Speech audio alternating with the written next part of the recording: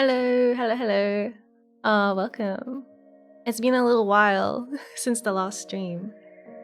Also congratulations, Trim, for placing first in the Starlad Grand Prix of today's stream. And hi, Dandy and Josh, hello. Oh, and also hello, Frieden Metal, hi. Yeah. How you guys been? It's been like an unintentional. I feel like it's got to be 2 weeks by now. I feel like it's 2 weeks. It was only meant to be 1 week, but then I wasn't ready to stream on Wednesday. I wasn't ready to stream on Wednesday because, yeah, I was just busy. Not Jums. Hello, happy birthday. Welcome. 1 month. It wasn't 1 month. Although, no. I guess technically, I haven't streamed since last month because I don't think I got to stream my October 1st stream. That was this stream. I was going to play Necrobarista on October 1st, and now it's October 13th. 5 years. 5 years. And what? Goddamn. Goddamn. Human lives just pass so quickly. I forget these things. 1 space month. Yeah. I don't know. For me, maybe it was like a minute. Anyway, we're back. Nothing like terrible happened. I was just like had a lot of work events I had to go to. And all that networking and stuff and lots of spontaneous like things appearing. So it was a fun time, even though I wasn't able to stream. I still I was having a good time. But yeah, we're back. We're back to streaming. Also, I don't have my Photoshop license anymore, so I have to learn Clip Studio. I made today's thumbnail in Clip Studio. It wasn't too bad. It's actually pretty similar. And you can open Photoshop files in there too, so yeah. I think the biggest hurdle for me will be learning how to animate in Clip Studio. I don't know how to do that. I'm pretty sure you can do it. I've seen there's UI that implies you can animate in Clip Studio. So I'll have to look up some tutorials and stuff, figure it out. That's why my schedule was just some text this week. Because, yeah, usually my schedule is like an animated GIF and it's like, woo, it's all cool and stuff. And it like switches between different time zones. But I couldn't figure out how to quickly port that all into Clip Studio. So, yeah. Yeah. Oh, hello Zem and hi Kabooks, welcome. Hello. Yeah, so we're gonna play Necrobarista today, which I have had that game in my Steam library for like about 1 billion years, maybe 1 billion. But I'm finally gonna play it because I don't know. It's like Halloween now, basically, for the entire month, right? So we gotta play creepy, scary, weird games. But also I didn't want to like fill the entire months with like pure jump scare horror, so I thought, you know, Necrobarista is thematically appropriate but like not terrifying. I mean, I hope it's not terrifying. I don't know. I don't know what to expect. I think it's like a point and click visual novel thing, kinda, but it's set in Melbourne, which is the coolest city in Australia. Probably. Haven't been to all of them. Okay. I feel like that's enough. That's enough. What is this? Stalling? Procrastinating? I don't know. I didn't actually check that the game runs well or anything. That's cool. Oh yeah, my torso. Yeah, I was just having a good stretch, you know? You know when you like twist around in your chair and you're like, Yeah, I was just doing that really hard.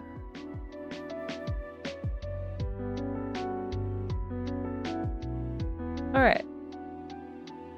Let's see what happens when I open the game.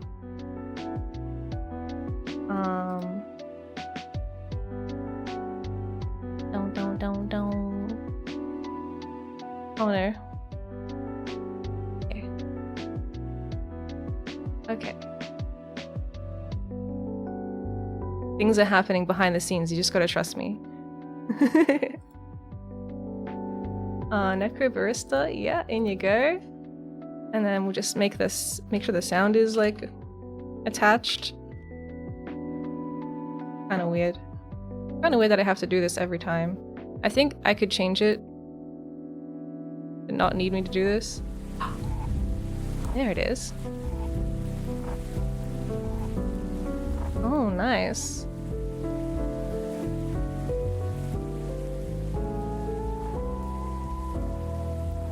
Okay. I hear the chiropractor noises. Yeah. Oh. This is nice. I like the cafe, the coffee music, the cafe music.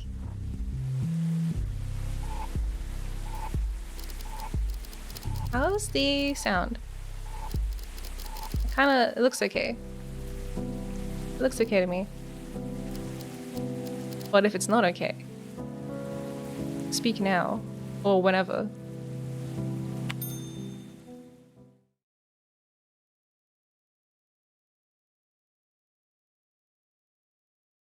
Oh no, I'm covering up the cool loading animation. Ah, it's there. It's right there. Look. Okay.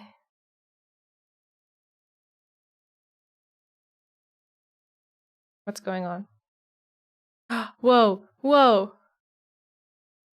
When I move the cursor, the whole screen wiggles a little bit. They thought of the faraway grave on the plain. They thought of the comrade who came not again. They lifted their glasses and sadly they said, "Oh." Sadly they said, "We drink to the name of that mate who is dead." Henry Lawson.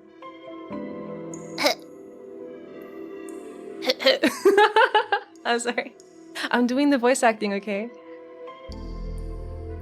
It's too bloody damp down here. I know we're underground, but I don't suppose there are any windows we could open. There's a ventilation duct in there somewhere. Maddie, mind opening it up and get some fresh air circulating? Other end's blocked right now. There's a dumpster sitting on top of it. You'll have to grin and bear it. Hmm.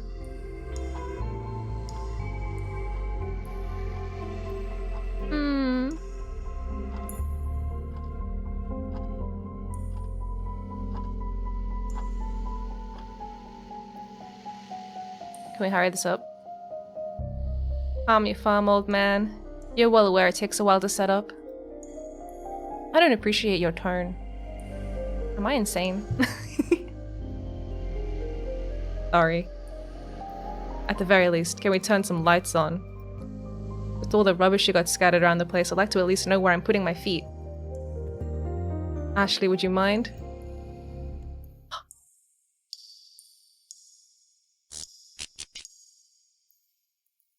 Just like my room, for real. You have one little buzzy lamp. Whoa!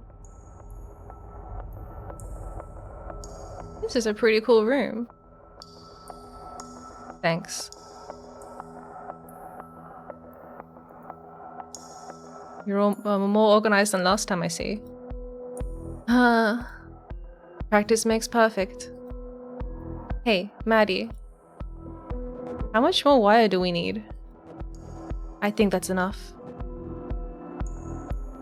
Great. Now. Che? What's up, little P? Found you in my chair. Oh wait, no, I found you a chair. Oh, thank you.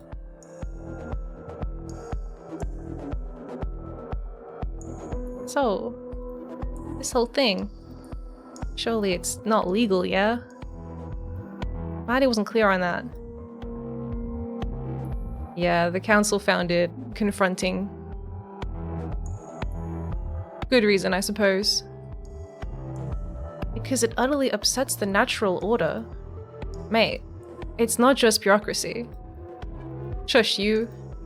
Most rules can be bent after all. And Maddie has a particular fascination with breaking rules. As I'm sure you've realized. Hey, don't give her all the credit. Bah! Is this related to her gambling for time?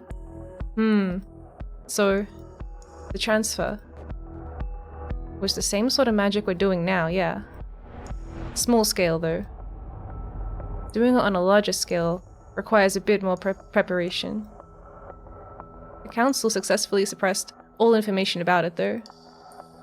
For good reason! What if something goes wrong? Well, you don't tend to mess it up more than once. Or try it again after you fail for that matter. Stubborn scholars notwithstanding. What do you even call this sort of magic then?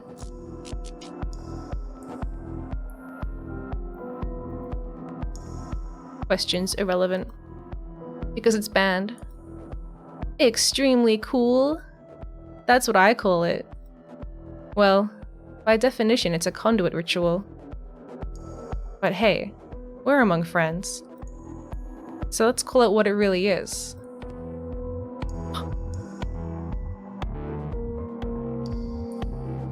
Necrobarista. Necromancy. Damn. With coffee. That was pretty cool, pretty tense. Mancy, not barista.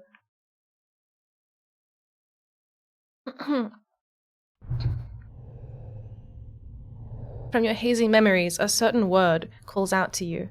Wow. Thank you. Necromancy.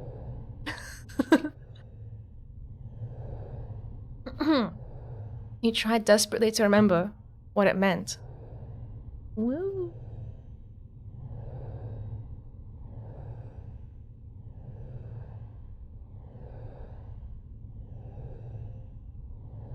Oh, I can click it. Nice. Oh. Death. This fragment of memory stays with you. Piece together the past. Remember what transpired. And never forget, you are Necrobarista.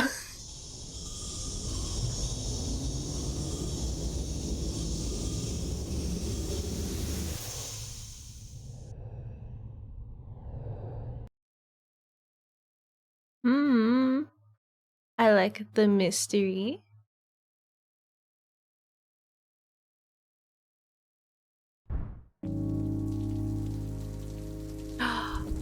Oh my god, this looks just like Melbourne. There's a street that looks just like this in Melbourne and it has a cat cafe on it. Wow.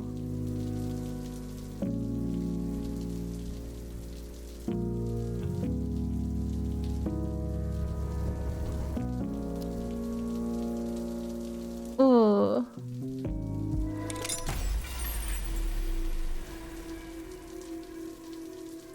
That's Necrobarista. Yeah, Necrobarista.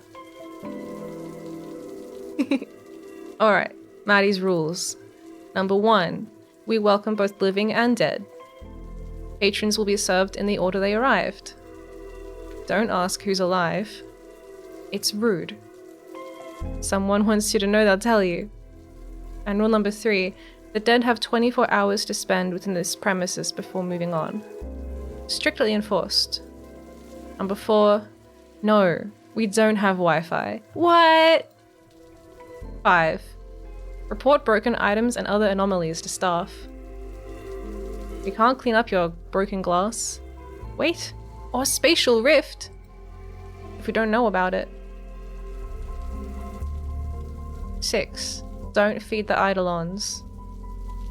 They can't eat, and offering them food just reminds them of that cruel fact. Oh no. I think that's all the rules.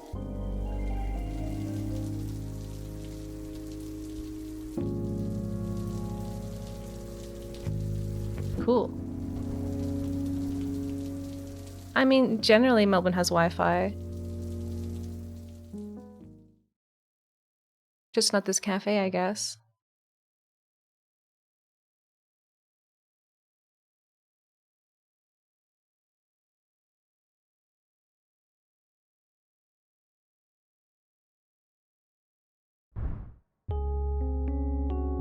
Part 1. Oh. Ooh, mouse. It's a little cat.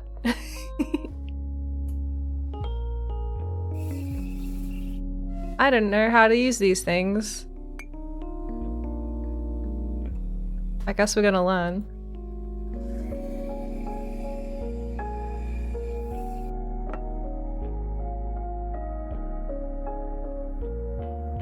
The terminal. Alton, Victoria. Australia. 3053. Is that the postcode or the year? Probably the postcode. Excerpts from online reviews. Pretty unremarkable coffee. Barrister speaks Chinese but exclusively uses it to mock people to their faces. I'm very self-conscious about my top hat now. Observed little girl running around cafe with knife. Unsupervised. Came down with deep sense of ennui after visiting. Was rudely told to stop being a dweebus after complaining about the burnt taste in coffee. This coffee is some of the best I've ever had. 5 stars. Disclosure, I have no taste buds.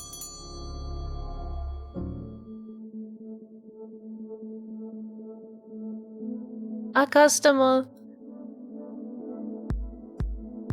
Hey, mate. You right? Ah. You can see me? Clear as day, yeah. What can I get you? I've been walking around for hours. Nobody was talking to me. I didn't even know how I got in here.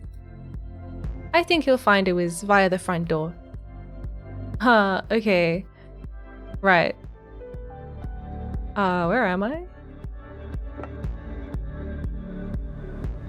This, dearly departed, is the terminal. Carlton's finest. Departed. They say our coffee's to die for.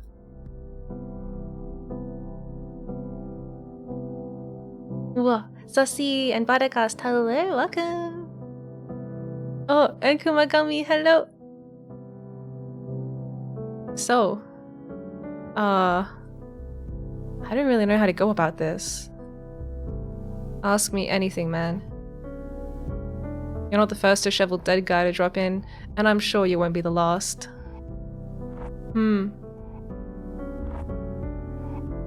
What does everyone else ask? They generally ask, what does everyone else ask? Oh shit. And they always say that. Way to make him feel awkward, jeez. Starbucks of the dead. Yeah, it's kind of like that. Then there's the embarrassed silence. Wow. Alright. I get it. Make a habit of bullying everyone who comes through or just the pitiful ones? It's almost exclusively the latter. I guess that's consistent. Always felt like people saw me as a pitiful guy. Oh. Sorry, I was actually just kidding. No, you're right. I'm a fucking sad sack. Boss hated me. Family hated me. Work sucked. Just like everything else about me. Now I'm never gonna have a chance to make things better for myself. That's it. Stick a fork in me, I'm done. Hey, come on.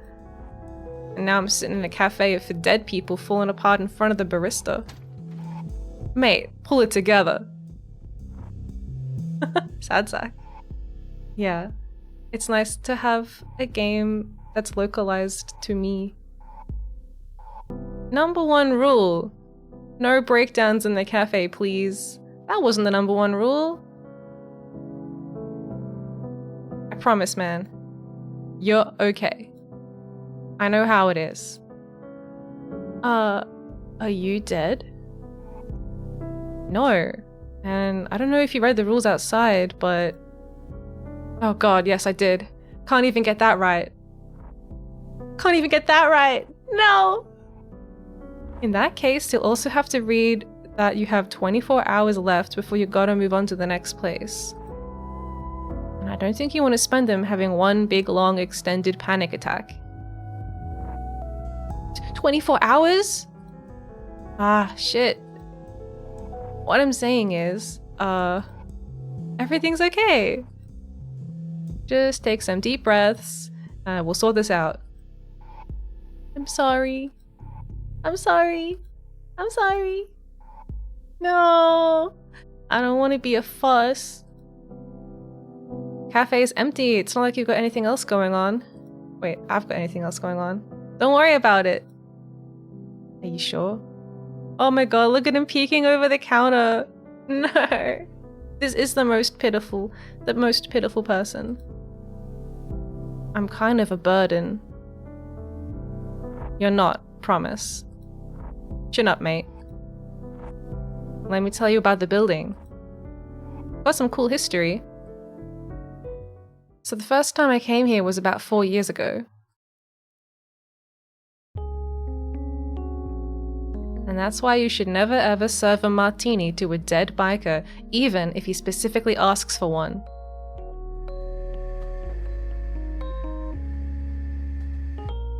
Huh. Out of all the possible ways to react to that, that's one I certainly didn't expect. Yeah, no point in seeking eternal vengeance if you're gonna have to leave in a few hours anyway. Kinda strips it of meaning, you know? There's no way to tell whether you'll even care once you cross over. But then again, maybe I'm just being a buzzkill about it. Shouldn't go around policing people's reactions to things. I'm still wrapping my head around all this. Death, that is.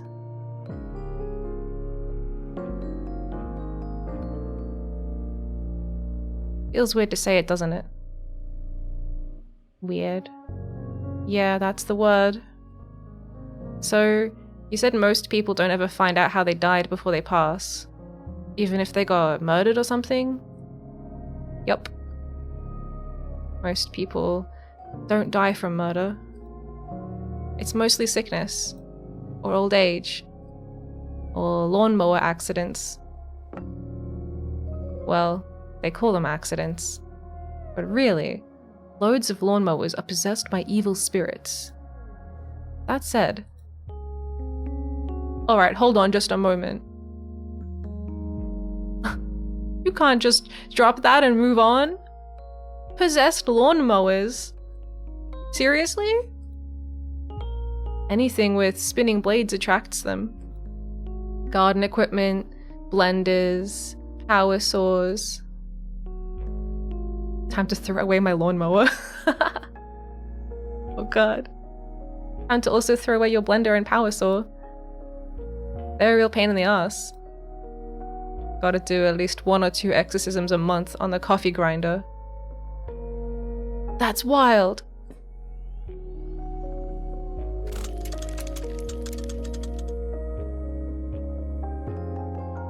So, I know I'm breaking the rules again, but how many people in here are dead? Yeah. It's a cafe for dead people. Does that mean it's everyone? Or are there some people just really into ghost cafes?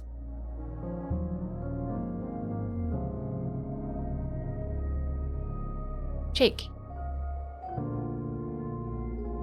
Exorcism on coffee grinder? Does she like pour holy water into the water section? That would be cute.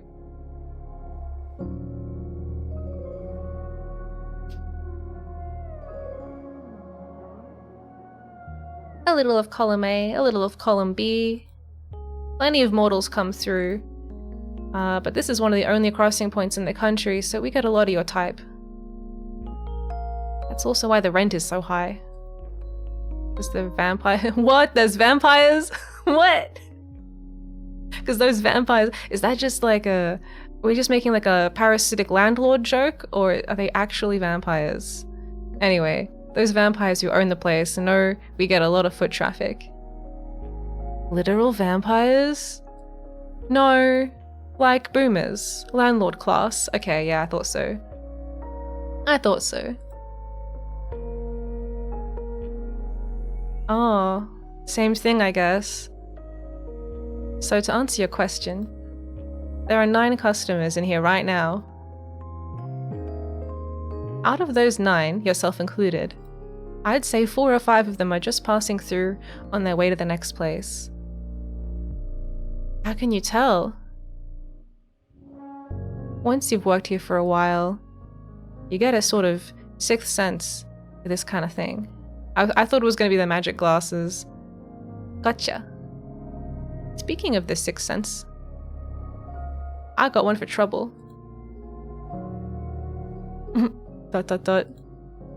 You have 2 6th senses? Huh?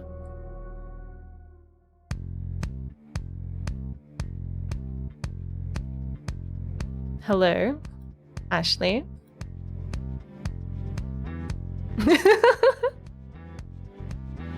She's so small, yeah. Ashley had adopted the cafe staff a couple years back, much in the same way that a puppy adopts a squeaky toy. She was the kind of ferociously smart kid who absorbed information like a sponge, but only used it to cause trouble. Oh yeah. Today she was accompanied by the stench of motor oil and brought with her a look that said, "I'm an invincible genius." I can relate to that. She was mostly right about that one. Alright, I know that look. Spit it out. What? I don't know what you're talking about. Cut the crap, kid. What are you after? I'm busy dealing with a customer. I'm not really needing any attention. Shut up, Kishan. What, we know he has a name? I need an extra pair of hands, and none of my ashlings are around to help. Don't you have any clamps? We got you a bunch for your birthday last month. They're all being used for other very important things. They were not. Pretty sure I saw one on a table upstairs earlier. No, I really need a helper. Ashley, I'm busy. Lee. Motor oil or murder oil? Oh damn. Why not both? Hey, I could probably... Please? I could. Come on, Ashley, you gotta let us work. I'm not gonna get anything done down here if I have to keep going upstairs to find screwdrivers you've misplaced. Ah. The guy in the background. Oh, I can help. But... Hey. No dice. What about Che? He can help me. But what about... He's emptying the dishwasher. Sound familiar? It should, because I told you to do it an hour ago. Oh. It's really no trouble. I could totally help. Stop ignoring me. Oh. Why don't I take this guy? Only thing he's busy with is being dead. Hey. Come on. Ashley, I'm not gonna argue with you about this. I'm sure he would rather relax than be bossed around. Also, manners. We've talked about this. Gotta be more respectful in front of the customers. Please. I'm happy to go upstairs. Really, it's fine. I don't have anything else going on. And I'm super dead. I'm cool with it. I'm Kishan, very dead guy. Happy to help. You sure? I can just send her back upstairs. I promise. It's fine. I just sit around and be a pain otherwise. Perfect. Come on, peon. We got work to do. Wow, she just recruited him like that. Ashley wasn't getting enough attention. But with Maddie's newfound responsibilities, some sacrifices had to be made. That meant the kid would just have to occupy herself more often than not. She still felt guilty as hell about it. You know, I reckon this place needs more plants. Who the hell is this guy? Ugh. Jesus Christ, Che. Gonna give me a heart attack, you old bastard. What's on your mind?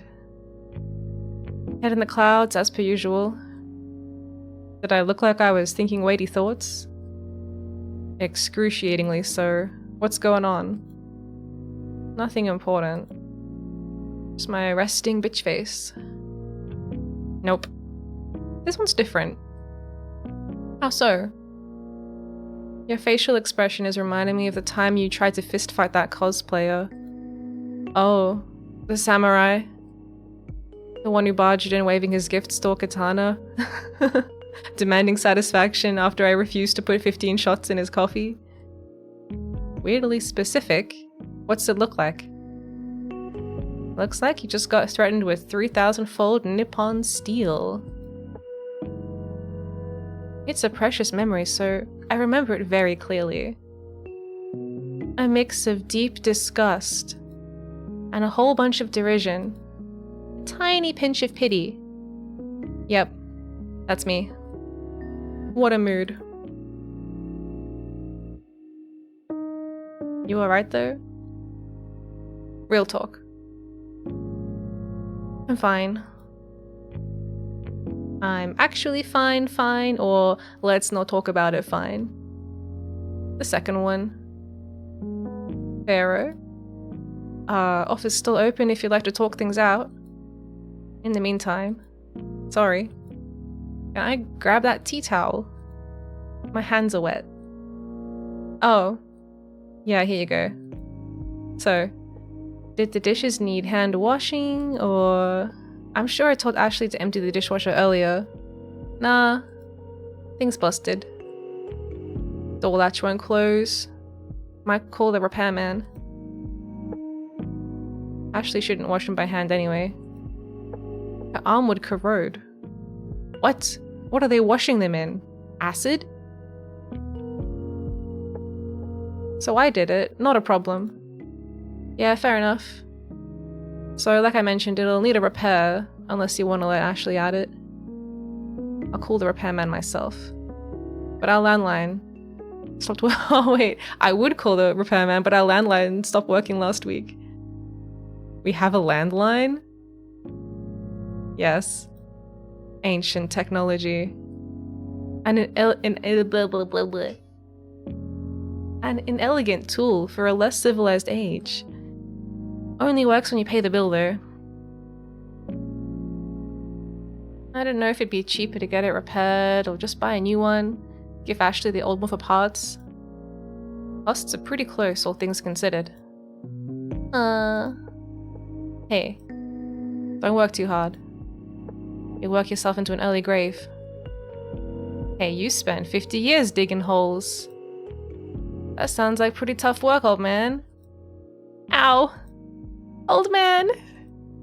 For your information, I'm barely, 170-ish.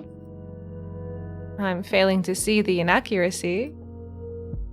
It was during a literal gold rush.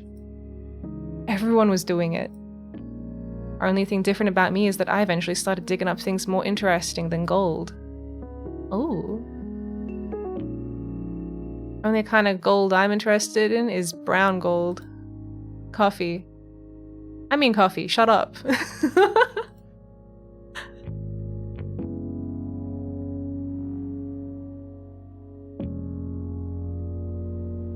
Hey, so.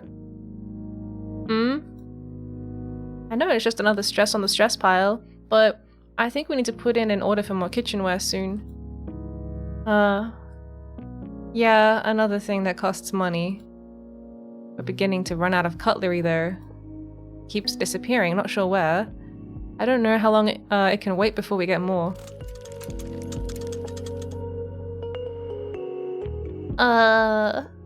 Don't know if we can afford that this month. Just, you know, everything's a bit too pricey right now.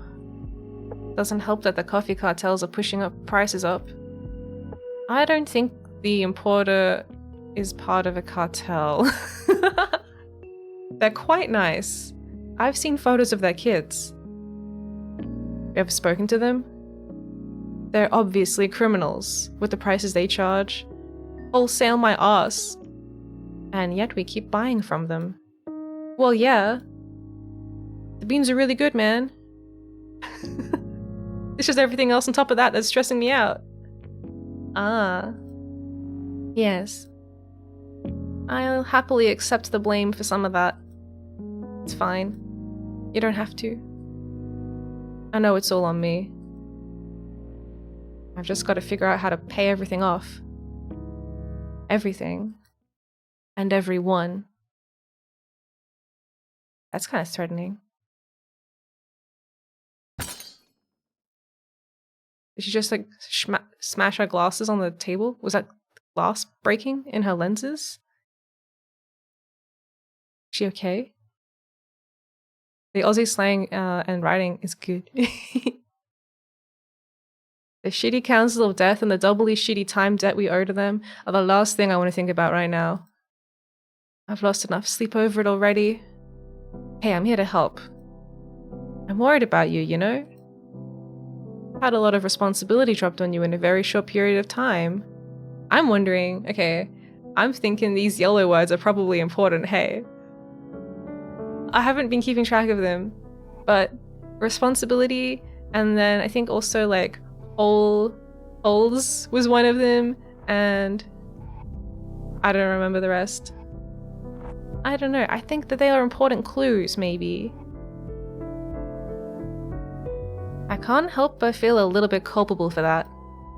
I know. Yeah, I know. And you, I can't thank you enough. Shush. It's alright. Hold yourself together. We'll figure it out as a team, just like we always have. Is there a way to review the highlighted words? Maybe. Maybe. I just don't want to deal with it, you know? I get it. And I don't want to feel like I'm imposing or interfering too much. I know the cafe's yours now. And even though things are a bit much at the moment, I know I keep saying this, Manny, but I don't know how much time we have to deal with all of this before things start falling apart. Things are already falling apart. But you're gonna have to face reality at some point, you know? You know that, right? Oh, the clenched Arthur fist. Oh. Shay, oh my god, yes, I know. I don't need any more reminders from you. Back off, man. The council's always on my mind. I can't escape them. All I can do. My best is all I can do, okay? Just because you're my best friend and my old boss and my mentor doesn't mean I need you preaching at me about how I need to deal with my problems. Because they're my problems now, not yours. Wow. Alright. No worries. I'll give you some space. Might go check on Ashley. You seen her recently? She's upstairs. Dragged a customer up there talking about clamps or something. I'd better go rescue them then. Be back in a bit. Things are tense. God damn.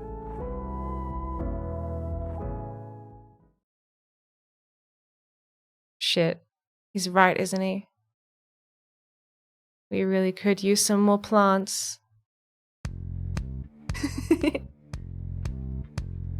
I'm gonna have a coffee break.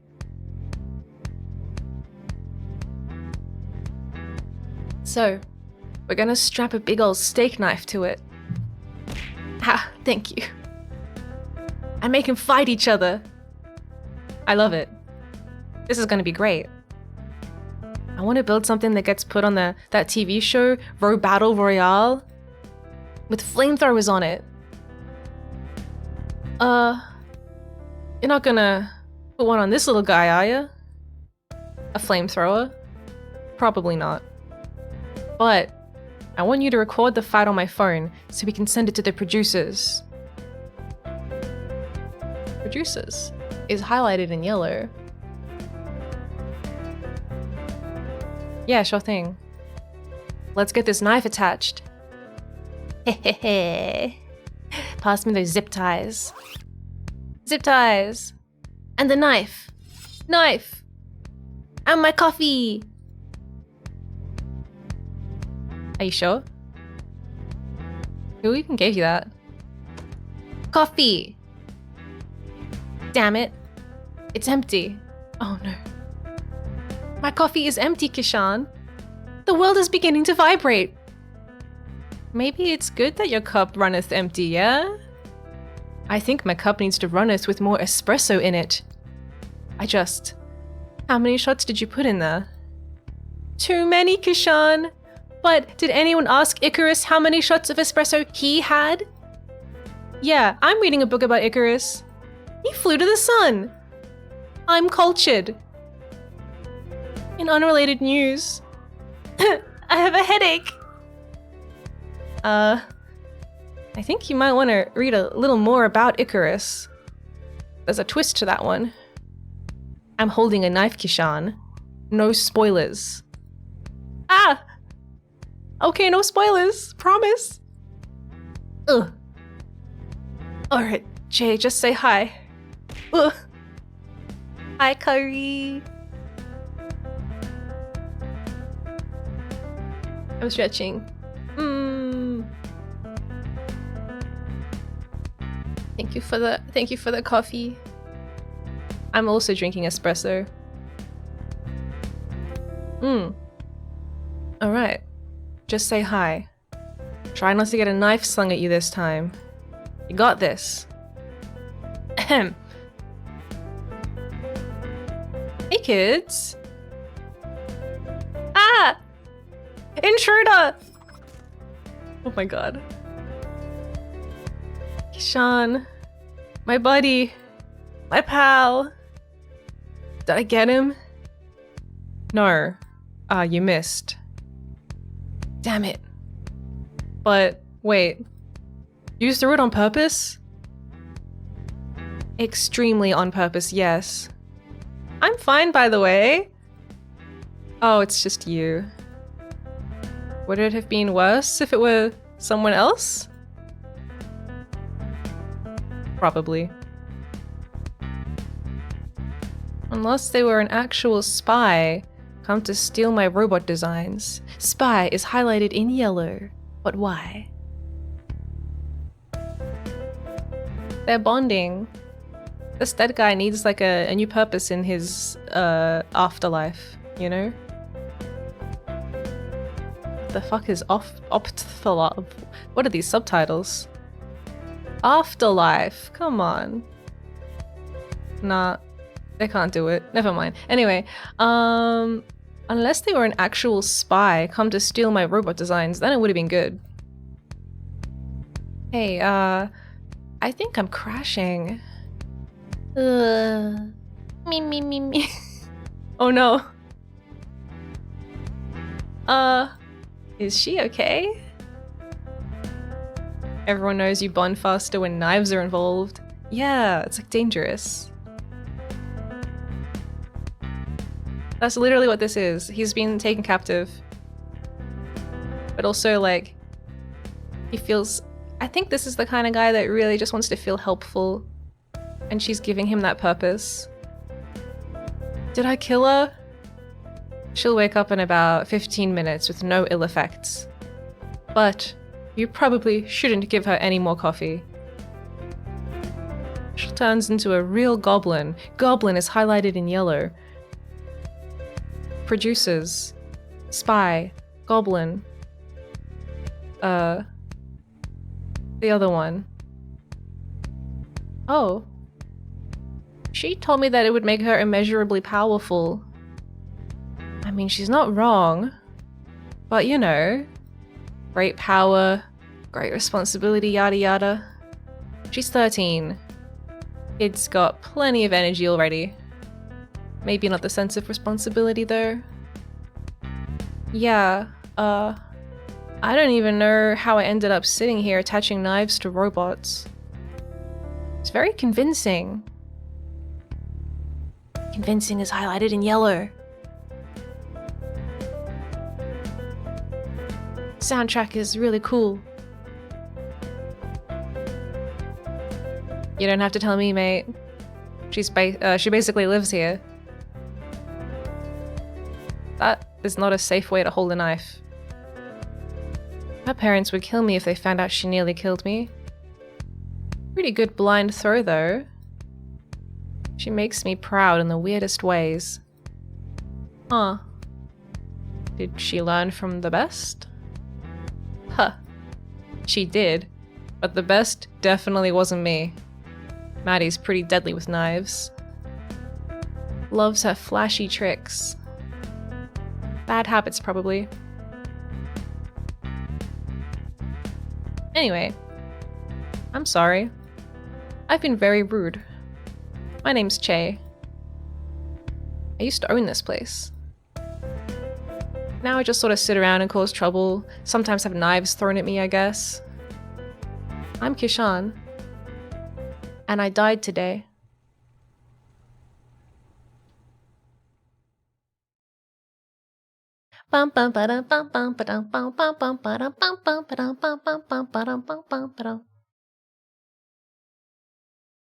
Yup. RIP. Yup. F in chat for Kishan. He died. Wait, what is this? Ah! I'm alive! I'm alive! I'm alive? Oof. We got a loud one here. I'll be nice. You know it's scary waking up. Big light coming towards me! I think it's reliving its last moments. Looks like it.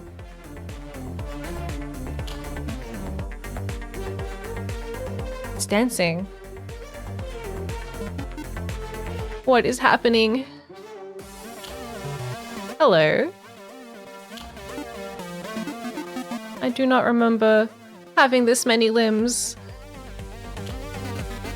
Join the club, pal. We are reborn in a new image. I see. I'm Kelper, nice to meet you. And I'm Jacoby. I am undefined. I don't know if that name will stick. Its body's made out of a milk carton. Should we just call it milk? No, too basic. Imagine if you called me Goon just because I'm made of a goon box. I wouldn't like that at all. Ashley was yelling about somebody called Lovelace the other day. That's a good one, I think. How does our friend feel about it?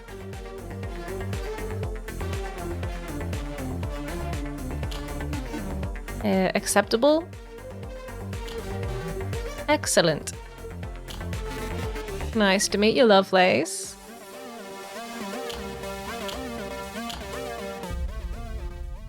Damn, I was waiting for the rave to start.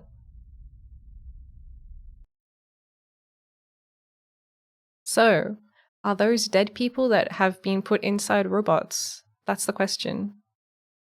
That's the question. Tiny, friendly crab bots. Hello, Squirk. Hi.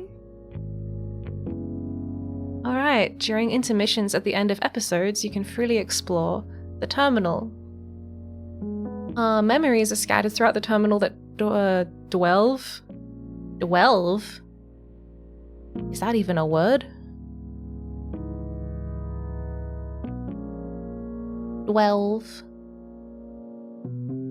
Into the tails of its patrons. More locations and memories become available as you progress through the main story. The polar opposite of giant enemy crabbots, tiny friendly crabbots, yeah. Made out of random junk. Woo delve? Yeah, delve. Instead of delve. It's delving if you're uwu. Let's delve, shall we? Oh. This is nice. I like the moody lighting.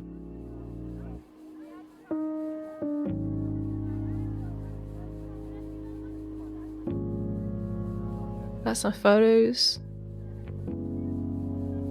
Oh look, it's the thing.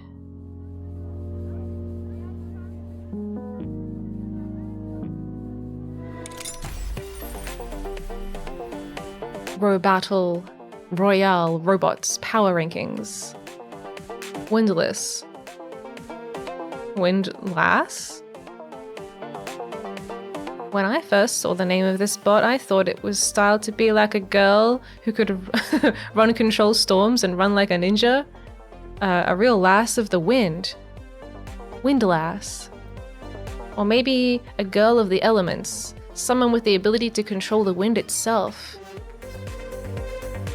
If I were a windlass, I could vanish in an instant whenever Maddie appeared.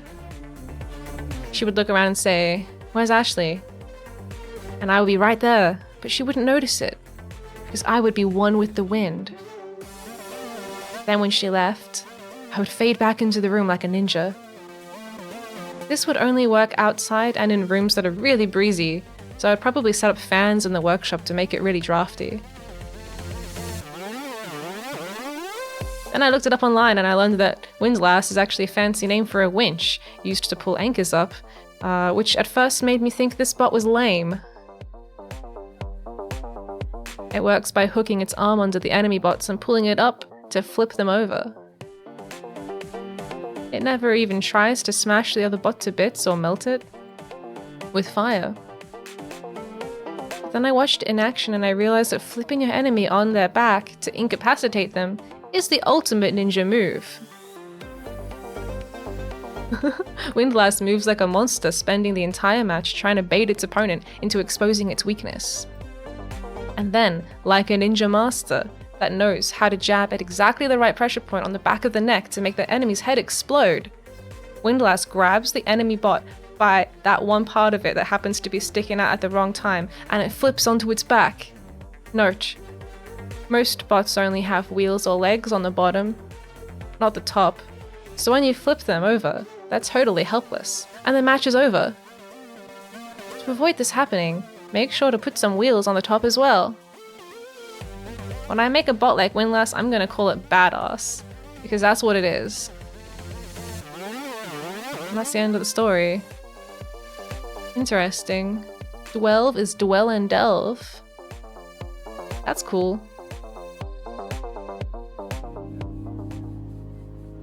We can do both. We can dwell on things and delve into them. What's out there? That doesn't look like a rainy alleyway.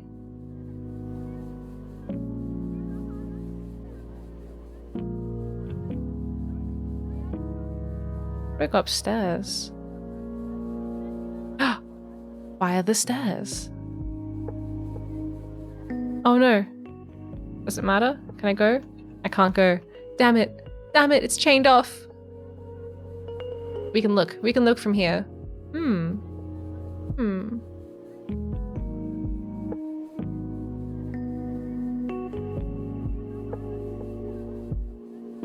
Pretty nice. Pretty nice. A lot of books. Like, that must be a lot. Books weigh a lot as well. This would be pretty heavy. You wouldn't want any of these bookshelves to fall down on you. Reminds me of flippers in IRL BattleBots. Yeah.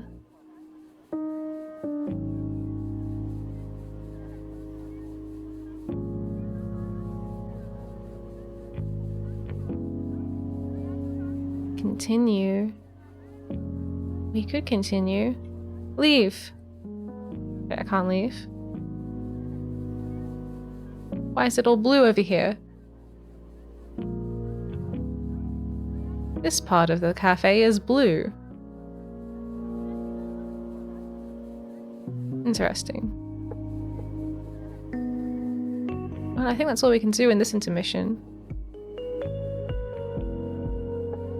Nothing else is glowing like that.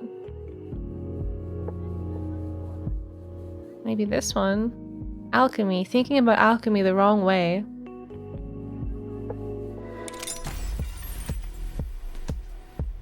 Highlighted passages from Thinking About Alchemy the Wrong Way by Sophie Cordova.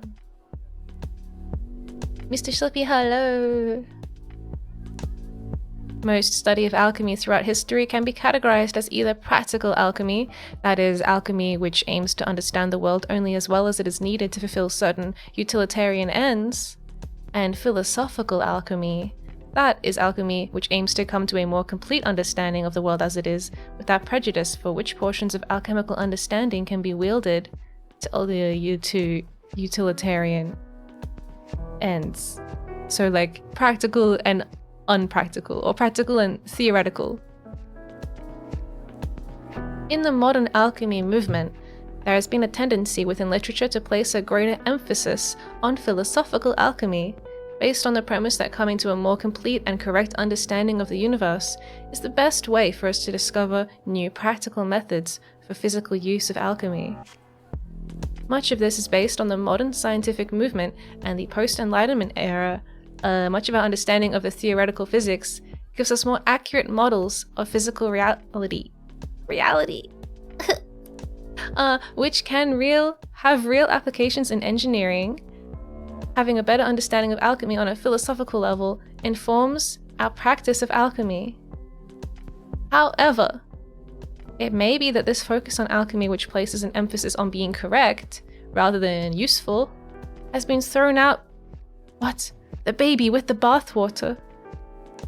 Admittedly, my position here is hardly biased.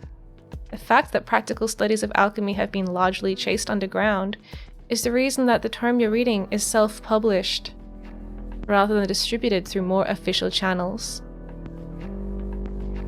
For example, underappreciated in the development of modern alchemical practices is the use of a 5-element model. Early, pre-Aristotelian alchemical models were based on an understanding of 5 elements: wood, fire, earth, metal, and water. Later, Aristotelian alchemical models separated elements into 4 categories of earth, water, air, and fire. While this model may be more accurate and reflect on an evolution of our understanding of alchemy, it seems to sacrifice the more practical separation of the elements in a way that better allows us to understand less tangible things. While wood is not an element strictly speaking, it helps for us to think of it as such. After all, juxtaposing wood against elements such as metal and fire makes it apparent that wood possesses certain soul-like qualities that other elements lack, which might prompt us to question what is it about wood that seems to make it behave like a super element with practical uses beyond the conventional. There is a great irony in the fact that while these kinds of questions eventually led us to discover the 5-element model, the new model no longer allows for us the existence in this sort of question to exist in academic literature. This book serves as my guide to asking the wrong questions to arrive at the wrong answers that nonetheless seem to work. It's a book for troublemakers and rule breakers. Indeed, the fact that you hold this book in your hands right now is probably evidence that you've broken several rules to acquire it. That, or you, are a rule enforcer, tasked with destroying my work, who for some reason have decided to take the time to read it. Perhaps you are reading my work in search of identifying information which might lead you to my location, or you are reading to gain a better understanding of someone whom you consider to be an enemy. Perhaps, after reading my work, you will realize that my ideas are not so dangerous as you've been to believe. Or perhaps you will realize they're exactly as dangerous as you've been told. Oh my god, that was thrilling stuff. What is Bud waffling about? They're waffling about. They feel stifled in the realm of alchemy, and they're saying like, why are we so focused on doing everything the, you know, quote, right way when it doesn't get any results? And why are we throwing out interesting shit like the 5-element system in favor of the 4-element system? The 4-element system is probably more accurate and correct, but the 5-element system is more interesting to think about.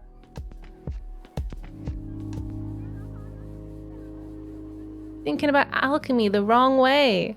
That was fun. A little like random waffle time. And to think I almost missed that. I could have not clicked it and we would have never known. Alright. I think that's all of the things we can do, maybe, right now. Thank you, Azurushi, thank you for the coffee.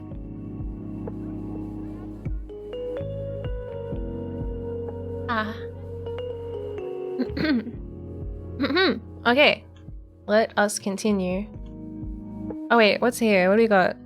We got some croissants, we got some, like, probably raisin toast or something. Giant apples. Little slices of cake. Maybe that's a vanilla slice. Continue? Yes.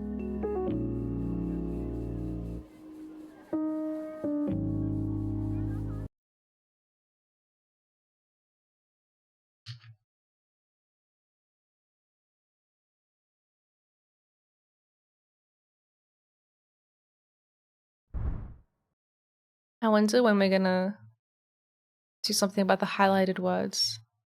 Or not. Ever. I don't know. Man, I'd love to see that. I could use a pick-me-up. I can't promise it'll be there. It's kind of inconsistent. Still though, a hallway that's only there sometimes. How do you get to the kitchen otherwise? There's another slightly longer one that we use instead. It's much less exciting, but on the upside it is consistently there. I love telling new people about it though. The reaction's always hilarious. I definitely didn't expect to be getting enthusiastic today over a weird quantum hallway. Quantum is highlighted in yellow. Or enthusiastic at all, actually, because as soon as I stopped to think about it, I realized I'm actually extremely messed up about this.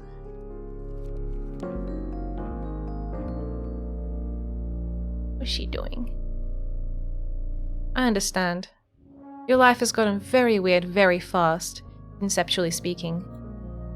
Your unlife? I should be better at talking about this by now, shouldn't I? Ah, geez, that's not a fun one to think about, huh?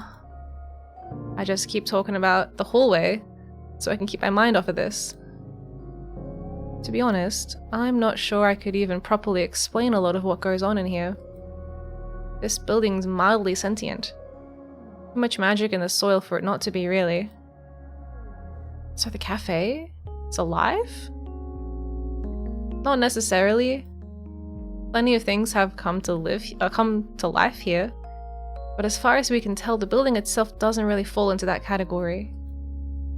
Also, it mostly tends to shift itself in ways that are helpful instead of frustrating, so, you know, quantum hallways. I'm making myself a cuppa. You want something? Nah, I'm good for now. Also, what's the barista's name? I didn't actually catch it and I feel like a jerk. Ah, Maddie. He's the owner now, not just the barista. Necro owner.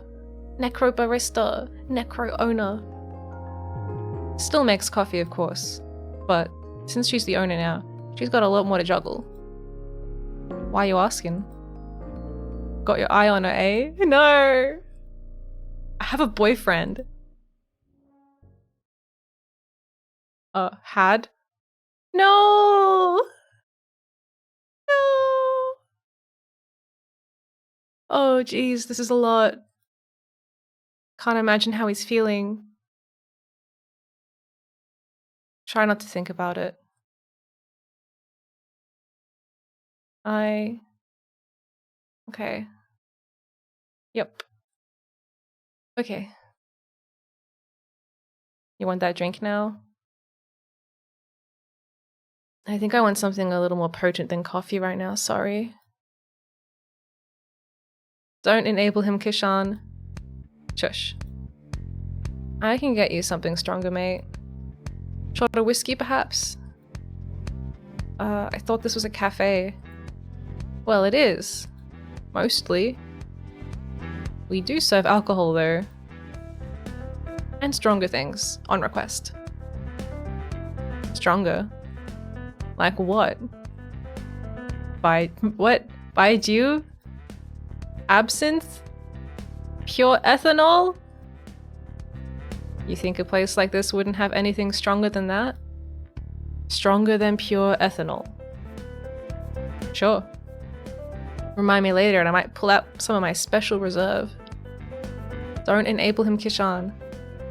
Hey, someone's gotta drink it. I know you're not gonna touch the stuff aside from... setting it on fire! Gasoline! Delicious. Excuse me, I have perfectly good reasons for wanting to set fire to a puddle of distilled soul. Huh? Well, we'll agree to disagree on that one. So, Ishan, what'll it be? Actually, I changed my mind on the coffee. Can I order something complex? Gotta treat myself on my last day of Earth. I'm after a sugar rush. If we have the ingredients, it shouldn't be an issue. Maddie can whip it up for you. Cool, cool. In that case, can I have a large quadruple shot, double vanilla caramel, no foam, super hot, reverse, coconut milk macchiato? What? Oh my god. With 2 sugars and whipped cream on top. Maddie? Yes, dearest? Can you, I don't quite know how. Is this real? Oh, is it too much? No! No! He's dead! We can give him a silly drink. I was gonna ask for that shot of whiskey Che mentioned earlier, but it seems a little extra. Well, yes, it is too much. I don't think even Starbucks would serve that. Why? Because it's a fucked up order, man. Dang.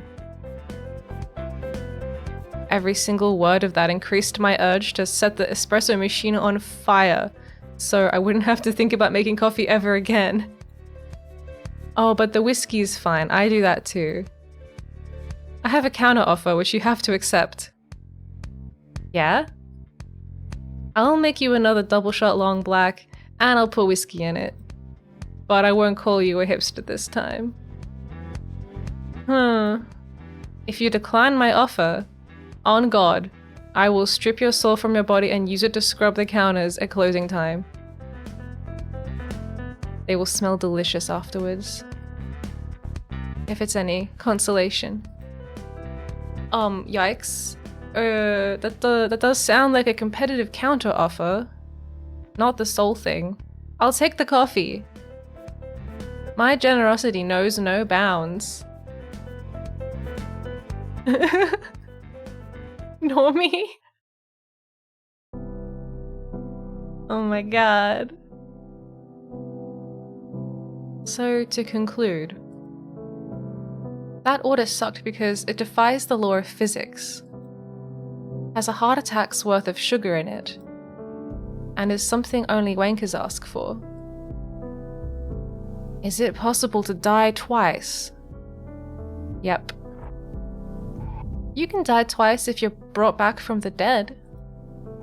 Or if you manage to really annoy someone between here and the next place, which is more likely because resurrection is illegal.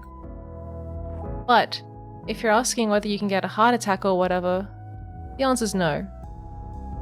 Life and death have a slightly different meaning here. Can't die from natural causes. It's a bit complex and weird, and we're still in the process of figuring out how it all works. I'm over 200 years old and I still haven't made proper sense of it yet. Just got some vague ideas. Right. So what's keeping me from just staying here? Like, I'm already dead. Why do I have to go to the next place? You've got a certain number of hours that you're allowed to remain on the edge of the mortal realm. Hours are fungible. Fungible? They can be bought, sold, and exchanged, generally speaking. But the Council of Death always collects on debts owed to them. And you'll start running up a debt if you stay here too long. Your stole starts to get itchy too. Itchy is highlighted in yellow. It's not something you want to experience. We've had a few stay past there a lot of time, and they've gotten very uncomfortable very fast. It starts with general irritability. And then worse things begin to happen. Uh-huh. It's a weird thing to wrap your head around. How long do I have before I need to make myself scarce? You get 24 hours. Any longer and we start to pick up the tab since you're on our premises. And as charming as you are, you've already racked up too much time debt from letting people stick around past their expiry date.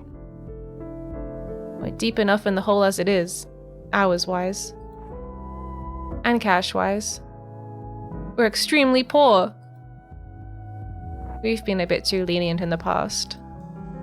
Letting people stay a little longer instead of gently shooing them onto the next plane of existence, etc. You know the drill. But hey, since our hours are fungible, you can always acquire them some other way. There's something happening tonight, actually, that you might be interested in. Seriously? You're still doing that? Shh. You know the council doesn't look on that stuff favorably. Ned said so himself. It draws customers and it helps us shave down the debt. I'll take whatever I can get. And hey, fuck Ned. We have a 13-year-old here right now, you know. She's heard enough coarse language for a lifetime. I'm not too worried about her. She's right though. What? Every time Ned comes around, he makes you guys really stressed out. Maybe not you so much, but Maddie gets nervous and it brings down the mood, man. So fuck Ned. Goodness, I think you've had too much coffee today. I'm crashing so hard right now, you have no idea. It's like I was crashing earlier, but that was just the pre-crash, and I'm having a double crash or something.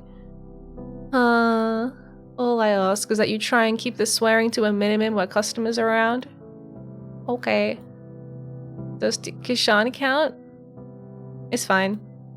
A couple of housemates are tradies, so you learn to ignore it pretty quick. If you don't know what tradies are, we've covered this before.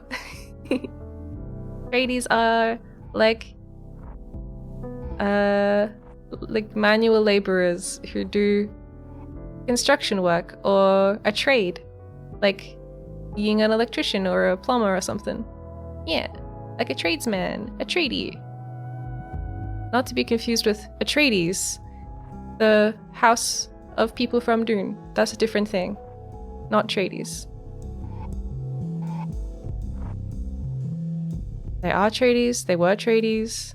They're still tradies unless they changed career in the last couple of days. But not my roommates anymore. Because, hey, mate, have I mentioned how much being dead sucks? Because it sucks, and I feel extremely bad about it. Having a pretty bad time right now in general, to be honest. Yep. Even just adapting your language is a pain, isn't it? Want a proper drink now. Without coffee in it.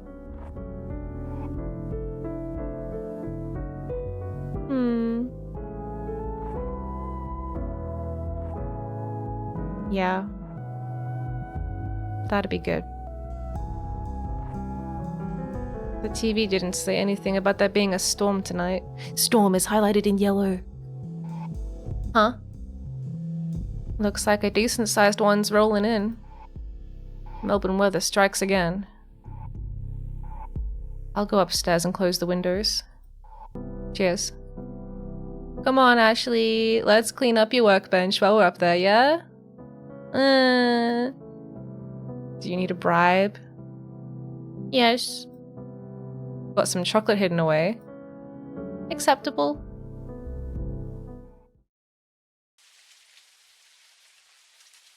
Gonna be afraid of yellow writing. Maybe. I don't know. What does it mean? Wait. Dead people can still get drunk, right? Why else do you think we serve alcohol? To make money? Well, yeah. Hang on.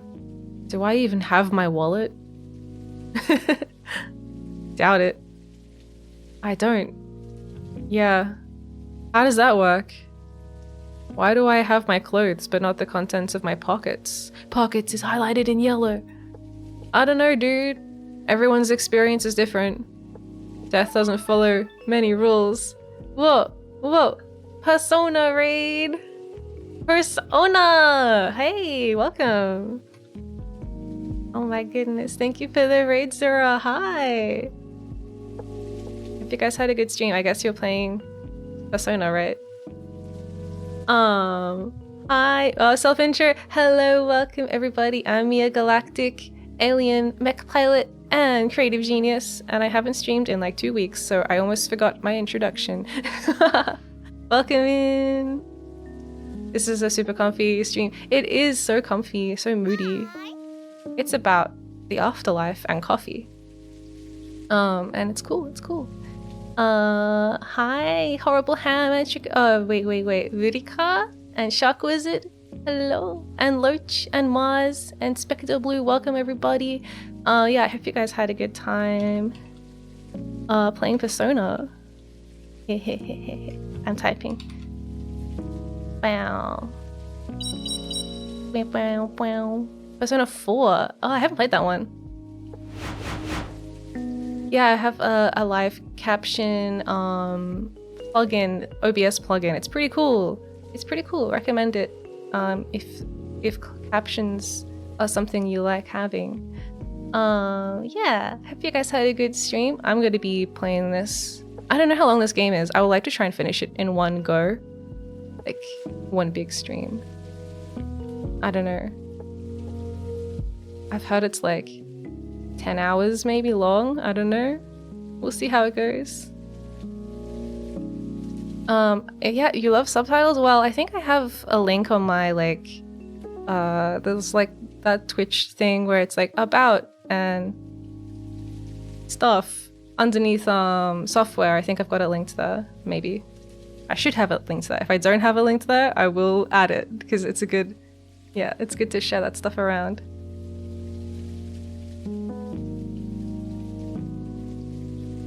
But yeah, if you need to go get yourself a coffee or what? None. Oh my god, thank you for the sub. If you need to go and get yourself a coffee or lie down or contemplate life and death, don't forget to do that, you know? Otherwise, get comfortable. We're going to be here for many hours. And thank you again for the raid. Death doesn't follow many rules. Only universal rule I can think of is that you can't stay. People don't generally come in without their clothes, fortunately. This guy was just asking how he's able to pay for coffee when he doesn't even have his wallet. So about this drink. I guess you're gonna give me like straight vodka or something? Why is that? You don't like making complex drinks. Dude, no. I don't like making ridiculous caffeine-laced milkshakes for overcompensating soccer dads. I'm happy to mix a cocktail within reason. Oh, okay. What have you got then? Jay's got everything you can think of. And then some. I could go for a mint julep. Hey, what's that outside? Oh shit. Is that Ned? Outside? Some guy out in the rain? Oh shit. Maddie? Maddie, what's up? Let's get started on that drink. Who the hell is this guy? Why has he got his hands on his hips all sassy like? Morning.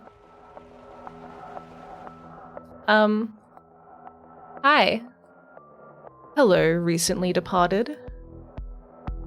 Hey, that hat you're wearing kinda makes you look like Ned Kelly. I could have sworn you were standing outside literally a second ago. So, how'd this one cock it? Oh, so how'd this one cock it? Hehehe. If you don't know what that means, to cock it is to die. Or be broken. Or like, be fucked up. This game has a lot of Australian slang in it, so if anyone says anything and you're like, huh? I can explain. Good morning to you too, Ned. It's 7 o'clock in the morning, Madeline. Is it? Piss off, Nedwood. That's not even my full name.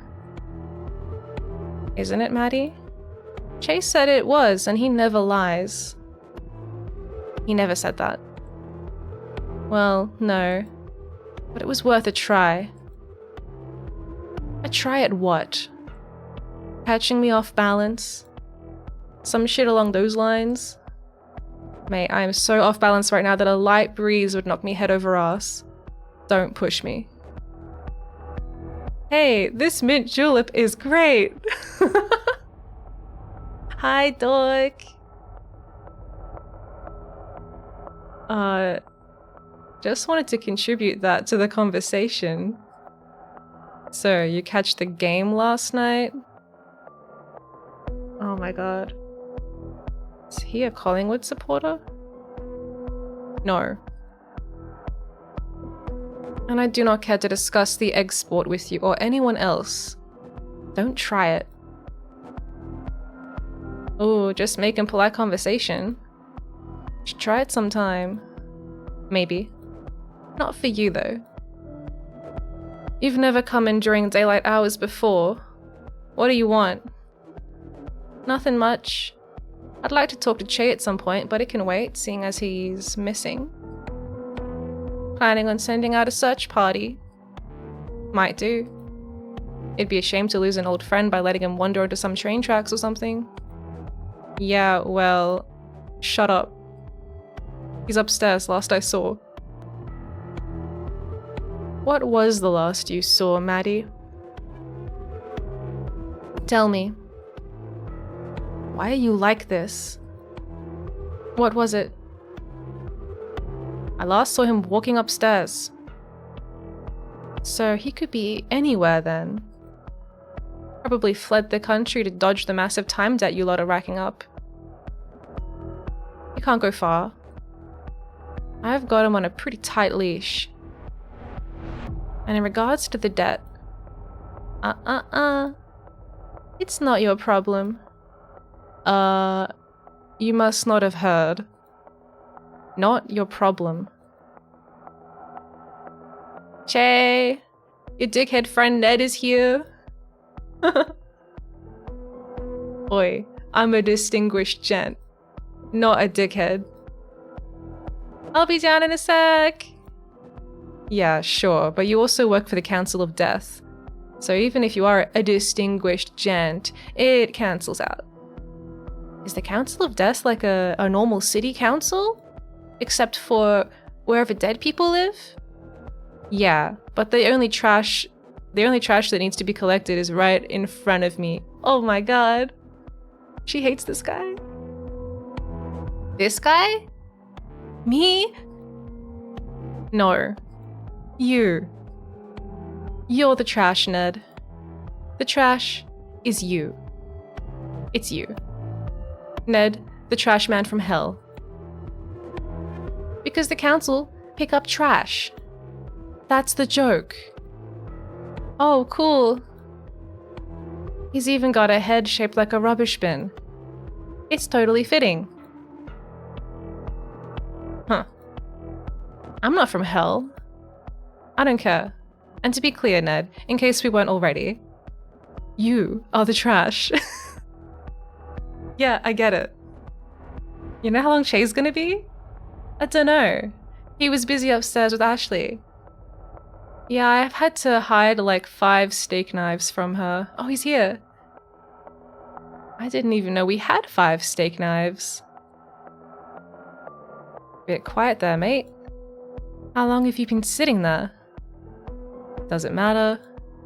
Well, your employee is being very rude to me. So, if you'd heard any of that, I keep trying to tell him. Ah, my employee. Yes. We have some catching up to do. I don't follow. Did she quit? You fire her for gross incompetence? Far from it. There's been a bit of a shake-up in the cafe's management structure since you last visited. Oh no. Don't tell me you gave her the whole thing. Okay, I won't tell you. I tried to tell you before, man. Hey, does anyone else like mint juleps? I know Musica Josh does. Because this is great and I'm nearly done, but also my tongue is numb and I'm wondering what the deal is with that. Was that something you wanted to discuss? I need a drink before we go through all that. Sure. The usual? Yes, please.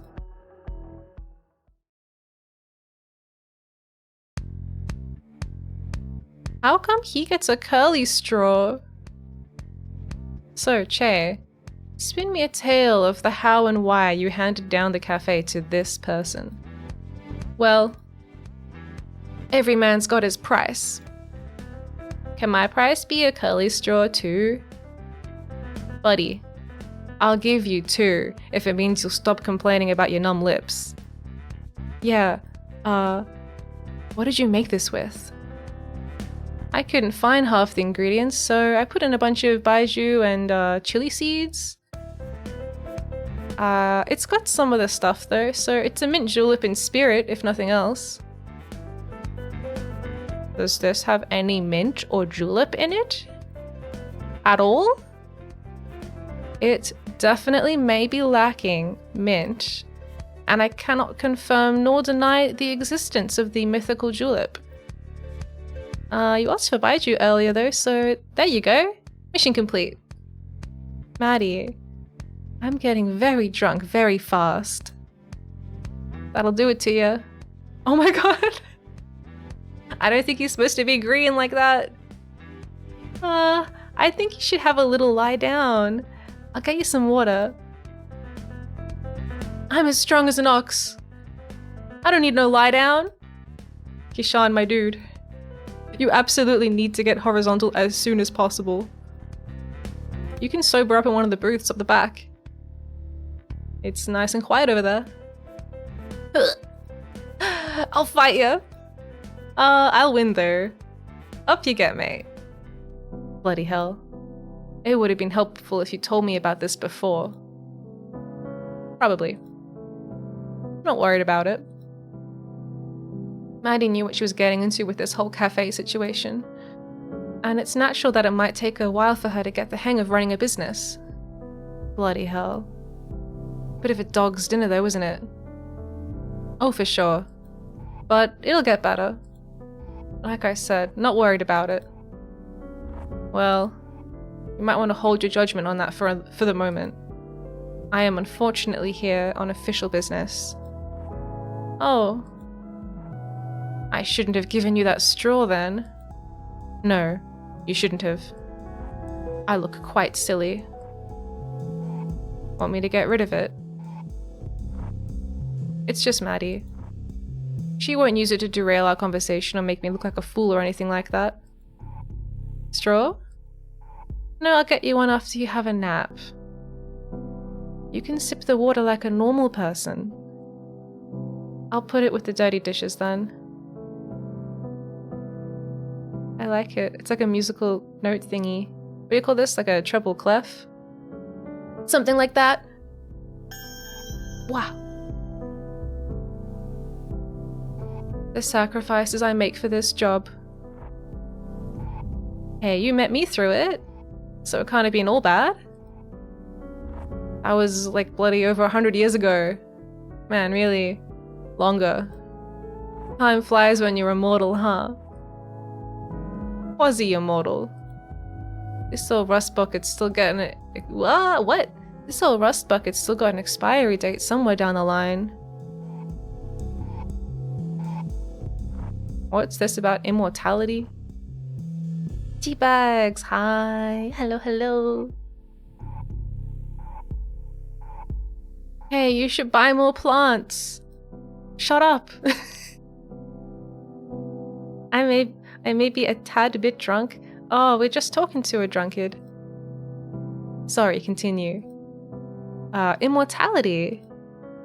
Nothing that I'd trust you with, that's for sure. Aww. Don't want to see crotchety old me being rude to youngsters in 100 years? Truly, I do not. Our future doesn't need amateur necromancers. Your loss. So, you two heading upstairs? Actually, Ned does in fact have something fairly important to discuss with you. Oh. It's about the debt you owe. To the council. Yeah, I know.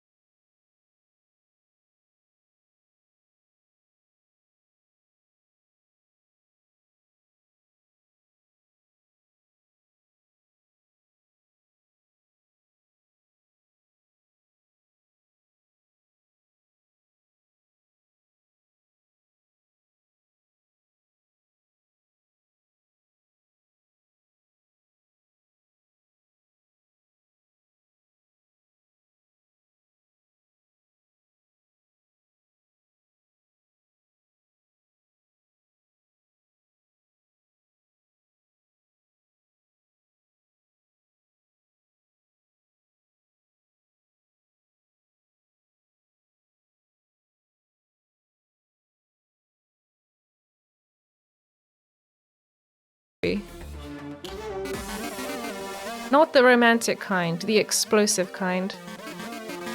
Can't leave them in the same room together or they'll kill each other. Bad history? Maddie's just a seriously troublesome person, from Ned's perspective. Doesn't help that she can't stop herself from pulling pranks on him. No, I suppose not. I mean, he doesn't make it easy either. I don't think he's used to having his authority questioned. She really gets under his skin. Wasn't he a famous criminal? And therein lies the irony of the situation. What a strange world we live in.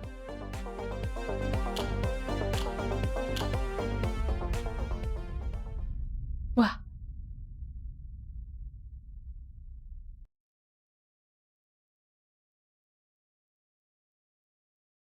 The actual Ned Kelly, yes. Yes, in this video game, the real Ned Kelly. This shouldn't be a depressing memory for any of us. Doodle mode is now available. What?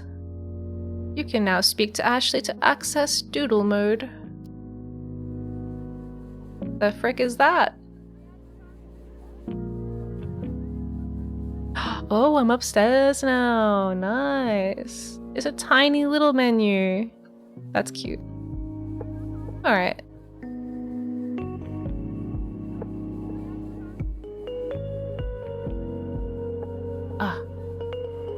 What is this? Delicate operation. Oh, wait, whoa, they got billiards. Oh man. This is taking me back to our Yakuza stream. Where I don't know any of the rules of any pool table games, okay? I only just recently learned there's this one called bar billiards, which is like, got mushrooms on it. That was the explanation I received. God, it's so bright. It's glowing so bright. Let's start over here. A delicate operation. Alright. Ashley stepped behind the counter and winced as the floor creaked under her feet. Mushroom pool? Yeah, it's called bar billiards. Bar billiards. It's like a small table and it has mushrooms on it. Like pretend ones, not real mushrooms. Although my theory is maybe the original, the very first bar billiard table, maybe it was real mushrooms. Maybe. I don't know. Another stream, perhaps. Anyway. Ashley stepped behind the counter and winced as the floor creaked under her feet. Maddie was nowhere to be seen, but Maddie did possess a remarkably sharp sense of hearing.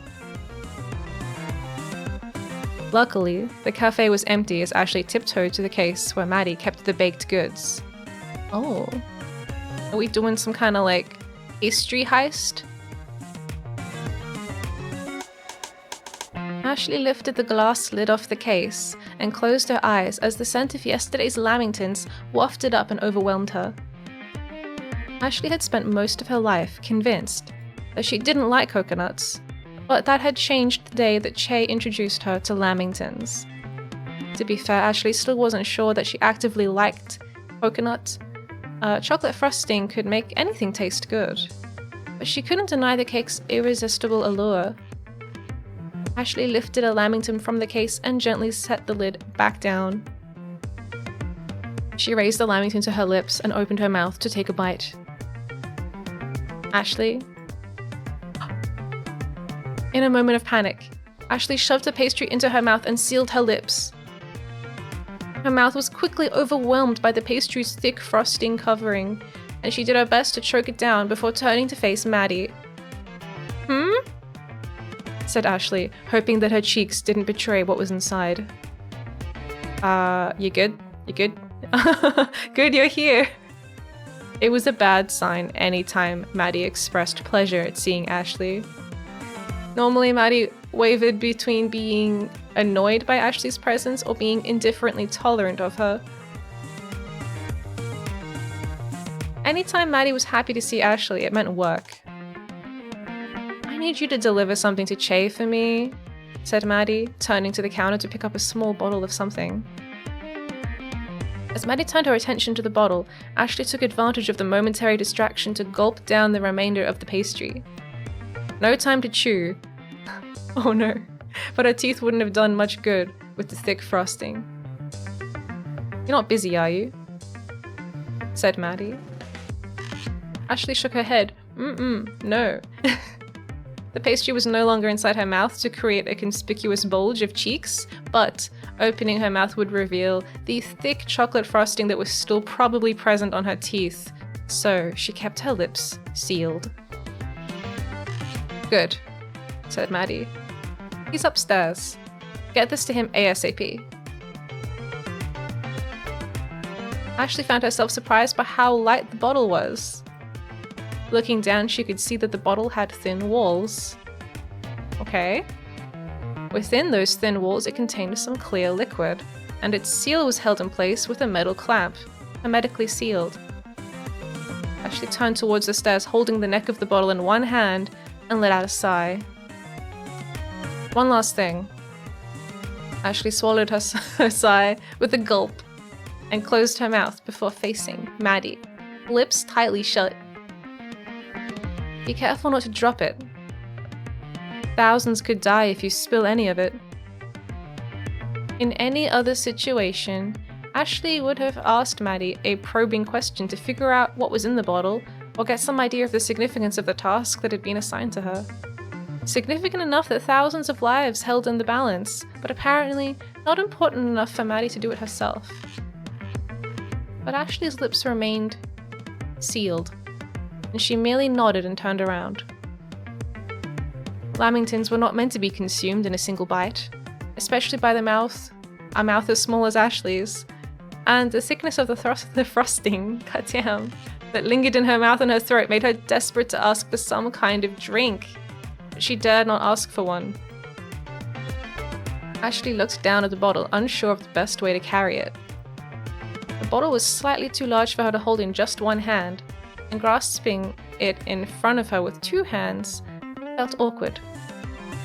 The bottle wasn't heavy, but Ashley's confidence in her ability to carry the bottle without dropping it was less than perfect. Should she cradle it under her arm protectively? No, that seemed like it would put her at greater risk of fumbling the bottle. The crook of her elbow wasn't as dexterous as her fingertips. Oh my god, man. Don't overthink it. She settled for carrying the bottle with one hand placed under the bottom to hold the weight, and the other hand wrapped around the neck to steady it. Ashley walked slowly with the bottle as she ascended the stairs. Maddie hadn't told her that the liquid was volatile, and the bottle was hermetically sealed, so there was zero chance of anything spilling out, but that didn't change the sense of trepidation Ashley felt. Armed with the knowledge that there were potentially thousands of lives at stake, she cringed every time she saw the liquid sloshing inside the bottle, leaping up and lapping at the edges of the seal. Ashley realized her arms were shaking. She pressed the bottle against her chest, hoping to steady it. As Ashley's hands shook nervously with the bottle held against her chest, she wondered if this large amount of sugar she had just forced down her throat was something to do with the shaking. It was more likely that her shaking was the result of being told that thousands of lives could be lost if she dropped the bottle. Still, the lingering taste of the pastry in her mouth didn't help. Ashley silently lamented the fact that she had been forced to consume the lamingtons so abruptly. Lamingtons were a treat to be savored, not shoved into one's mouth in a moment of panic. She hadn't even had the chance to properly enjoy it. It was hard to simultaneously feel the pleasure of a tasty treat and the panic of being caught.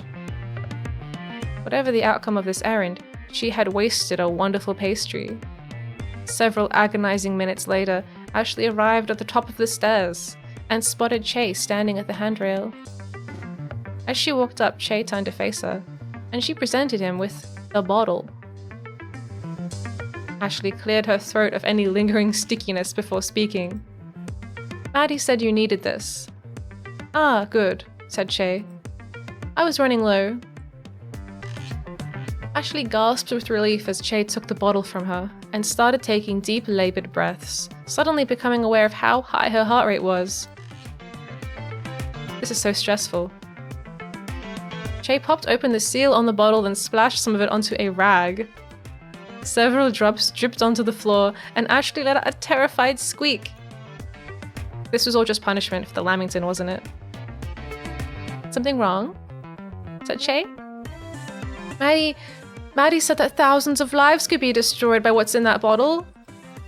Well, that's the idea, said Shay, as he folded the rag and ran it along the railing that overlooked the cafe's ground level.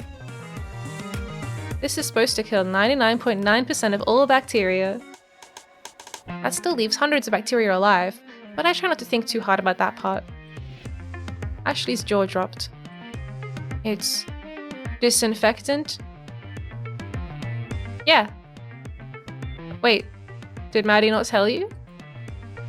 Ashley's shoulders slumped in a mix of relief and exasperation. She only told me that it could kill thousands. And you didn't ask what she meant by that? No. I was preoccupied. Huh. He turned his attention back to the railing, inspecting it for a moment before continuing to wipe it. Ashley turned to head back downstairs. By the way, Ashley turned to face Che. Why she got chocolate all over her face? Oh no! There was evidence! He reached out and placed a finger on her shirt, wiping off a bit of frosting. He raised it to his finger to... wait. He raised his finger and smelled it. Chocolate? Yes.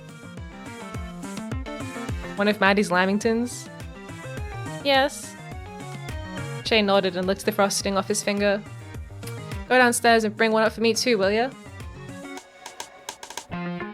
Oh man. Oh man. Background music is fun? Yeah. Oh. God. These are cool. Oh wait, this is a thing? I like these little booths. This is like, you know, you can pull the curtain across for some privacy. Secret discussions.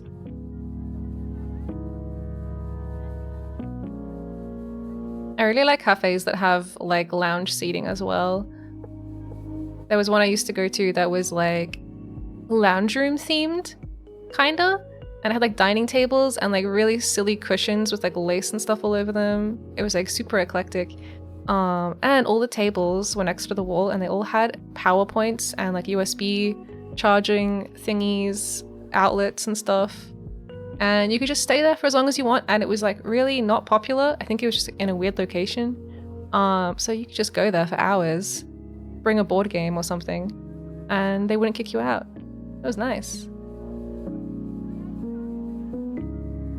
Inbox. Got a few options up here. Sounds perfect. Yeah. Had funny drinks as well. For some reason, I don't know why, but like all their milkshakes were served in glass boots. Like a little boot, like a... It wasn't a cowboy boot. It was made of glass though. Yeah, not big enough for a foot to go inside of. That would be a very big milkshake.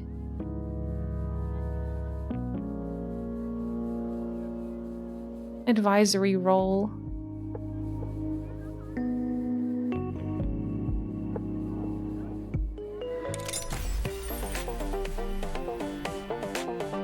Maddie was washing her hands when Ashley poked her head around the corner. Here to confess something or here to ask for something? Thought Maddie to herself as she dried her hands and turned to face the girl. The grin on Ashley's face confirmed that it was the latter. Maddie arched an eyebrow and turned to the coffee grinder. Ashley stepped around the corner and stood close enough to Maddie to occupy her field of view. Every time Maddie turned, Ashley again repositioned herself. She was waiting for Maddie to notice her. After a minute, Maddie decided that having Ashley hovering around her was more distracting than indulging whatever it was she wanted to talk about. What do you need, Ashley? I don't need anything. Though now that you mention needing things, I think you might need something. Such as an advisor. Ashley smiled triumphantly as she delivered the word. Uh-huh. What would I need an advisor for? To advise you, of course. And I suppose you have a suggestion for who I should take on as my advisor? Well, now that you mention it, I'm not too busy. I could be your advisor. Because you're an expert on advising. That's what an advisor needs to know about. And what makes you an expert on advising? I've been learning a lot about advisors, said Ashley. They get to help make important decisions, and then the person they're advising has to take responsibility for them. That's why I'd make a good advisor. Because you don't want to take responsibility for your actions. I'd take responsibility for my advice, but if someone follows my advice, then that's their decision and their responsibility. Duh. I don't think I need an advisor. Oh, but you do. Aren't you always complaining about how busy you are? Yes. So busy that I don't have time to have extra counseling sessions with you. I'm not going to be your counselor, Maddie. I'm going to be your advisor. The difference being, a counselor counsels and an advisor advises. Of course. Busy people always seem to have advisors. The Prime Minister has advisors. Presidents too. All the most important people have advisors. Their advisors tend to be more experienced than they are. Advice travels from those who have it to those who need it. Well, I'm doing fine, so I don't need advising, said Ashley. But you could do with some advising, and I'd be happy to give you all the advice I've got. Plus, you're more important than I am. You're kind of like the Prime Minister of the terminal, or the President of the terminal, whatever. The kind of person who needs advisors. I see, said Maddie. So, am I hired? You already have a lot on your plate, I'm sure, says Maddie. No. I got lots of time free. Ah, in that case, you have time to wash these dishes for me, said Maddie, tossing a drying rag to Ashley. Let me know when you're done. Wait! I'm only free to advise. I'm physically fatigued from a long day of work. Only my mind has extra processing power. I can only help you if it's by advising. Well, advising has physical responsibilities associated with it, right? Like sometimes an advisor will go to places to get important information. I guess so. I can do anything that relates to giving you information. In that case, Advisor Ashley, I need you to give me a report on which of these plates looks best when it's sparkling clean. But they're all dirty right now. Exactly. Time for you to do some investigative research. See ya. Nice. Nicely handled.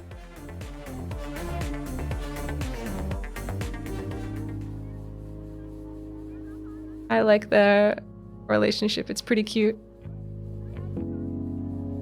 We got darts.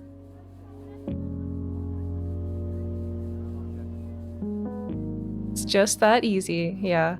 I feel like out-logicking children is pretty fun. Okay, so we got the billiards table. And we got the Maddie's inbox. I want to look at the billiards. The billiards. Wait. 1? Billiards 1? What does it mean? I need to drink some tea. I mean, wait, I don't have tea, I have coffee. Because it's... They probably serve tea at a cafe. Whoa, thank you.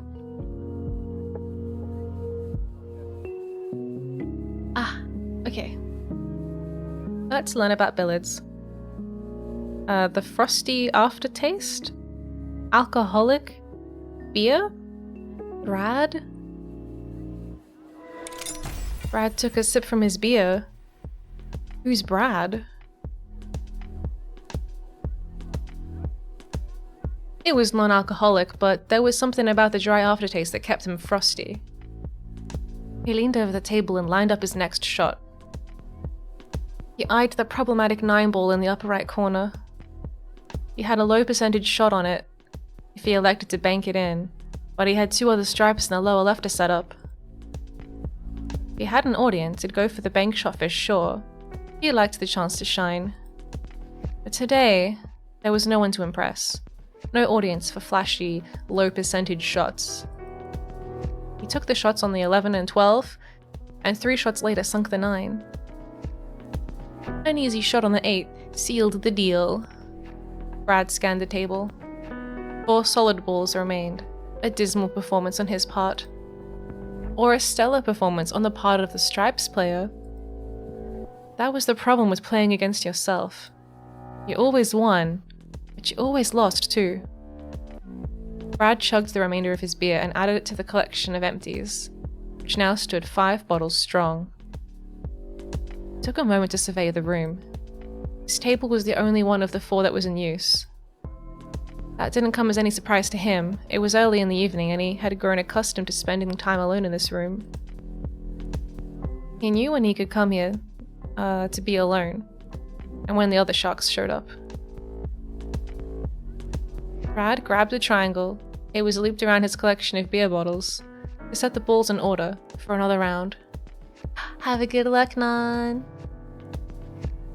Someone came upstairs and Brad looked up briefly, long enough to see a woman he recognized as the dour-faced barkeep who'd served him the beers that kept him company for the past hour or 2. Several steps behind the woman, he saw an older-looking man. The man stopped in front of the table opposite Brad's and began chalking up his cue. A competitor. Brad directed his attention to the man.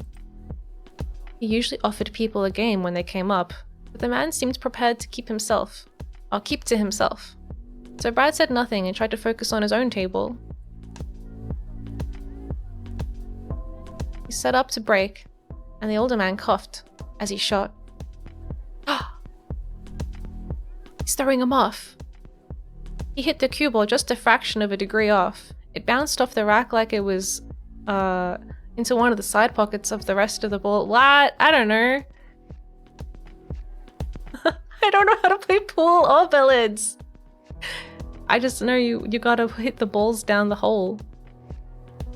And you use the white one to do it. Rude. I know, right? Stink. Why did he just say the word stink? Is that some kind of like a relevant word to billiards players? Brad didn't swear when playing pool. Okay, so he was just saying the word stink instead of like fuck. His earliest experience with competitive billiards had been in an environment that forbade obscenities and issued foul penalties every time he let out an involuntary shit or fuck.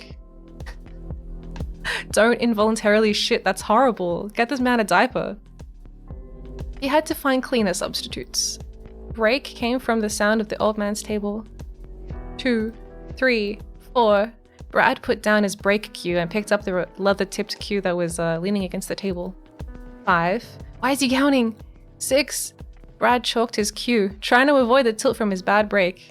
7. He's tilted. 8. He lined up to shoot and realized that the man was already fishing his balls out of the pockets and collecting them in the triangle. Brad did a double take. What? Had that man sunk the 8-ball after 8 strokes, including break? It's all gibberish to me, mate. I have no idea. Brad continued playing his own table, but kept an eye on the older man this time. It happened again. Break. 2, 3, 4, 5, 6, 7, 8. A perfect clean sweep. As the old man began clearing the table, Brad walked over. Excuse me, he said, but I couldn't help but notice you just hit 2 perfect games. What's that? The man turned to Brad, squinting at him. Brad repeated himself, a bit louder this time. I was just complimenting you on the 2 perfect games. Impressive stuff. The man heaved his shoulders. Sometimes you got a bit of luck on your side. Still, said Brad, you don't see novices hitting 2 consecutive perfect games. The man offered another ineffectual shrug. Do you, want to play a game? Brad gestured to his own table, which was already set up. Most of the people who come around here tend to be novices. I've been itching for a bit of competition. Brad paused, but the man said nothing. Of course, if you prefer to play on your own table, I don't mean to intrude. We can play, said the man. Though if I can shoot perfect a 3rd time, you won't get to. I'd be impressed if you could pull that off. The older man racked up the balls and stepped away from the table to let Brad break. Brad leaned over the table and took several practice strokes before finally connecting with the cue ball. The break was weaker than he had expected, but he managed to sink 1 ball. He looked at the table annoyed and realized that he hadn't bothered to check if the rack was frozen before he broke. Ah, big mistake. You always gotta check that your racks are frozen before you break them. Silly. His next shot was straight into the middle pocket. He briefly visualized the trajectory of the cue ball in his mind. It would easily knock the 6 ball in, then bounce toward the front of the table. Brad wasn't confident of where exactly the ball would stop, but he was confident he'd be able to do something with it. He took the shot and the 6 ball went in. Solids. After the cue ball settled, he found himself with no good options. Brad smiled. Making something out of nothing was his specialty, and after a few moments of eyeing different angles, he settled on a shot toward one of the bottom pockets. A striped ball was in the way, so Brad hit the cue ball several degrees to the side, curving its trajectory around the enemy ball. No way! It hit the solid 3 ball, and the shot was made. Brad looked at the man, hoping for some kind of reaction. The man's mouth remained a flat line, but his eyebrows arched. If anything, the man's lack of obvious expression struck him as a deliberate attempt to not show a response. Ah, fool face. But he had managed to get a slight rise out of the old man. It felt like a sweet victory. Brad made his next shot quickly. An easy straight-in shot on the 2 ball, made without thinking about where the cue would land. That was a problem for future Brad. But several seconds later, present Brad found himself scolding past Brad for putting him in such a foul position. He was corner-hooked. No, not corner-hooked. With the cue ball trapped next to the corner pocket, the only angles available to Brad existed in a 60-degree arc. Do you think that they have, like, sports manga about pool? Because this sounds like a sports manga right now. Like, instead of Prince of Tennis, Prince of Pool. But not that pool. That's a different anime. Anyway, he surveyed his limited options and breathed a sigh of relief as a relatively straightforward bank shot presented itself. It was an awkward angle, but he knew he could coax the 3 ball into the opposite corner pocket. Free, but not that one. Yeah, not that one. I can picture it. Yeah, exactly. I want to see like the anime character be like, okay, here's the trajectory and all that shit. Golf girls. There's a golf anime? Oh man. He took the shot, watching as the 3 ball rolled compliantly into its designated pocket. I want there to be like trick shots and stuff. I want someone to be like, Nani? How did he make it spin like that? Unfortunately, the cue ball went with it, ending Brad's turn and placing the ball in the man's possession. It's got mafia and vampires. That sounds like a good addition to golf. Yeah, if anyone finds a manga or anime series that's like some sort of shonen golf, I want to know. Ah, stink. I could have sworn the man winked at him as he fished the cue ball out and lined it up for the simple shot on a side pocket. The 9 went in, then the 11 and the 12. Brad found himself taking it for granted that each strapped ball would enter its designated pocket and instead focused on the cue ball. Somehow the cue ball always wound up in a position that presented the oldster with the ideal chip shot. Oh, chip shot, yum. That's my favorite kind. Ball after ball fell off the bed. I thought this was a table. Until finally only the black 8 ball and Brad's solids remained. Fortunately for Brad, the 8 ball and the cue ball were at opposite sides of the table with several of Brad's in between. The man eventually gave up and settled for a defensive shot that put the cue ball behind the 8. Now the tables were turned. Brad was the one to cut off his balls. What? Cut off from his balls. Ouch. He lived for shots like this. He took the shot. The cue ball hit the 8, and the 8 hit the 1, and the 1 hit the 7, bouncing it against the front of the table and into one of the side pockets. Ah! The tea hit the head of the Miya. Ouch. Except it was coffee, because we're playing Necrobarista. It was cold, but delicious. Brad couldn't help his smile. Things could have gone better. Couldn't have gone better, even if he'd planned them. Instinct and muscle memory did what his calculating mind couldn't. Yeah, that's right. Don't overthink it. Trust your gamer instinct. Now that the table was conveniently free of striped balls, Brad had no trouble sinking the remaining consecutive shots he needed to close out the game. As Brad lined up the final shot on the 8 ball, he studied the older guy. If the man was reacting, he couldn't tell. Brad closed his eyes, and he completed the final stroke as he always did. He wasn't really religious. He'd stopped going to church with his mum when he was 12, but it felt right to leave the result of the game to God. Damn, said the old man, as the 8 ball fell into its pocket. Brad flinched. He'd been hoping for some praise from the man for winning the game. Perhaps a damn was what the man was prepared to offer. Excuse me, said Brad. But I don't think we bothered to exchange names. I'm Brad. Thomas. The old man extended a hand. I've got to say, said Brad, you're quite a player. I take it you're not from around here? No, said the Thomas man. I grew up in Brisbane, retired in Sydney. Oh my god, it's so weird for people in this game to be from Australia. I'm just passing through. Brad nodded.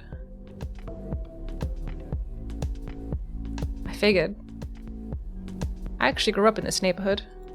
Played on tables just like these when I was a kid, so I know most of the folks on the local competitive circuit. I guess someone like you would have to play competitively, huh? You don't pick up skills like that in a tiny pool. In a tiny pond? But we're playing pool! What happened to Che? Che's probably still lying down. We're in like an intermission, so this is like some random backstory that's happening like at a different timeline. You'd be surprised, said Thomas. A man can accomplish quite a bit when given enough idle time. But you have played competitively, said Brad.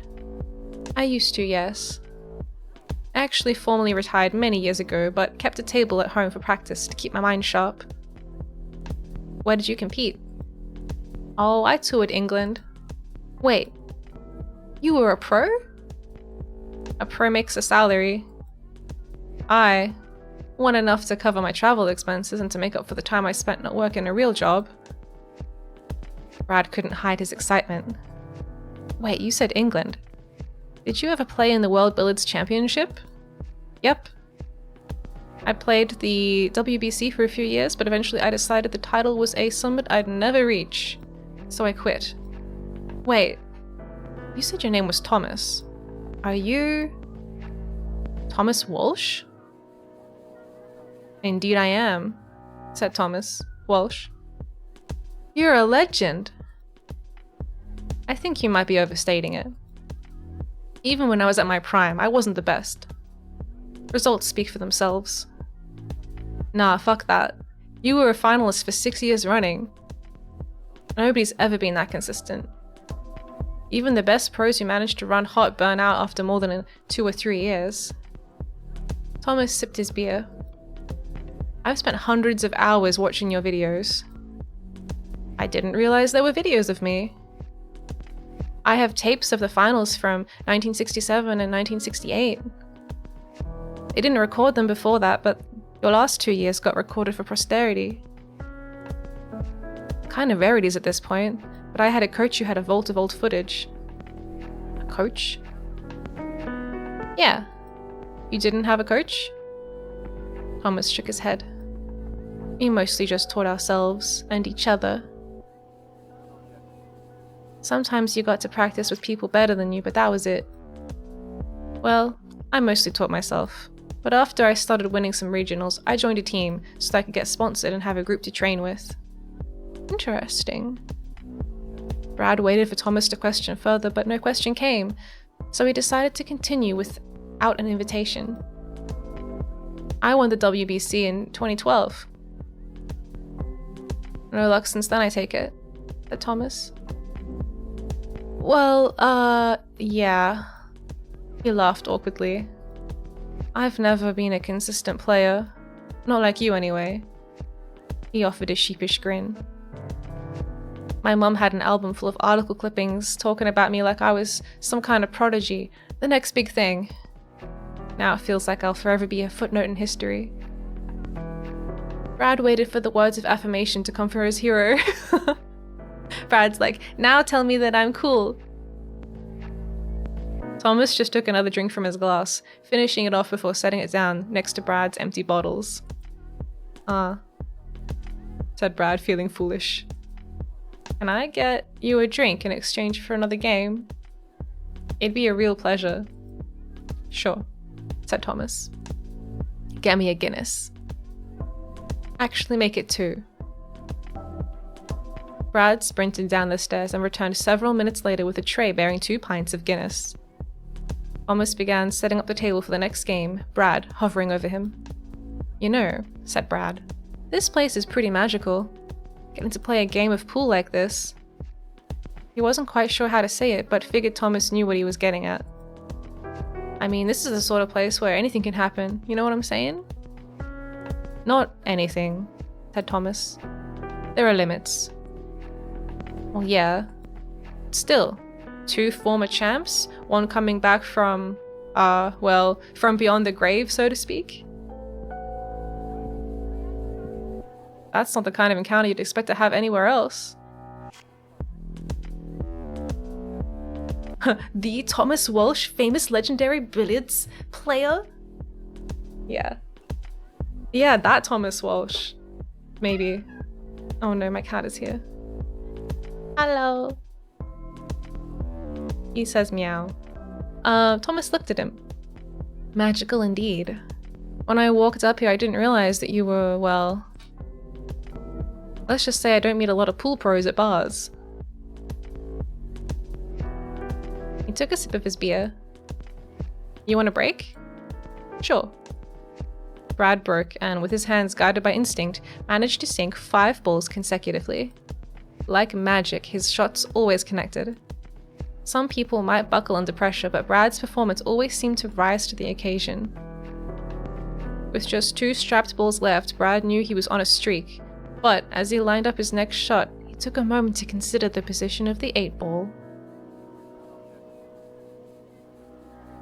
He was nestled in an awkward position behind Thomas's balls. But if he could clear a path to it while sinking the last stripe... Sorry. No, stay back.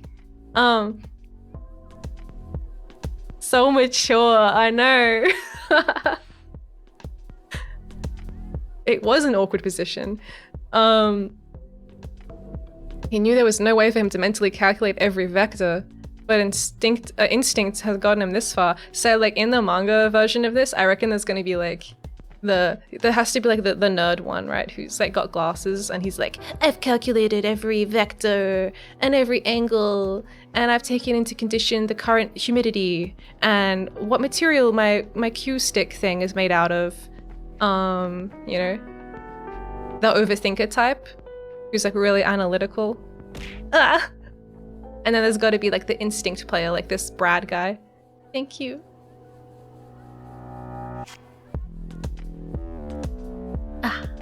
Hi, Smia. Oh yeah, there's got to be like the instinct player who's like a wild card. They're not consistent, but sometimes they're really good.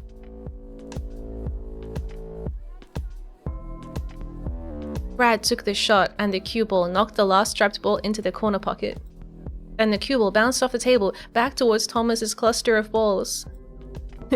Brad grinned in elation as the cue ball hit a solid, which hit another and another in a chain reaction that sent the 8-ball heading right toward the corner, just like he'd wanted. I'm not awake.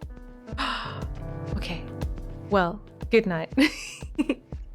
Sweet dreams, Smia. It was headed right toward the corner. There were no balls to intercept it. It was headed right towards the corner into the pocket. He stopped grinning. Oh no. Brad knew with a growing dread that the friction of the cloth wouldn't be enough to stop the ball in time. No! He watched the impending disaster happen in slow motion, powerless to stop it. No! The game had been going so well.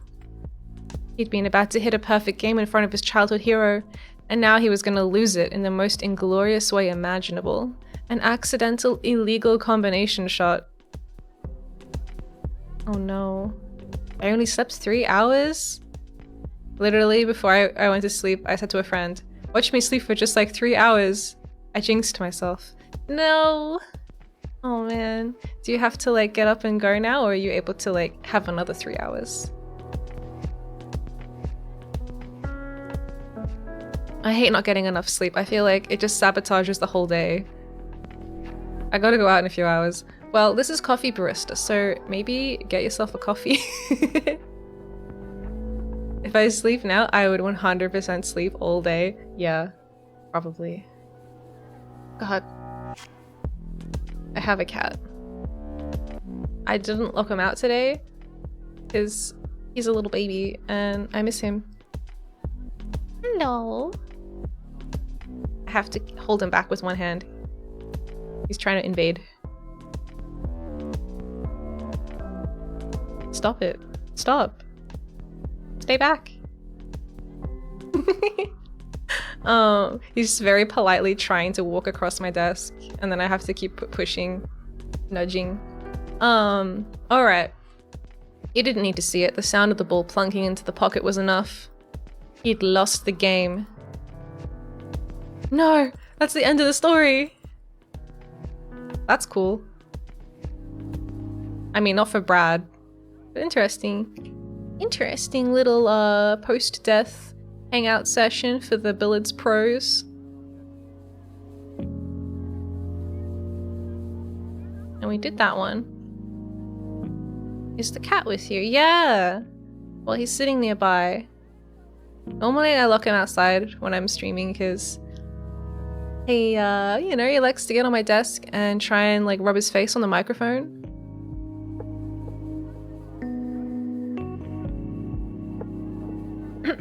I wonder if Thomas lost on purpose to get a free drink. Maybe.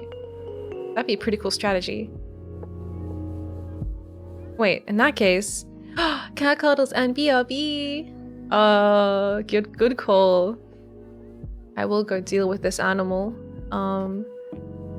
And you know, use this opportunity to also go on a break and stretch if you wanna. Stretch. Alright, let's look somewhere cool. That looks cool. A tree inside my cafe? Alright. I'll be right back. BRB.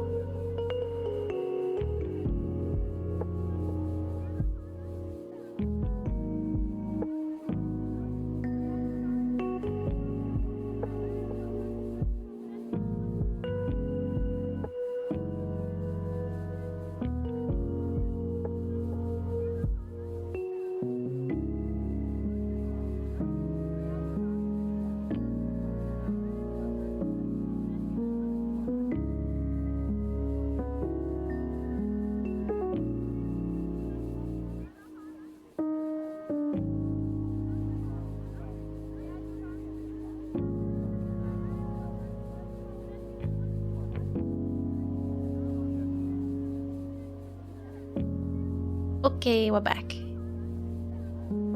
I got him a little snack because it's kind of around that time, afternoon tea time. I don't know if that will please him. Hi, back. Hi.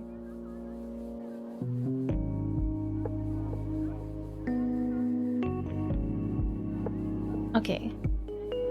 We've got I think one more thing to look at, maybe? I don't know what doodle mode is. Memories. Box. Memories. Oh, concept art.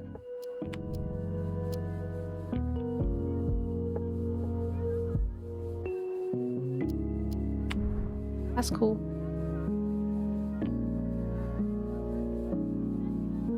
Let's start pressing all the buttons. No?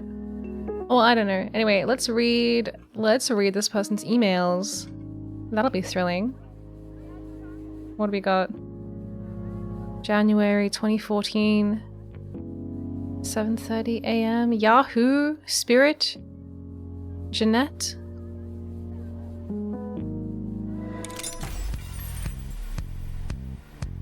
Alright. GeneBean19 at yahoo.com. Subject: Spirit Beacon leaking. Date: January 25th, 2014. 7:30. 7:30? 58? How do you read time like that? AM. To admin at terminalvelocity.org. Hi, Madeline. This is Jeanette from the location down by the docks. I believe we met in person for the first time last month. I was opening up this morning and noticed that some of our spirit juice was gone. I checked the map and saw that you're the nearest location with the spirit beacon. I think you may have drained some of our supply. Honest mistake, I'm sure. But if you could just stop running your spirit beacon during peak hours, that would be much appreciated. Thanks, and looking forward to working with you in the future. Jeanette.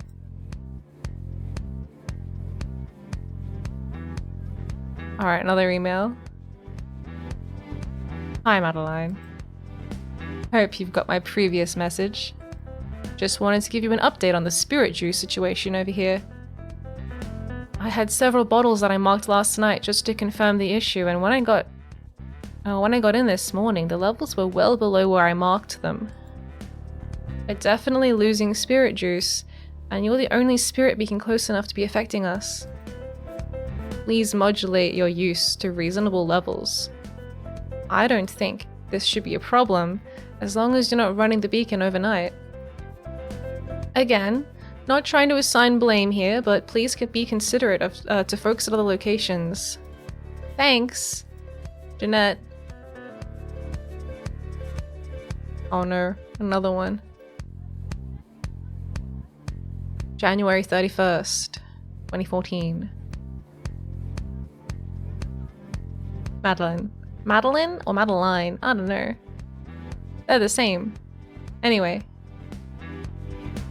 We are draining spirit juice over here so fast that if I sit and watch, I can see it disappearing from the bottle. You're the only spirit beacon that is even remotely close to where we are, so we really need you to stop. If it's affecting us, then it's probably affecting other locations. This is completely unacceptable. Fix this now. Jeanette. Oh no. February 1st, 2014. Hi, Madeline. Care to explain why you weren't at the terminal today when I showed up? I spoke with a girl named Ashley who said you decided to take the day off. What a coincidence. I was not impressed by the crying routine you had her do. Honestly, you should be ashamed of using a child's fake tears to try and hide from a situation that you caused. Turn off your beacon. I don't want to be the bad guy here, but if you don't do something, I'm gonna have to get the council involved. Oh, another email. From Clarence. Subject: misplaced cutlery. February 8th, 2014. Hey Maddie. This is Clance from the docks location. Just wanted to give you a heads up this morning. We found out the site manager we recently hired, I believe you met Jeanette last month, was leaving spirit juice in untempered glass bottles, and we had a bit of a leak. We ended up having a bit of a problem with some animated cutlery. We have the situation under control over here. We're mostly sure everything is accounted for on our end. Unfortunately, this started happening about a week ago, which might be enough for something to wander off far enough that we wouldn't be able to detect it. Very unlikely that this happened, but just wanted to give you a heads up in case a possessed steak knife wandered off far enough to find your beacon and decide to pay you a visit. Sorry about the situation. Rest assured that the person responsible for this won't have any opportunities to mess up anything of this magnitude again. By the way, are you planning on going to Emma's birthday next month? Regards, Lance. The missing cutlery literally just walked off. Yeah, I guess so. From Maddie. Regarding misplaced cutlery. Oh my god, October. She didn't reply for like 6 months. To Clance. Hi Clance. Sorry I missed your message earlier. I no longer use this address. Please use contact@terminalvelocity.org for anything related to terminal business. Hope you enjoyed Emma's birthday party. I don't remember why I couldn't attend, but I'm sure it was a good reason. Maddie.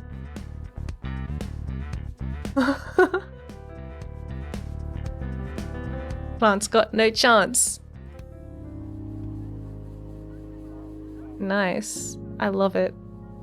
I never read my emails. At least my work ones. What's this thing? Keep the balance. You're overdue. Ned. He said this week posted the list tapped by door 24-hour rule. Sure, Maddie. You that the... Yeah, okay. You're overdue this week. The Miya Galactic? Wah! Raised, hello, welcome, welcome. You're overdue this week, said Ned. He tapped the list of rules that Maddie kept posted by the door. This 24-hour rule. Are you sure you've been enforcing it? I think how we run things around here is none of your business, said Maddie. Actually, it absolutely is my business, said Ned. In fact, keeping the rules is basically my only business. It's kind of what the word enforcer means. I'm supposed to scold you for breaking the rules? So audit me. Fine. Let me check your ledger. We don't keep a ledger. Maybe you should. Lots of places do. It's a great system.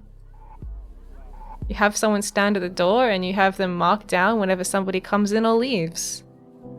Then you forcibly evict people who are overstaying their welcome. I'm amazed that you don't have a system like that in place. Some people overstay their welcome, other people understay it, said Che. There's no need to strictly keep track of how long people stay, right? Just maintain the balance. You're right, said Ned. All that matters is maintaining the balance. So maintain the balance, because when you don't, then we have a problem. We're a bit short-staffed to have someone acting as a full-time doorman, said Maddie. Figure it out. He tapped the board listing the rules. Change 24 hours to 23 hours. When you say 24 hours, people think you just colloquially mean one day, and they don't pay attention to the specific time. When you say 23 hours, people will actually have to keep track of what time it is. That will be fine, except for the part where you're cutting time out of people's stay. Trust me. Anyone who would go right up to the limit is probably going to go over it. 23 hours is going to mean 23 hours plus an extra 5 minutes, 10 minutes, half an hour plus however long it takes to finish their drink. And if they leave in less than 24 hours, who gives a shit? I give a shit, said Che. You're right. You should give a shit. In fact, you should celebrate whenever you manage to scooch someone out of here in under 24 hours because the balance is upset and you've got to correct it. You can either correct the balance 1 hour at a time, or the council can come and repossess some souls. Or you can find someone who knows how to manage this property responsibly. He turned to Che. Come on, buddy. I don't want to have to take this place away from you. That would be quite the escalation. Well, you're already on the first level of escalation, which is a stern talking to. Let's try not to escalate it any further. Che sighed. Maddie cut him off. We'll change the rule to 23 hours, okay? Buzz off. Wow, really? Well, okay then. And while you're rewriting the sign, you should also take the green tea frappuccino off the menu. Odin, hello. Fraps should be for coffee, not tea. Done. Wait, really? Damn, I didn't realize you were so open to feedback. Also, that caramel... We'll take it under advisement, said Maddie, placing a hand on Ned's chest and physically pushing him towards the door. Hold up. What are you doing? I'm removing an unwanted guest. I need the practice if we're going to start enforcing those rules you care about so much. Now, said Ned as he continued backpedaling to stay upright. Look, you could just...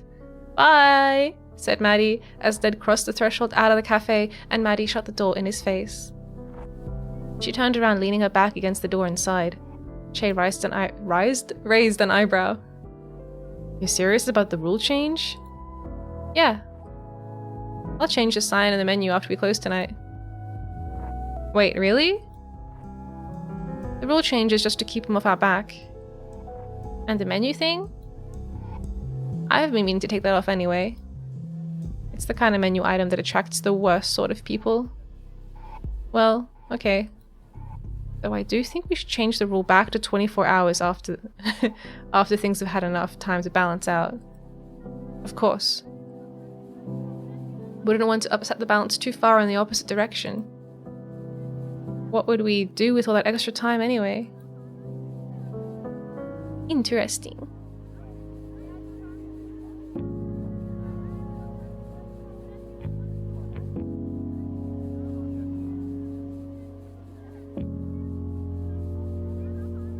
I don't actually know how to continue playing the game. Ah, I can go downstairs now. Nice. Enter doodle mode. Yes. What does this mean?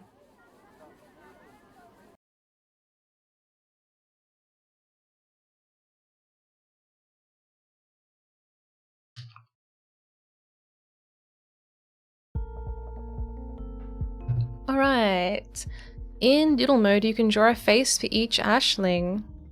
Whenever an ashling appears throughout this game, you'll be able to see your antics masterpiece. Oh.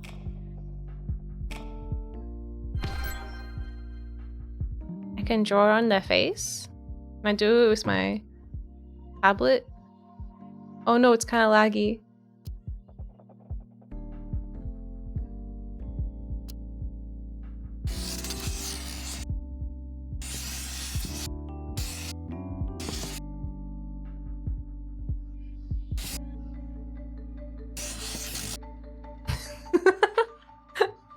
Okay. They look friendly.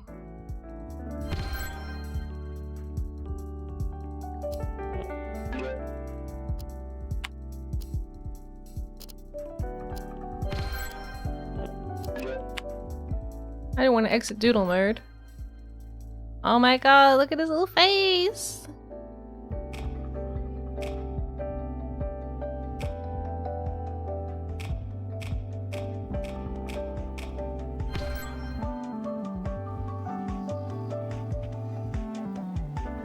I don't know what face to give this one. Look at him, and he's looking over from the side of the screen.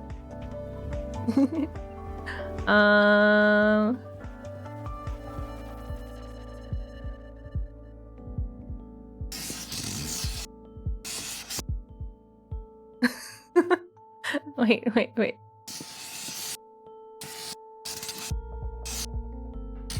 Oh, that's weird.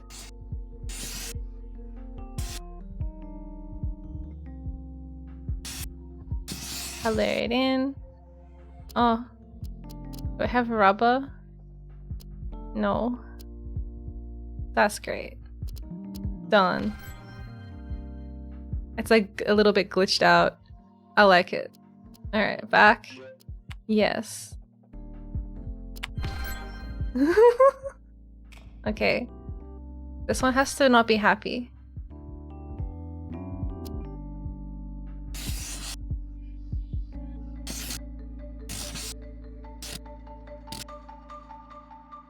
Oh. Done.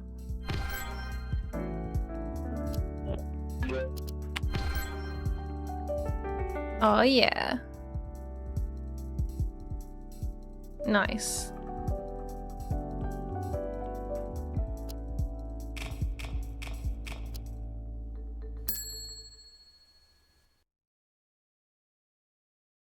All right. Doodling complete.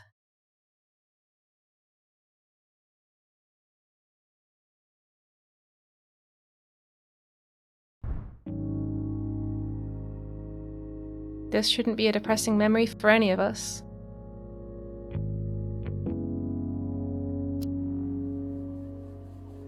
Back here again. Okay.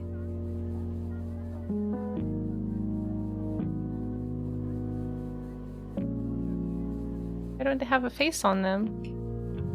Where are their faces?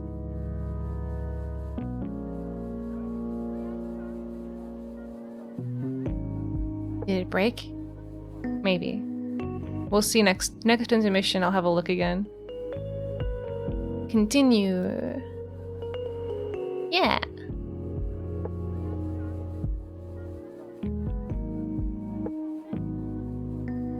Have an opportunity to give them new faces if it broke.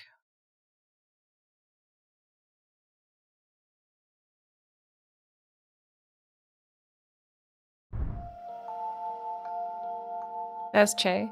No wait, that's Kishan. Che is the other guy.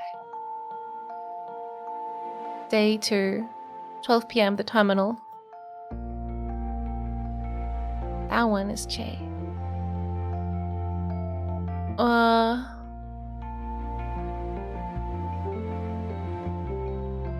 Rise and shine. Don't wanna. You shouldn't waste your last hours on Earth sleeping. Sleeping is highlighted in yellow. Man, I was hoping that I was having a really long, weird dream. Ah, sorry. No such luck. Luck is highlighted in yellow. I'm still having trouble getting my head around it. I totally understand. Want a coffee?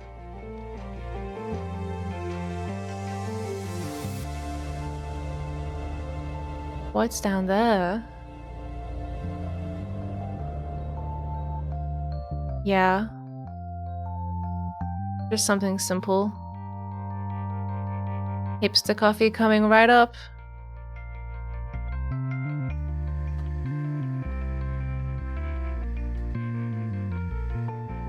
What's going on downstairs? Didn't even know you had a downstairs. There's more to this place than meets the eye. Maddie's down there desperately trying to fix our debt situation. It sounds like she's hosting a cage match or something. Well, not exactly. But she mentioned wanting to do that. There's some wrestler called the Red Comet that she wouldn't stop talking about for a while. Huh, what? Aznable? Huh? Huh?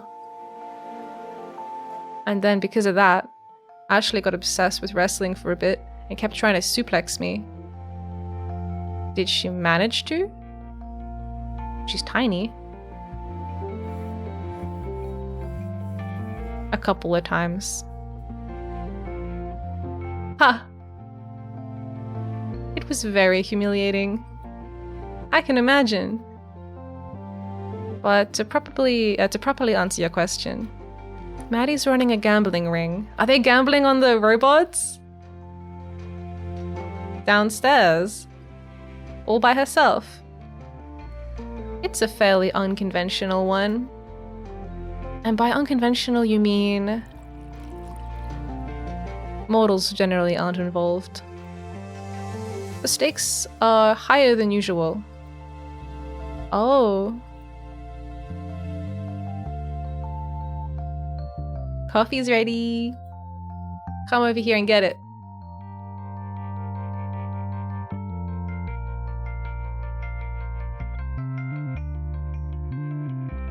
They gamble for time, among other things. You don't sound like you're a huge fan of the idea. I'm not. It's undignified. I mean, as long as Maddie's not in danger, shouldn't it be fine? The council doesn't like it. We turn a blind eye because we don't cause trouble otherwise. But I'd rather not have to worry about bad things coming our way. Because Maddie refuses to approach the problem from a different angle. And by the problem, you mean the debt, right? I was pretty drunk, but I think I remember Maddie storming off after Ned turned up. Yeah. I'm a bit worried about her. Wish I could help. You all seem pretty nice. The thought's appreciated. Maddie will figure it out eventually, though, I'm sure. She just needs time.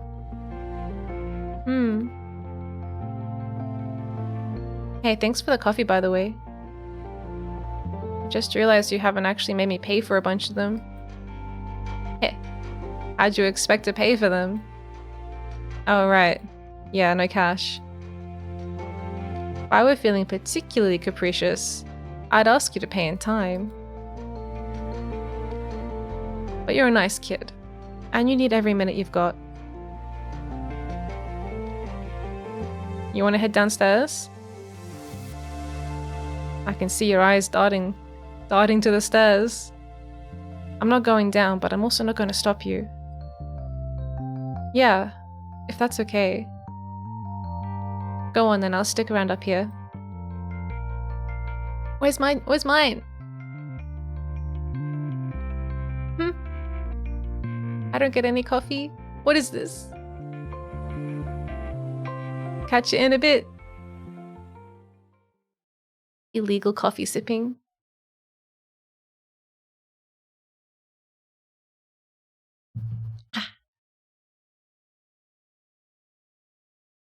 I want to see what's happening downstairs. The stairs that led down to the basement were solid and well worn, with smooth ruts on each step and a handrail that had been polished to a silky sheen through years of use. Ishan had always liked stairwells. People never lingered in them for long, and he found them to be a good place to catch a breather. He wasn't obsessed with them. That'd be weird. But he definitely appreciated a nice set of stairs. On further reflection, it was probably a little weird. Downstairs, Maddie's audience clamored for blood. Blood is highlighted in yellow. From you to me. With the understanding that your remaining moments on this plane are limited, you surrender this time freely without coercion as agreed. Contract fulfilled, you're free to go. Ooh.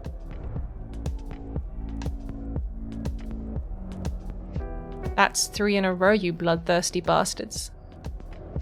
The crowd cheered. Yeah!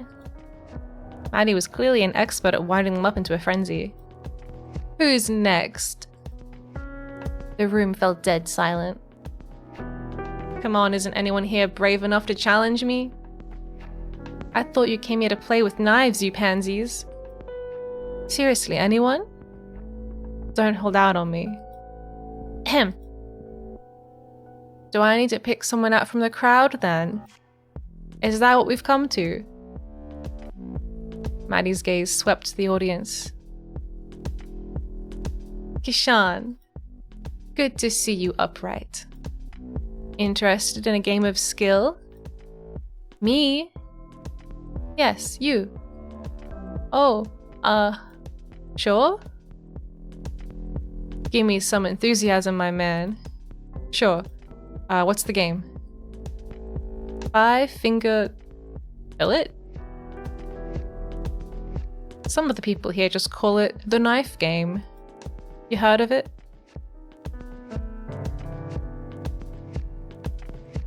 Oh, finally, something I'm good at. Episode 3. Begin. Rise and shine. Oh shit. I don't like his confidence. You've got a lot of knives in this place. Tell me about it.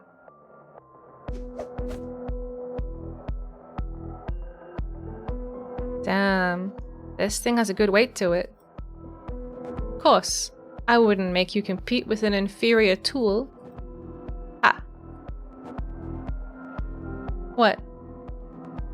Sorry, I was waiting for you to seg you into calling me an inferior tool.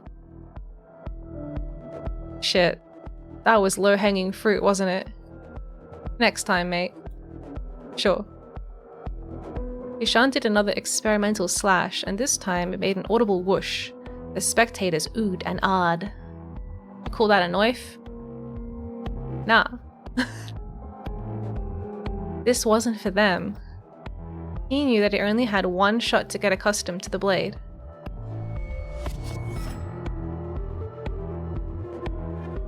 You done showing off? Nothing wrong with putting on a little show. Sounds like you're stalling for time. Getting cold feet, perhaps? Puh, not a chance. Let's get started then. You know what you're wagering? Jay mentioned something about gambling with time? It's not gambling, it's a game of skill. But that's beside the point. We're both wagering 4 hours. If you win, it comes from the cafe's balance. If I win, it comes from yours. We've got around 16 hours left in case you weren't keeping track. Shit, only that many? Want a little extra time to play with then? Hell yeah. Let's stop wasting it and get this over with. You sure you know what you're getting into? Most people are pretty shy about playing with time that they have left, especially when their tank's running as empty as yours. Yeah, come on. Unless you're getting cold feet. Hardly. You've got 30 seconds. Smack the timer when you're ready. Man, I hope the game doesn't expect me to do anything skill-based.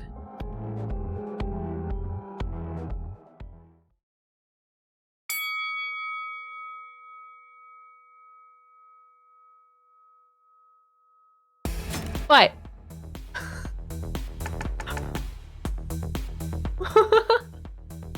The crowd cheered and Kishan fed off their enthusiasm. Delicious.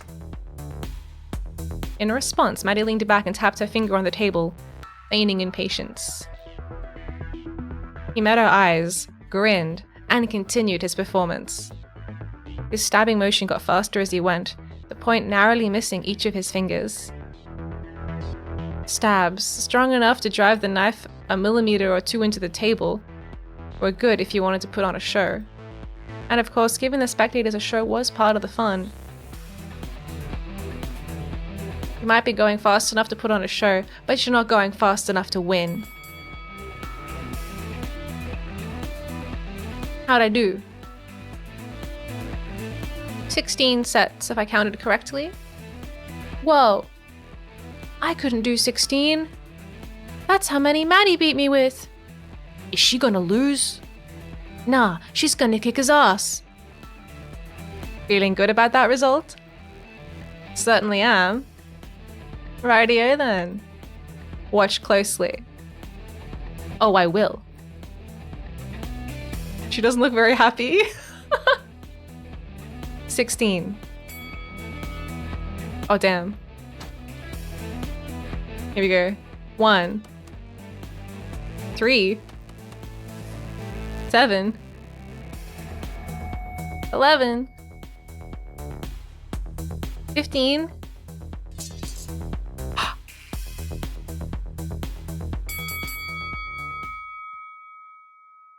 Did she do it? Told ya. She's unbeatable. Is it magic? She could cheat if she wanted to. Definitely not. She's just that good. Poor guy, he didn't know what he was getting into. Sorry, mate. You beat me fair and square. I'm pretty impressed. I aim to please. I'll be taking those hours now if you don't mind. Yeah, sure. How does this work? Heh. Pop. Just like this. You won't feel a thing. Sean felt a brief tightness in his chest, and for just a moment, the tip of Maddie's finger burned white hot. Ow! Shit! Sorry, I lied. It's done now, though. Alright! Does anyone else dare to compete with me? Come on, looking for some actual decent opposition here. I'll take any challenge. Even if it's chess or something. Any challenge? I challenge you. To get everyone a drink! Rounds on me.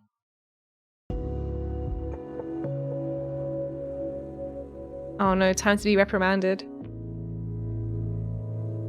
I didn't realize you were watching.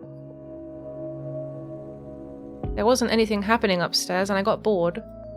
Right. So. You took some hours from Kishan, huh? Yes, I did. Do you feel good about that? Okay. Well, do you? I won them fair and square. He didn't know what he was getting into. There's an obvious power imbalance that you're exploiting. He knew the rules. That doesn't change anything. You led him to believe that he'd get some extra time. And, barring a miracle on his part, that's absolutely wasn't going to happen. It doesn't matter. He's just passing through. A couple of hours won't make a difference.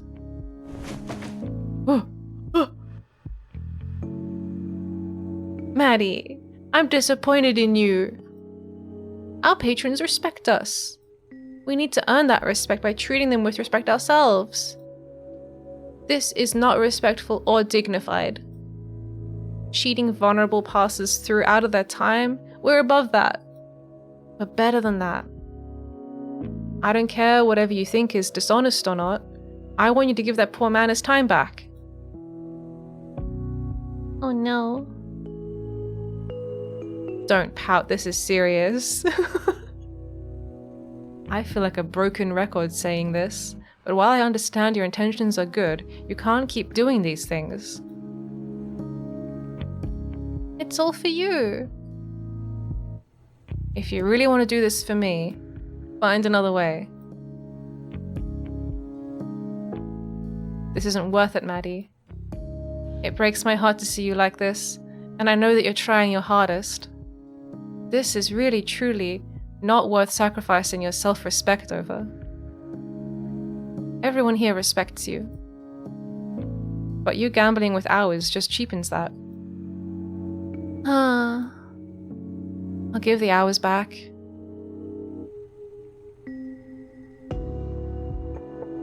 Shame. I was pretty great with the knife. Still not as good as me. I was pretty close.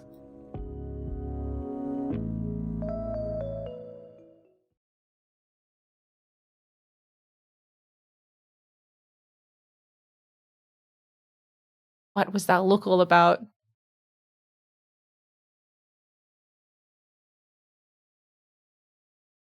What's going on?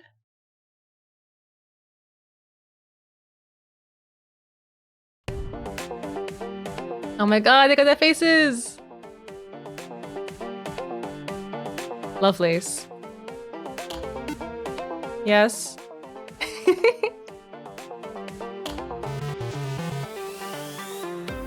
What form did you have before being reborn?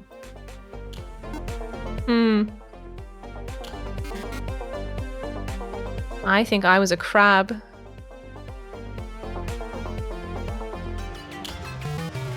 Come on, I'm being serious. Ashley wouldn't harvest spirit liquid from a crab. You're assuming an awful lot about how squeamish she is. As far as I can remember. I lived above streets next to the sky. Ah, so a bird then. Wings and feathers and such. No, not that. I do remember flying though. Oh, were you a sugar glider? Describe. Did you eat insects and tree sap and flower nectar? That is familiar. Wonder how Ashley found you then. Could have been anything really. You mentioned bright lights earlier. Woof. Yeah, I'm thinking you got hit by a car. That seems likely? Is that bad? I mean, you're here now, so... whether you like it or not. Shut up. I am still adjusting.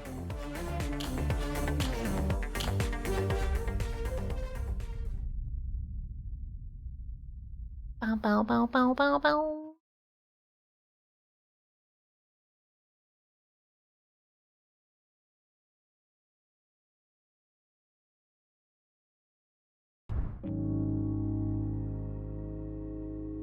Look at you turning into a responsible human being.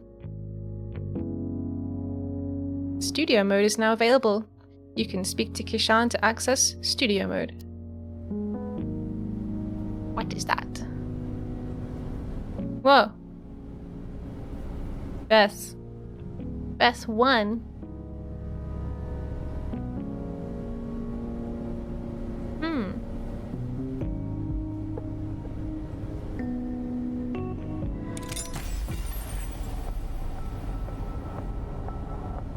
Kishan's footsteps echoed in a way that startled him. Were his footsteps always so loud? Perhaps it was just the contrast with the surrounding environment, which seemed to be completely silent, that made his footfall seem so jarringly loud as he walked along the catwalk. He was on a catwalk? Why was he on a catwalk? There seemed to be a gaping space below him filled with some sort of mist that he couldn't see through. It was fog-like, and yet despite the fog that lapped at his feet, the air felt so dry.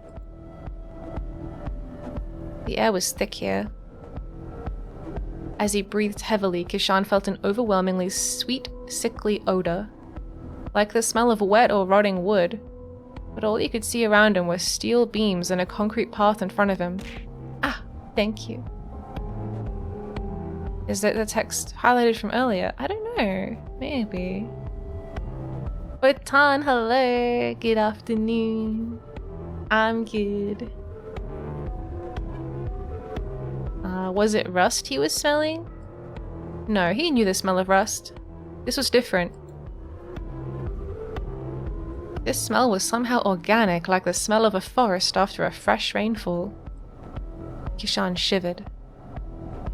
Far in the distance, he could see what looked like a building of some sort, so far away that it made the structure he was inside feel almost tunnel-like, as if its only purpose was to convey him to that distant building. He continued walking forward, but as he walked, the building seemed to be growing more and more distant. He quickened his pace, and as he walked faster, he could feel himself moving through the thick, stifling air. Yet as he looked down, he could see the texture of the catwalk in front of him unchanged, as though he were walking in place. Ishan started to turn backward, but saw only a blinding light. Was he having a nightmare? His eyes immediately shut, and when he opened them, he was again facing into the tunnel with a distant view of the building. He tried turning around, but every time he tried to turn his head, his eyes involuntarily shut at the sight of the light, and he was forced to close his eyes or look away, always confronted again with the sight of the small hut when he opened his eyes. His heart pounded violently inside his chest. The tunnel was so quiet that he could hear his own heartbeat, feel his own pulse inside of his head. Something about this place felt deeply, incredibly wrong. Get back. I have to get back. He tried turning again, and this time found himself unable to even begin rotating his body before his eyes snapped shut, placing him again in a world of darkness until he opened them again and was confronted with the sight of the small hut in the distance, now looking more far away than ever. I have to get back. Ishan kept facing the building and took a step backwards. As he placed his foot on the ground, he felt a gust of wind knock him forward. Oh my god.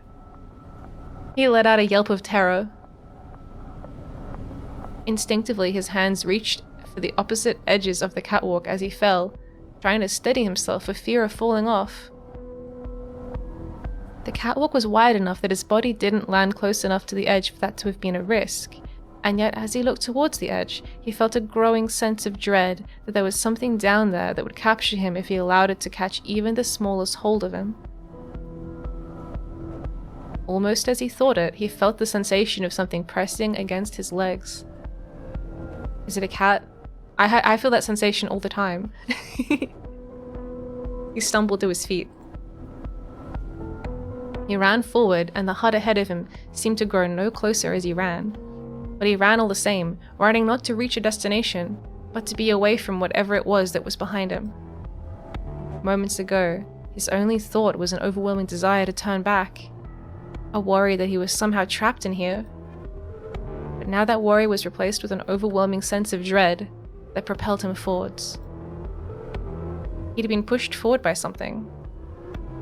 Something was behind him. Ishan leaned forward and ran. He was no runner. He often found himself winded when forced to climb more than one flight of stairs. And yet he ran and felt no sense of tiredness holding him back. No need to catch his breath. Maybe it was the thick air here that somehow never allowed him to run out of breath. Maybe it was the fear of whatever it was behind him. Ishan felt the air stinging at his eyes as he ran. But now he was running so fast that the thick air felt like a hot wind on his face. Tears began running down his face. What? But he couldn't find it in him to raise a hand to wipe at his eyes. That would mean slowing his sprint. So he closed his eyes, fully aware that he was running down a catwalk that had no handrail on either side. At this point, he didn't care. He ran and ran. Oh my god. Long after the tears on his face had dried, Ishan realized that he could hear only the sound of his feet as they struck the catwalk. He couldn't even hear the rush of the wind, even as it seemed to buffet his face. There were no sounds of anyone or anything pursuing him. Perhaps there was no pursuer at all. He allowed himself to open his eyes and looked down. He looked over his shoulder. This time there was no blinding light, only a distant glow, like the light at the end of a long tunnel. In a way, it was the light at the end of a long tunnel, and in observing the dim glow of the distant light, Ishan suddenly realized just how far he had run. He turned around and saw the building right in front of him. It had windows that were covered with the same fog that covered the ground around him. Ishan reached for the door handle. He half expected it to be locked and felt a moment of panic as the handle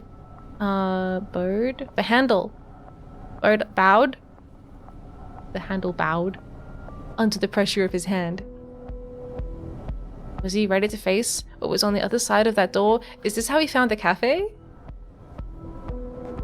Oh, not a little under the weather. No. I hope you're at least comfy. Did he even want to enter? Did he have a choice? What was it that awaited him inside of this building? Answers or even more baffling questions? Ishan looked down the tunnel and suddenly felt cold.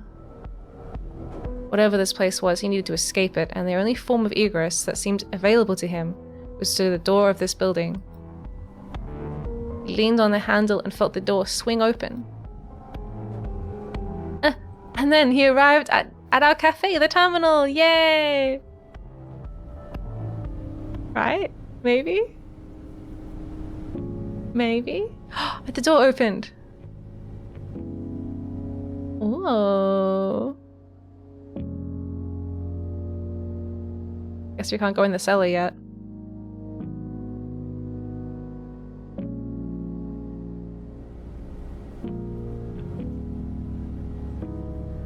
Wow.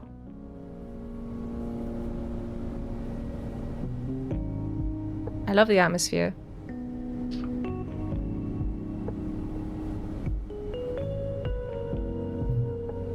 Alright. Wait, Necrobarista has navigation. I thought it was a visual novel. It is a visual novel, but it has these little intermission sections where you can walk around the cafe and interact with various things to get like extra lore and backstory and stuff. It's pretty cool. Yeah, the environments are so nice. It's like it's good that you get a chance to just chill in them. Beth 1. I saw Billiards as well. Billiards 2. There's a part 2. Brad and Thomas.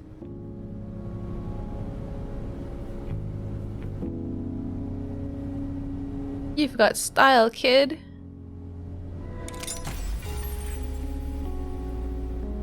You know, kid, you got style. Brad perked up. It was the first unsolicited remark he'd heard from the old man Thomas all night. He'd been expecting a compliment after beating Thomas, but to hear that kind of comment after a loss made him perk right up. Thanks, said Brad. It wasn't a compliment, said Thomas. Oh, and just like that, Brad's mood came crashing down. Thomas continued. All the best players back in my day, none of them had style. Style doesn't win tournaments. Sure, said Brad. Consistency is what wins tournaments. Consistency doesn't mean anything, said Thomas. That's a symptom of skilled play. It's not a thing you can just decide on. No one sits down at the table thinking, gee, I better be consistent today. Nobody. So if you're not thinking about consistency, what are you thinking about? Fundamentals. Thomas chalked the end of his cue. Fundamentals are what matter most. Because if you don't get the fundamentals right, all the fancy shit isn't gonna matter. Thomas leaned down to line up his cue. The straight-in shot is your specialty. Several opponents told me that exactly that, tongue-in-cheek thinking that they were insulting me. But I take it as a compliment. You can shoot the cue ball, you can turn any shot into a chip shot. That's what you want to do. That's how I can still sink him even at my old age. I know, I've been watching you, said Brad. Your cue ball control is incredible. You're a very talented player. Not talented, said Thomas. You can do it too. The question is whether you've got the discipline and the patience. That's true. Thomas followed through with his stroke and hit the apex of the triangle, head on. He sank 2 balls, 1 stripe and 1 solid. He pointed to the striped one, signifying his choice. I'm plenty disciplined, said Brad. When I was in high school, I'd come out every day after school and put in at least 4 hours of practice. Sometimes I'd come in after dinner to squeeze in a few more. And on the weekends, I'd come and spend all day up here. Yahoo! Yahoo! Thank you, Dragon Leader, for the sub. Thank you, thank you. What a lovely 7 months. Of course you did, said Thomas. Yeah, that's exactly what Brad looks like. He's like, actually, I'm very disciplined. Hoods, hello. Tips Fedora, hello. Of course you did, all the pros have. Anyone can put in time. At a certain point, what matters can't be the number of hours you put in because everybody puts in the time. What matters is how you use that time. And it seems like you spent a lot of time practicing trick shots. Thomas lined up and made several practice strokes. Brad found himself getting annoyed with Thomas. Brad knew better than to try to talk to Thomas while he was lining up a shot. That was bad etiquette. And just bad sportsmanship, plain and simple. But it kept him from offering timely retorts to Thomas's statements. It was bad sportsmanship, Brad decided. What? He decided to talk at an opponent in a situation where etiquette forbade him from responding. Thomas finally took the shot and sunk a solid-colored ball, but a bad bounce put the cue in the pocket with it. Brad sighed with relief as he took control of the ball and with it, control of the conversation. You're right, it takes a lot of practice. Brad lined up a shot, aiming at one of the balls in the opposite corner. He could get the angle just right. He took the shot and the cue ball knocked off the striped balls into the back left pocket before ricocheting, hitting another ball into the back right. Okay, whatever. He did some cool shit. Brad taps the table with his cue, as if to emphasize the shot he just made. You don't learn how to do shit like this overnight. That's a nice trick, said Thomas. Now, can you do the same thing 10 times in a row without messing it up? No, said Brad. It's a hard shot. About a 10% for most people. But I'm good. I can give it a 30-40%. A 30% shot isn't worth taking, said Thomas. If I offered you a coin flip bet with a weighted coin, would you take it? No, of course not, said Brad. And yet you take the low percentage shot. I make it a higher percentage shot though, said Brad. Yes, and I'm sure you look like a big hero by doing it, and when you miss, no one calls you on it, because defensive shots are boring. I can play defensively. But you don't win games by playing defensively. Of course not. There's nothing on the scoreboard that lets you tabulate the places where you gained your opponent a point. Oh, denied. Brad was angry now, and he began lining up his next shot, just so he wouldn't have to hear the old man talk. Some players might get tilted in a situation like this, but Brad played better when he was emotional. Whatever it was that made him play better under pressure was also what made him play better while angry. He couldn't even think about the shots he was making. He was operating on pure instinct and conscious thought. The thought that was chased away by anger was only a distraction. Brad tried for another double. He missed the second ball, but one was enough to set him up for a triple bank shot, which he followed with another shot that he put spin on. Wow. He didn't even need to curve the ball around anything, he just wanted to show Thomas that he could do it reliably. Fortunately, he didn't get punished for it. His last shot placed one of Thomas's balls between the black 8 ball and the white cue ball. Ow!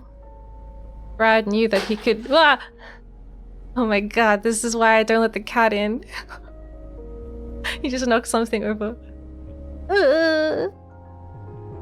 Brad knew that he could sink the shot easily by hitting Thomas's solid into the stripe, but he was on fire, and he wanted something flashy. He struck the cue ball's base, driving the leather tip of his stick into the table. What? And it bounced the ball up and over Thomas's ball, hitting his own and sending it into the pocket. Brad turned to Thomas with a look of defiance. Have a good luck among us. Looks like this game is mine, old man. Yep, said Thomas. He took another sip of his beer. Is that all you have to say? Yep. Oh, how about... Oh, you outplayed me! Do you need me to tell you that? Said Thomas. A little acknowledgement would be nice. A moment after he finished saying it, Brad found himself cringing. No, Brad, you're so insecure. He was sounding like a petulant child. He was frustrated, angry, and disappointed. But knowing all of that about himself didn't make any of it less true. Thomas shrugged. I thought you played to win the game, not for validation. Oh, give me a break, said Brad. That line coming from a pro. When you compete, play to win, sure, but there's money on the line. And the money goes to the person who gets the W. You play to win the game, you get the money.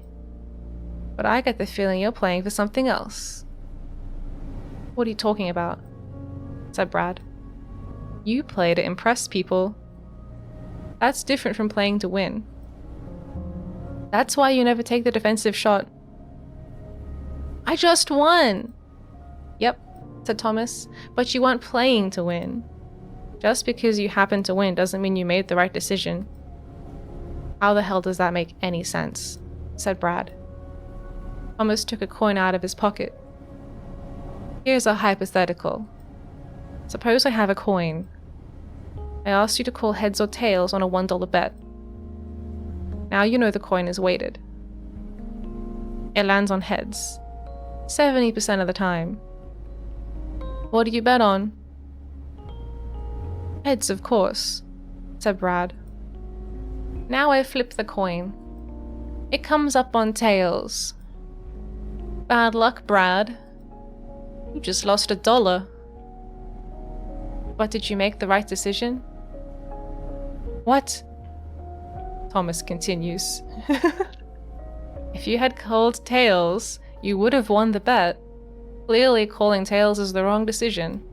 But sometimes you make the wrong decision and get short-term payoffs.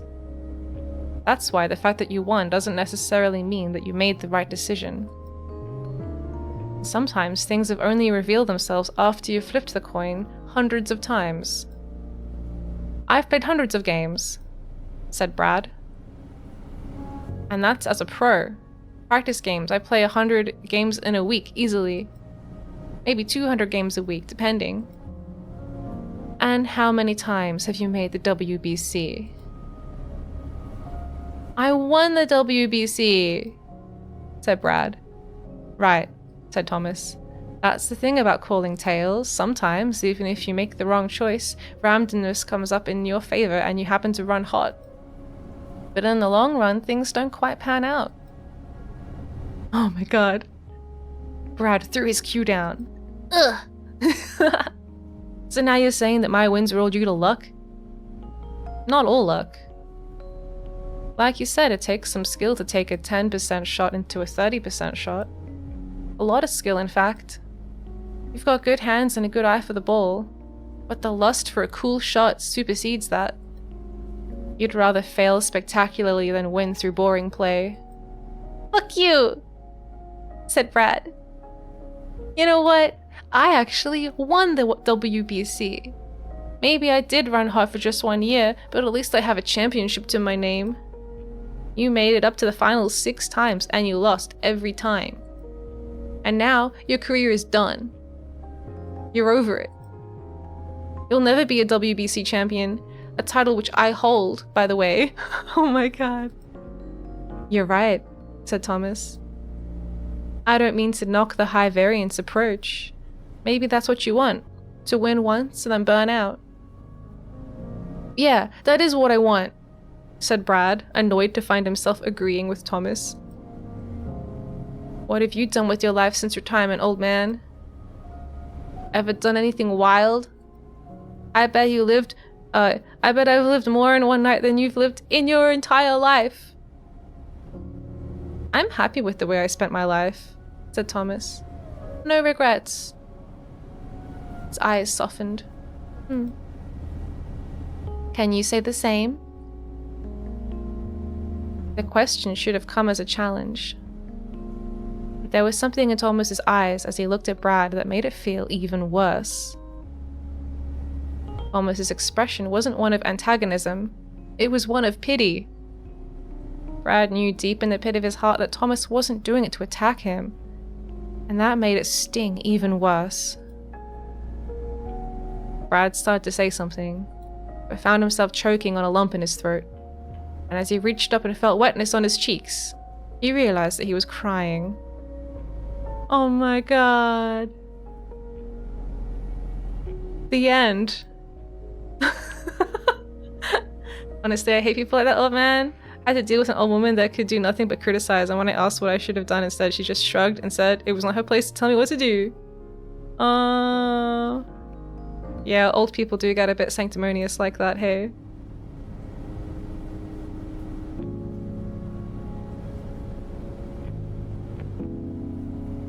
Alright, we got another story. Another story from Beth. Beth smirked. The in front, go girl. Knife held slight his massive hands. Yowie hands. Let's go, little girl. The man standing in front of Beth smirked. The knife he held seemed almost slight compared to his massive hands, but that didn't make it any less intimidating. Finish this one quick, came a call from the knife holder. 3 men stood behind him wearing expressions which ranged from amused to bored. Beth felt her palm growing sweaty and loosened her grip on the knife, in her right hand, sliding her thumb along the guard to reassure herself of its shape hasn't changed since the moment she picked it up. Take your friend's advice, Beth said to the man who was menacing her.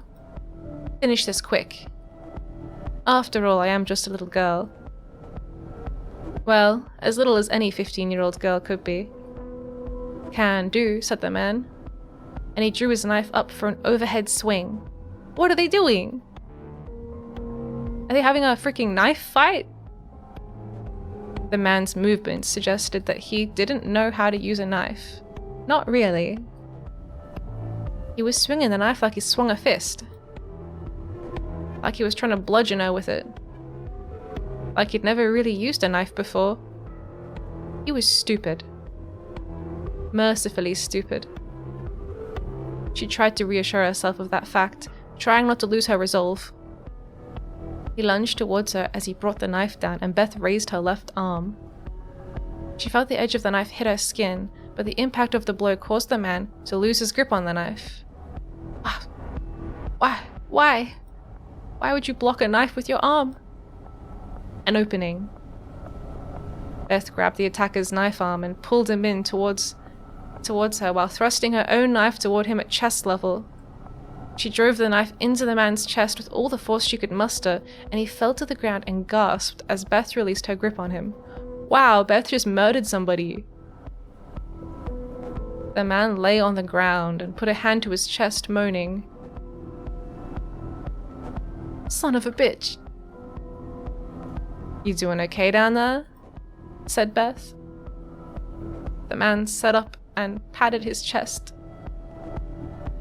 I didn't expect to lose to a girl. No. Well, that too, but I didn't expect it to hurt this much. These rubber practice knives are no joke, said Beth. If I'd stabbed any harder, I might have broken a rib. The man stood up. You got a name, girl? You can call me Beth, she said, extending a hand. He shook it with a look of hesitation. Bramble High. Thank you for the stretch. Oh, and the coffee. I'm Kyle.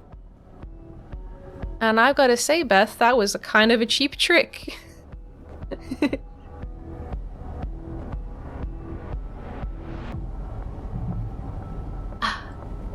How do you mean? I mean the way you blocked my knife with your arm. It just bounced right off. You couldn't do that if we were using real knives. He's right, said one of the spectators. Not really a fair fight with rubber knives. I'd like a rematch, said Kyle.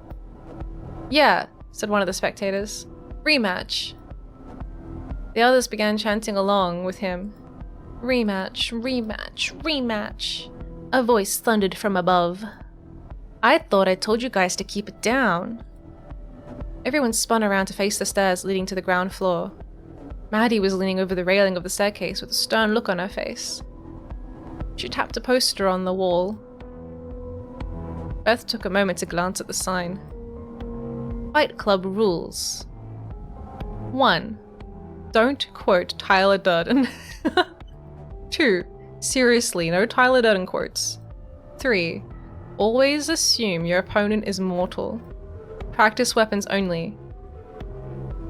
4. Be considerate to other guests. Keep noise to a reasonable level. We don't have many rules here, said Maddie.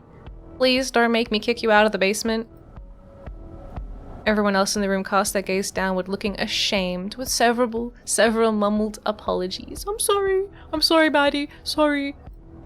Maddie nodded and climbed back up the stairs, content that she'd made her point. Seriously though, said Kyle, not really a fair fight without real knives. Beth walked over to the edge of the room and lifted a rug, revealing 2 steak knives. These goddamn steak knives! No wonder they keep going missing. Several whispers erupted from the small crowd. No way! No way! Where'd you get these?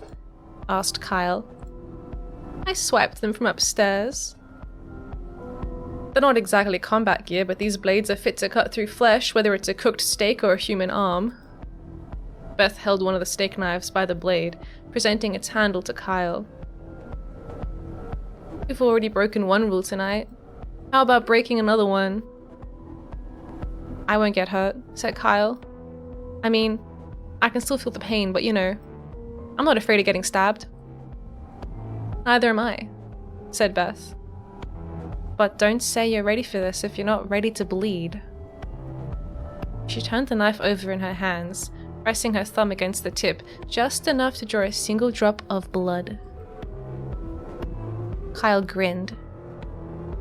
Do I look like I would be here if I was afraid to die? Oh my god! Stay tuned for part 2 of Beth.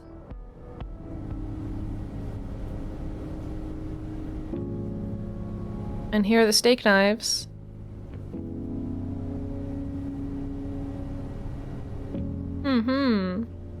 Interesting. Still can't go to the cellar yet, but we can go back upstairs. Cafe. I wonder if all these places, like, will open up to other rooms. Ah, my face.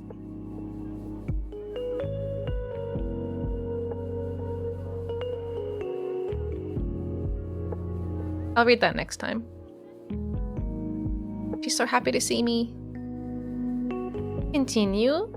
Yeah. If you end up in a knife fight, you will get cut. The question is where and how bad? Might as well make it a cut where you can sacrifice a survivable wound.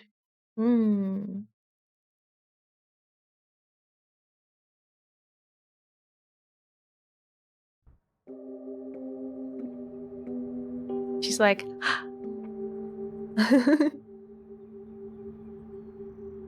We gotta give this guy his hours back. Day 2 outside the terminal, 5 PM.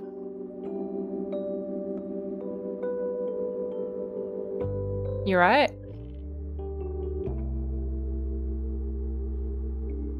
Yeah, I guess. Cool. Mind if I join you? Go for it.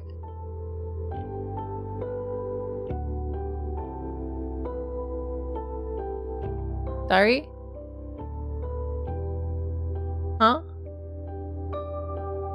You want a Dari? I'm sorry, Dari. Coffin nail. Cigarette? You want to smoke or nah? Oh, right, of course. Yeah, sure. Sorry, it's been a weird day.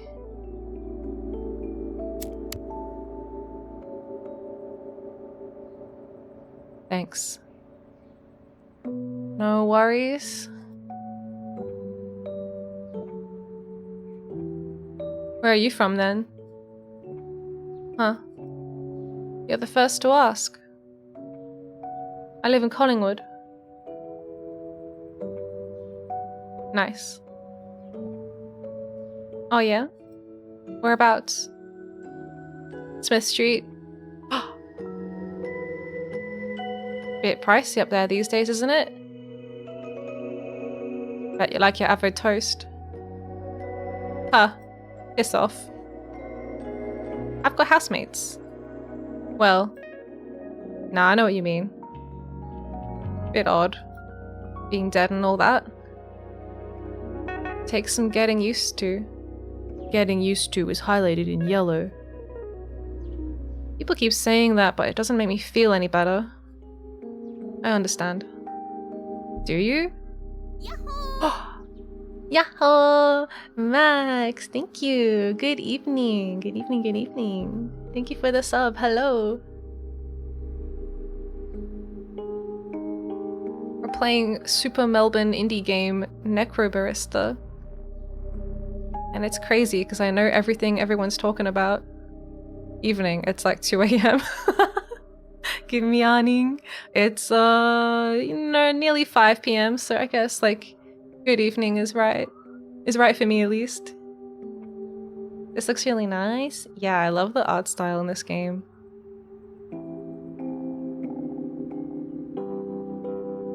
It's like very chill afterlife cafe. Necrobarista. Hey, what's an avocado toast actually taste like? Huh? This guy's Ned Kelly, so I don't think avocado on toast existed when he was alive. I've never had it. Can't you just go and eat some? I'm sure Maddie could whip it up if you asked. Yeah, there it is. $11.60. And you can add grilled tomato for $3. Avocados are a highly malevolent fruit. I don't trust them one bit. Plus, I got this whole situation. Oh, that's what the straw was for? You got it. So, what does it taste like? I don't know, like avocado and toasted bread? Avocado's kind of cold and mushy, but it's got a good taste. Like peas? Definitely better than mushy peas. Love me a bowl of peas, mate. What, because they're the only thing you can eat through a straw? Watch yourself. They're cute. I've been waiting for an avocado to get ripe all week, and I swear to God, it's gonna get bad before it ripens. No! I never know. I have to get my avocado toast from, like, cafes. I can't do it myself. Yeah. Owen, hello. I've had some really good avocado toast. It's pretty nice if you have avocado toast and then you chuck a freaking, like, poached egg on top, and then you cut it, and then Now it's a avocado toast with like golden yolk spilling all over it. Wow, what a treat. I was trying to make guacamole and I need to have at least 2 avocados. Yeah, I've tried having buying an avocado and keeping it in my house and then trying to like know when to use it, but it never goes well. I think I didn't wait long enough and it was just like really hard.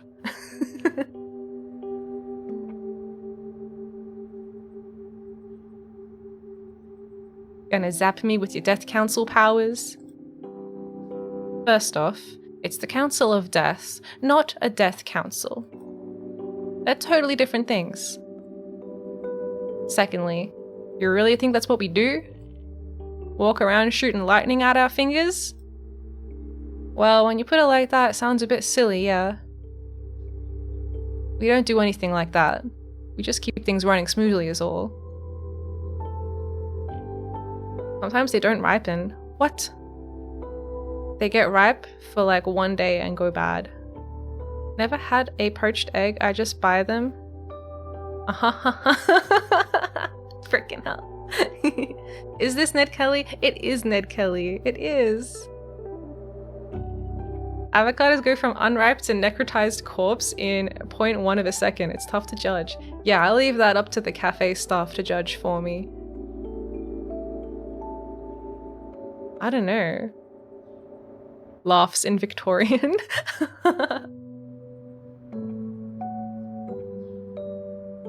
Harassing cafe owners. See, that's what I'm gonna do if I want an avo toast. I'll just go down to a cafe and get someone else to make it.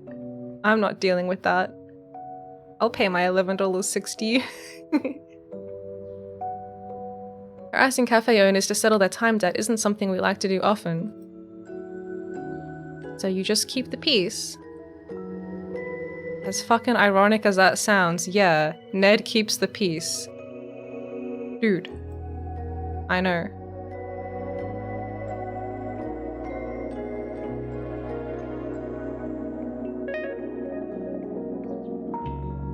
Want another? Sure. They're sharing sickies. Has anyone had sardines on toast? No. Yeah, I'm the same. I've like barely ever had sardines, but I think they'd be okay on toast. You have them with anything else?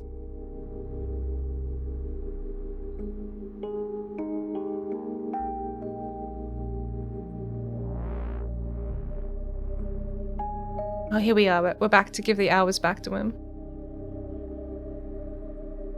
I'm a cat and like most fish. Nice, nice. It's a good way to be. I love the sunrises here. They're alright. You watch many sunrises, Ned? Not enough, no. Even semi-immortals need their sleep. I just like to sit here and watch it. Even when it's cloudy or rainy, there's just something about watching the sunrise that makes it easier to deal with the coming day. Feeling optimistic all of a sudden? No, I still feel like shit. Ah. How about you, Kishan?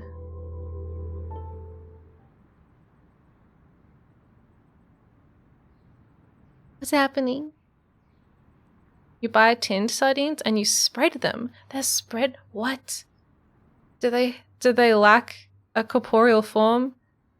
I mean, like, is it like when you get canned, like, tuna? Is it already broken up? I was just imagining when you get a tin of sardines, you open it, and the sardines are just, like, in it, like a whole sardine just chilling. And they're like, hi, I'm an entire fish, just small, right? They are? And then you spread them? Can my cat eat them if I don't like them? They just break down into a paste. Oh, okay. Oh, kind of like a fish pate. What? I like anchovies too. Oh, yeah, that's same. There's like a few fish that I know that are like the little ones that you get in a can. Yeah, cool. That sounds not too bad, actually.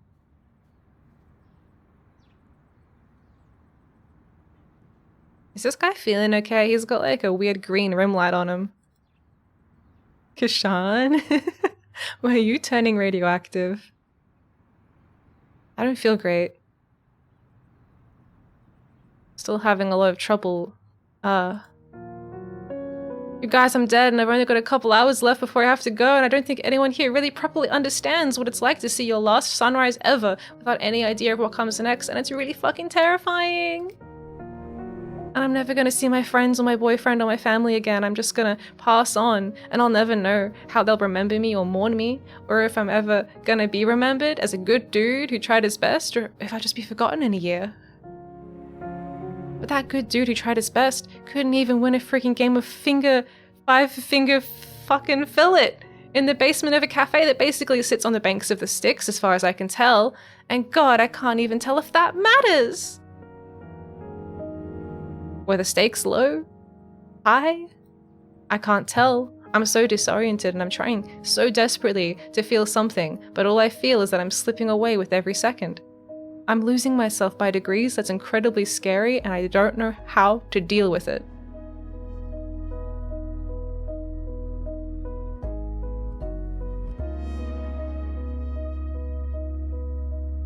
Yeah. Fair cop. I actually came out to apologize for that. The game. Oh, for God's sake, Maddie, have you been gambling again? Can it, Ned? Kishan, I shouldn't have taken that time from you. You took it fair and square. I don't feel like I did, so I'm giving it back. Believe me, I'm as surprised as you are. I don't usually do this. What's different this time? That's my business. I can't believe you're still swindling people out of hours to try and fix your debt. Dude, I know. It's bloody undignified. And it's a clear violation of the rules. I will banish you right now, my man. I thought you'd stop pulling that crap once you took ownership of the cafe from Che.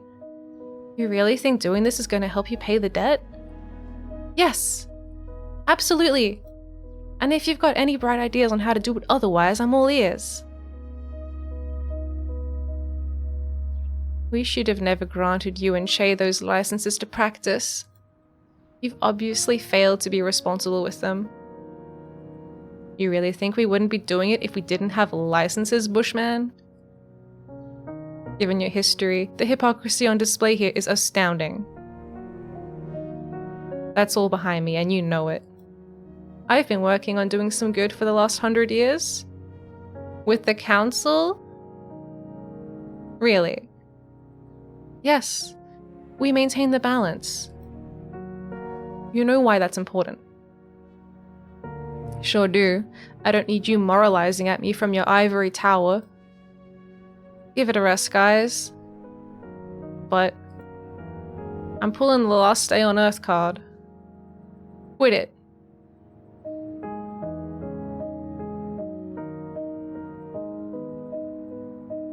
I'll be inside. Come find me when you want those hours back, Kishan.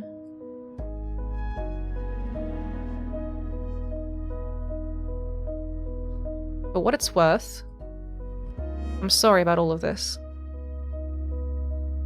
I've never been to the other side. I was too afraid to leave. I walked the land for decades evading the council. That's a crime they call revenancy, staying too long, upsetting the balance. But in lieu of booting me straight to the next place or some sort of eternal punishment, the council offered me a job. Sorry. That's all stuff you don't care about, I suppose. It's interesting enough. Nah, I'm just filling up empty air. You should head inside and grab those hours back. Truth be told, I'm not feeling especially fond of Maddie right now. She might have been dishonest with you, but even I can tell she's at the end of her rope. Like Ned? And you might not be able to see it yet, but I think the people in there are fond of you. You think so? Maddie wouldn't have offered the hours back if there wasn't something different about you. Plus, that kid actually seems to like you, yeah? Too soon. Too soon! It's been a pretty long time. And yeah, the camera work is really nice. The whole like the lighting and everything, like the way they set up the scenes is like super good. She kind of just dragged me off and got me to hold screwdrivers for her. Trust me, she thinks you're great. Go on inside and say hi. I got some business to stick my nose into anyway. Alright. Catch you in a bit. I've got some questions about the council.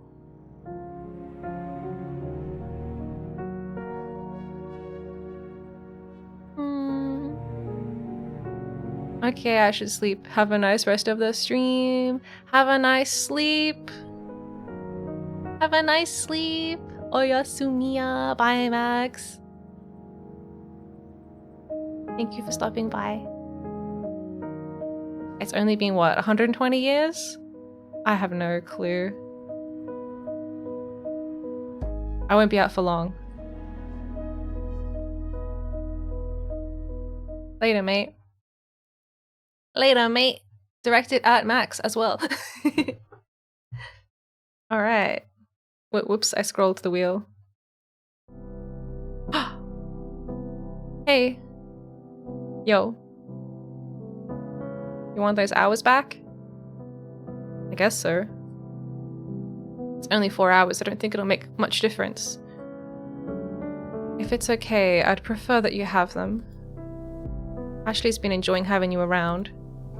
Just Ashley? And me too, I guess. You seem pretty reluctant to admit that, my dude.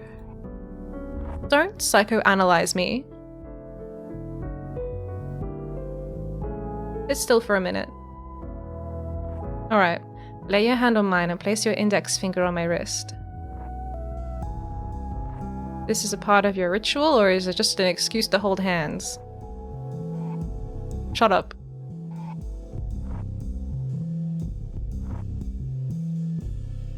Thanks. Watch carefully, and no matter what you do, don't move your hand. There's usually a binding spell I use to make sure that doesn't happen, but I've run out of regions required, and you probably don't care about that. True. Alright, yep. I give this time freely and without coercion. As above, so below, I maintain the balance. Ow. I maintain the balance.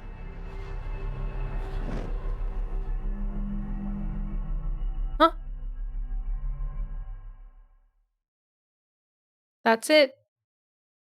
How do you feel? I actually feel better. Feel less itchy. Yeah, we weren't kidding about that yesterday.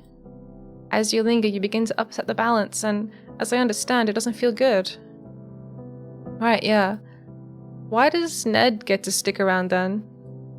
Does he just ignore it? Council are a special case. They're more similar to demigods or demons than they are to us. That's fascinating. Tell me about it. I'd have joined ages ago, but they're uptight dicks. It seemed so bad to me. That's because you've not run into any of their ridiculous rules. Bunch of bloody regulations on manipulating life force and certain standards on the treatment of spirits. Is that why you gave me the hours back? Because Ned realized you broke the rules? Lewd and disturbing hand-holding. It is disturbing. But he was wearing a glove, so it wasn't that lewd. No, that was all within guidelines, despite his blustering. I gave them back because I felt bad, that's all. Oh, neat. So you pity me. I love that. I'm actually really into that. No, dude, it's not like that at all. Nah, you don't need to clarify, I get it. Seriously. Last day on Earth. Moving on. Fine, sure, I'm sorry. Ding. Sorry, I gotta serve this customer. I'll help. Really? It's probably not a two-person job. Two-person job is highlighted in yellow. Yep. Come on.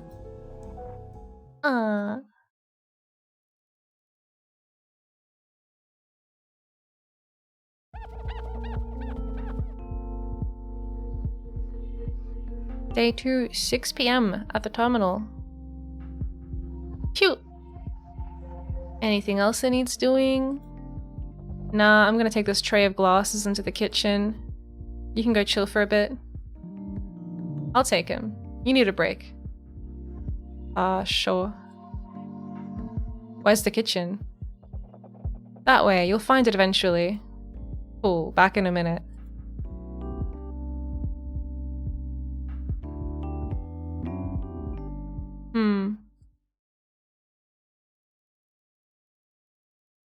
Wow, such a nice looking game.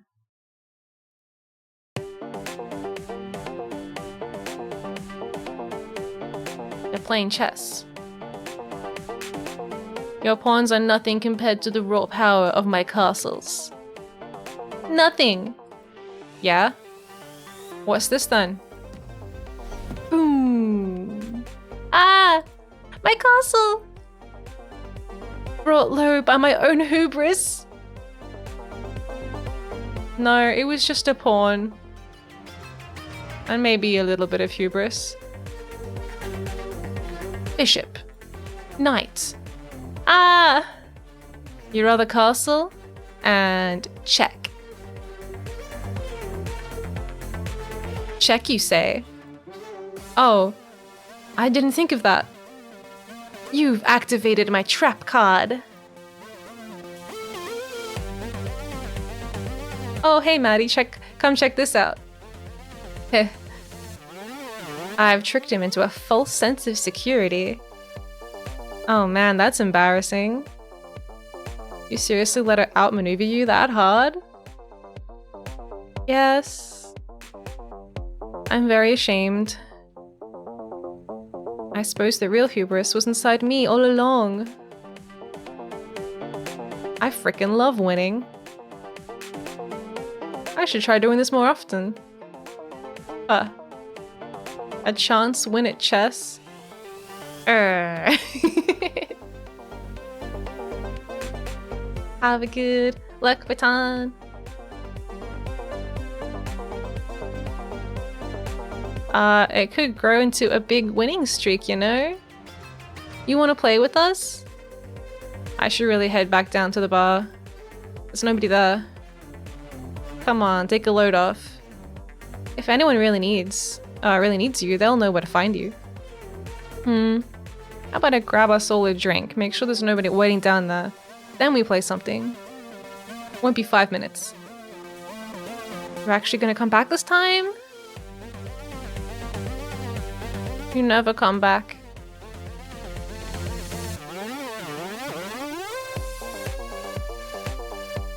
That looks like a no. I'll come back. Promise. Why don't you pick out a game while I'm gone? Let's find something, Ashley. What do you feel like playing today? Something... something with lots of dice. Dice it is. We'll see you in a minute, Maddie. Day 2. 15 minutes later, in Ashley's workshop. What? What is that?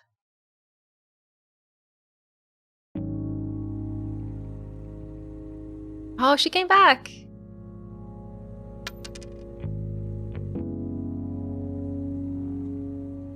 Oh, that's why the 4th season of Row Battle Royale was an absolute betrayal. But you still want to be on it one day? Well, yeah. Unless an indie circuit opens up. Like in wrestling? Exactly like in wrestling.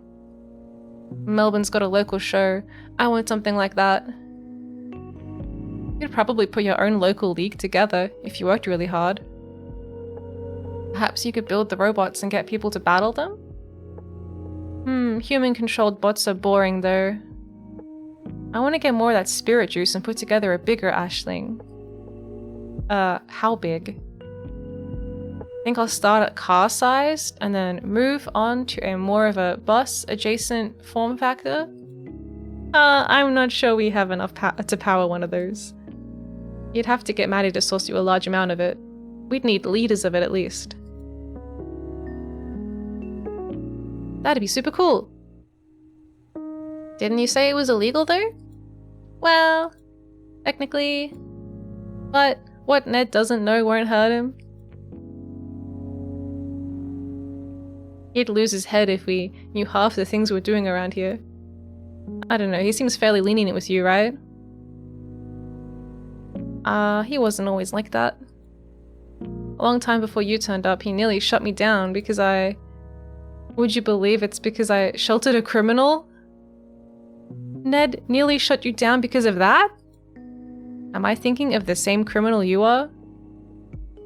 Trust me, the irony was apparent. I found it very, very funny. What sort of criminal were they? Just a minor demon on the run. I don't know what she did to get that price on her head. I just took her in when she stumbled through the door, dripping blood everywhere. Hey, that's metal. It was extremely metal. How long did you manage to hide her for? Oh, not too long, maybe 6 weeks. Time flew by, if I'm being honest. Why is that? Was she from the clock realm? No, nothing like that. We, bonded. Magically? How'd you do that? I thought I heard you telling Maddie that sort of thing was impossible between beings on this plane. The clock realm. No, not magically. Romantically? We were... him. Lovers. Oh no! Ew! Oh, look at her face. She's so upset. Yuck. Ew. Ah. Oh, happier days. I love hearing about when you were young and reckless. Gosh, what do you think I am now, huh? Old and boring. Definitely old. Despite myself, I must say, you're definitely not boring.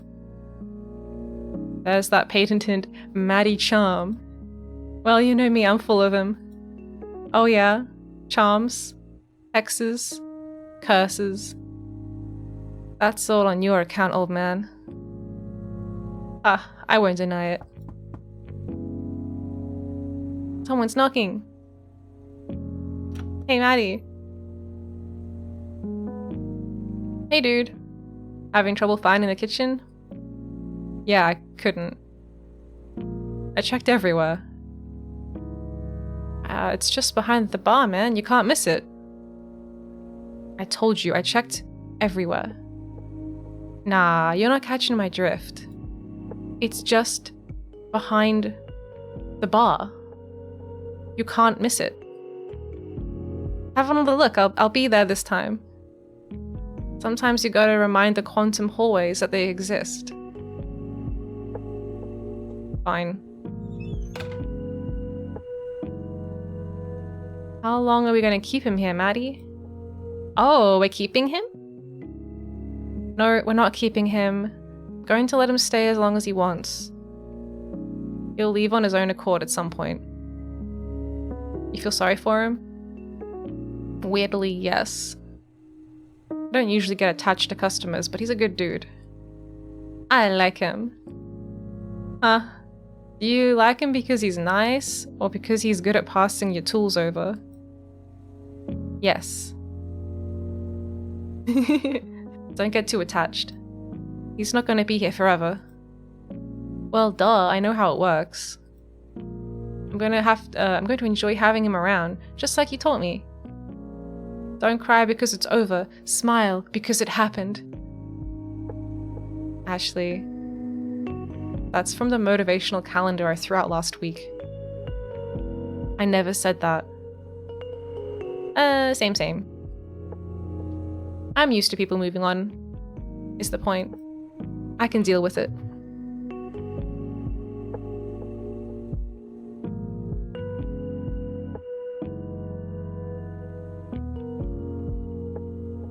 Good. Another 15 minutes have passed.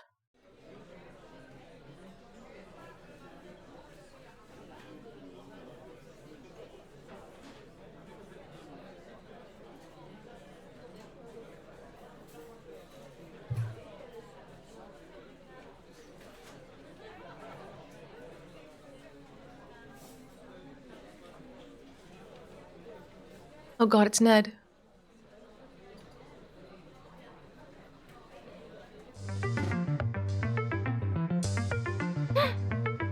We just threw our cup.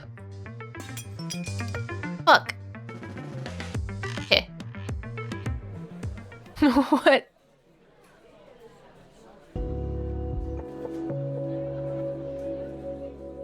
You gonna keep staring at that coffee stain or nah?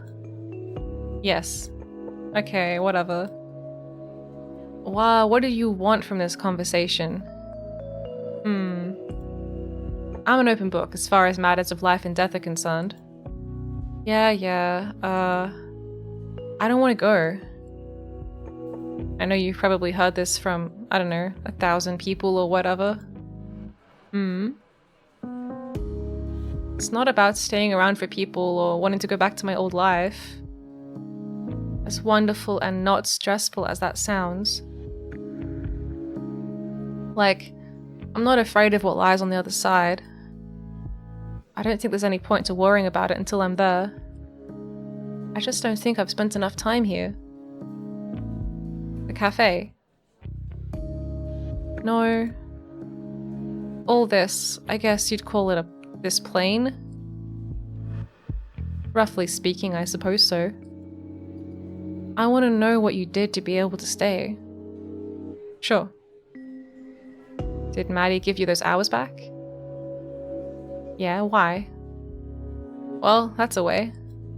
You could just find enough hours to stay as a spirit, half here, half gone. But it's a wretched existence. I wouldn't want to live like that. How would you find the hours, though? There's only so many you can get from consenting beings, right? The crappy psychology of gambling aside. You're right, yes. So the question is, how do you do that? How do you create life from nothing? The answer is that you can't, Kishan. It's impossible.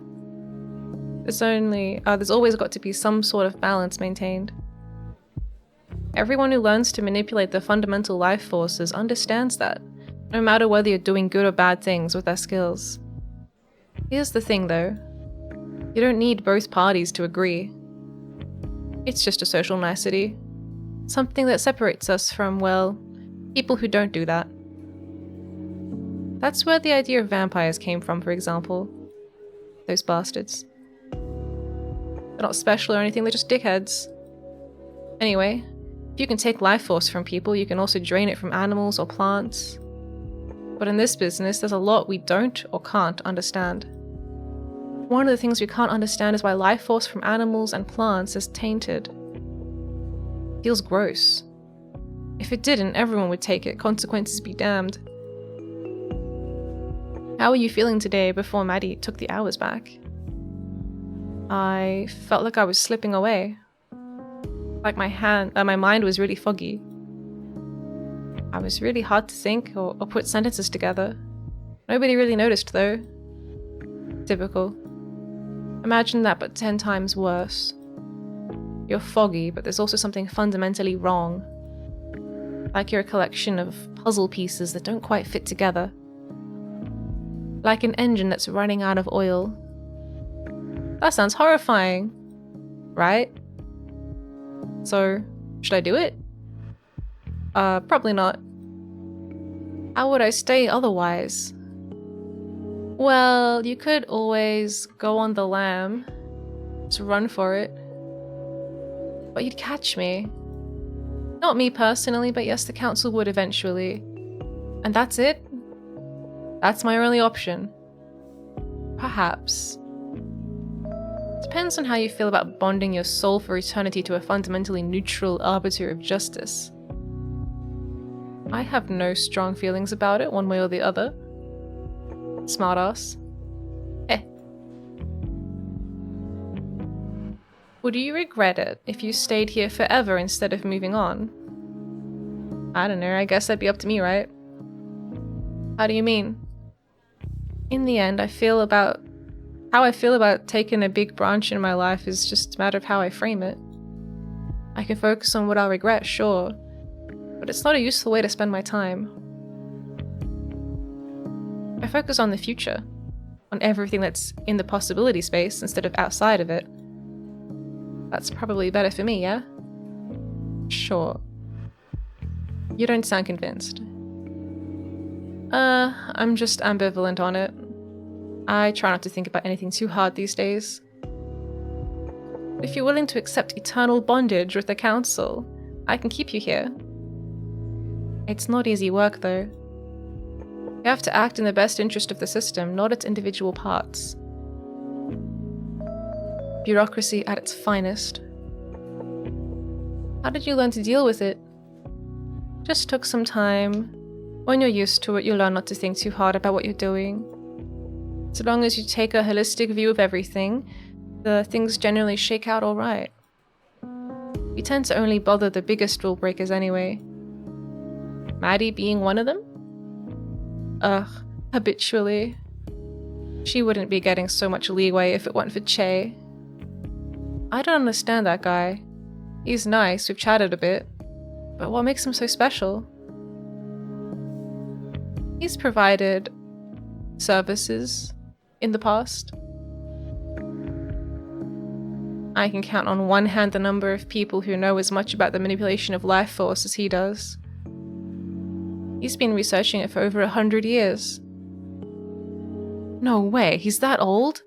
He looks like 60 max. Yep, much older than that. Wild. We're getting sidetracked though. How do you feel about joining the council? I don't hand out offers willy-nilly, you know. I'm interested, but I have some time to think about it. How much time do you have? You've been out for nearly 25 hours. Ned Kelly having a Doctor Who scarf is an interesting design choice. I don't think it's Doctor Who.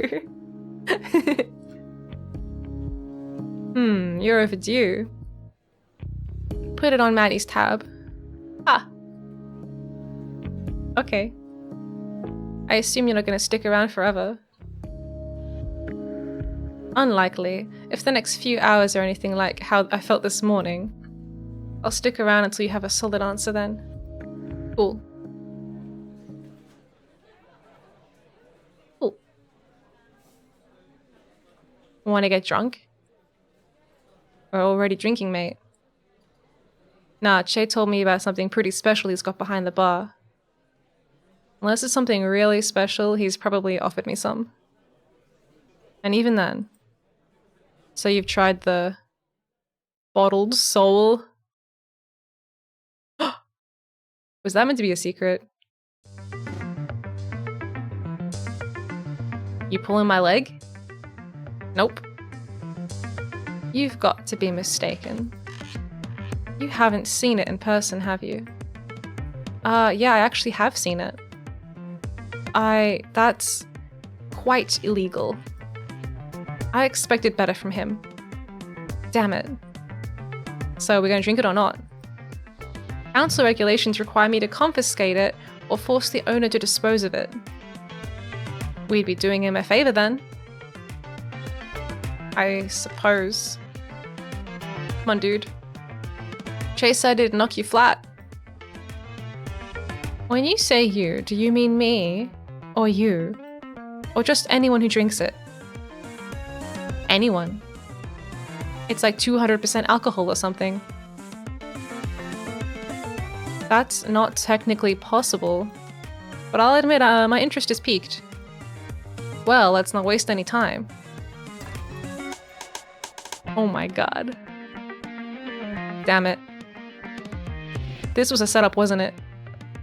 Basically. You in? Fine. Oh, this looks deadly. Good thing dead people can't get alcohol poisoning.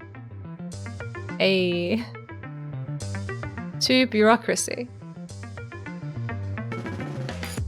Cheers. To bureaucracy.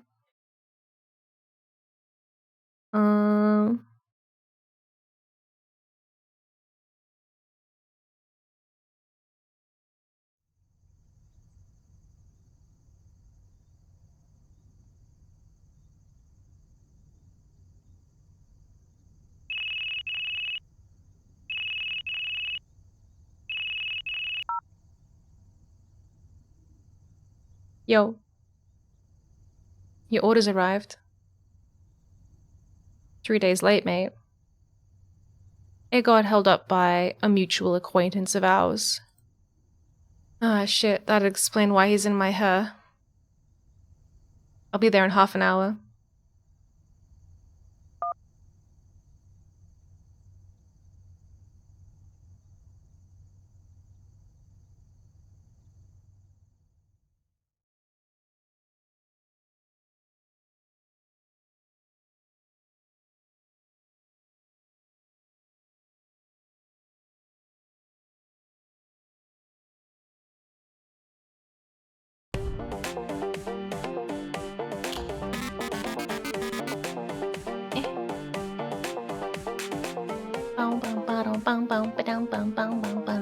Welcome back. The catabasis is considered to be a vital part of the hero's narrative. Every hero goes to hell at some point, and the stories that usually come back, which is the bit that seems weird to me. I don't think that's how it works in real life. Cafe has had a bunch of heroes come through, claim that they were going to conquer hell and come back. They never returned as far as I saw. The idea of catabasis is that, in the grand scheme of things, hell, or the underworld, or Hades, whatever you want to call it. Anyways, it's on the outside of wherever we are. Like we're trapped inside this sphere, we have to leave it to go to hell. Did the ancient Greeks ever consider that maybe we've been on the outside the whole time, just waiting to get in? Maybe they did. Matter of perspective. I guess I'll ask someone if I ever meet one. But perhaps we're just waiting our entire lives for this, to pass through the firmament to the next place. To be driftwood that washes up on the shore of whatever the next place is. Seems weird, but maybe that's where we're naturally meant to be. I'm thinking it's possible that this world isn't some sort of proving ground or anything. Maybe it's just a waiting room. A beautiful, flawed, complex waiting room. Personally, I don't think there's anything like heaven or hell waiting for us. No judgment either. The world doesn't ever operate in binaries or absolutes.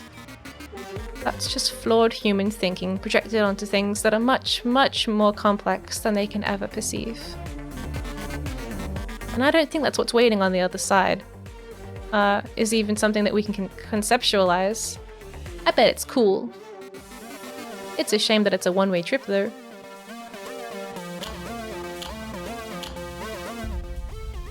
Weird.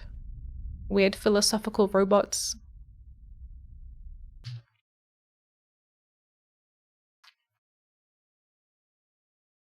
Bow bow bow bow bow bow bow.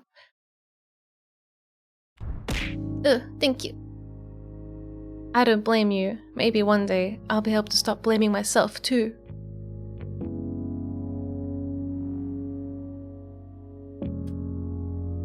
Okay, I definitely misread that as tuna. It's not tuna. You can now speak to Tuan and Hannah to experience the side story, Walk into the Sky. What? We're outside. You can speak to Tuna. I love speaking to Tuna. What's that? A funeral? Oh my god, it's a gravestone.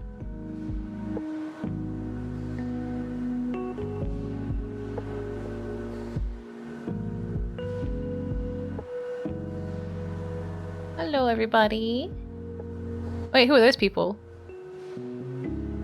Is that Tuna? And Hannah? This is not the alleyway. Yeah, I know. I know. They fucked with me. What is this? Anyway. Funeral. Kishan. Uh-oh. Been thinking. I'm not about the going. I've behind.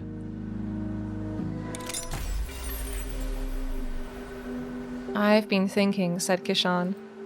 Uh-oh, said Maddie. About the people that I've left behind. Well, I'm not going to see any of them again. One of them could be about to walk through that door. Said Maddie. Yeah, if they die. Don't taunt me with possibilities, said Kishan. You brought it up. Yeah, well, he slumped over in a funk. Woo! Death has a real finality to it, you know? Yeah, it does. That's death. The travel from life to death is a very one-way street for all but a few individuals. And if you're standing here, then it's a bit late for chest paddles. I guess I'm thinking more about the fact that I'm not going to see any of my old friends again. Not as long as they're alive, anyway. That does tend to be how death works. I hope you're not surprised. Not surprised, but also I wouldn't have been surprised if that wasn't the case, you know? Like, I'm pretty sure on at least one occasion I've threatened people by saying, I will haunt you! And now that's never gonna happen. Kitty. You could have been someone's grudge ghost film. Guess that one's confined to the annals of Japanese horror cinema. Hey, I was wondering, do you think there's any way for me to see what's going on at my funeral? Don't. Alright. Just thought, you know, it's kind of everyone's fantasy, right? See what people have to say about them after they've passed. Wouldn't you want to see what was going on at your own funeral? I think it's none of your business what goes on at your funeral, said Maddie. Really? I mean, I think it's pretty common for people to plan their own funerals, at least if they go late enough that they can see it coming. You know, I'd like to have my brother deliver a eulogy. Don't let them play any Barry Manilow songs, that sort of thing. Maddie blinked. Do you have a problem with Barry Manilow? No, I have no particular opinion on the man or his music, said Kishan. But a lot of people who are old enough to be planning their own funeral do. You can make your plans, but whatever unfolds at the funeral is up to those who attend it. Kishan blinked. Blink. What about the wishes of the dead? I thought you'd have a bit more sympathy for their interests, considering how often you interact with them. I care plenty about the dead. You were asking about funerals. Funerals are for the living, my friend. Kishan opened his mouth to respond, but cut himself short. I never thought about it that way. I'm not sure what to say. If you're short on words but high on energy, you can expend some of that energy by carrying this box upstairs, said Maddie, gently kicking a large cardboard box that was resting underneath the counter. There's an alcove next to the bookshelf that would make a good home for this box. Kishan picked up the box, grateful for something to do with his hands. It was heavy enough that he had to make sure to lift with his legs and not with his back, but not so heavy that he felt out of breath by the time he reached the top of the stairs. His breathing was heavy, but not labored. It was a good feeling. Kishan set the box down at the spot Maddie had designated and sat down for a moment, waiting for his heart rate to return to normal. Does he even have a heart rate? It felt good to feel his heart beating inside of his chest. This is how it feels to be alive, he thought to himself. Damn, I'm going to miss it.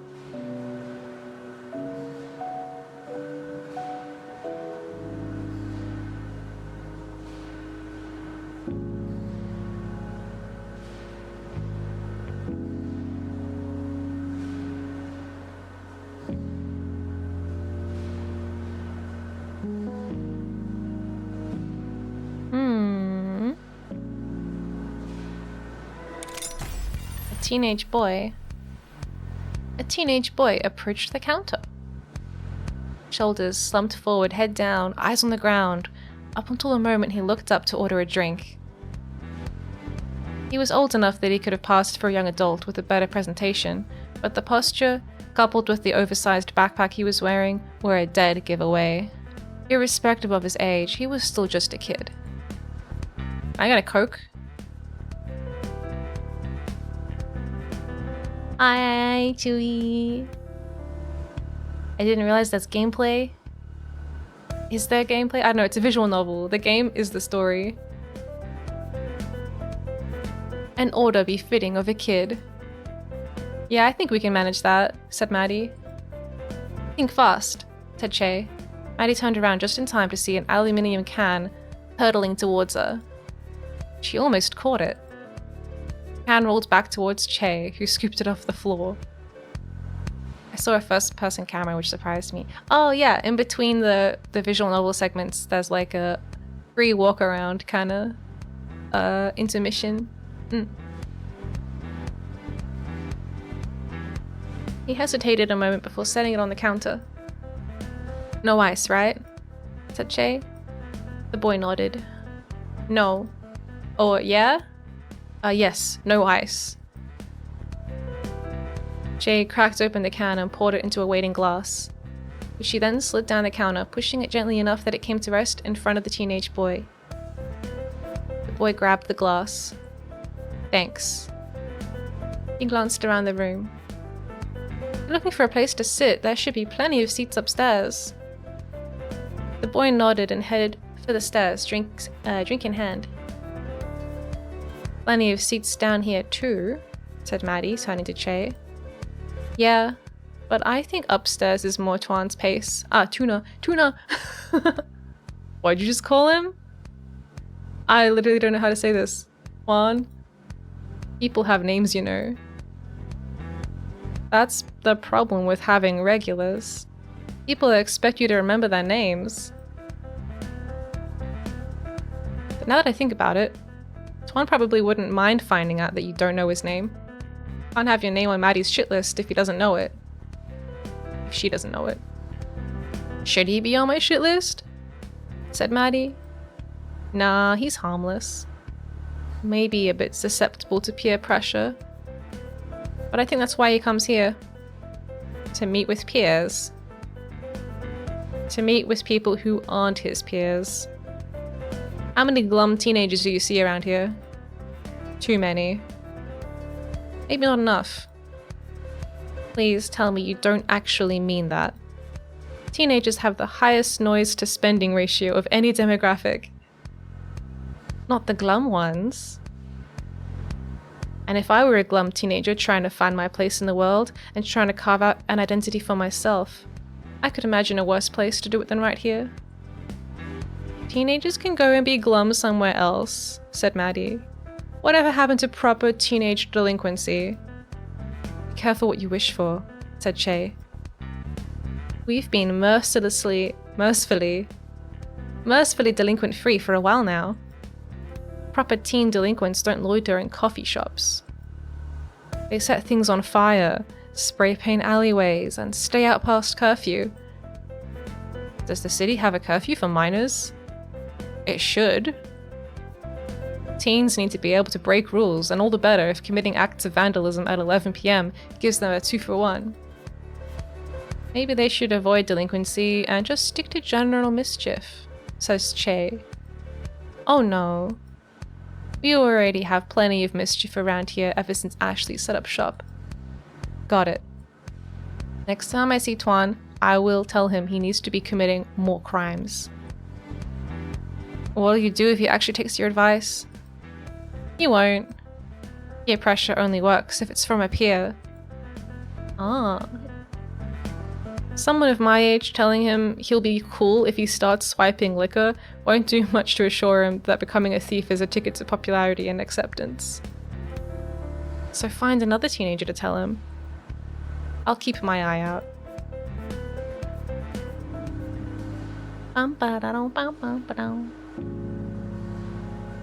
Oh my god, there's a part 3? Do crimes. Local barista. That must be them upstairs. That must be Hannah. Alright, there's a part 3 to the Brad versus Thomas billiards conflict that's been going on for the past 4 hours. Ooh, Thomas looked over up the stairs, beckoned. Something. Sobbing.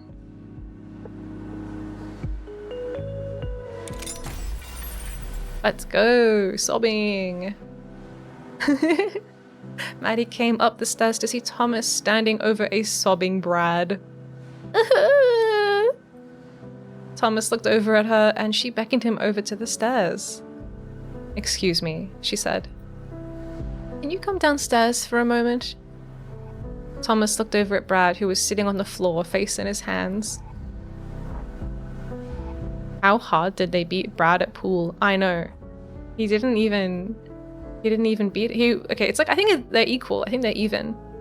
But Thomas just made Brad feel really bad.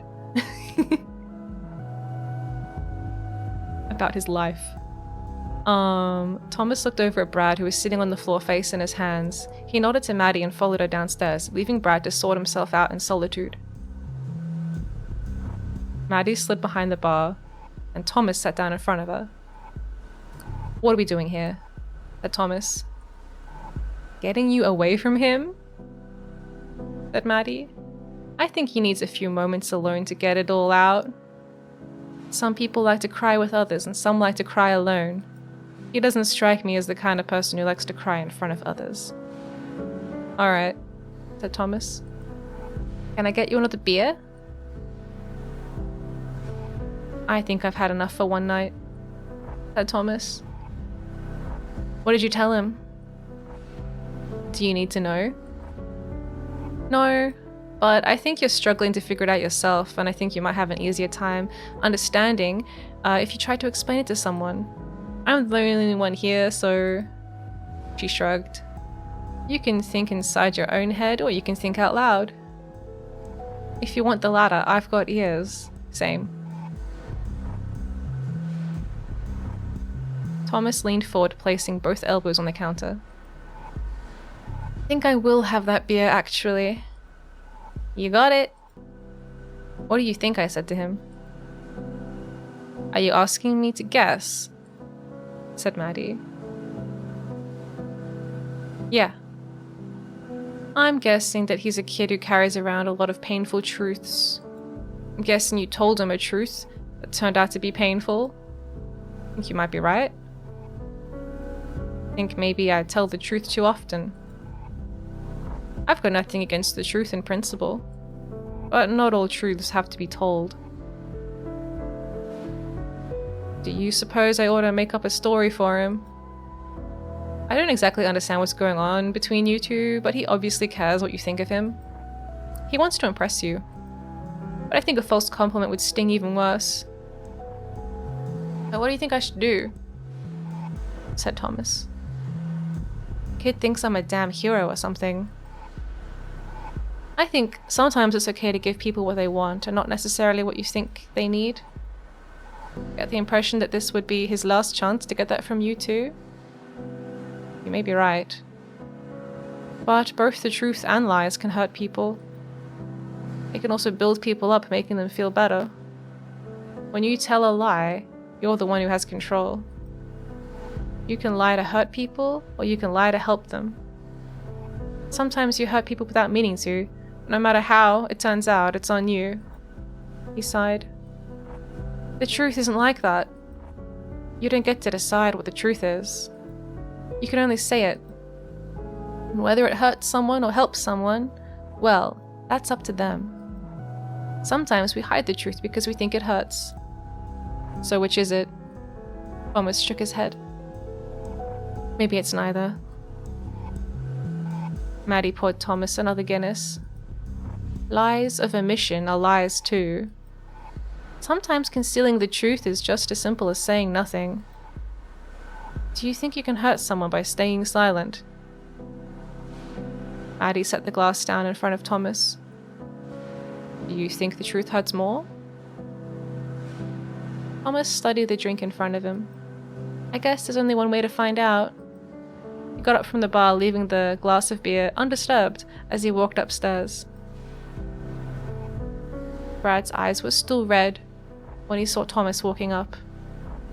He tried to focus on the pool table in front of him, doing his best to ignore the old man. It worked until Thomas put a hand on Brad's shoulder. Brad? Little baby Brad is having a cry. Do you know what the difference between us is? I'm just way cooler than you are. Brad shook his head. You played for glory. I played for money. Thomas paused. You know how we're similar? Brad shook his head. Neither of us played to win. I thought you said you were in it for the money.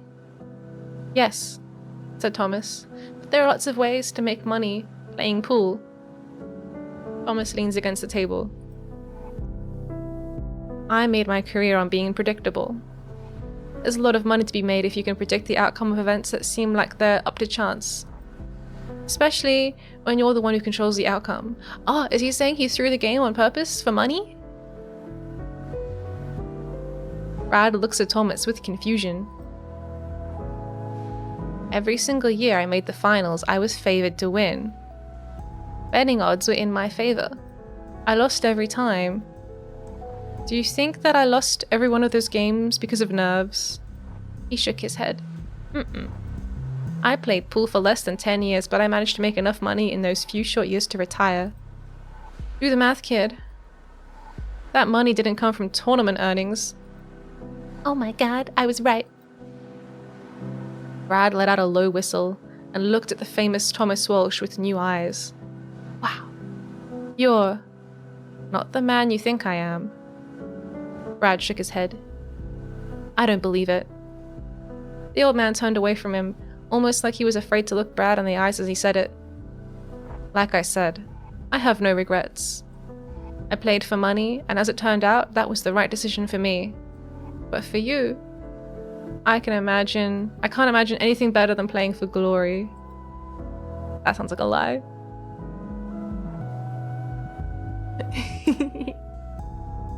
You're still a great pool player, said Brad.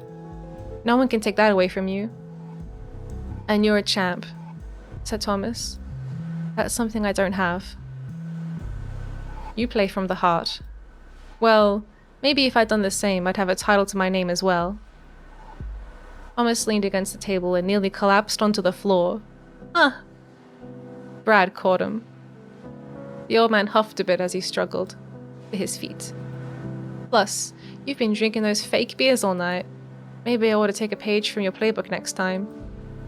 Had enough pool for one night? Said Brad. Yup. As they walked down the stairs, Thomas stumbled on the bottom step and Brad caught him. Feeling okay, old man? I won't be driving home tonight. That's for sure. Are they not dead? I don't think you're going to be driving home anywhere, mate. Brad chuckled and the two of them walked out of the building. On the bridge out of the terminal, Brad looked at the old man who barely seemed able to support his own weight.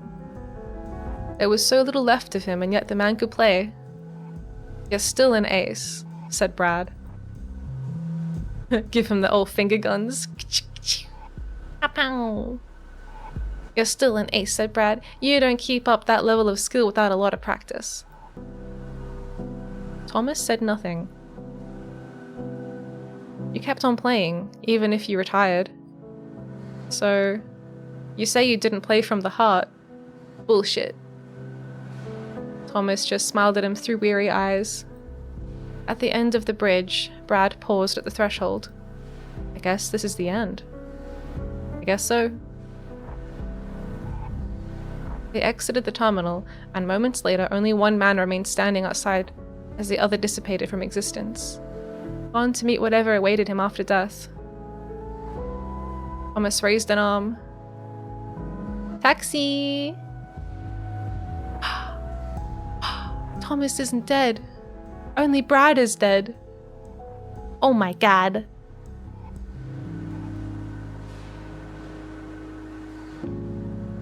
Brad died and then he got to play pool with his childhood pool hero.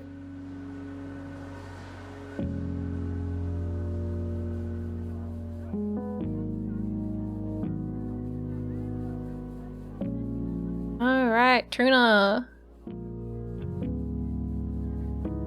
Hey. Walk into the sky? Yeah, I'm walking to the sky.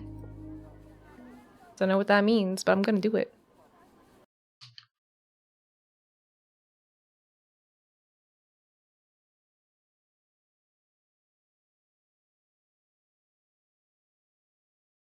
They did the thing. Yeah, the finger gun. Gloomy teenager tuna.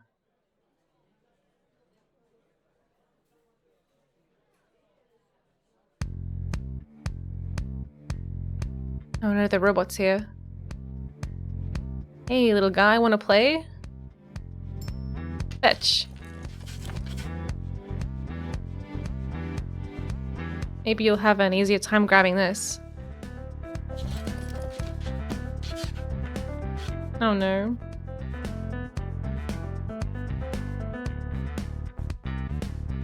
What else do we have here? He ran his hand along the edge of the shelf and found another object to throw. Blech. A flat, dull ring of metal. Catch. Oh! It caught it! The bot took its prize and left. Oh, no way. Oh, hey. Ow. Thank you for the hydrate.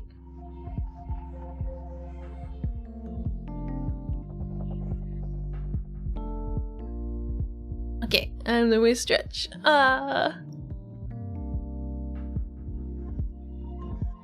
Okay.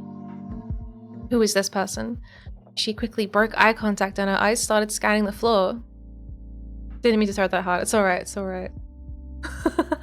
I'll be fine. She's looking for something.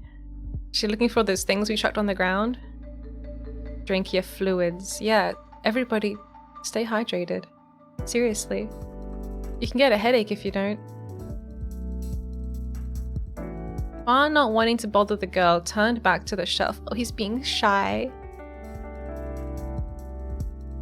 She clearly had come upstairs looking for something, and it wasn't a conversation with him. Still, she seemed interesting, and he kind of wanted to talk to her.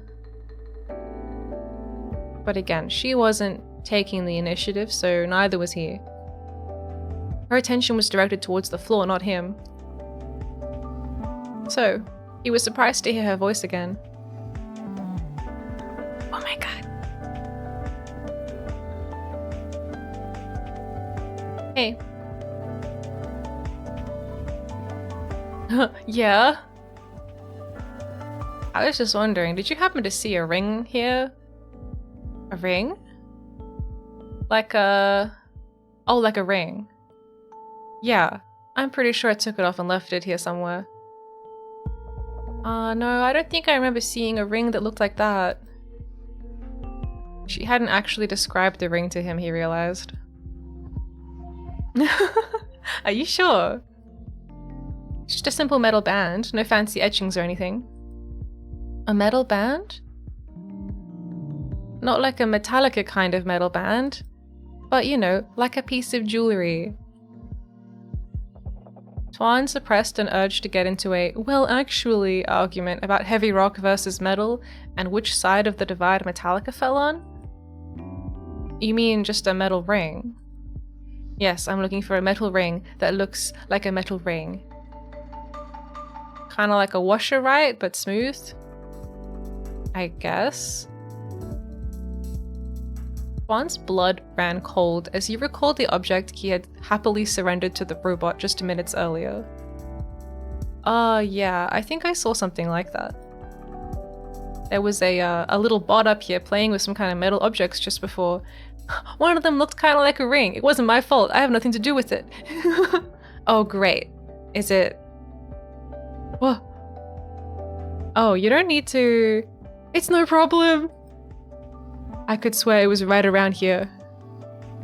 It wasn't. Sorry, I think it may have run off with it. Man, this guy's being so awkward. Oh, you don't need to apologize. I mean, it's not like it was your fault, right? Yeah, haha. He mentally cringed at the way he said ha instead of laughing like a normal person. Well, thanks for checking. I'm gonna see if I can find that bot.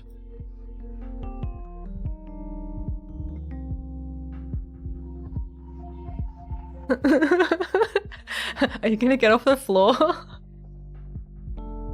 It's me. Huh? I'm sorry. I mean, it's me that's going to help you find that ring. Oh, that's really not necessary. Tuan couldn't tell whether she simply didn't want to impose or whether she really thought she didn't need his help. He decided to shoot his shot. I've got nothing better to do. And I know this place pretty well. You're new here, right? Let me lend you my limited knowledge of how this cafe is laid out. If it's not an imposition, I'm happy to help. To be honest, she was imposing a little. Then again, the situation was mostly his fault. Well, cool, I appreciate it.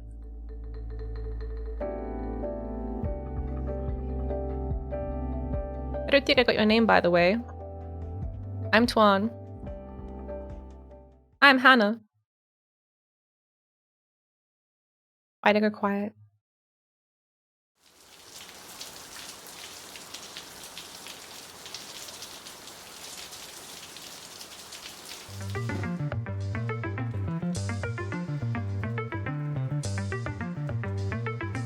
Where they going? So, does this ring of yours have any special significance? Special gift? Some kind of sentimental value? I know what you're doing, mate. You hoped it wasn't. It's kind of a reminder of who I used to be. Back when I was going through my whole goth phase.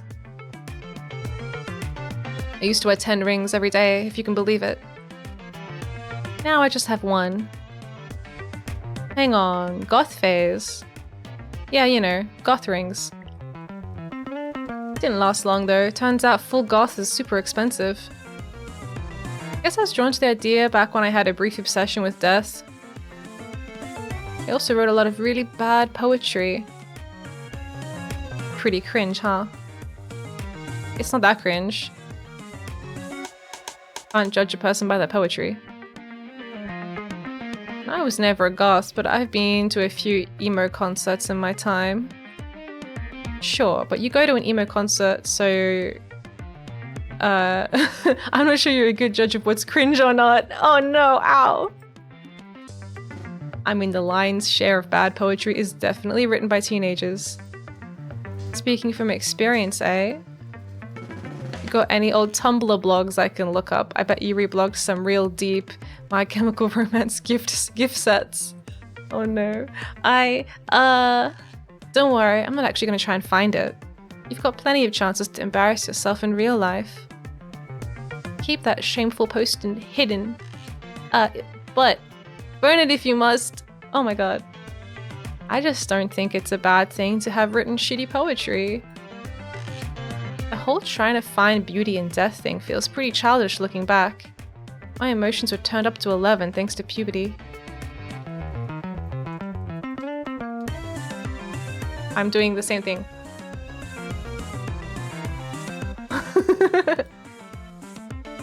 But I think there's more to it than that.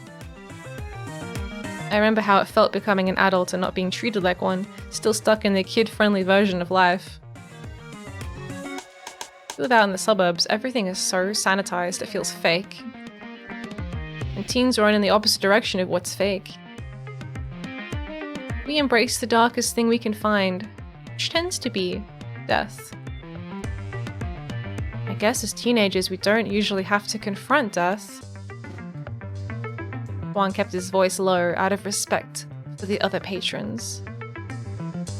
He knew enough about the cafe to understand that not everyone was here to have deep conversations about death.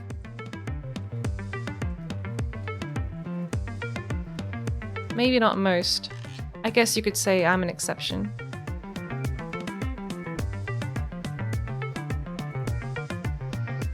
You want to ask a question, don't you? But you're not sure if you're allowed. That's a big assumption. Am I wrong? I'll take that as a yes. I'll take your continued silence as further confirmation. Okay, you're not wrong. I just don't want to make you uncomfortable. The feeling's mutual. You're not sure you're allowed to ask, and I'm not sure I'm allowed to tell.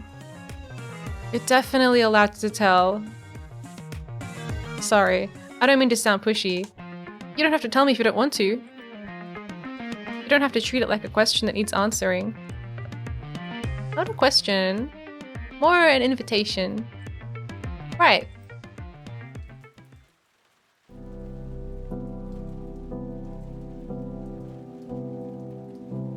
My mum was diagnosed with leukemia. Okay, sorry, it's gonna get dark now.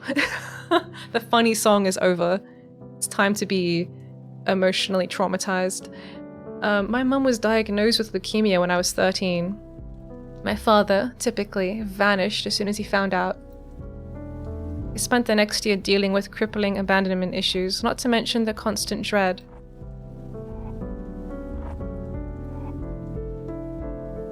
There was more to this story, Tuan could tell. Depression soundtrack? But this was Hannah's story to share, if she wanted.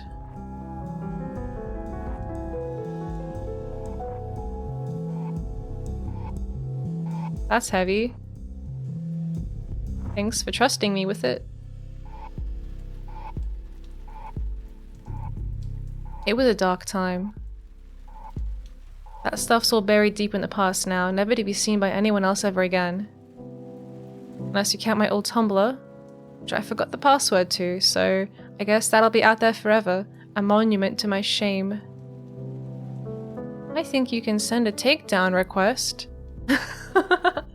The site has to honor it. They send a message to the blog, and if it doesn't respond, away it goes. I wasn't really looking for a solution to that problem, but your advice sounds pretty useful actually. I might just give it a shot. I'm actually really good at offering unsolicited advice, honorary assistance. For example, one time this girl came to me looking for a missing ring, and I told her I'd help her find it. Wow, cool, I hope that story ends with you actually helping her find it. In case of emergency, break glass. I don't actually remember how that story ended. But I think the big plot twist happened when we decided to study the bookshelf. Like the bookshelf we're standing in front of. Just so. Amazing. What are they doing? Can we stop now? I appreciate the commitment to the bit, but the ring's not here. The bookshelf had a few nooks and crannies a bot could hide in, or hide a ring in. Oh, the silly time is back. Are you sure it's okay to move stuff around like that? It'll be fine as long as you don't sneeze. Is it really that fragile? Oh yes. The shoebox ROG is not a plane known for its sturdiness. I'm sorry, I'm not sure I caught that. What's that thing called? The shoebox ROG. Short for Rise Off Ground. It's a classic, capable of self-sustained indoor flight for up to 40 seconds. Don't tell me you know every model of these shelves. No, just the balsa wood airplanes.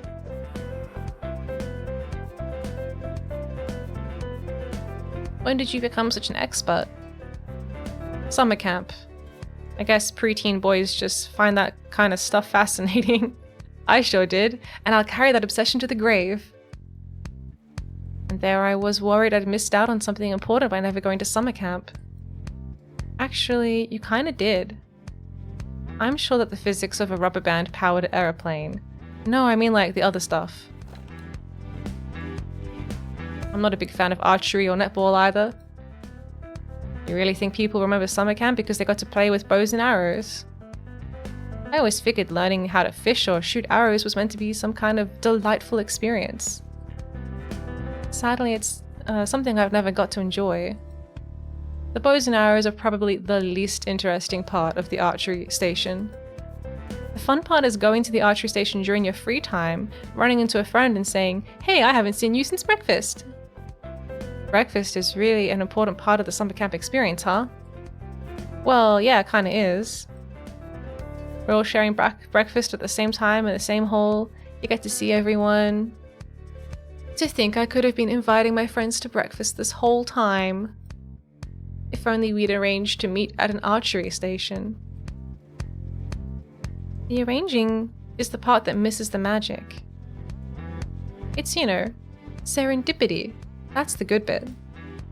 Right, so you go to summer camp to have serendipitous encounters with your friends. No, I didn't know anyone the first time I went.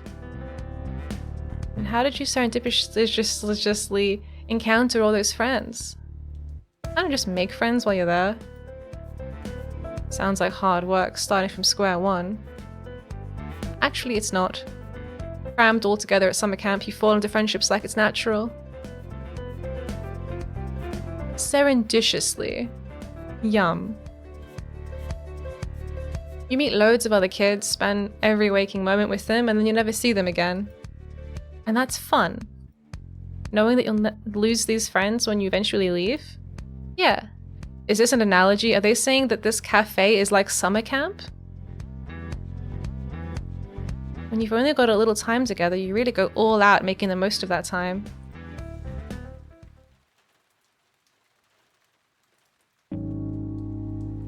Anyway, doesn't look like the ring's here either. Good news is there's still plenty more ground to cover. That's good news. I'd prefer if our search radius were a bit smaller. It'd be worse if we didn't have more places to look, right? Don't know.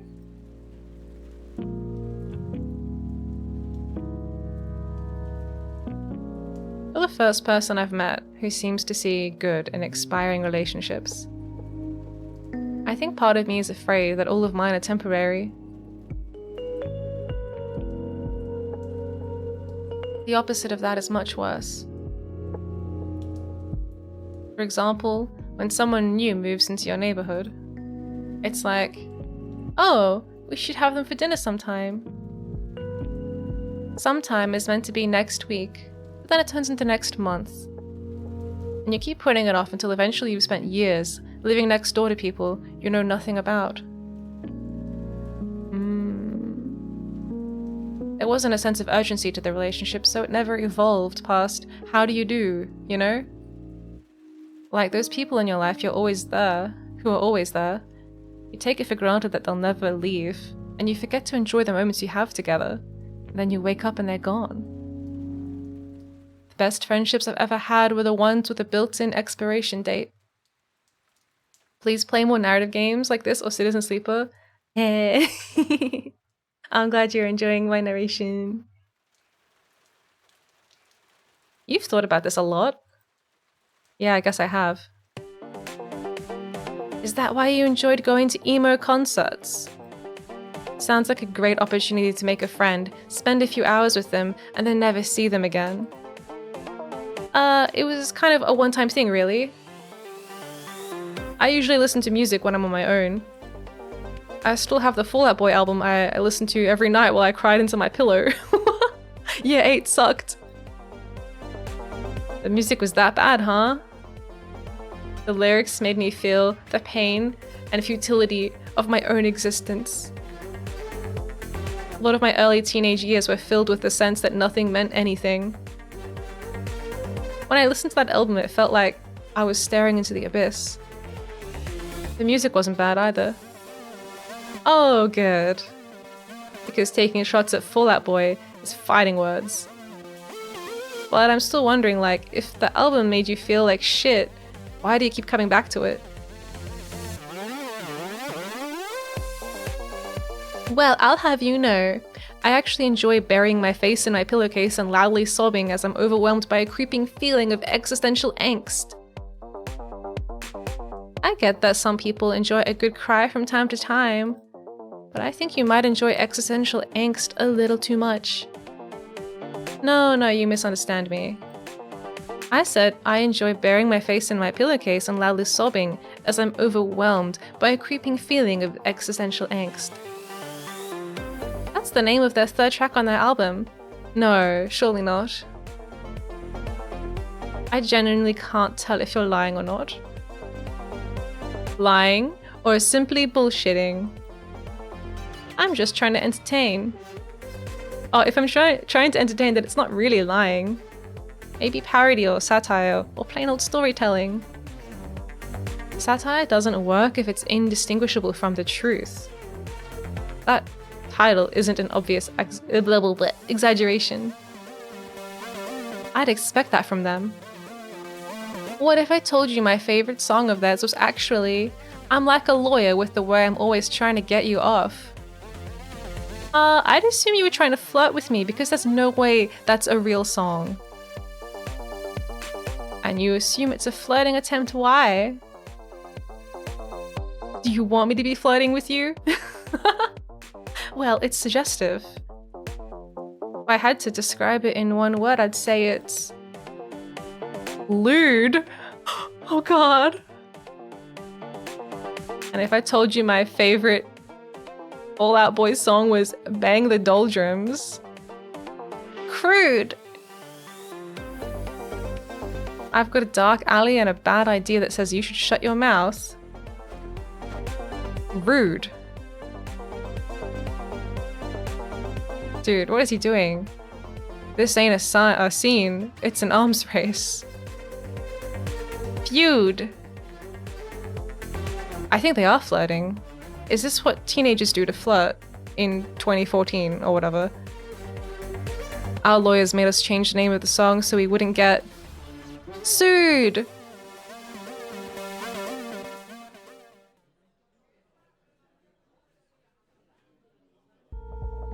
Well, that's all there is to see of the mezzanine. No ring, no bot, so sorry I couldn't be more helpful. Don't be silly, you helped me check out all the little nooks and crannies, and besides, you kept me company. Frustrated searching becomes a heck of a lot more enjoyable when you're hanging out with an alright guy. Ah, nice. Could be, yeah. That's a solid theory.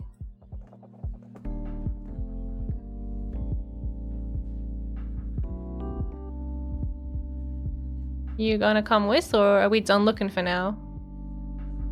What if we... And hear me out here. What if we did not that, and just looked from up here instead? I've done enough walking for now. Oh, you want to sit down? Nah, sitting's overrated. I'm really into leaning against things. It's the new hip thing. You're terrible. Yeah. This place is pretty cool. It's alright. Interesting crowd down there, all types. Which of course means we've got that one guy sporting the blazer hoodie combo.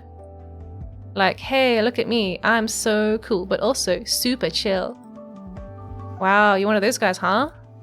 Oh, sorry, did I just dunk on your fashion paramour? Nah, those kinds of guys can be real douchebags. But what if he wasn't? He wouldn't be wearing the blazer hoodie combo. Oh no, the blazer hoodie combo is something he has a deep, sentimental attachment to.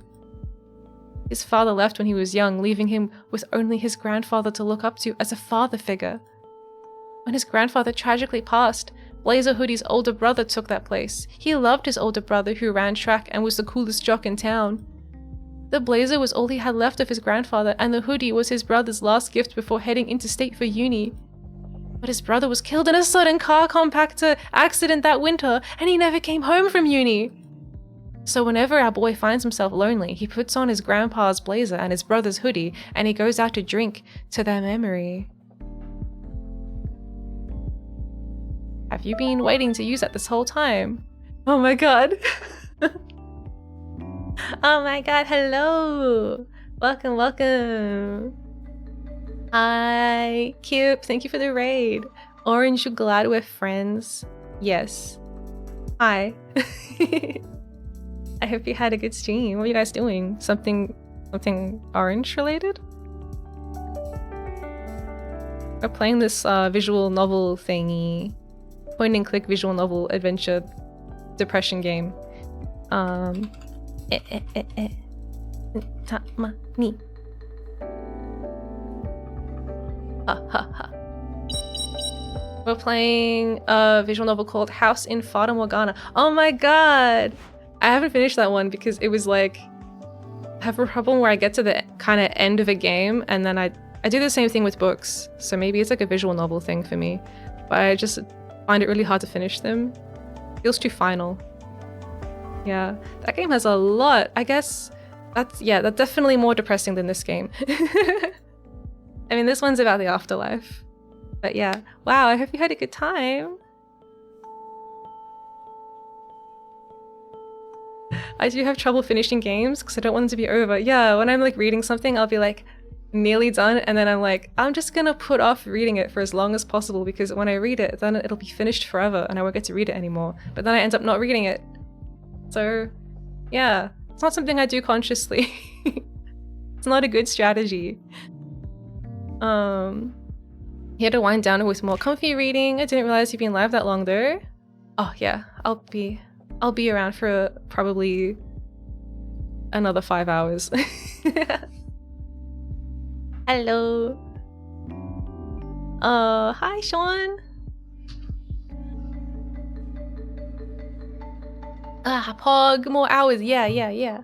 Also, if you're new to my stream, hi, welcome in. I'm Miya, galactic alien mech pilot and creative genius. Today we're playing Necrobarista, which is an indie game from Australia, from Melbourne specifically, and it is set in Melbourne.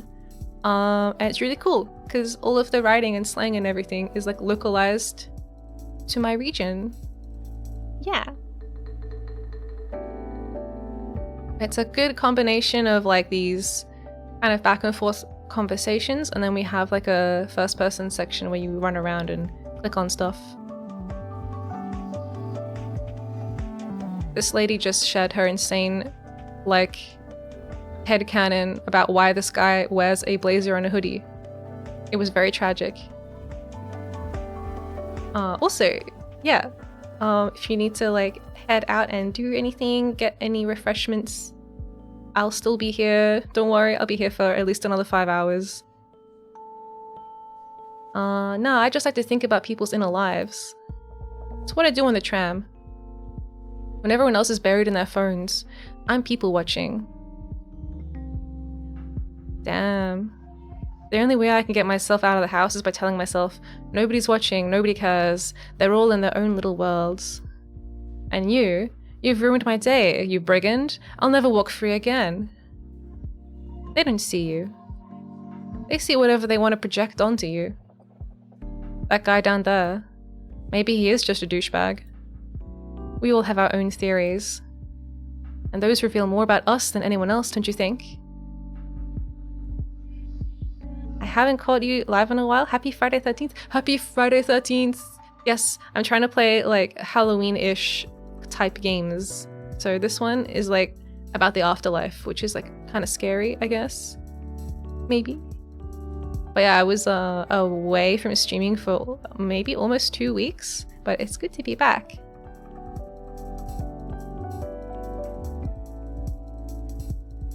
Clearly. Look, it's easy to play on stereotypes saying, that guy dresses like a wanker. But where's the fun in that? People aren't always what they seem. I like coming up with dark and macabre backstories. Just the worst stuff. Darker than the one you just told. Yeah, but like, don't worry about it. Come on, you wanna? No, I'm not going to. Sorry, it's one of my rules. Some people find healing in sharing dark thoughts. I don't think I'm great at gauging what's good for me when sharing. I end up oversharing, and then I spiral and spiral until I'm in a bad place. So, no stories for tonight. Are you wondering if you're allowed to tell? Because I think we're at the point where you shouldn't have to wait for me to ask. My rule isn't to protect the audience. It's to protect me. And buddy, we're still at the point where there are still questions I'm not gonna answer.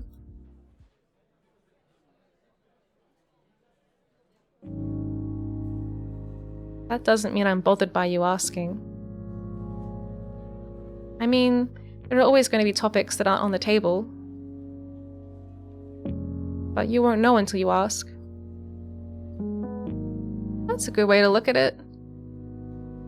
And here I was worried I ruined the mood. I've never shied from a somber mood. A mood getting dark and serious doesn't mean it's ruined. After all, some people like it dark. Yourself included. Hey, you can't have light without darkness, right? Sounds like a Fall Out Boy lyric to me. Good thinking, though. That's why I start every day with my hands in the toaster. What? The rest of the day feels amazing after that. He teleported away. I grew up north of Brisbane. Do you know what the weather is like there? Yes. It's hot. Nope, but I do know that I like talking about weather to get away from unpleasant topics. It's downright tropical. Not a bad day in sight. Good weather all year round. Stormy days don't exist for the purpose of this conversation. But some days it'd be bloody gorgeous out and I'd go for a walk and see nobody out. Just a total ghost town. Sounds like a lame place to live. Yeah, kinda. Thing is, without bad weather, there are no good days. Every day's the same, it's boring. But here in Melbourne, nobody squanders a good day. After winter, we're clawing at the walls for a hint of sunshine. Not me.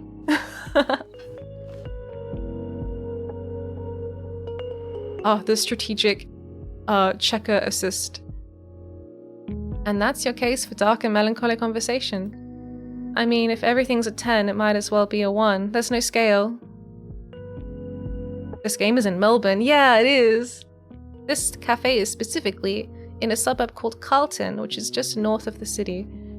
I think I'd be perfectly fine if I only saw the happy parts.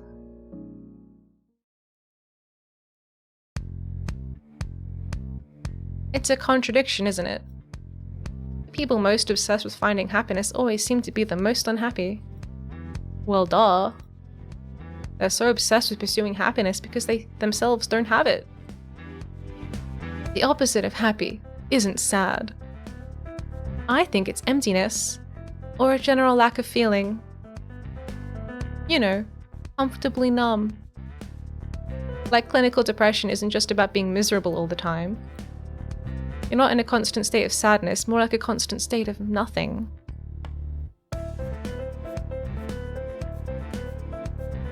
Speaking from experience, that's a personal question. And I was hoping for a personal answer. You don't get to wax philosophical about your emotions and suddenly clam up when I'm the one asking you about them. Gotta be honest, I don't know how to play checkers. But I hope somebody wins. A medical condition goes a little beyond the realm of talking about emotions.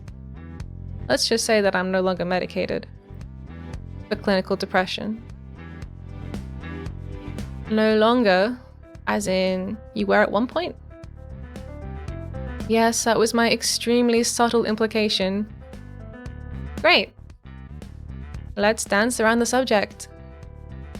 I love that. Why make it easy? No way.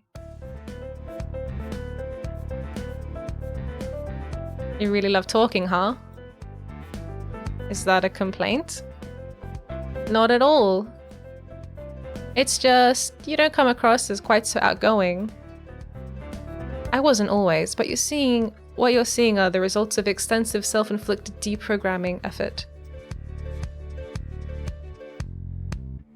That's funny.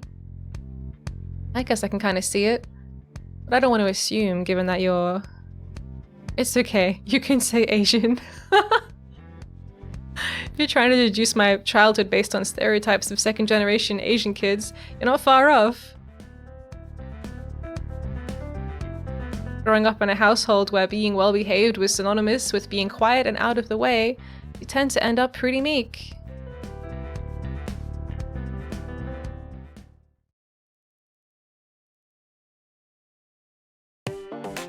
Huh.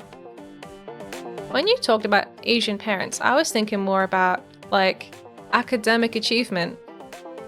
Oh, you're not there either.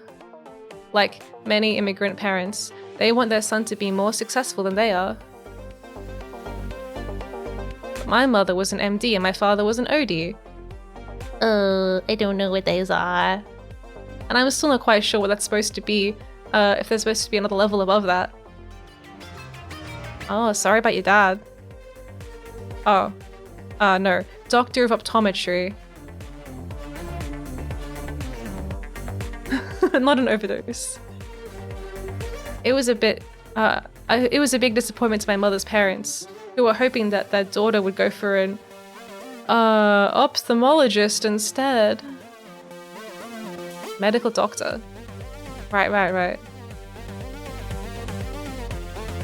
Not the ophthalmologist versus optometrist debate. Wow, that's embarrassing. I know it sounds like I'm joking, but my family is the strictest of the strict. Like, graduate second in your class, then have your mother tell you at graduation that you could have been first if you hit the books a bit harder. Dang. Walking, talking stereotypes, how dare they? My mom never dropped that shit on me. On our drives to her chemotherapy. Oh my god. He died. I can't beat that. Wait, you mean you don't want to spend the day dwelling on the worst moments of your life? Come on, dredging up childhood trauma is everyone's favorite hobby. A man walks into a bar. Thank you for the hydrate.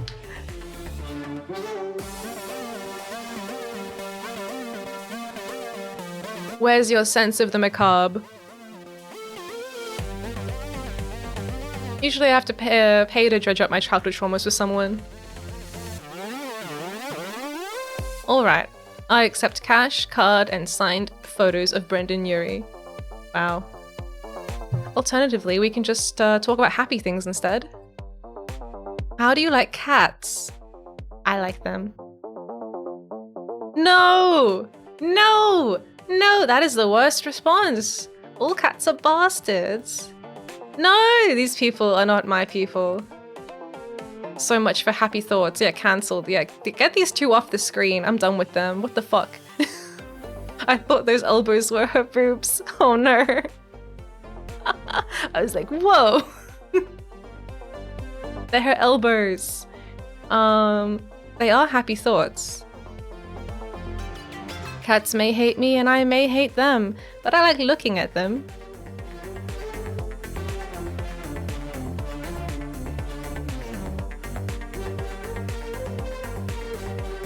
That's probably my spiciest take. Juan was enjoying the easy rapport he'd found with Hannah, something rare and precious. But with that thought came the sudden sense of panic at the idea of losing this feeling. Of losing. His grip? Losing his grip?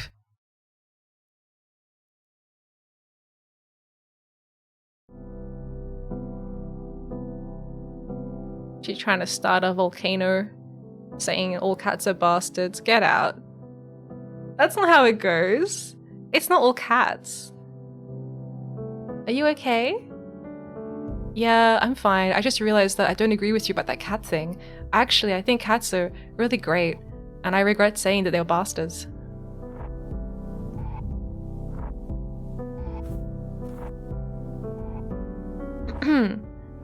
Felt a bit uneasy on my feet there for a second.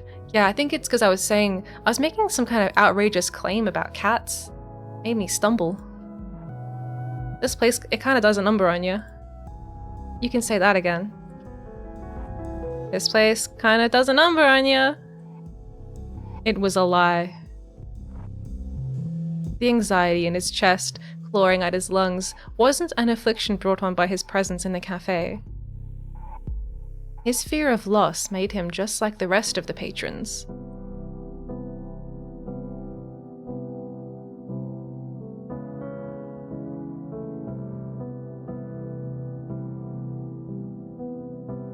I'm sorry, I've wasted so much of your time. What? You don't have to apologize for that. If you're spending my time, then I guess I'm spending yours too.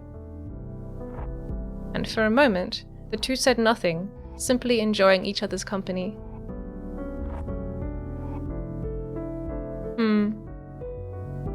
Hey, are you... Shh. Can you hear it? Hear it?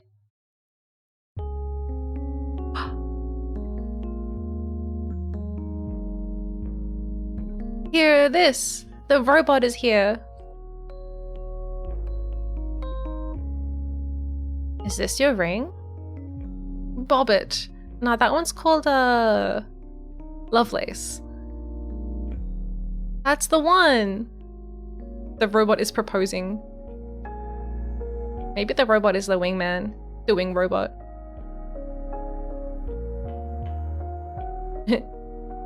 Da-na-na-na. Now they can get married or something, right? The ring bearer, that's what they call them. The robot is the Frodo of this scenario. Great! I guess we're done here then. Yeah, great. I'll see you around? Sure, see you around. No! No! Terrible timing, robot. Juan watched her go, regretting how quickly he had dismissed her. His mind raced, searching for an excuse to call her back and continue their conversation. How does this guy not have a clue? The robot gave it the best signal and he blew it, I know! Hands over the ring. Okay, well that was fun, bye. Was he meant to yell something like, hey, you've got spaghetti on your sweater? Why would you yell that at someone? With every step she took, the warmth in him faded, until she was gone, and he was left empty and cold. Wow.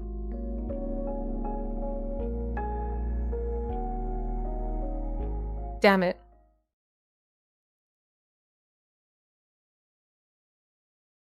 Oh no!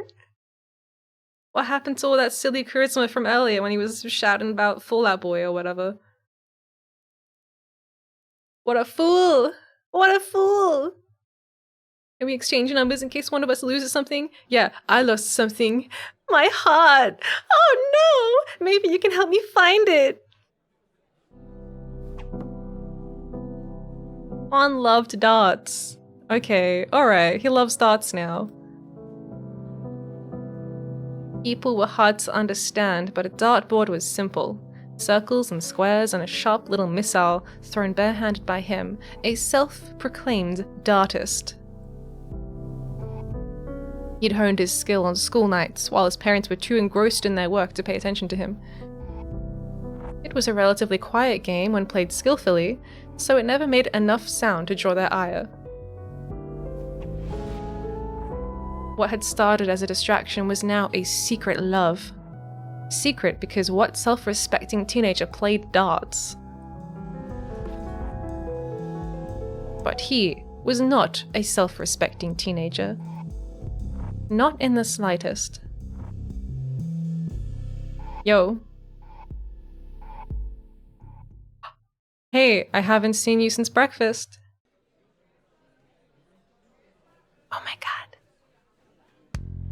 Oh, hey.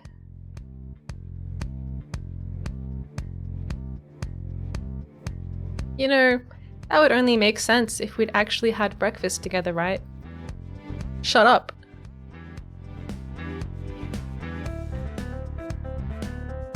You some kind of chain-smoking darts hustler? I wish. So you're not gonna teach me how to play? Ah! Oh my god, he hit me! The accuracy. Nah, I'm really not any good. Dude, you just hit 2 bullseyes in a row. You just hit Miya Galactic, my favorite VTuber. Ah! Yeah, that's the problem. Each segment of the board is worth a different number of points. You start with a fixed number of points, usually 501 or 301, and then you throw darts. Ow, just like that. Dragonator, thank you. Thank you so much.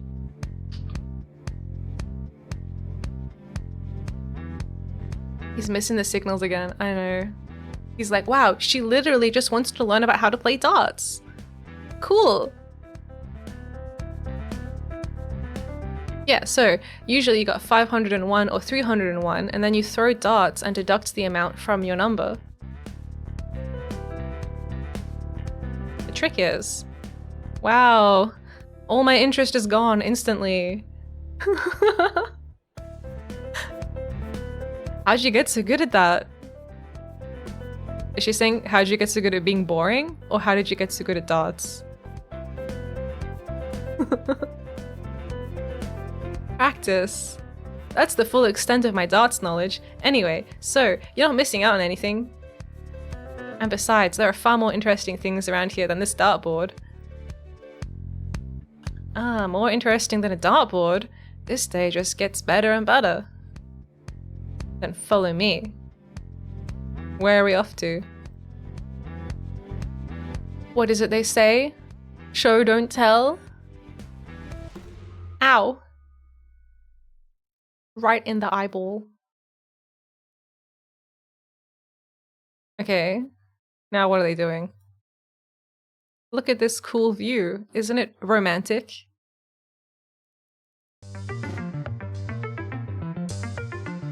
Oh, he's just leaving? He's just like, okay, I'm going home now. Where are you off to?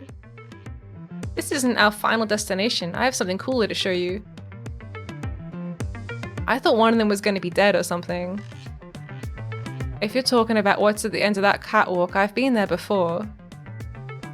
I came in that way, actually. The catwalk's not interesting. And where are you going? Going down. Whoa! This is some freaking Aladdin style shit. Aladdin! Oh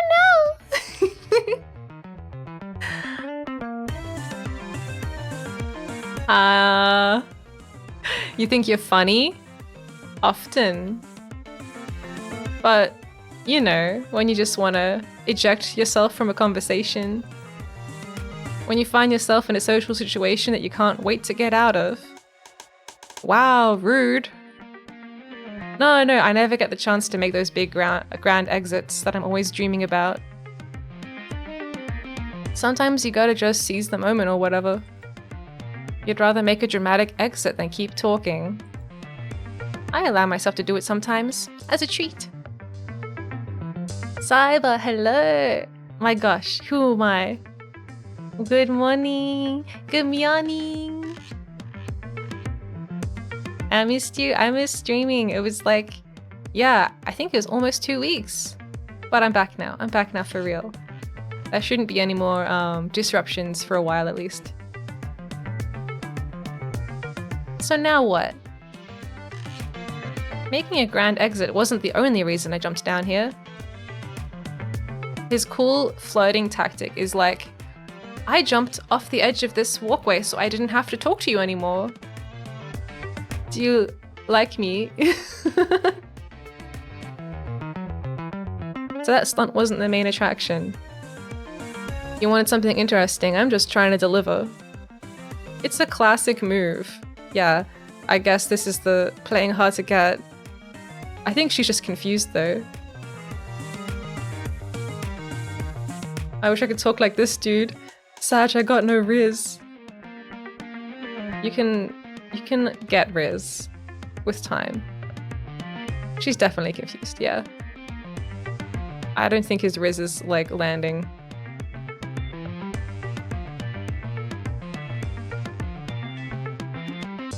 This is not the face of someone being rizzed. Oh. Hi, Lou, hello, banana, ramana, rama, Lou, welcome. His shots are missing. Oh, she's holding on to the edge. You can jump down. I don't have the feet of an athlete. Bend your knees when you land, it'll soften the landing. The impact force will travel from your feet to your hip bone. You're real eloquent when you've got a captive audience, aren't you? Yes, young cricket, don't lock your knees. The more you say, the less inclination I have to listen. You talk in paragraphs, my dude. I know! Oh, I know, he could have been like, let me help you down. I'll catch you. Hee hee. Damn, missed opportunity. Hup.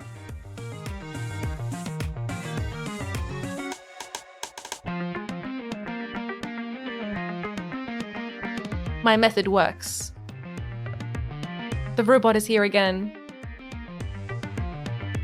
Oh, what's this little guy doing here?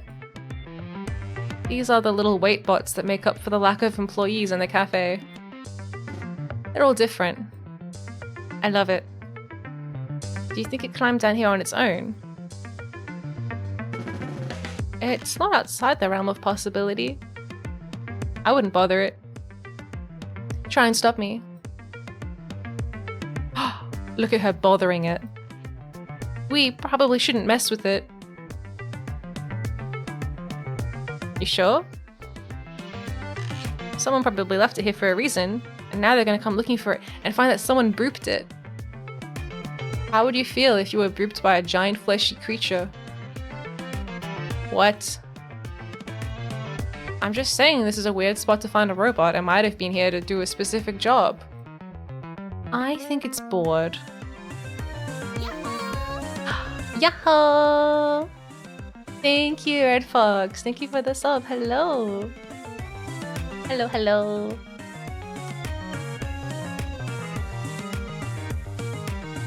Can we take it with us? I really, really think we shouldn't. Oh no, she's pouting. Fine. Wow. He didn't let her take the robot. So mean. Is this what you want to show me? Nah, this is still the journey.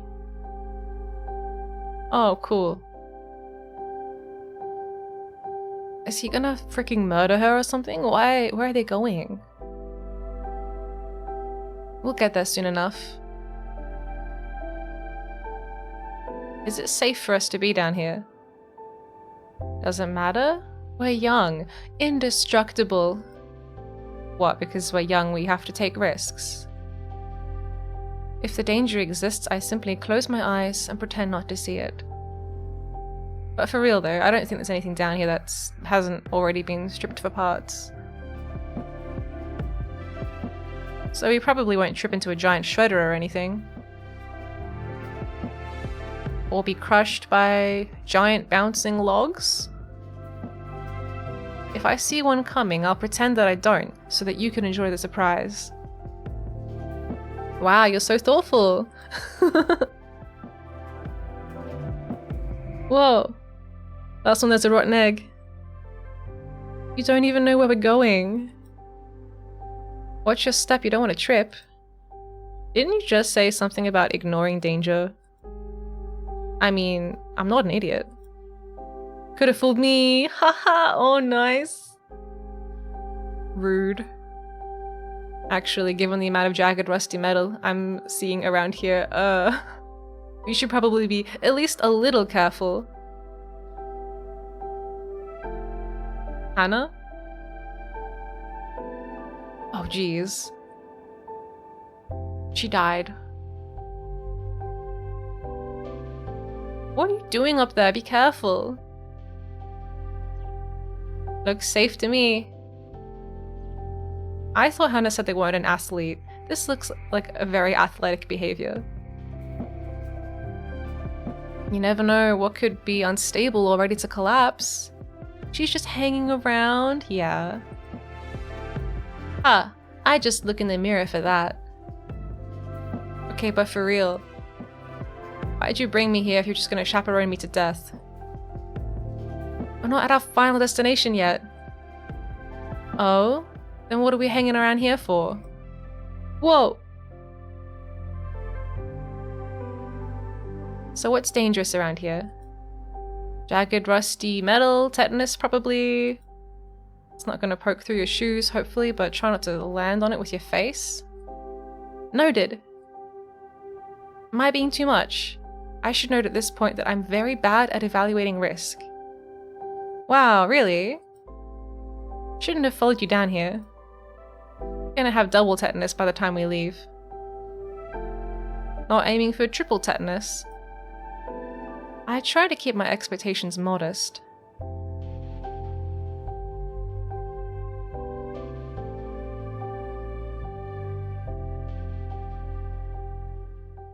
Is this it? Yeah, this is it. What is it? What are we looking at right now?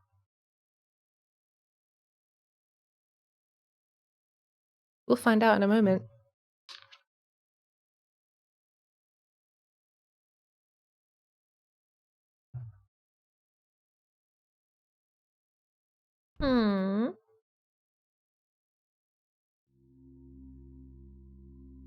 Oh my god, this is so creepy.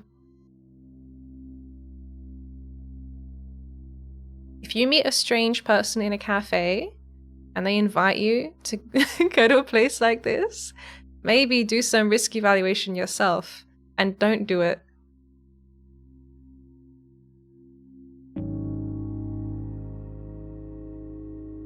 If this is meant to be more interesting, I have bad news for you. This hallway tells its own story. Well, it's too dark to read. There's just nothing happening here. Why hasn't anyone taken the time to make this place nicer? Maybe the interior designer was into rustic industrial. There's no accounting for taste. What a cop-out. There's no accounting for taste. Hey, the human mind is complex. How am I supposed to know? The human mind is complex. Okay, Einstein. Well, actually, Einstein was primarily a physicist, not a neuroscientist. Actually, shut up. Wow, you must kill at parties. Yeah, chicks dig me. Yeah, I can see it.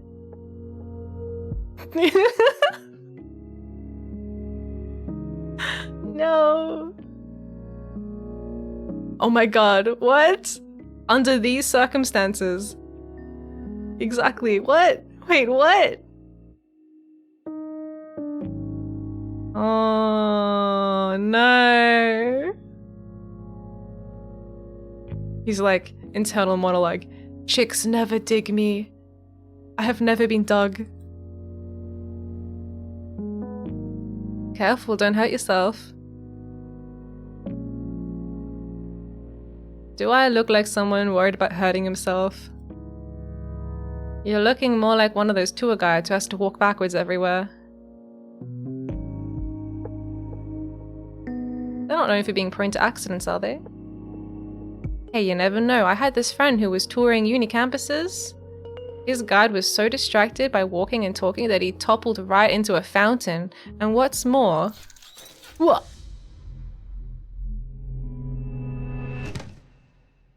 This is how he dies.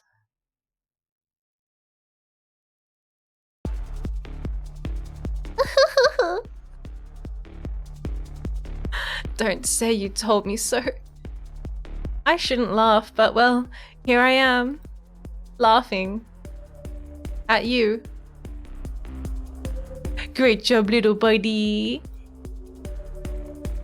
Can I pet this one? Yeah, I guess.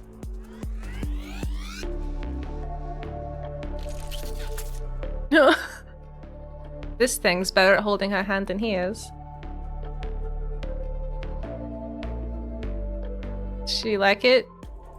I don't know. I can't tell. Yeah. Did it hurt?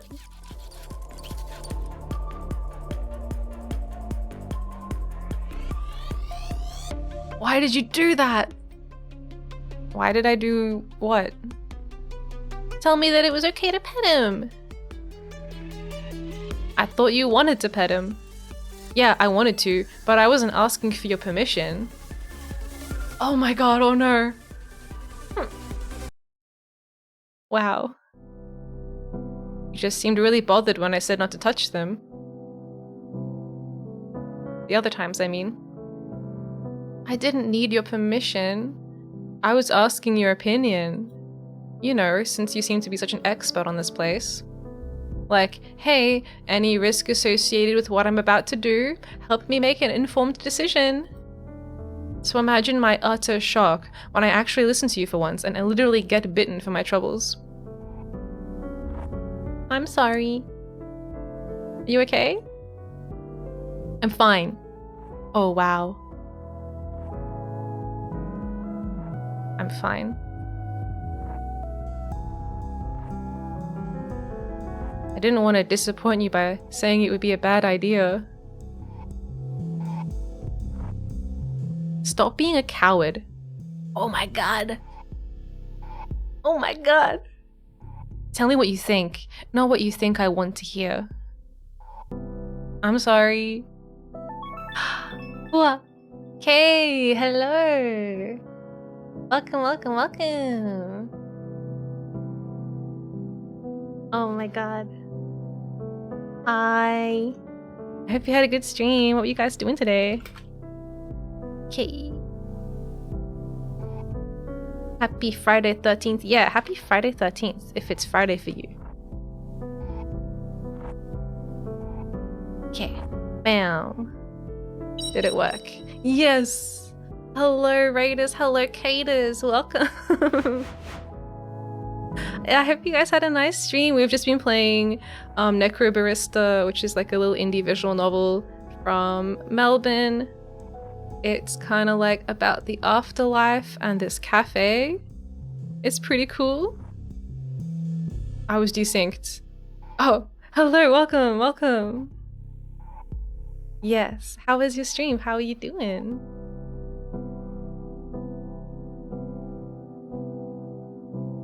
We're currently like chaperoning this really awkward, it's not really a date. It's kind of like, it could have been a date, possibly. It's just two people that are like not speaking very well at each other.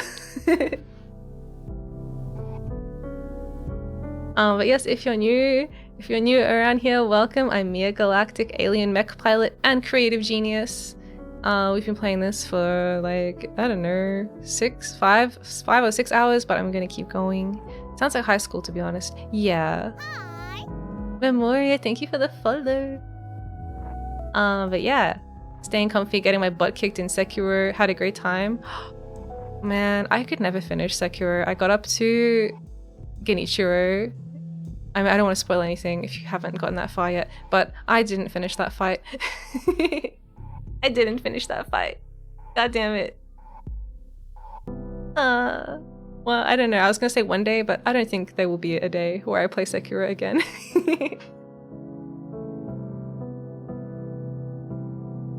Oh, that little milk bottle shit isn't pinching bastard. Hey, that little milk bottle shit tripped me first. Yeah, and it was hilarious. Well, I hope you've at least learned the dangers of backwards walking and talking. I have, but how about you? Definitely not. Ladies and Hannah, we've reached the final stop for this nondescript hallway. Wow, you really gonna keep saying nondescript, Mr. Doesn't Own a Thesaurus? Dull, sterile, boring. Boom! There's no better adjective in my nondescript opinion.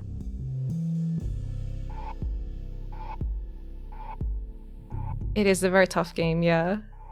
I'm gonna look with audio though to get ready for bed. Hope you have a fantastic stream. Thank you! Thank you for your raid as well, and I hope you have a pleasant rest of your evening. Miya! Sweet dreams! Ever read any Lovecraft? Half his monsters were so scary that his narrators couldn't describe them. He really took the easy route with that one. Who did? Lovecraft. Wait, that was his real name? Yeah. No wonder he was like that. What else would a guy with that kind of name be known for? Crafting. Love. You got me. Dude, it's obvious.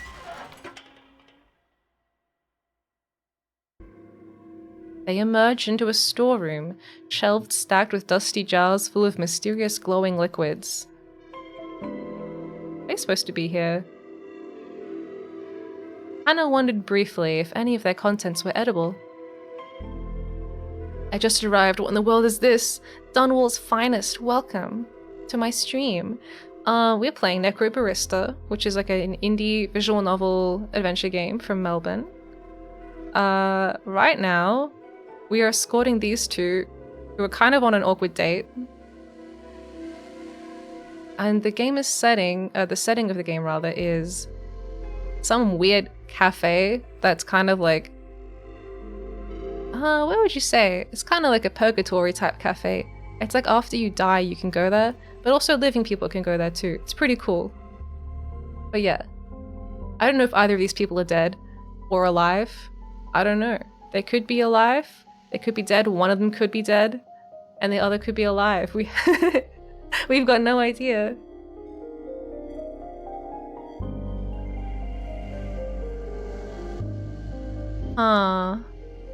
Why are these all the way out here? Try reading the labels.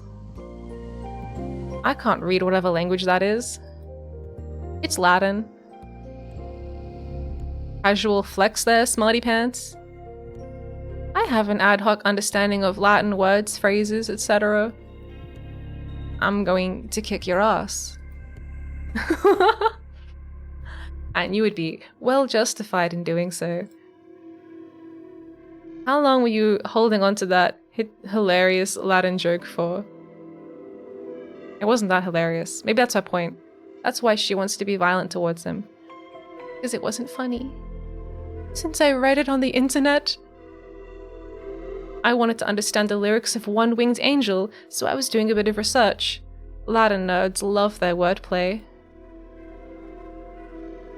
Can you actually read any of these labels? None of them say Sephiroth, so no. All I can tell you is that if you see Memento Mori, you probably shouldn't drink it. Is that the Latin word for poison? Remember your mortality. Final Fantasy VII reference. Oh, I'm very aware of my mortality, thanks. So why the obsession with this particular song? Well, it's just Sephiroth is really hot. It's from a video game. When you played with your friends? Nah, it's single player. I'm not good at connecting with my peers. And I thought we were connecting pretty well. You think we're peers? Get on my level. Because it appears you're out of my league. Oh. Ah, shucks. It's true. 3 cheers for low standards. Anna's eyes sparkled when she laughed, and for once Tuan struggled to feel anything but warm. Yo, check that one out. This one here? I already told you I can't read it. Yeah, but look at it. Looks like there's something trapped inside. Creepy. Should we do something about it? No, we should leave it where it is. Why are you asking me? Oh my god. Dude, it's probably just a cockroach. Oh, okay. Whoa, god. Oh my god. I thought it was gonna smash on the ground. Why would you catch it? Ew. I don't know what's worse. Whatever's in it wants to get out. Yeah, but whatever is in it was put in a jar. Why would someone put something in a jar if they wanted it to not be in a jar, right? There's some intentionality here. I'm not sure it's a good idea to mess with this stuff. What if it's a genie or something? Oh no, is that the sound of impending litigation? I guess I can't stop you either way. Wow. It's a fairy. Thank you. A warm glow suffused them both, then in a heartbeat was gone. Did you hear that? I think so. And she's like, what the fuck? Do you think we did something we shouldn't have? We? 2 hands touched that jar and they were both yours. You were at least an accomplice. Hi, Taciturn. Hello. I get the feeling we unleashed something. I get that impression as well. Was it a mistake? It was gonna shatter on the ground anyway. I don't really think we changed the outcome of the situation.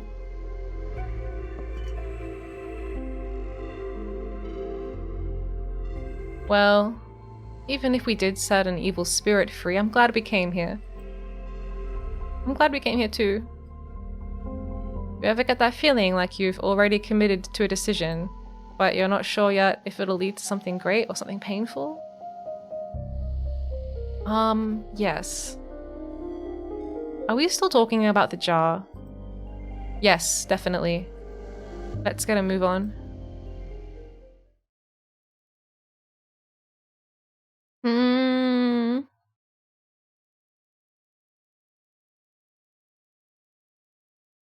Sure. Our final destination is right through here. What's it gonna be?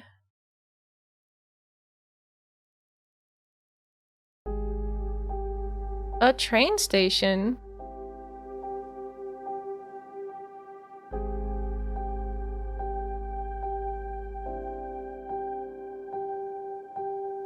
What? Juan's heartbeat thundered in his ears. Afraid of heights? No, I'm afraid of weird lag. Blah. I think it's perfectly natural to be a bit spooked when confronted with something that could be lethal. Lethal? What? Dude, that's where the train goes, not you.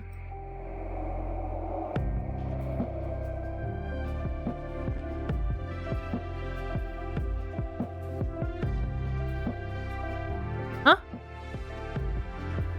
Nothing to be afraid of. I mean, there is actually something to be afraid of, mate. There's a reason people don't go on train tracks. It's because trains go on them.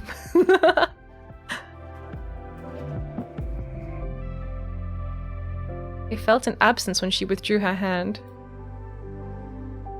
When I thought to myself, I hope he's falling for me, this isn't exactly what I had in mind. But like, that doesn't seem pleasant. The fall, I mean. Why jump if you don't have to? The gut-wrenching fear only lasts a few seconds. You get used to it. I could only imagine. What I want to know is why you felt compelled to do it in the first place. I just wanted to feel something. Weird. The camera doesn't lag when we look this way. Only when we look towards the girl. Sometimes horror movies just aren't enough. I get it. Yeah, it's just, you know, like I said earlier, better to feel something than nothing sometimes. Is that downtown? I think so. But I don't really catch the train into town that often. I don't recognize anything specific, but the Yeah is there, so the rest of the city must be too. Reckon anyone can see us from down there? Dunno. The city looks so different from up here. Yeah. Feels lived in. Most cities do, that's why they're cities. People live there. Wow, thrilling conversation, guys. Some cities just seem sterile, you know? Housing estates and golf courses and toll roads on a grid, everyone commuting to their office job in a skyscraper that's the same as all the other ones. This one's pretty to look at. You're pretty to look at. Ooh woo. No, okay, never mind. Is it safe to sit there? Look, if I can step off this platform, it'd be crazy for me to be shy about letting my legs dangle off the edge.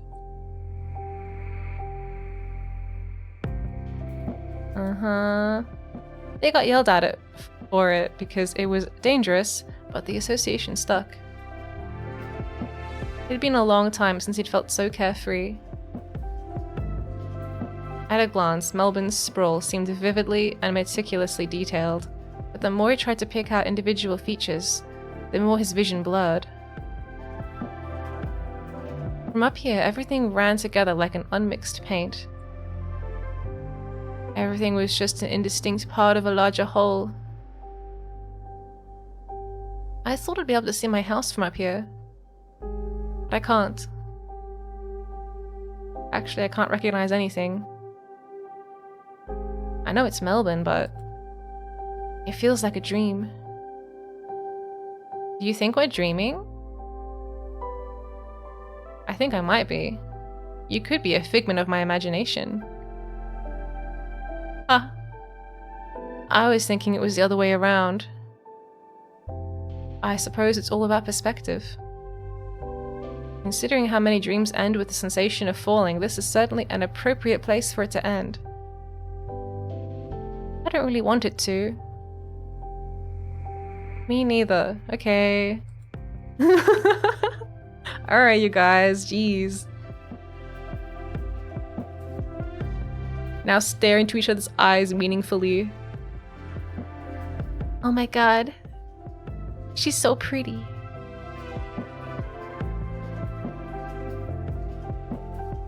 If you just brought me here for us to share if you just brought me here for us to stare longingly into each other's eyes, we could have just stayed in the cafe. I'm just enjoying the view. No! Sorry, I'm taking damage. Very funny. So when are you gonna hurry up and make a move?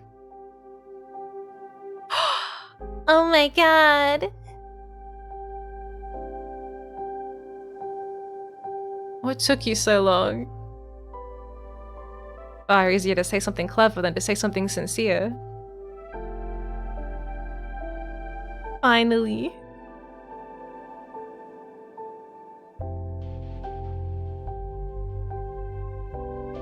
Oh my god.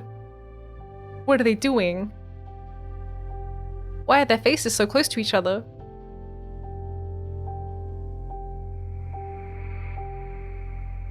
Look away! Look away!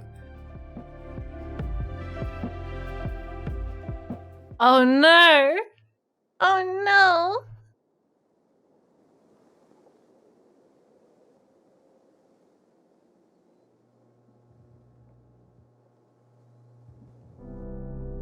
Wow, okay.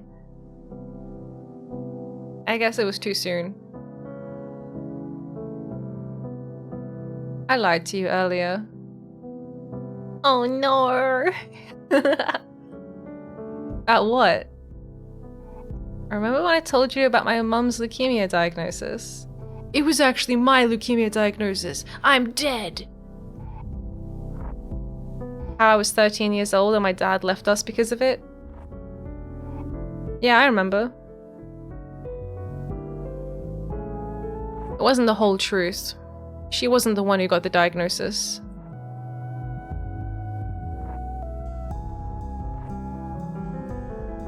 This hair isn't mine.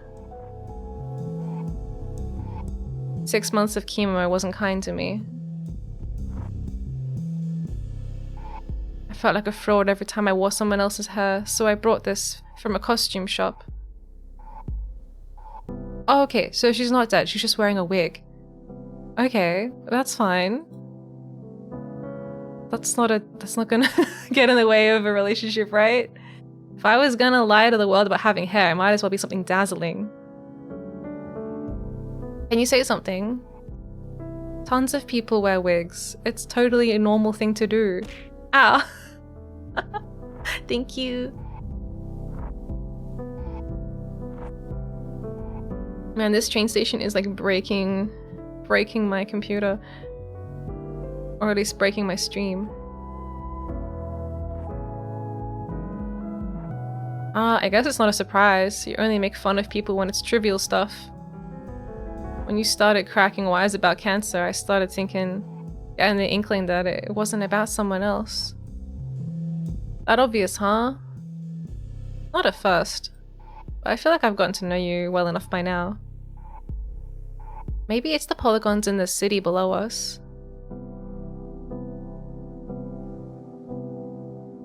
Beloved Melody, hello! Hello, hello. You interrupted something. Yeah. I was going to... I know. If you still want to... Sorry, mood's dead. My fault. Need to reset the scene.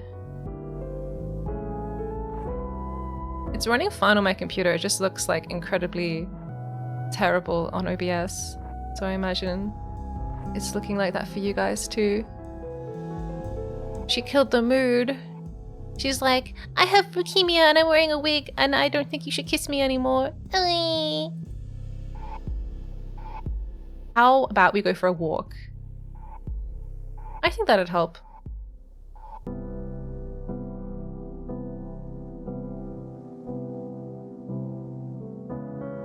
It's only, yeah, see, it's fine now. It's just certain scenes in the game really make it chug.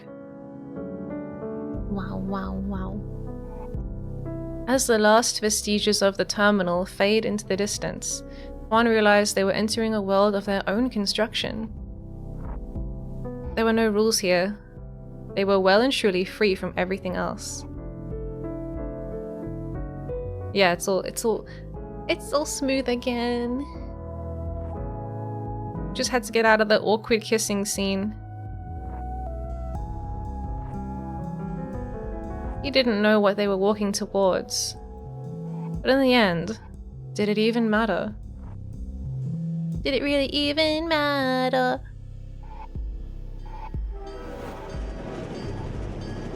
Oh my god. No.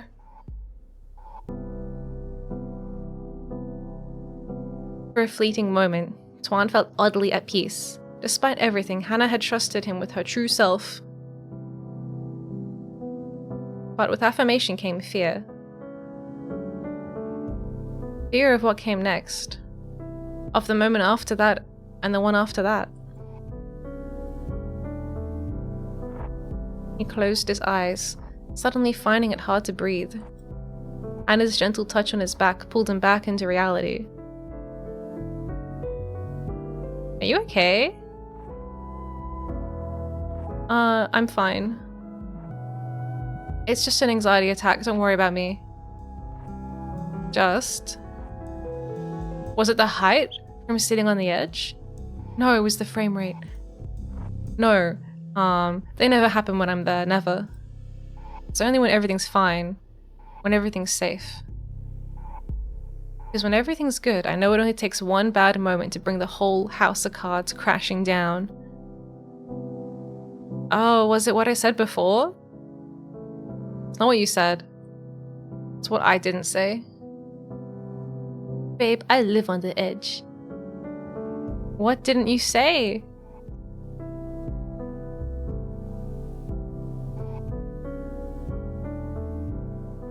I knew.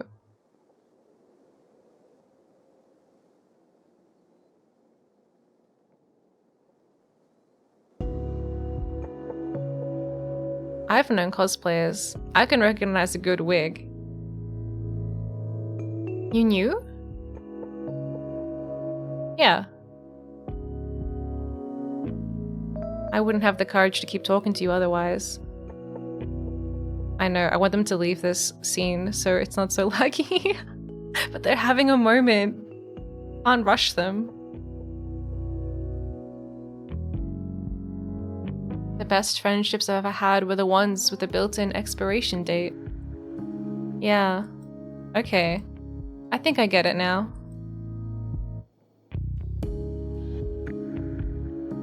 All Tuan saw in her eyes was betrayal.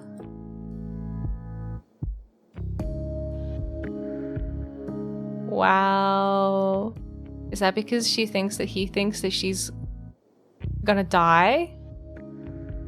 And that's why it's okay to be friends with her, because she has a built-in expiration date?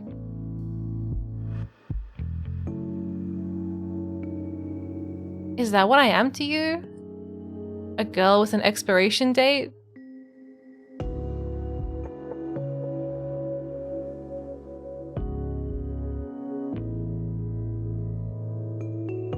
It's not you, it's me! Whoa! I'm so used to people being transient in my life. It wasn't so scary to talk to you if... I'm sorry. I brought you here because I wanted to feel normal for just one night. That's fucked up. Yeah.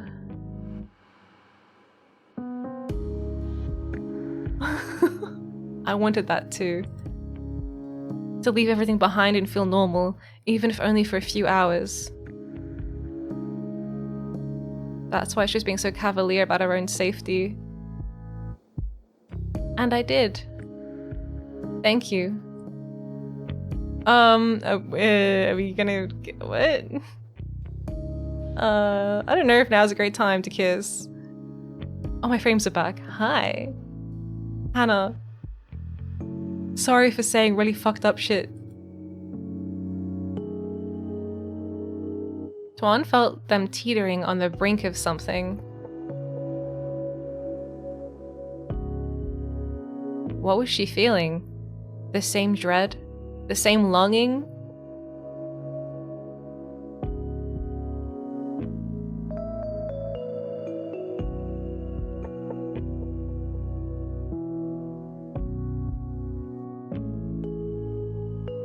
Tuan felt Hannah shaking in his arms, hot tears soaking through the fabric of his shirt.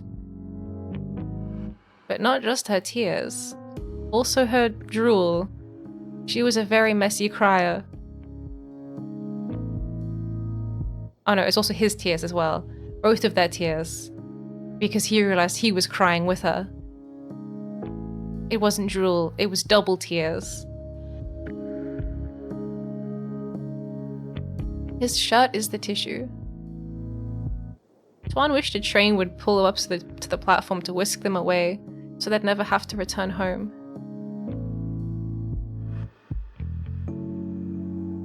He knew Hannah felt the same way. Cloudy, hi! But that's not how life worked. Are you ready?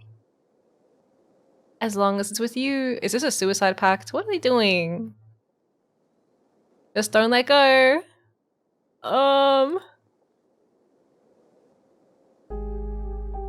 Whoa. Whoa. What are they doing?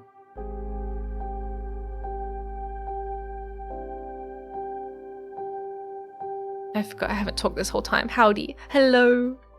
Hannah's fingers dug into his skin in the first terrifying seconds. He couldn't blame her. Upside down, falling like a rock toward the center of Melbourne, Tuan saw something new in Hannah's eyes. Okay, that didn't happen?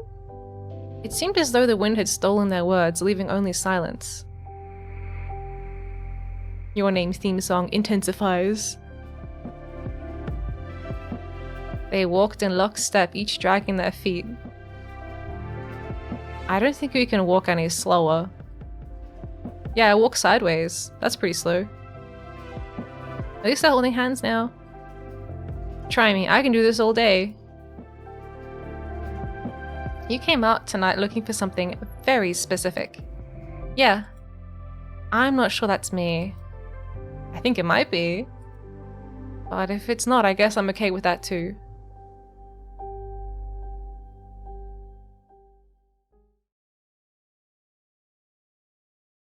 Now what? Now we have to walk all the way back? What the hell is this? At first glance, Tuan had thought the shelves of jars were nothing, or just thrown together afterthoughts, nothing more than a forgotten mess.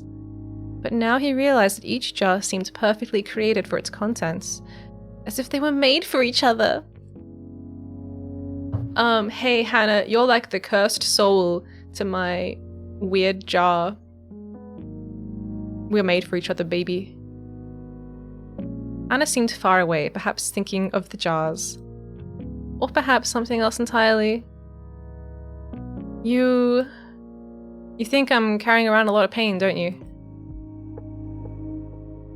Hard not to after all of this.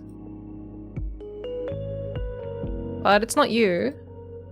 I've been thinking about myself.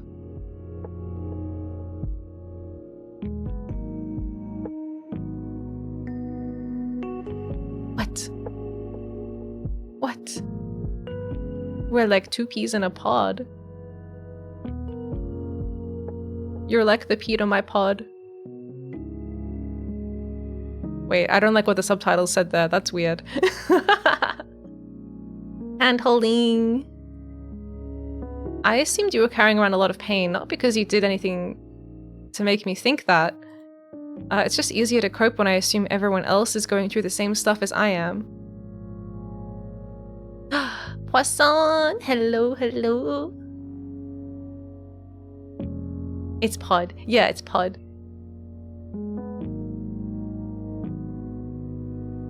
That said, I reckon I figured something out about you. You like me. No way. I thought this hand-holding business was strictly platonic. I want my money back. I just gave you a new piece of information, you dingus. What? Did you expect me to do some flowery, I like you anyway speech? Because that's not really my thing. Yeah, holding hands with your homies, exactly. Platonic hand-holding. You've got baggage. Thanks, babe. That's part of who I am.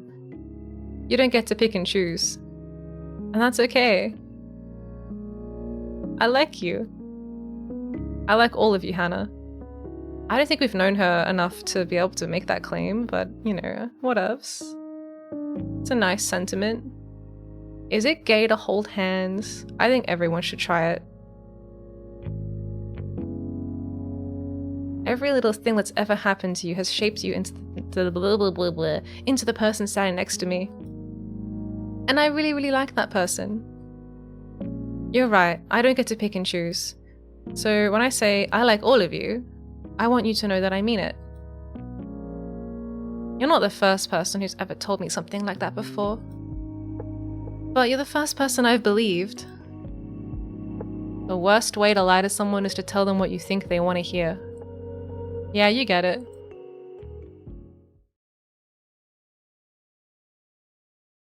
Oh my god.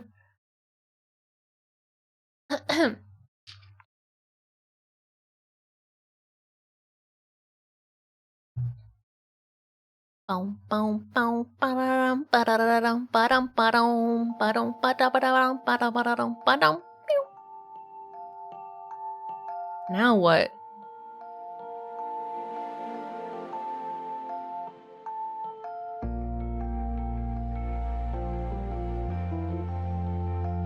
Are you ready to do this?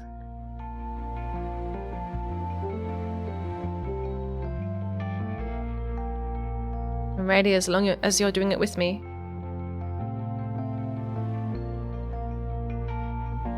Then don't let go.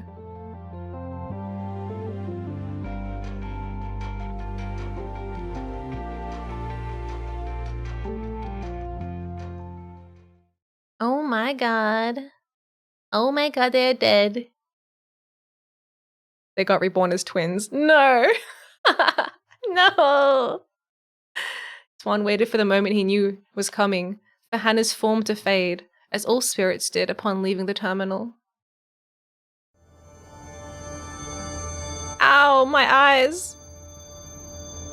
I feel my spirit leaving.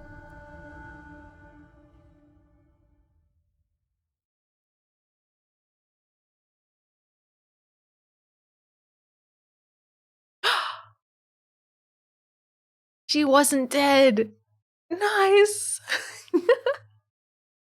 But the moment never came, and there she was on the other side, her warm fingers intertwined with his.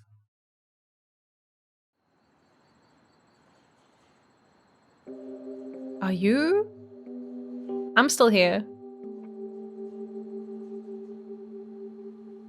I go in for my last round of chemo tomorrow. So, you're gonna hurry and kiss me already? Oh my god.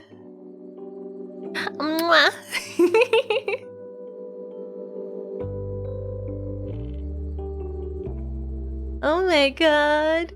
They literally kissed. The twist is nobody was dead. And look, they're back in the alley again. Gasp. Oh man. What a roller coaster.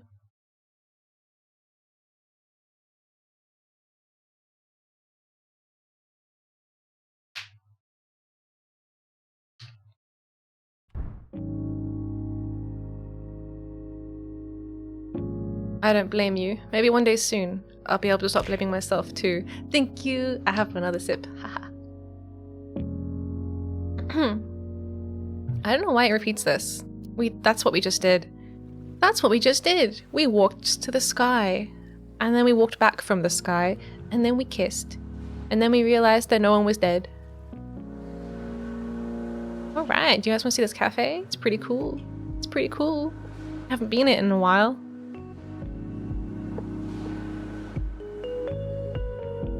Are they gone now?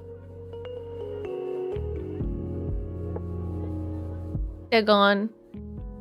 That was cool. I gotta sleep. Good night, and thanks for the cool game. Good night, Cloudy. Have a good sleep. Oyasumiya. Bye bye. Thank you for hanging out.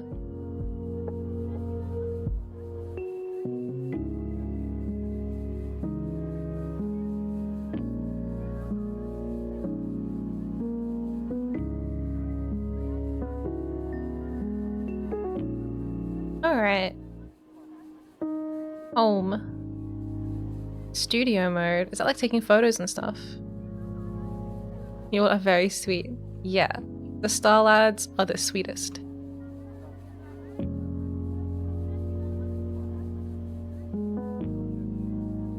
Okay. Back to the main story. Presumably.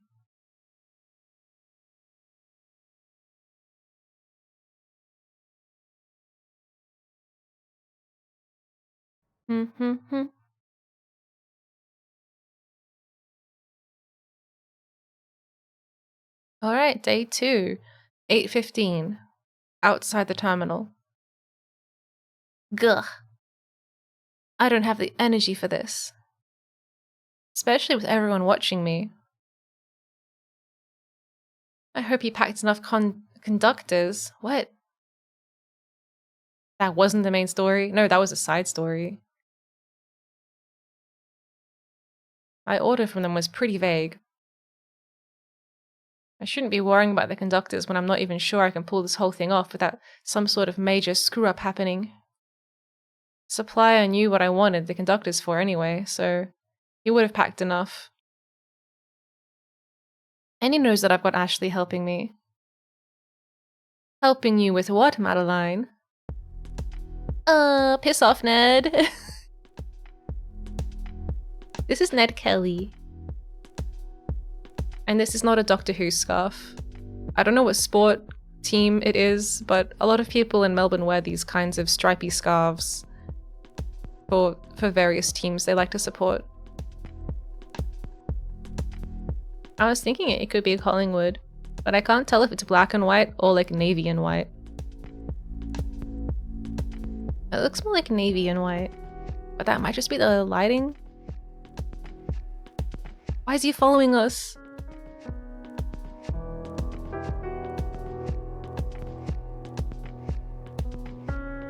You should respect your elders, you know. God, listen to you. Council made you soft, didn't it? Oh, respect your elders. Follow all of our totally arbitrary rules or we'll make you some cheap reason to destroy your business. My name's Ned and I love rules. You done? Elders in yellow. Yep. Cool.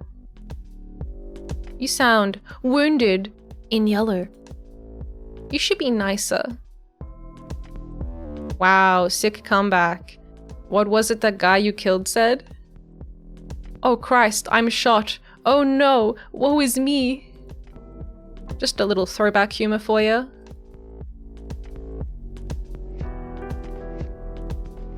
Did I strike a nerve? Did I just what? Maddie. When Ned spoke next, it was in a deep, dark cadence, steeped in guilt and self-loathing. Oh, yum. I gotta go too. Good night, feet in metal. Bye-bye. Thanks for hanging out. If Maddie had been able to see his eyes, she would have faced a withering glare. We're rapidly reaching a point of no return. I can no longer promise to shield you from the consequences of your actions. What you did just there, quoting one of my victims' dying words at me, that was low. Even for you. Frankly, I'm disgusted.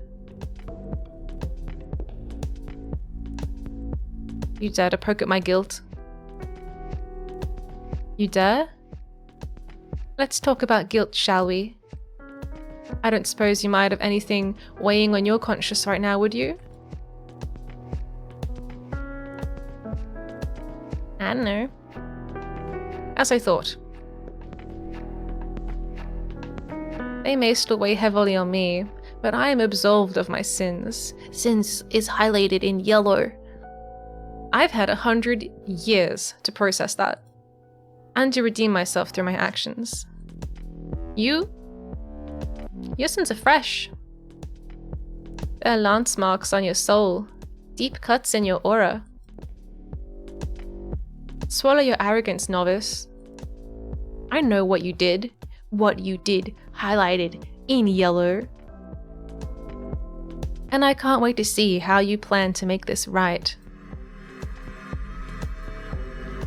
Frowny face. Episode 5.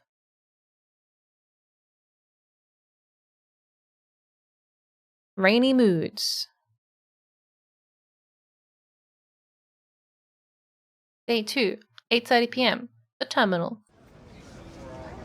Oh my god, it's the lovebirds. Juan, age 16. Thinks he's smart. Not antisocial, just shy. Read a bunch of Wikipedia articles on optometry and considers himself somewhat of an expert.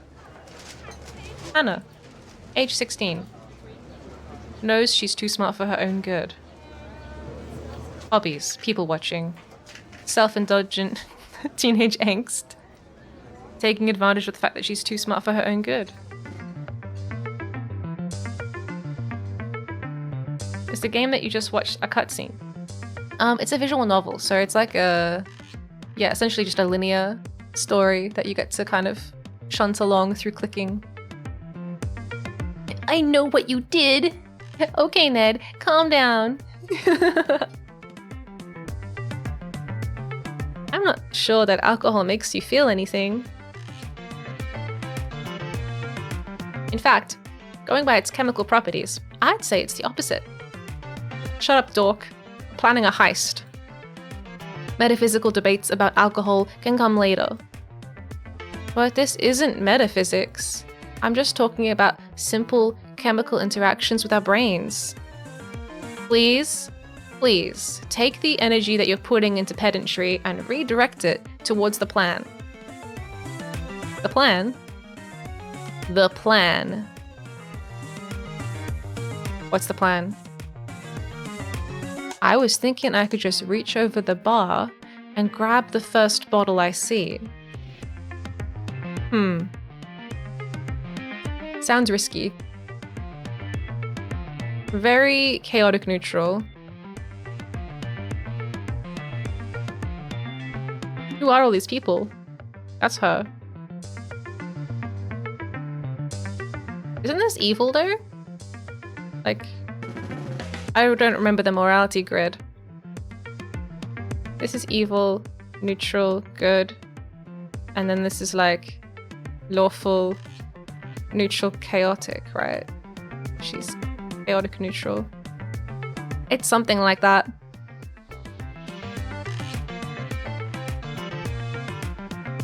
What's your alignment then? Is that him there? Good, neutral? Neutral, good, whatever. Lawful, neutral, chaotic. And then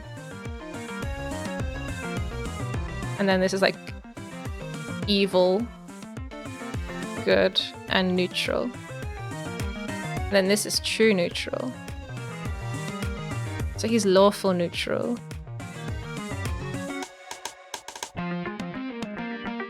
Lawful neutral. Who's that? That's our former boss. Chaotic. Wait. Chaotic? Good. Chaotic evil. Neutral evil. Who's that? I don't know if you've met everybody in this grid yet. Anyway,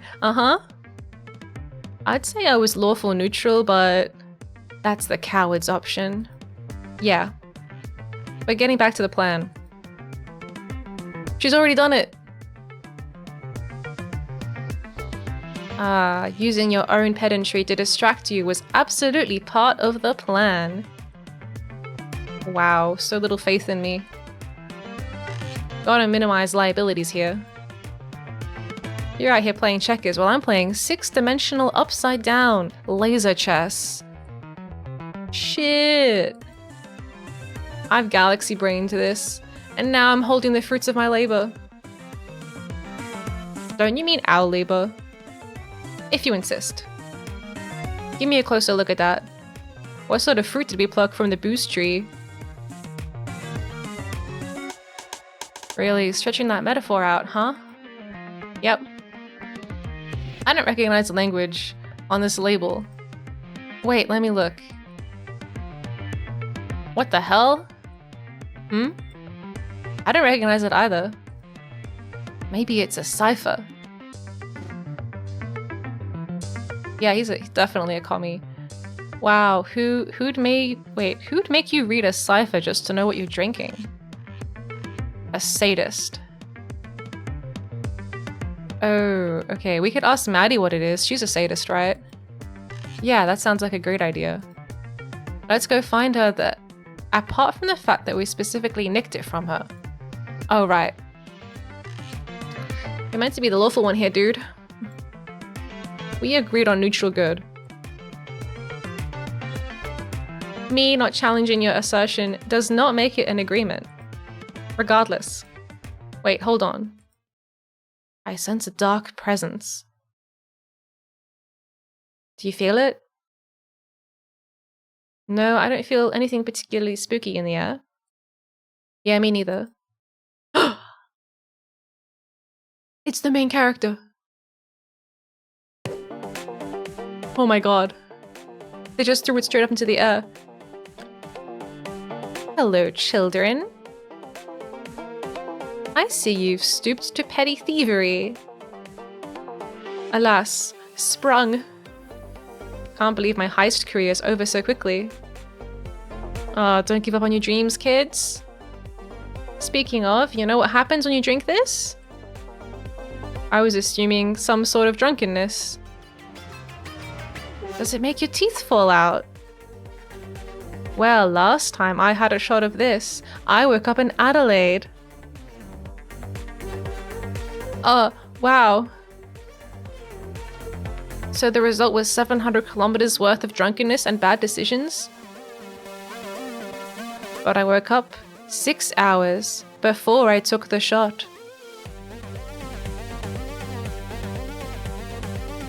Had to drive a rented car back and explain to Che why I disappeared without a trace and somehow accidentally time traveled. Holy shit, can we give it a try? Haha. No. You ever heard of liquor licensing laws? I'd end up in jail. I think it'd be an excellent formative experience. Yeah, if you're not perpetuating teen drinking culture, you're a loser. Adelaide, the Brazil of Australia. I don't know enough about Brazil to know if Adelaide is the Brazil of Australia, but I've never been there. And I know that the only thing it's famous for is it has like a steel sculpture of a pigeon in it. That's about it.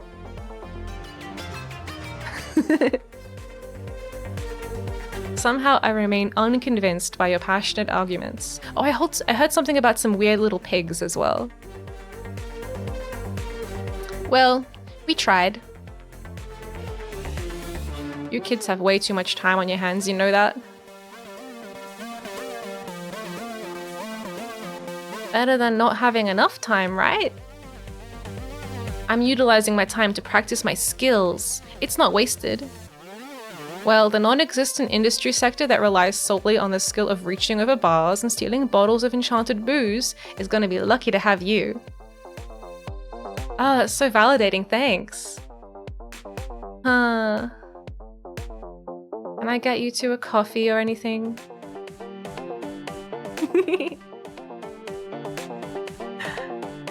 If you drink the whole bottle, you travel back to your past life. God, I don't know. How likely are you to get shot and have your corpse robbed in Adelaide? I don't think that's gonna happen anywhere in this country.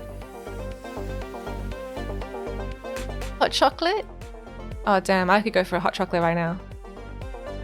Kinda busy tonight, but I'm hoping that bribing you with free drinks will stop you from nicking my shit. I'll take a free drink. I feel guilty taking one since it was all Tuan's idea. Hey! But I'll graciously accept your offer.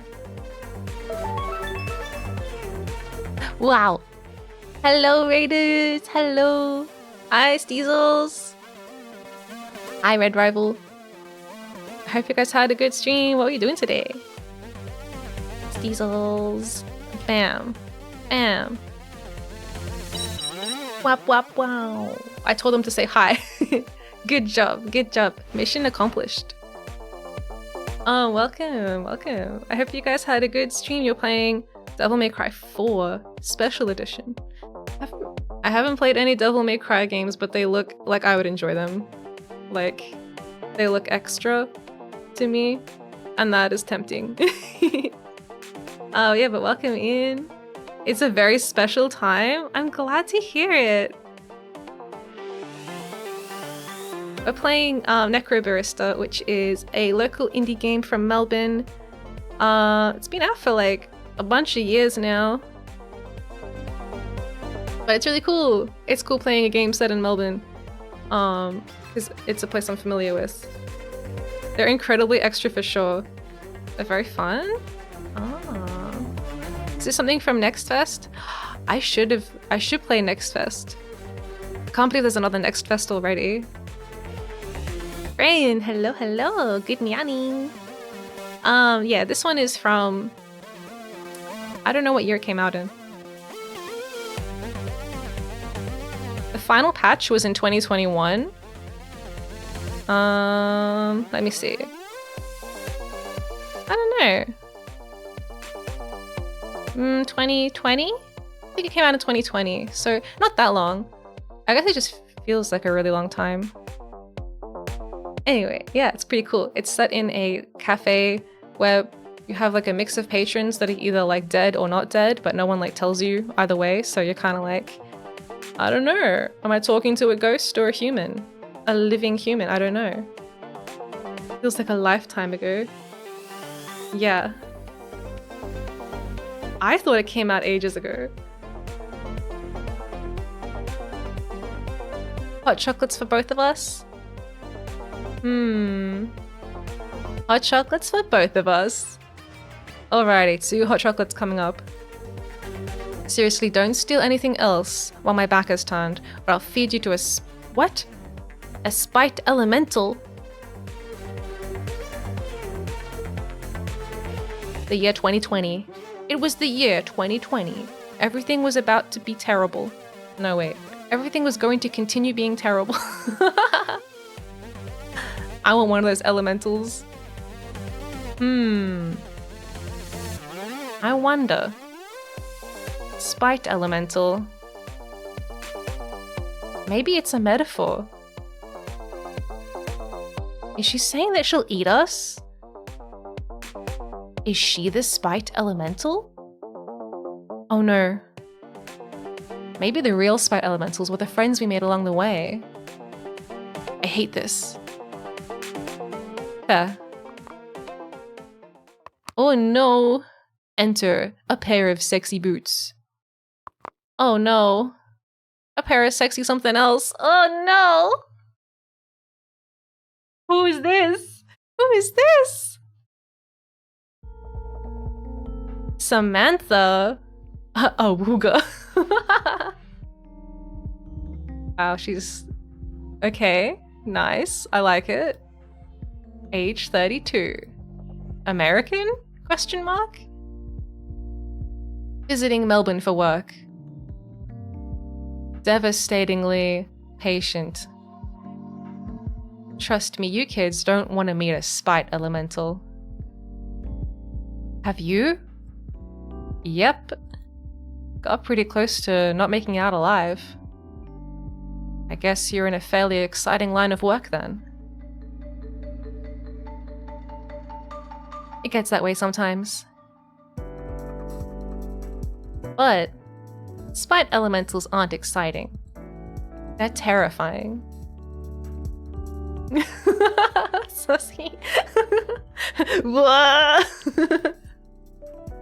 They suck all the air out of the room and they make the world ache. And they don't die easily. Huh. That's kind of metal. You sure do need brass balls to face one down, that's for sure. And a steely gaze? What? Because steel is a metal. And I said it was metal. And then you mentioned brass balls, so... Hannah, please, back me up. Nope. You've brought this on yourself, mate. No. Nah, she's totally right. What's going on here? Are you bullying my customers, Samantha? I just realized there's 3D models and not drawings. Yeah, they're pretty cool. I like it. I like the style. Of course not. Good, because that's my job. Now, you two should go enjoy the evening. There's a nice breeze blowing.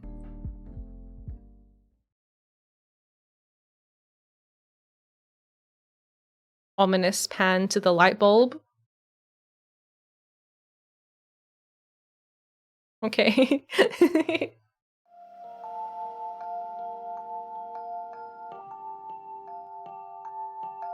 You remember my name. That's sweet. Of course I did. You're interesting. Doesn't that describe everyone who walks through your doors, though? It's interesting how they've done this. A very minimal amount of animation, but a lot of camera work. It gives a sense of movement. Yeah, It's really nice.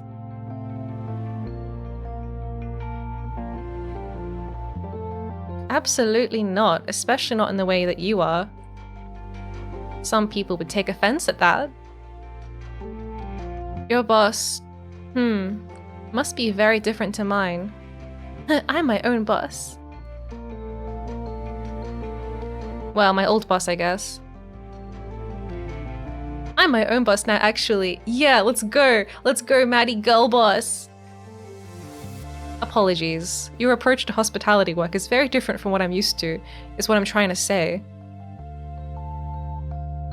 Figures. Where'd you work? Just some dive bar overseas. Wretched hive of scum and villainy. This game's setting reminds me of the anime Eve no Jikan. Time of Eve, or Eve's Time. It's one of my faves. I don't know that one. Her outfit fits Australia to BH. To BH. The owner would never shut up about treating every client like royalty. Sounds like a pain in the ass if you ask me. I'm not asking actually, but I appreciate the sentiment nonetheless. So, can I get you anything? Surprise me. You'd like me to pick you out something? Yeah. Mind if I ask you a couple questions? Are they related to the drink? Yep. Shoot. Okay.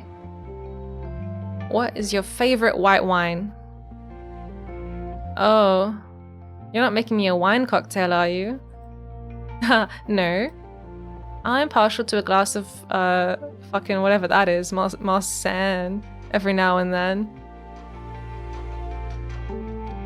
Fancy. Next question. Have you ever read a star chart? Marzipan. My favorite wine, marzipan.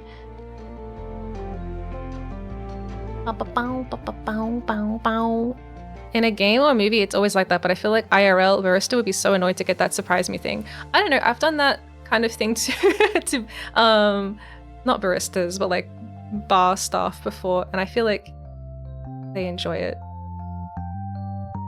It's kind of like engaging with them about the thing that they're interested in, you know? Treating them like a human instead of just like a alcohol dispenser.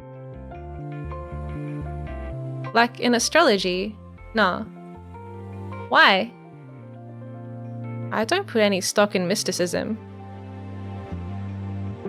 Surprise me, get to Carolina Reaper Bloody Mary. Oh god.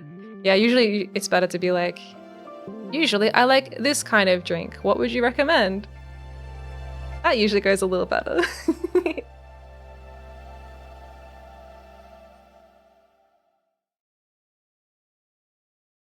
Doesn't put stock in mysticism, and yet we're in a bar for the undead. Hey, this place isn't mystical. It's built out of cold, hard facts.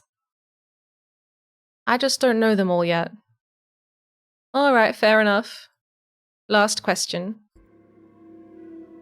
You're walking in the shallow of an ocean that seems to go in— This isn't a question, this is a hypothetical. I want one with a bit of a kick. Gets kicked out. Ow! Thank you! Just what I wanted. You're walking in the shallows of an ocean that seems to go into the distance forever. You can't see any land aside from the sand under your feet. Whenever you step forward, the sand sinks just a little bit. And as far as you can see, there's no way to escape. Drowning is the only possible outcome. Wow. Bye, Melody. I'm sorry we're leaving the stream in such an ominous moment.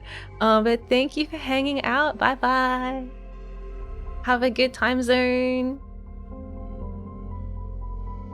Hypothetical. Do you die?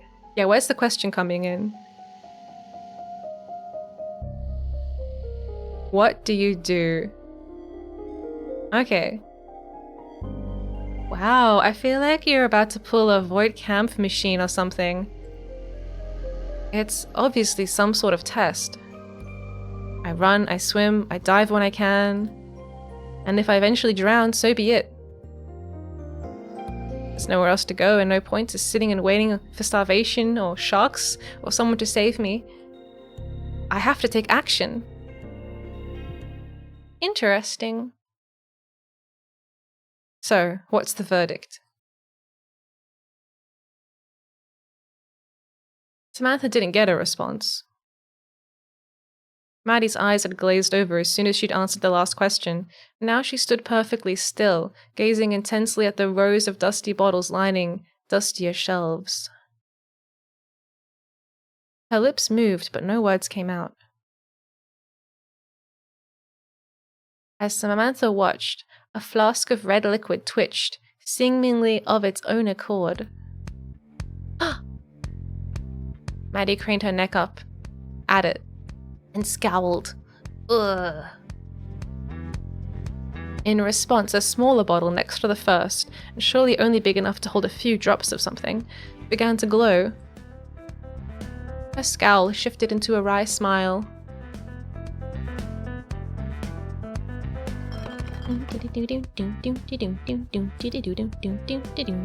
Please, you don't need to open anything new on my account. Click.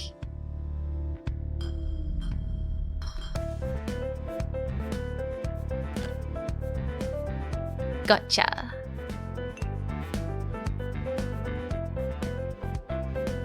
Your answers were interesting. So were your questions. I'm still having a little trouble figuring out how they relate to each other, though. Is it that important? I try to maintain a vague hope that maybe one day things might make sense. And until then, I just try to go with the flow, of course. Hey. Sorry for trying to psychoanalyze you there. Try. Do you think you failed? No. What's the verdict then? Well, for one, you tend to accept things as you see them. You don't try to interpret things based off of unrelated frameworks or thought patterns.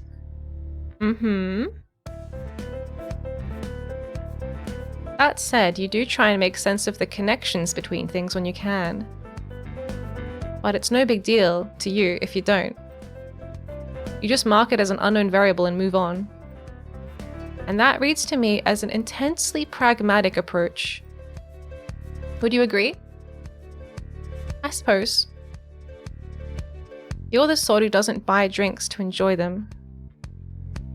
You buy them as camouflage. To hide your face behind.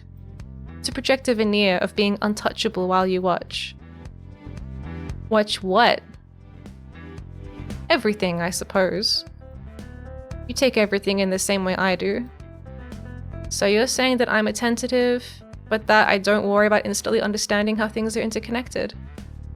Because you're confident that eventually you'll understand it anyway. How do you figure that? You've been watching my hands this whole time. Is that weird? To watch an attractive bartender mixing a very fancy-looking cocktail. Oh my gosh, you called her attractive? To appreciate a craft? No.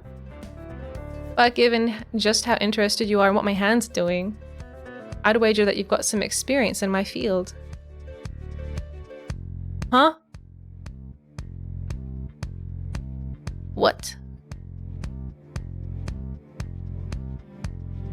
So, are you just really bad at picking up on what when you're being flirted with? Or... Oh no, she is really bad at being picking up on when she's being flirted with. Oh no. It's fine, sweetie. In fact, it's pretty cute. I meant alchemy. The field of alchemy. Uh-huh. I'm sure you're very accomplished in alchemy. Just take the drink.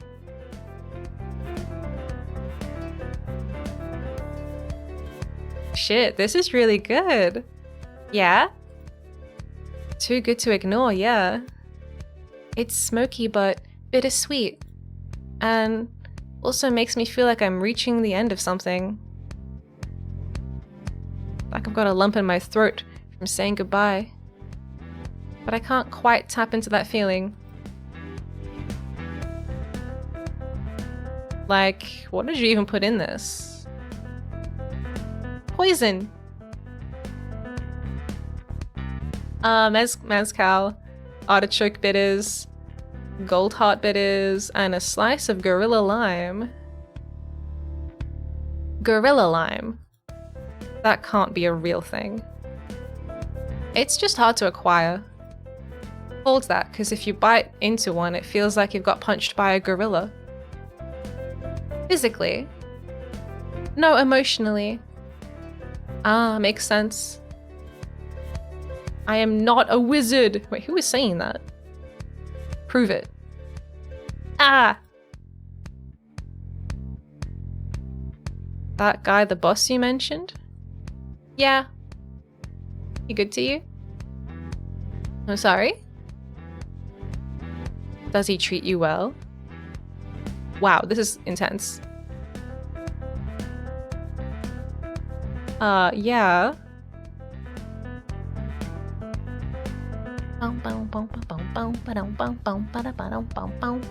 Yeah, to a fault actually. Far past the point where it's irrational for him to be nice to me. Good. Actually, I'm sorry, that reminds me, I have to dash. Got some setup work for a project to finish before the sun comes up. But without you here, who will enable my latent alcoholism? You can just reach over the bar and grab the gin. Tonics in the bar fridge. Will do.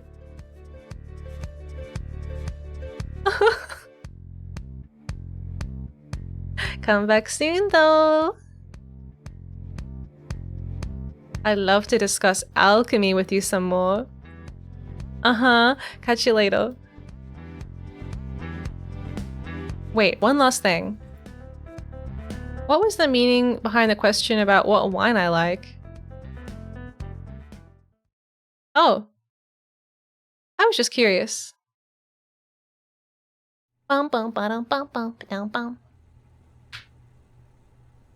Alright, secret project time. That's the last one, I reckon. Does it have the Magicaps in it? I've got a dash too because my brain can't handle this engagement. Too sleepy.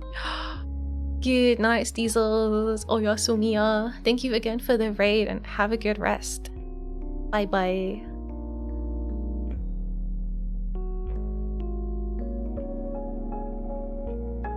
Hope you guys enjoyed the vibes. Bye!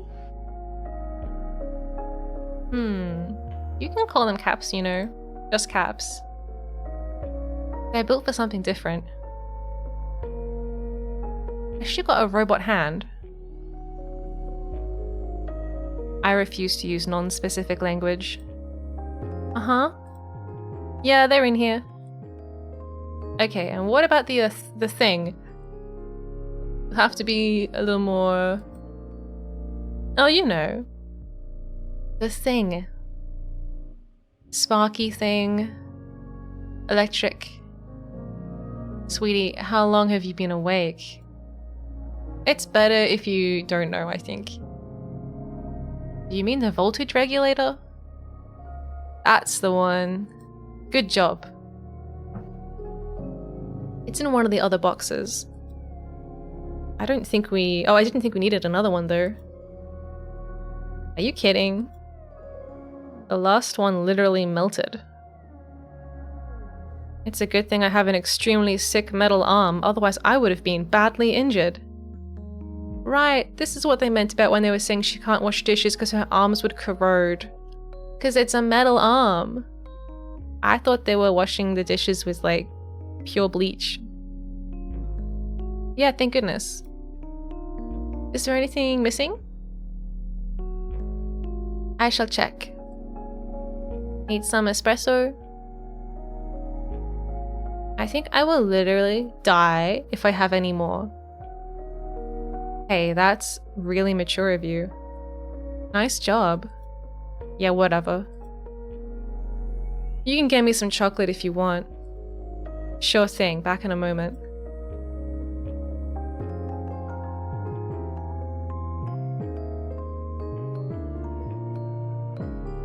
Oh, hey dude, where have you been? Hey. Just chillin'. Not much to do when you're waiting to die. Hey. Come on, Cooper. I know you're hiding down there somewhere. Hold this, will ya? Could have made a stainless steel arm instead, and then she could have washed dishes. Yeah. Maybe she designed it that way on purpose, so she didn't have to wash dishes. Oh, did Ned really say that? Oh my god, my cup is empty. My cup is empty.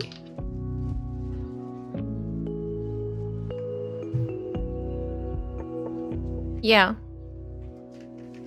Do you believe it? I'm not sure. Well, it's not a lie. But it's not the whole truth either. And I don't quite have the time to untangle it for you. Got a hungry teenager downstairs and a summoning ritual to complete. Oh, she's part of this too? Don't you take that judgy tone with me. Hey, far be it from me to moralize at you. Getting a lot of that these days, mate. I'm just trying to keep everyone happy.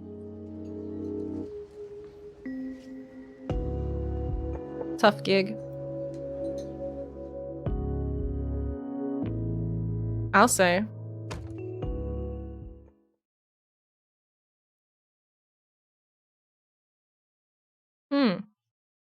Alright, I have to make another cup of tea or coffee. Because my cup is empty! I can't live like this! Not when I'm playing a really talky game. I gotta stay hydrated or I'll die. Literally. Let's see. I'll play some music because it seems kind of quiet down here.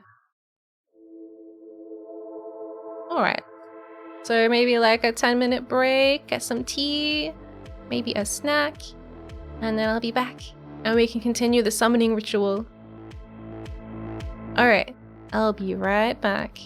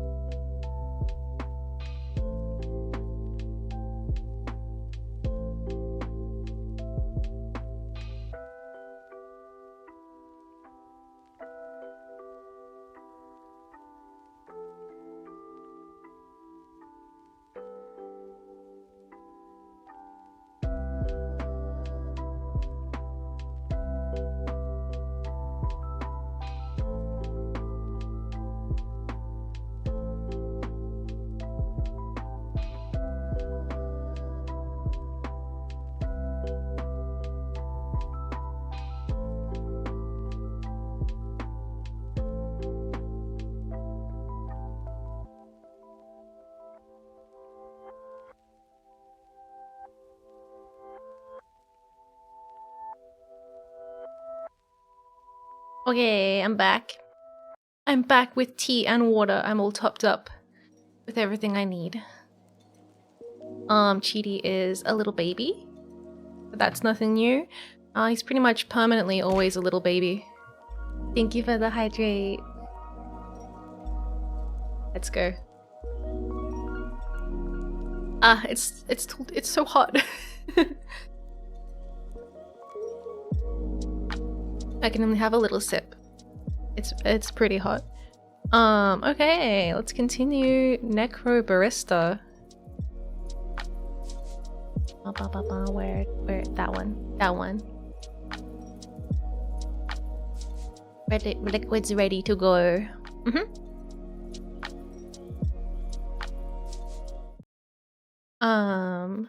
Behudge, hello. How's the game? It's good. It's got some really nice use of like lighting and camera and just like scene setup. Gameplay wise, it's like what you would expect from a visual novel. I've been too busy at work to catch any of the stream earlier. No worries.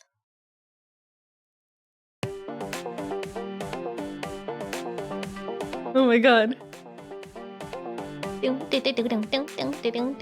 Alright, now if you can solder those two wires. No, not those ones! Bloody hell. Who programmed you? Bet she's a jerk. Incredibly intelligent, but a very bad programmer.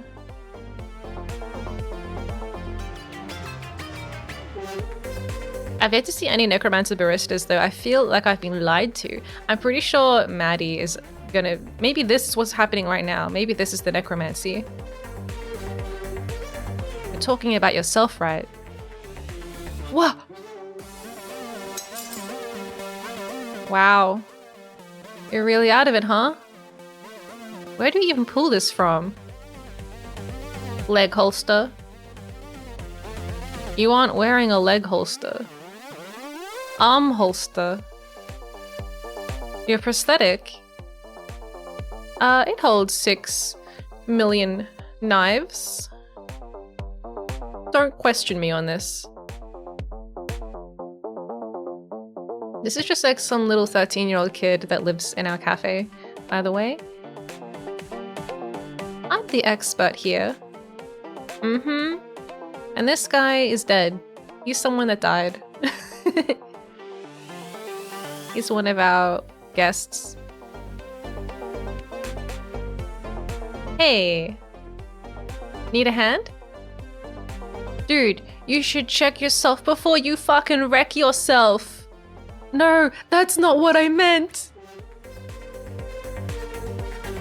She only has one hand. Oh.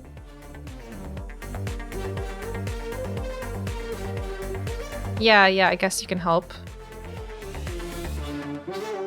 Before I ask what you need, what are you even doing? Maddie mentioned a summoning circle. Yeah, something like that. You ever wanted to live forever? I'd trade that for just having a second chance, honestly. Well, grab me that box, please. You can't just leave me hanging like that. Watch me. From the 10 seconds I've seen, this game seems interesting. Yeah, just before we were flirting with some hot lady at the bar. And while you watch me leave you hanging, you can go get the box. Thank you. Yeah, so this is really heavy. What's even in here? 100 meters of heavy gauge copper cable. A bunch of capacitors that I'm going to wire together soon. And some various bits and bobs. A lady with a lot of equipment.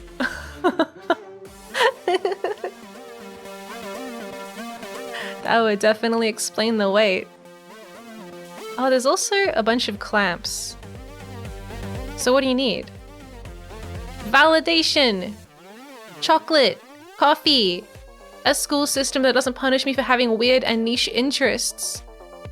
I meant more like communism, highlighted in yellow.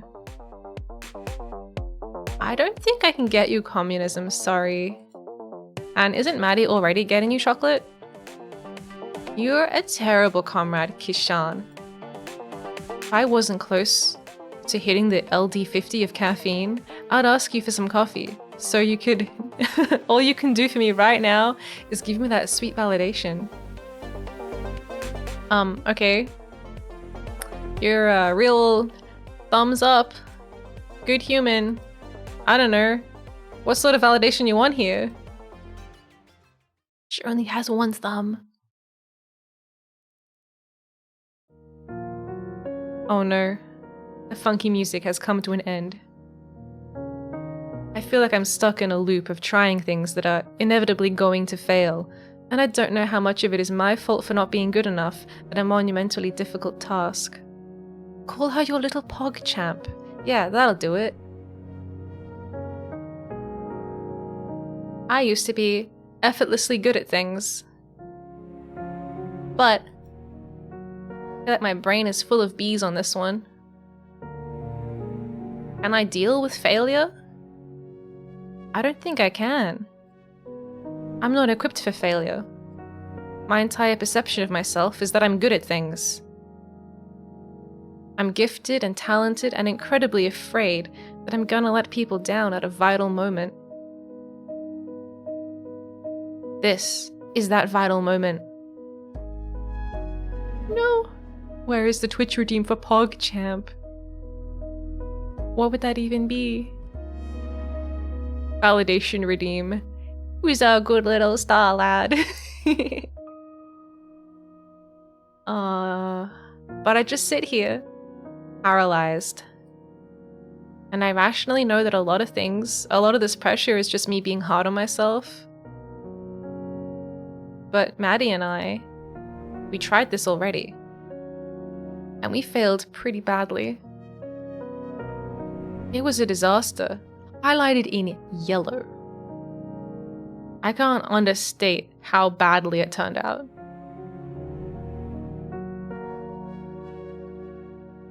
So even with all the prep I'm doing, is this enough? Did we learn enough to do it properly? Numbers and formulas and hard science are good, but I can't shake this feeling that I'm going to screw it up for everyone. And I'm so afraid, highlighted in yellow, of letting Maddie down. Does the yellow highlight mean anything, or is it just for emphasis? You know, I've yet to discover the answer to that question. I thought it meant something. But I think it's more just like, these words are important to the vibe. Is kind of how I feel. Yeah, I don't know.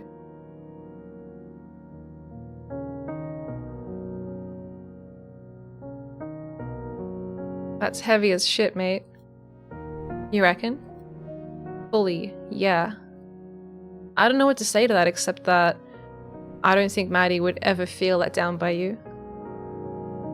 I know I've only been here for like 2 days, but her and Shay seem to really care about you. And I'm sure that extends to accepting you for who you are, limitations and all. Though honestly, I think you give off a pretty strong vibe of not giving a shit about your limitations. Or that you're indiscriminately power through them with some sort of raw, caffeine-fueled fury. I don't think children should drink this much coffee. Anyway, you're immensely powerful and I'm terrified of you. Fair enough. I was never really super smart or gifted or anything. I just floated through school and work and never focused on much except having a good time. I can definitely imagine the sort of pressure you'd have on you though, especially given how big this task is. Yeah. So, while I can't say for sure that this thing is gonna be easy, or even successful, I do think it's important that you work on giving yourself a break from that weight of your own expectations. But it's not an easy thing, I'm sure. But my boyfriend is similar. He's very hard on himself when he feels like he's letting himself down. So, it doesn't go away? Yeah, I don't think so. I think it just gets easier to deal with as you learn to be more empathetic to yourself. Self-forgiveness and all that. It definitely took him a good few years to even begin to be able to deal with some of his self-imposed shame.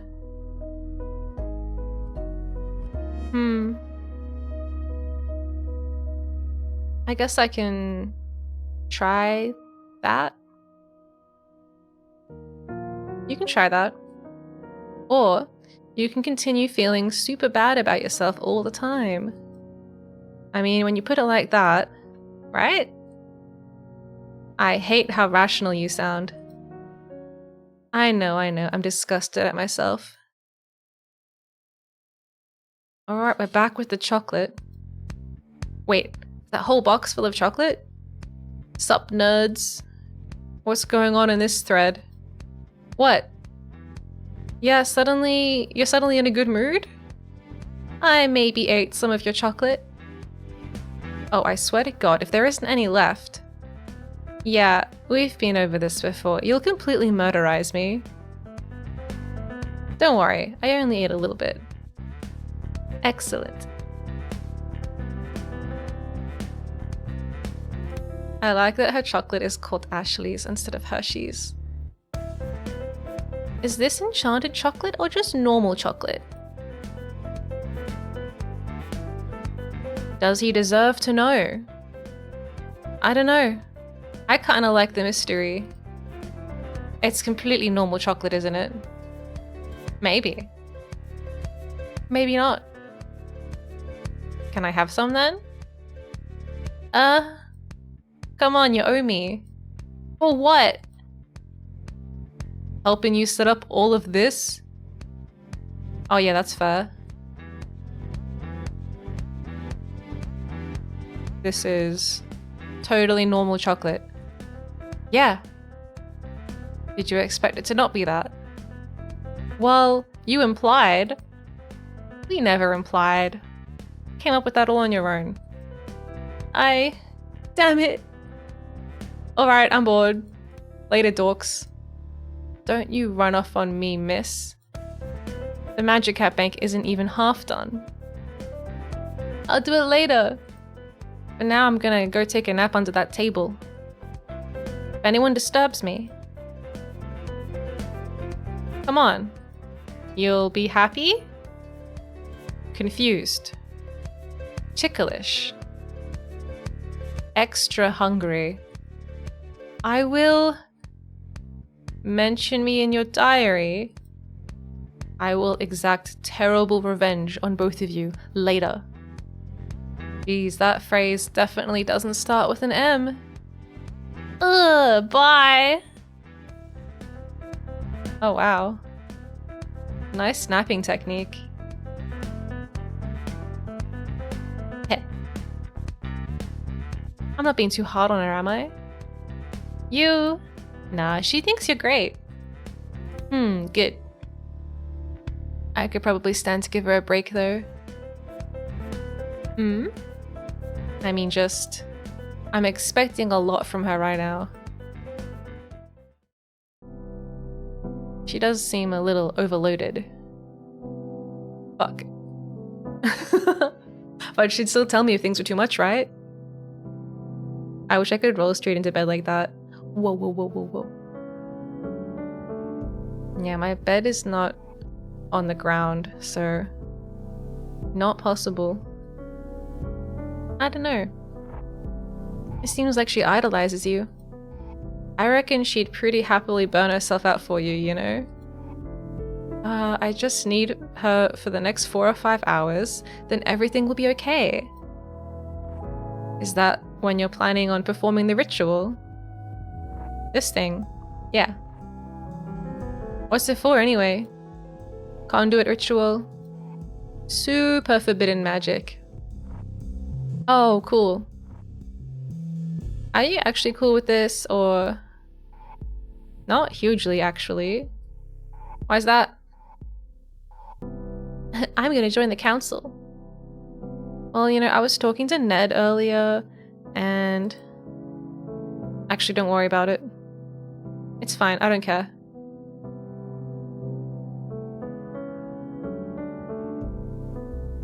What to do? You know how I took a couple hours from you down here? Vividly. This is just a bigger scale version of that spell. Higher capacity. Who are you taking hours from?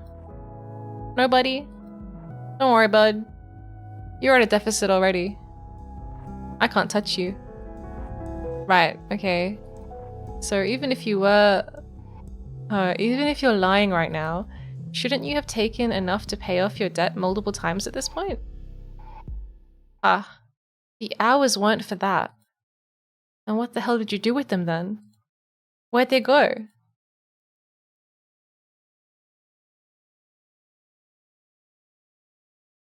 For our research, we used the following materials. Wire of copper, heavily drawn. Jasmine chalk, not Dover. Sustained electric supply of at least 20 volts. Car battery? Capacitors composed of... I don't know. However, we believe extra components are required. Our conduit's properties varied with the layout of our summoning circle, and despite the departure of our test subject during our trials, we were able to ascertain a number of efficiency-oriented refinements, as well as the absolute necessity of a living but non-sentient vessel to act as a so-called storage container. More testing is required, so obtaining a willing subject for future methodology evaluations without attracting the attention of the council will be difficult to say the least. I stored them. Oh, Nico, hello! Pro barista gamer Miya, that's me! Pro super pro gamer Nekonya.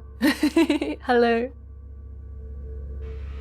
We're about to summon something, I don't know. We're doing some kind of ritual in the basement.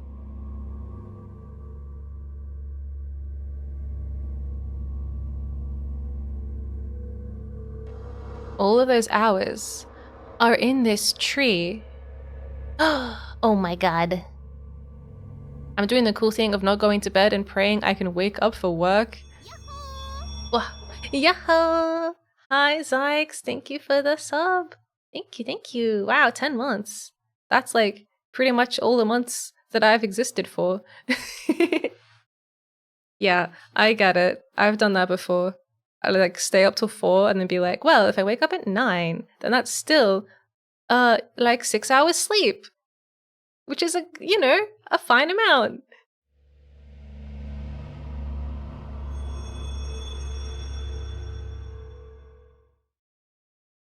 Oh my god.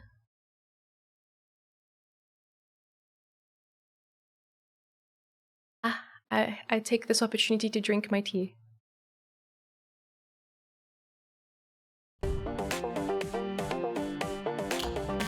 I drew these faces, by the way. I miss eating. Why? What was your diet like? I remember sushi. The tree is the living but non-sentient thing. Yeah, I guess so. That's why probably we had that giant ramble earlier in the game about the 5-element system that includes wood.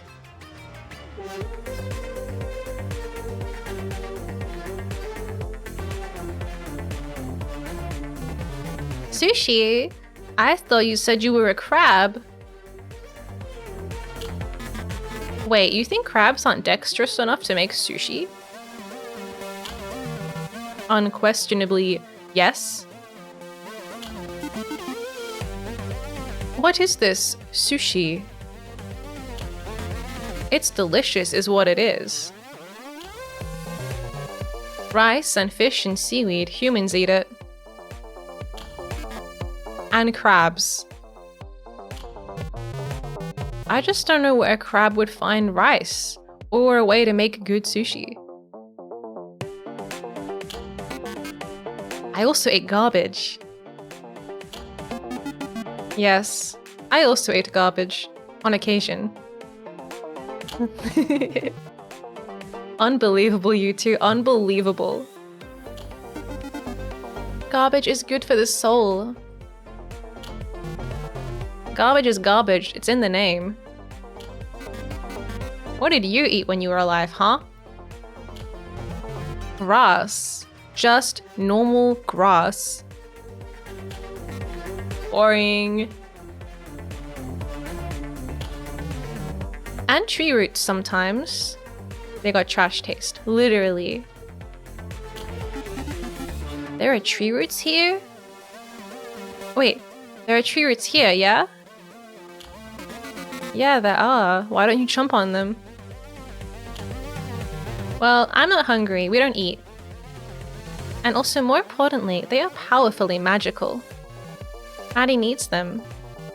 If we damage things that Maddie needs, then Ashley will be disappointed in us. A suboptimal state of affairs. Thank you for the hydrate. My favorite robot is the upside down milk carton, personally. I can feel the power in them too. However, I do not feel compelled to chomp on them. What a strange thought. Love to chomp.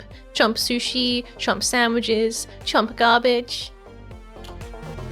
You're so weird.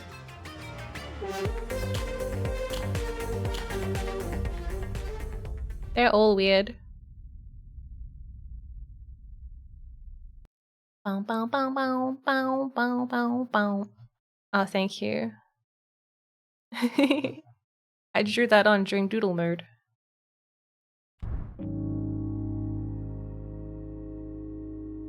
Wait, make your creator proud? Wow, what is this? You can now speak to Samantha to experience the side story, Devil's Den. Oh, we've got a new area to explore.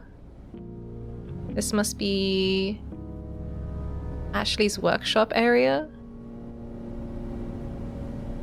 Something down under. Oh, what, Australia? Got a dual monitor set up. No keyboard or mouse. Whoa. Ashley's Inventions Part 2. I don't think I've read Part 1.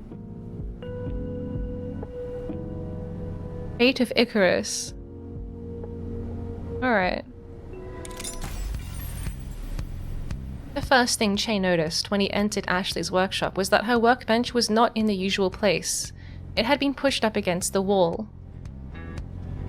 The second thing he noticed was that Ashley was sitting on the bench, her back slumped against the wall, evidently still feeling the effects of a caffeine crash. "Hey," said Ashley. But her eyes didn't move up to meet his. That wasn't like Ashley. She usually greeted people with her eyes before greeting them with her voice. Greeting purple fish, hello! Hello, hello. This game's vibes are amazing. It's pretty cool. "Hey, kiddo," said Che. "You doing okay?" I am okay if feeling tired and achy and yet somewhat unable to rest is okay. My mind is still amped up but unable to do anything productive. Gonna be programming, programming. So, look, have a good programming. Thanks for dropping in. Why do I feel like this, Che? Is this my life now? Am I going to be okay?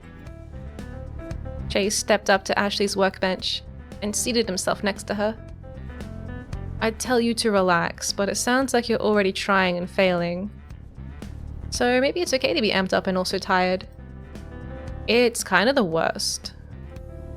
To be tired, but also incapable of resting. I feel like, in that case, when I feel tired and incapable of resting, I usually read. It's a good time to read. Until you fall asleep. That's kind of the goal. Tired but also incapable of resting described how he felt on most days. It had become such a familiar part of his condition that he forgot what it was like to be young, to have the kind of energy that Ashley always seemed to be brimming with. "I think you'll have to get used to that, kiddo," said Shay. "I think you're just getting an early taste of what being an adult is like." "That's not reassuring at all. You feel like this every day?" "If you came here to comfort me, you're doing a terrible job." Shay frowned. He always considered himself a good teacher, but he'd come to learn that mentoring someone required skills beyond simply teaching them a skill. When it came to comforting people, in times of crisis, he always seemed to manage to find the right words. On day-to-day matters, however, "Well, I think I spend a lot of days feeling how you feel right now, but luckily, this will pass for you. And look at it this way. You've learned something today, didn't you?" "Yes. Maddie is in possession of a powerful potion. Is in possession of powerful potions that can yield devastating effects, and she disguises them under innocent-sounding names like espresso." Shane nodded. More a nod prompting for her to continue than to display approval. "But also, you also have terrible bedside manner." "Well, but you weren't forced to drink the coffee, were you?" "No, I did that to myself." "Is that what you wanted me to say?" "You were right, Shay. I tried something new for the first time and now I get to spend the rest of my life regretting it." "Try a few hours. I'm pretty sure the regret will wear off as soon as you recover from this caffeine crash. After that, hopefully it will be codified in a part of your brain that hesitates just a little bit when you're tempted to ask for a third or fourth espresso shot." Ashley continued looking straight ahead. "Point remains. Trying new things can be hazardous to your health. Actions have consequences. And the consequences can feel real bad." She opened her mouth and made a noise that was halfway between a gasp and a yawn, like someone who had tried too much carbon dioxide in their bloodstream, and didn't know how to correct the problem without making a face that resembled a fish. "Thanks for the lesson, Shay. I'm never going to try ingesting anything new ever again." Jay frowned and tried his best to course correct back to something that resembled a useful lesson. "A fish! That's nice and all, but I don't think that avoiding new and novel drinks is going to protect you from ever encountering harm again." "Right. Which is why I'm not limiting it to drinks," said Ashley. "No new foods. I've gotten a decent palate anyway. I think I'm good sticking to the same dozen or so meals for the rest of my life." Jay looked at Ashley and hesitated for a moment. He wasn't sure what words of wisdom he could impart to the girl, but he was pretty sure that the words weren't the only way to get someone out of a slump. "Ashley, stand up." He stood up himself for fear of looking unwilling to follow his own advice. "Why?" "Because you can. I can't. All the more reason to stand up." "So stand up." You should stand up to prove that you can. And if you can't, well, that's good too. That's good to know too." Ashley groaned and twisted so that she was lying down on the workbench. "Lying down?" Jay was about to object, but then she started rolling off of the workbench and plopped onto the floor. "Ow!" Jay watched Ashley, not reaching down to offer a hand. She was capable of saying ouch. She was capable of asking for help if she needed it. Several painful moments later, Ashley lifted herself off the floor and shuffled backwards until she was leaning against the wall next to her workbench. See? You thought you couldn't stand, but you can. Hooray for me, I'm overjoyed, she said in a tone that was clearly far from overjoyed. You can sit down if you'd like to, said Shay, sensing that standing was actually a non-trivial feat for Ashley at this moment. She hopped back onto the workbench, but this time sat perched at the edge, with her legs hanging over the edge rather than slumped back with a, okay, whatever, I don't need this much exhaustive detail. This was a good sign. I don't want one bad experience to kill your sense of adventure. Look at where my sense of adventure has gotten me, Che. I flew too close to the sun, and now that I'm on the surface of the sun, the lights are all bright, and I feel hot and tingly all over, and I feel tired like it's summer all the time, and I really don't like it. I'm just like Icarus. That's not how the story of Icarus goes, though. Isn't it? Icarus didn't fly to the sun. His journey was limited to our atmosphere. He just got too close to the sun, and his wings melted. Ashley raised an eyebrow. Oh, is that what happened? Now the part at the beginning of the story where his dad tells him not to fly too close to the sun or his wings will melt makes a lot more sense. Classic foreshadowing. You're forgetting a part of the story though.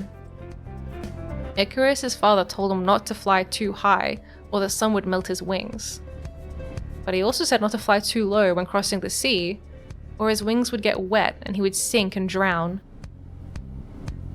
Wow, so Icarus flying high was actually brilliant? His wings melted, but he managed to avoid drowning? Ashley's voice was still monotone, but she was leaning forward. Well, no. He still drowned because his wings melted. He crashed into the sea. Ashley gave a nod of, I don't know if this metaphor is really doing anything for anyone in this conversation. Same result, so the moral of the story is that you're doomed no matter what you do. No. He drowned. But before he drowned, he soared. The story still ends with him drowning. Every story ends with death in some way, Ashley. The question isn't whether you will die or not. The question is, before you die, will you take the opportunity to see how high you can fly? Oh, interesting. Interesting take on Icarus. I don't want to read part 2 because I haven't read part 1 yet.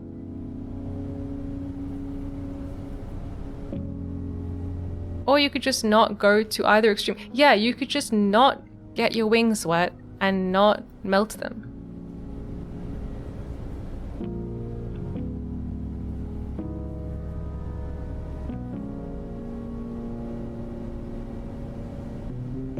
Oh, there's more monitors over here.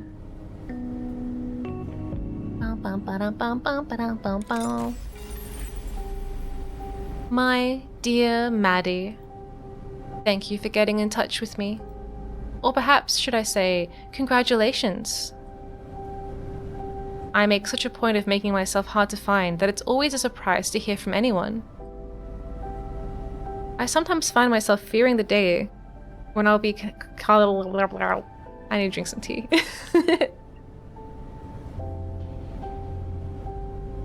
I sometimes find myself fearing the day when I'll be contacted by someone who isn't a fan of mine and who is more interested in locking me away than seeking my advice. Is this the person that wrote that book? One might think that people interested in putting me away would be more capable and in possession of more resources than those like yourself who simply possess curiosity. And yet it's always the latter who manage to break through the veil I've erected around myself and the outside world. You're the first in over 3 years to manage this, and so it is now time for me to find another hiding place. If your next letter manages to find me, I'll truly have something to worry about. If you're looking for a solution to the problem you outlined in your letter, I'm afraid I must disappoint you. My business is that of teaching people how to ask the right questions so they can find the answers themselves, not giving the answers. After all, the most worthwhile answers are the ones I haven't found yet. That being said, Your question about time transference is an issue of special interest to me. The idea of storing vitality within a living, non-sentient creature such as a plant is one that I've long considered. The issue has always been one of retrieval. If you did find a way to transfer vitality from a plant into a sentient creature, it would result in a tremendous discharge of energy. Such a great discharge that I'm sure it would kill whatever subject was on the receiving end. Absorbing life force from something doesn't seem like that it would do you much good if it kills you in the process. Consequently, I've never experimented with this process myself. Even if I have earned a reputation for being a rule breaker, there are certain things that are simply off limits. Your idea of using a non-living soul as the target for transference is an interesting one. No risk of killing the vitality recipient if it's already dead. Of course, that would require finding a way to infuse a non-living soul with vitality in the first place. And being that most reanimation techniques involve a significant discharge of energy, using the vitality transfer as the trigger would effectively be killing two birds with one stone. Of course, reanimation is a far cry from necromancy, but if your only problem is one of living on borrowed time, well, you know better than I do how to resolve the particulars. I'm an alchemist, not a necromancer. If I can offer you one piece of advice, these kinds of vitality transfers are not something to be experimented with. Any time that time is borrowed or lent, you are making an alteration to a ledger that the powers that be keep a very careful eye on. Even the smallest of disturbances is enough to attract their notice. And attracting their notice will put a quick end to any research you might be in the midst of.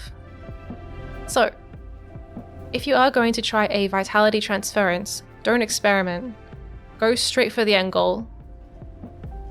If you're going to catch the attention of those whose attention you do not want, make sure that the endeavor is worthwhile.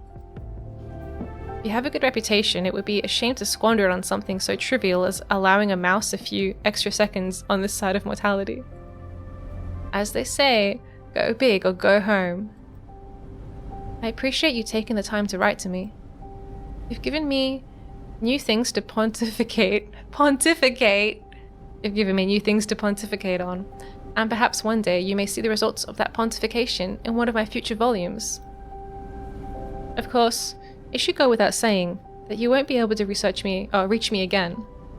At least not the same way you did before. I've been found, and that means I need to do a better job of covering my tracks. While I rationally hope that I'll never find myself in a position where a fan's letter finds me, there's always part of me that hopes that one of my readers will manage to track me down. Who knows? Perhaps the next letter I receive at my next residence will come from you. But I am sure that you have better things to do with your time than try to track me down. There is a time to adopt the posture of a student and focus on learning, but it's obvious to me that you are someone who has spent plenty of time learning things and is now ready to do things. So do things, Maddie. Do big things. Do dangerous things. Do things that break the rules. Not all rules need to be broken, but if you're smart enough to find me, you're smart enough to know which rules are worth breaking. I'm grateful that it's always the reader mail that seems to find me, and never the demands to appear before some kind of tribunal or committee. I used to think that this was a long string of extremely good luck on my part, but over time I've come to realize those who wish me gone lack the insight of the people who earnestly read my work. Readers such as yourself, who are the only ones who truly know me well enough to understand how I think and where I would hide. Bravo, Maddie. Bravo! You've demonstrated your ability to think like me. Now you must learn to think like yourself. Yours truly, Sophie Cordova. Banned author of that alchemy book that we read earlier. Interesting.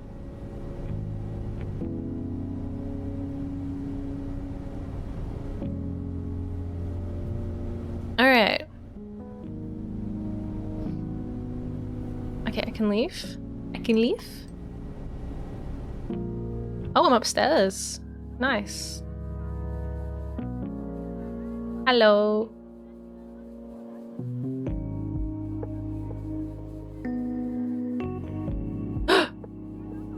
Who the hell is that? Who the hell is that? Can't even see them. Hi. Shifty looking person. I say that because I don't have any pupils. They're glowing eyes.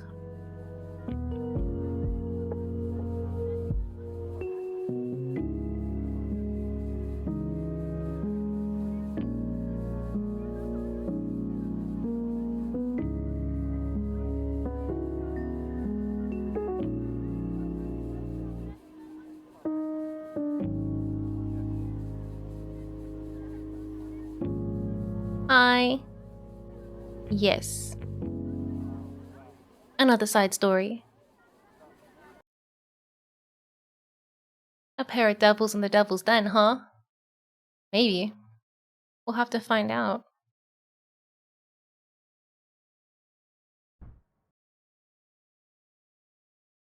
I hate this job. Kiyoshi was angry. Samantha always found it difficult to see him like this. She felt his anger and his pain as if it were her own. They shared the hurt, a bond exclusive to them. But anger was also a form of passion, and Samantha considered Kiyoshi's passion one of his most admirable qualities.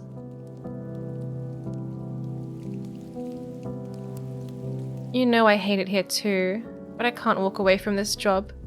Neither of us can. You know the stress is going to kill us one of these days. Stress won't be the thing that kills us. Don't say that. You're right, I'm sorry. I love you. I love you too. Stay safe. Samantha sat alone, nursing a glass of gin. The terminal had a warm atmosphere, a far cry from the immaculate, glitzy pub-holic where she spent just shy of 6 months as a cocktail waitress. In fact, there was almost nothing in this cafe reminiscent of pub-holic, which made it the perfect place to brood with precious few reminders of her previous gig. There were, of course, the smells. She caught lingering scents as she leaned upon the spirit-stained bar, each one like a stain upon her own memory, a scar that would never heal. Have a good luck. Hi! Oh my god, Fembossy Destroyer, hello, welcome. Thank you for the follow. Not that she hadn't been left scarred by other jobs, but she resented the invisible stains left on her psyche by Pubholic, the kind she couldn't hide with concealer and long sleeves. There were a few pleasant memories buried beneath the pain. Memories of him. You want me to just leave the bottle here? No, I need to feel that tiny bit of shame when I ask for a refill.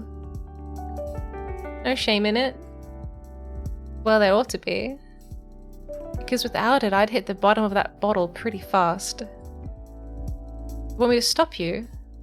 Otherwise, you'll lose that shame soon enough. I'll burn that bridge when I get to it. Samantha liked Maddie. Part of it was the natural kinship she had come to feel for anyone whose profession involved pouring a drink. But Samantha also appreciated Maddie's extremely high level of disinterest in what was going on around her. She could tell from Maddie's eyes that she wasn't all there. Her attention was split between her patrons and some problem she was puzzling together in her head. In Samantha's opinion, patrons always got more attention than they deserved, and it seemed that Maddie agreed. They were perfectly content in their own solitude. Samantha, is that you? Gasp.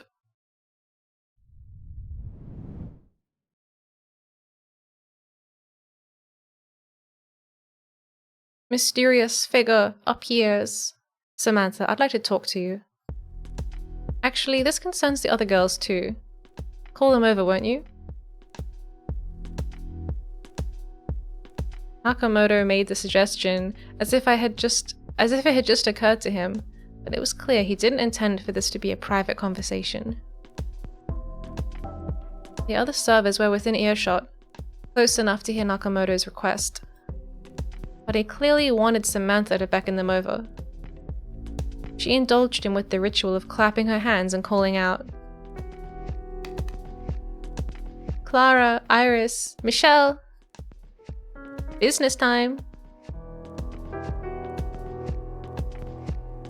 As Samantha looked across the table at Nakamoto, she realized that she stood between Nakamoto and the other girls like a protector, a shield.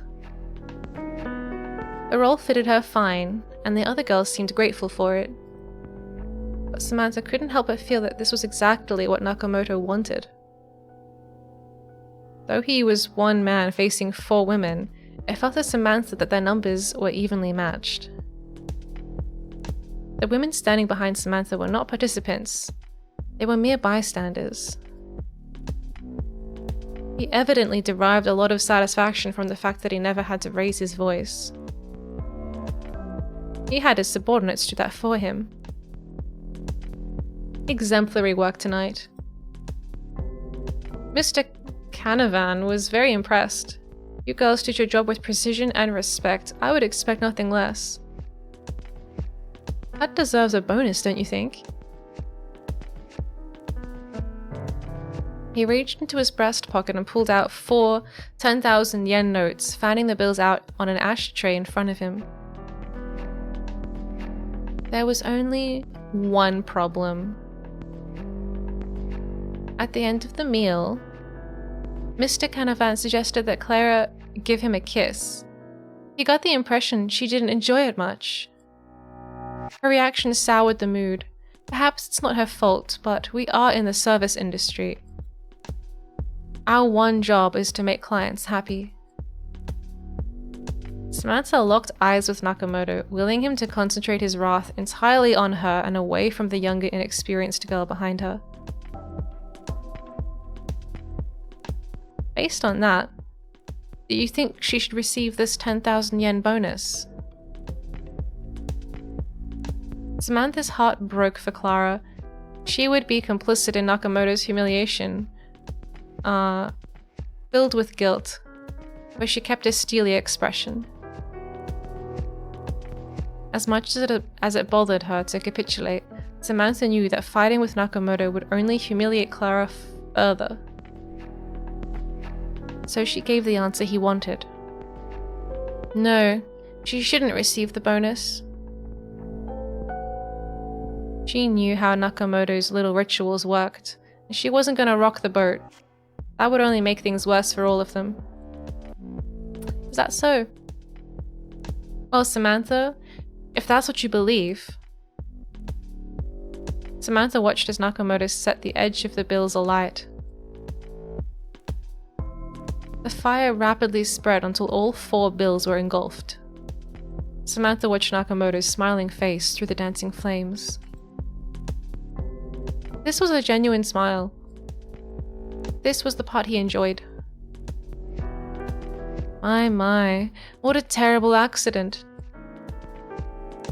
You see, I only lit Clara's bill, but now everything has been reduced to ash. It's like service, you see. The rest of you provided perfect service for the entirety of this night. But it takes only one small mistake to ruin the entire experience for the client. What one of you does reflects on all of you, on this entire organization. This deserves punishment, don't you think? Then punish me. I was in charge of planning the event. Any shortcomings during the event are a reflection on my leadership. I take full responsibility.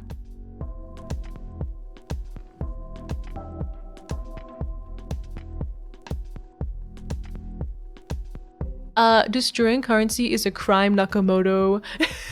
Yeah. Exactly. Looks like this is a crime too. Samantha steeled herself for the slap she knew was coming. She would not flinch. But the slap never came. It took all of Samantha's willpower to not shudder at his caress. The slap would have hurt less to endure.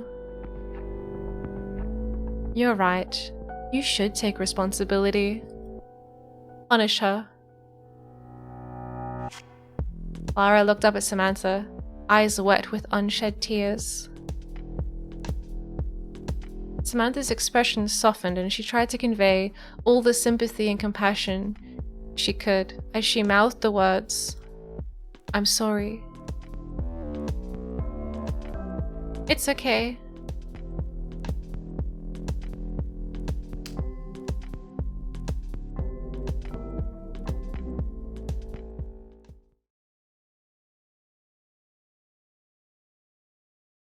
Wow. Wow. And what, he's here now?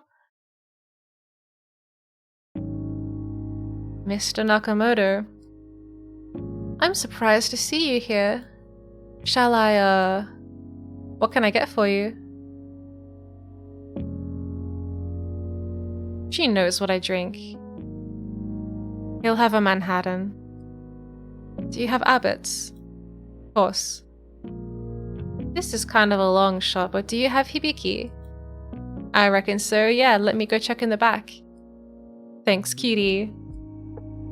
Charming girl. Nakamoto had a habit of describing people as he wanted them to be, rather than as they were. As if he thought calling a server charming were enough to make her want to live up to the description.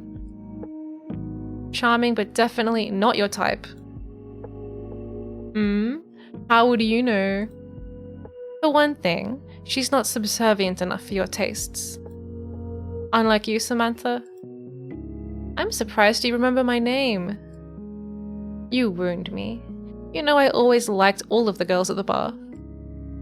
Yes, you liked us all so much that you gave us the same pet name. I always figured honey was just a more affectionate way of saying, hey you. Hiyo? As in, hey you over there. Ah. Maybe you are right. But you were always my favorite, Samantha. Well, one of my favorites. She wasn't sure if that was meant to be a compliment. Given that Nakamoto seemed to prefer girls too inexperienced to avoid his advances, the implication she might be a favorite struck Samantha as insulting. You always did like the oblivious ones. Ah, Samantha, you know what the clan is. We wouldn't have hired you. If I were a more sophisticated girl? No. Nakamoto seemed to think he was being subtle, but he was never very good at it. I presumed the fact that none of your servers spoke Japanese wasn't an accident. Ah, what's the point of denying it now? Of course you understand now all that was going on. You're only paid in cash. Half of your men showed tattoos every time they rolled up their sleeves. Of course I knew that was going on. But you surely didn't expect. I always knew it was a possibility. Nobody could have anticipated things happening like they did. It was never my intention. I tried to do the right thing. My intentions were good. Nah. The road to hell is paved with good intentions. Samantha glanced again at the white van parked across the road from the bar. They turned away to continue serving, barely noticing the man approaching. A moment later, she tensed up and did a double take. There was something about the way the man walked. Men coming to see Nakamoto were always trembling, afraid. He looked too confident for a man about to talk to an infamous crime boss. That and the white van. Been sitting there for the past 2 hours, and yet she hadn't seen anyone come out of the van the whole time. She turned toward the door as the man came in and realized he was suddenly flanked by several men on either side. Their chests were too thick for their stature, the kind of bulk that came from Kevlar under suit jackets. Nobody move! Samantha found herself looking at a badge, a handgun, and several men holding what looked like military-grade submachine guns. Yikes. Taro Nakamoto, we have a warrant for your arrest. I am Taro Nakamoto. Please, no need for the big guns, you're frightening them. He gestured to the cocktail waitresses huddled behind the bar. Nakamoto stepped forward. He intended to turn himself in. His men watched in disbelief, but one by one they dropped their guns and held their empty hands up. Except for one. Cue the cool music.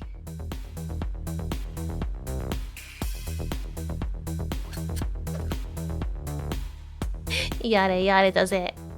He was standing near the door, his right hand hovering at his hip. Gun. The young gangster who had drawn the gun crumpled as several gunshots rang out from the back of the room. Another one of Nakamoto's henchmen. Samantha hit the floor, crawling through the shattered fragments of the drinks she dropped moments ago. The roaring gunfire was so loud it physically hurt her ears. Within seconds, all she could hear was ringing. She kept crawling, trying to avoid the gunfire and stampeding crowd, when she found herself pressed against the side of the bar. Samantha looked up and made eye contact with Nakamoto just seconds before the bullets began to tear him apart.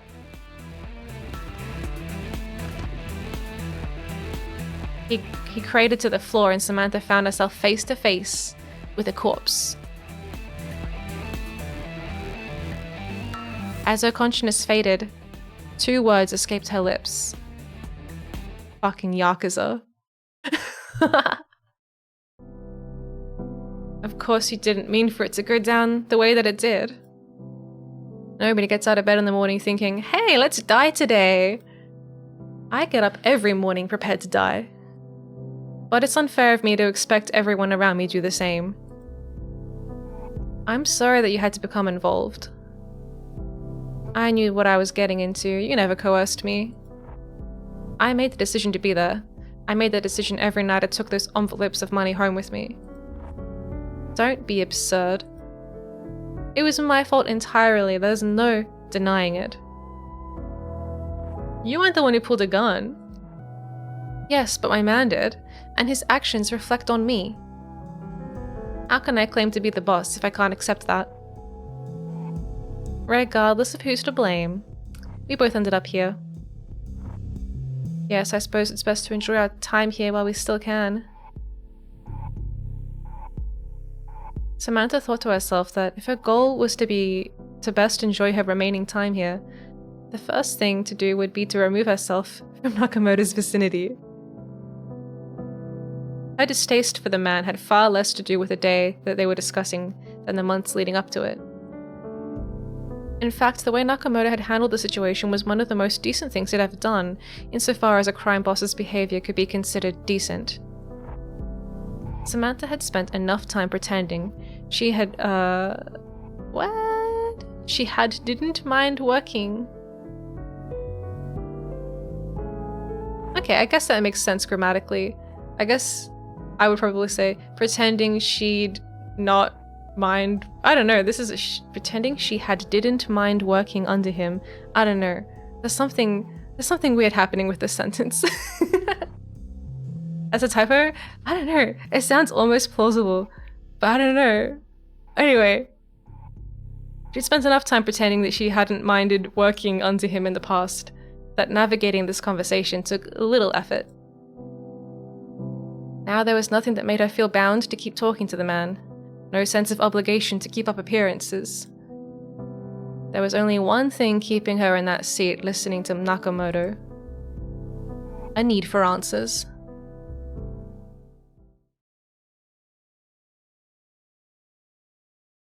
Maddie returns. Hi!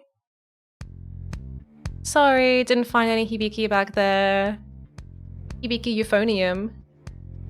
Found some shibui maru though. So that's what you're getting.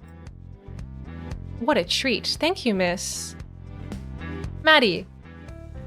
Thank you, Miss Maddie. I drink these slow, but I hope you'll have another one ready by the time I finish this one.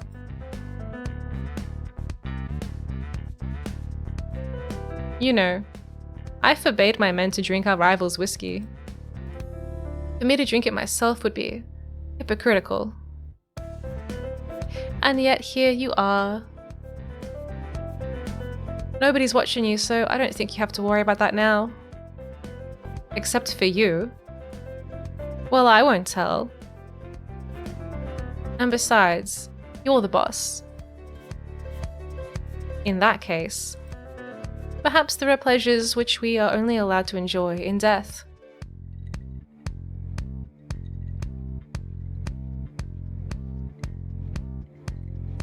He sippeth the drink. It may be my deceased condition that makes it so, but I would be a liar to claim that this isn't the best drink I've ever had.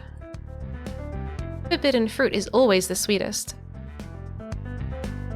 Had I tasted this drink years ago, perhaps we could have ended our turf war on more amicable terms. I find it hard to resent men who make such fine whiskey. He started laughing and Samantha joined him, more out of a practiced reflex than shared mirth. Nakamoto placed his hand on her leg. Ew! Ew! She didn't flinch, but she looked at him with just the right amount of withering contempt to make him withdraw his hand. You're a very powerful woman. From the lips of the notorious Yakuza boss to the ears of the tittering cocktail waitress. You've got an aura about you. Even when you served drinks, you have a dominant energy. Everyone in their room always respected you. I wanted to make you mine. Yuck. So why didn't you? Because if I'd taken you, I would have destroyed the very thing I admired about you. I wanted you to come to me willingly. And you thought I would. To be honest, yes. You seemed like the type of woman who'd be drawn to men of power. I don't particularly find power that impressive when it's measured in the number of dollars laundered. Power, not money. You do crave power. I could always see it in your eyes. And yet somehow I managed to resist your charms. Nakamoto smiled at Samantha, having completely missed the cutting sarcasm of her remark. Besides, I didn't move to the city expecting to find love, especially not among the ranks of a crime syndicate. No, but you found it anyway. You're right. What was his name? You know his name. Yes, but I want to hear you say it. Kiyoshi. Oh my god. A bedroom scene.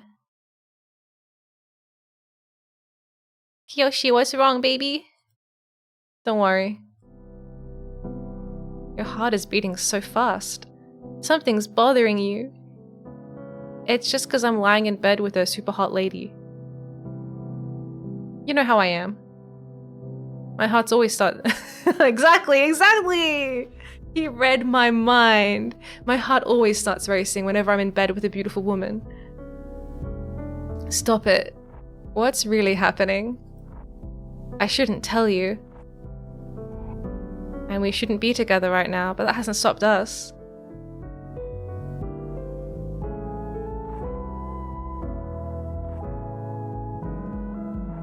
It's Nakamoto-san. He has eyes for you. You think I don't know that? Anyone can tell by looking at him. I'm worried that he'll try to take you away from me. I won't let him. I can look out for myself. That's what bothers me. One day, Nakamoto will try to take you and you won't let him. Nakamoto does not take kindly to being snubbed. Let me deal with that. I hate that man. Shh, don't say that. Why shouldn't I say it? I hate him. Anyone could be listening. If the walls have ears, then let them hear.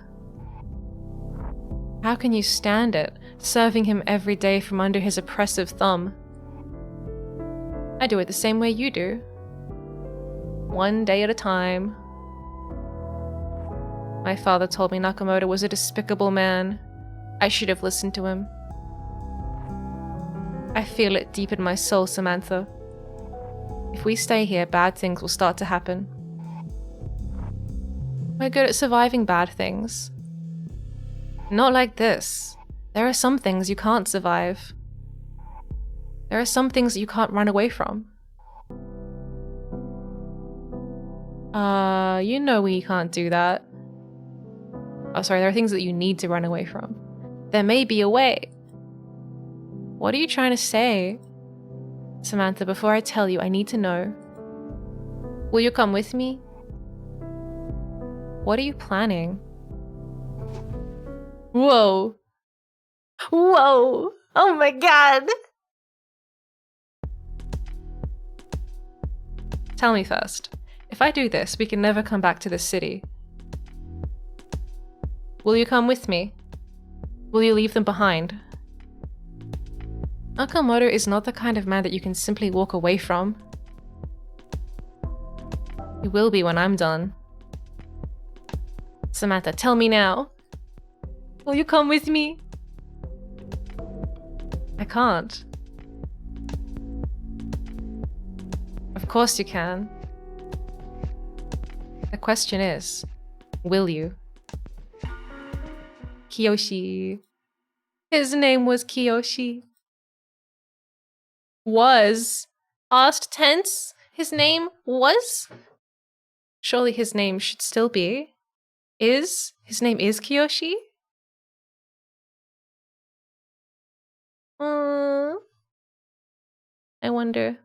I wonder what happened. Oh yeah, he's definitely dead. Maybe. You're not like the others. Ah, so bright! Samantha regarded the young cocksure man standing before her. Excuse me. What? One of Nakamoto's men. She knew his name was Kiyoshi. Samantha, of course, had made a point of memorizing the names of all of the men who worked under Nakamoto. She was aware that admitting she knew who he was would be taken as a sign of flattery, so she played dumb. I'm sorry, you're one of Nakamoto's men, right? Why do you do that? Do what? Play dumb? You know that I'm one of Nakamoto's men. You know my name. Not everyone knows your name. You're right, in fact, very few people do. I'm not as memorable as some of my peers. But you remember my name regardless. You know everyone else by name. There's not a chance that you don't know who I am.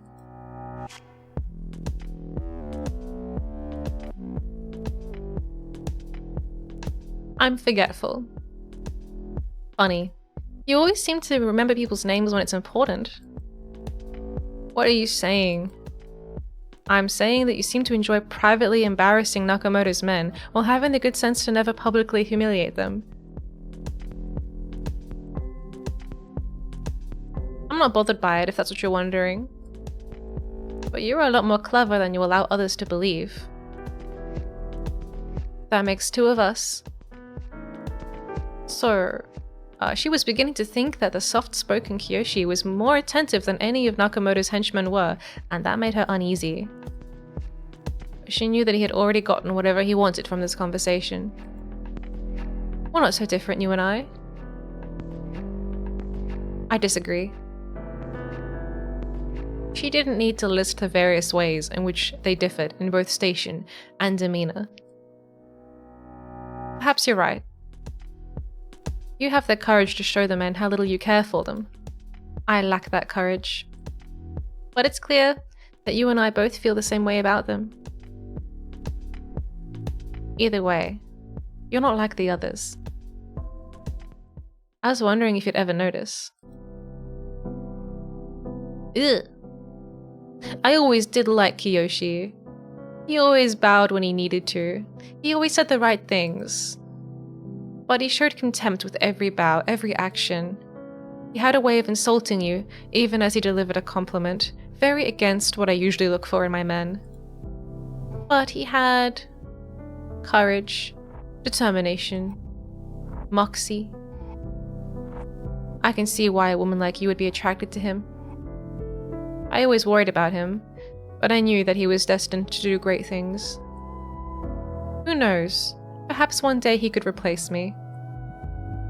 Who will replace you? Who can say? Many of my lieutenants were there that day, my right and left hands.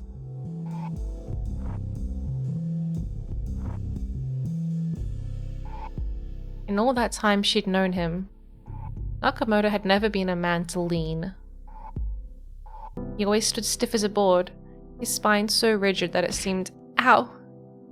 Not even an errant teacup could throw him off. Thank you.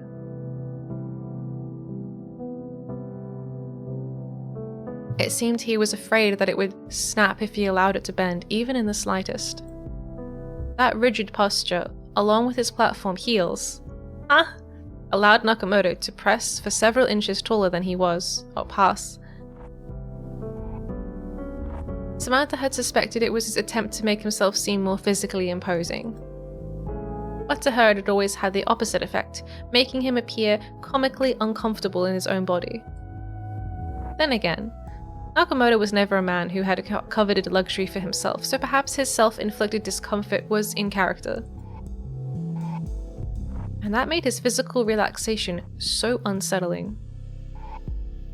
This was a side of Nakamoto she had never seen.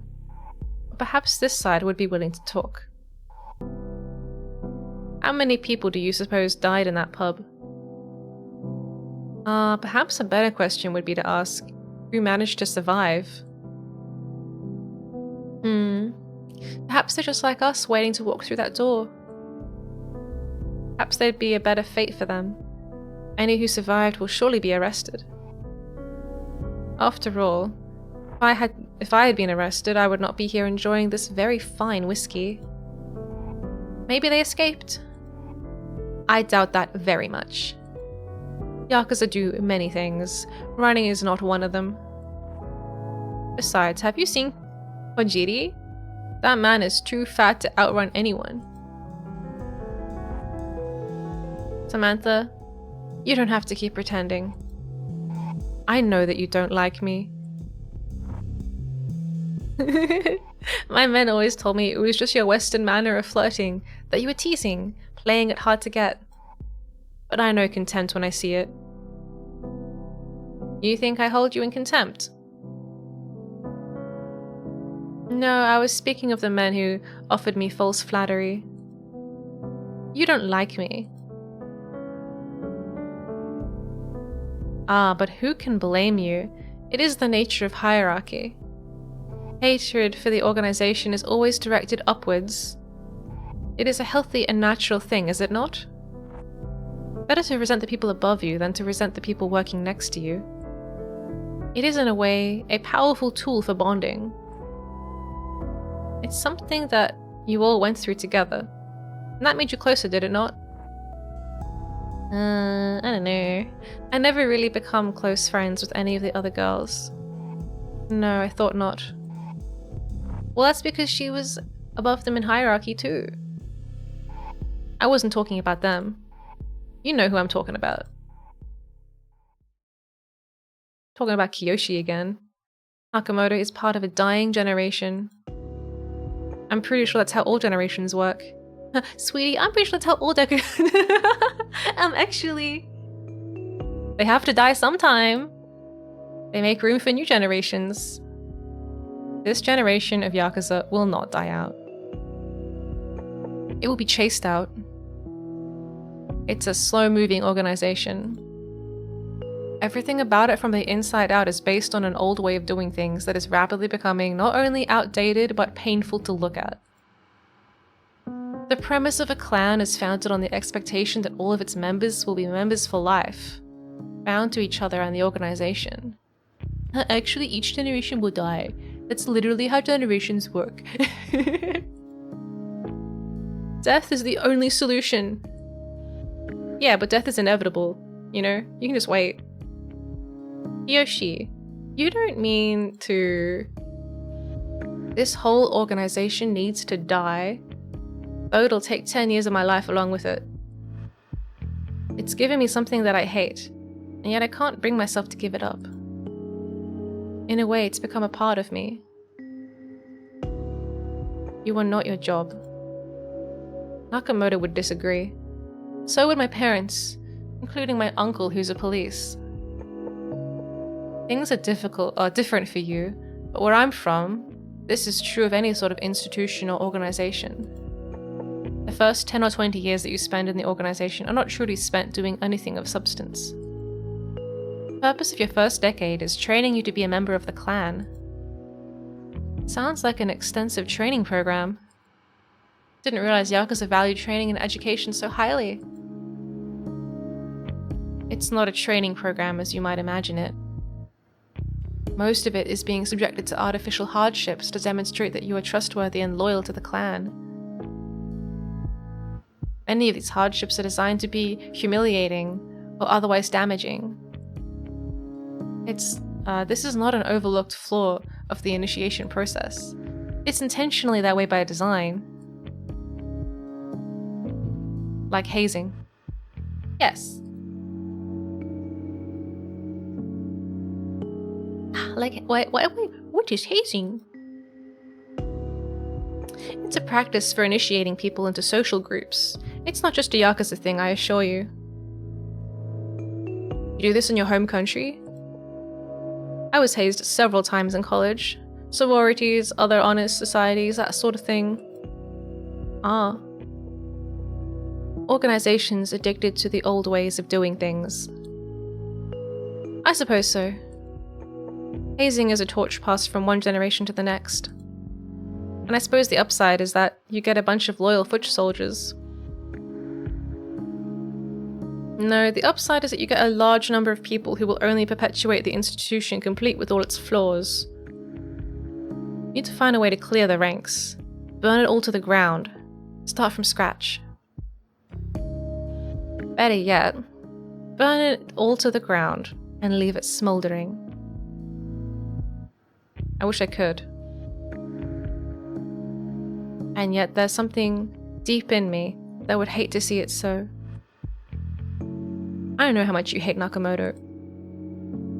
But you see, I don't. Even if I want to hate him, I can't. The kind of loyalty that is built up over many years, it does not go away simply because you wish it to. That's the insidious thing about this organization. It changes you, even as you realize what it's doing to you, even as you hate it. For me to say that I hate Nakamoto would be the same as saying that I hate what I've become. And that is not something I say easily, even though it may be true. Mwah.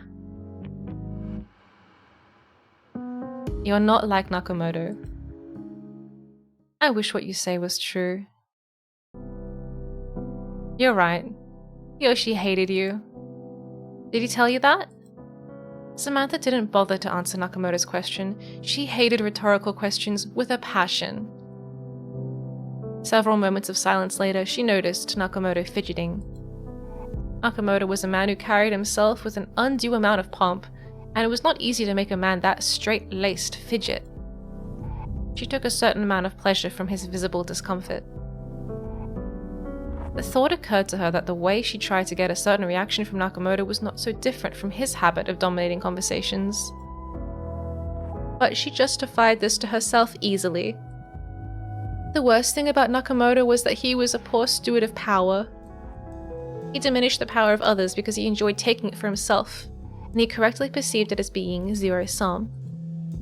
Samantha didn't crave power, but she very much enjoyed seeing Nakamoto being brought down a few notches, even if only for a moment. Of course, he told you all the ways he despised me and my old ways. That is how every passionate relationship begins, is it not? The strongest bonds are built not out of mutual respect, but out of a shared hatred for something or someone. So of course he would pick me as the object of ire to win you over. What a girl boss! Kiyoshi was a very shrewd man. He always had a talent for getting exactly what he wanted. You don't know the first thing about what kind of man Kiyoshi was. He's far more dangerous than he looks. I'm so confused. They keep changing tenses, and I'm like, he is dangerous. He was something. Is he or was he? Is he real? Did he die? Ow! I've been punished. Oh, it's my screen.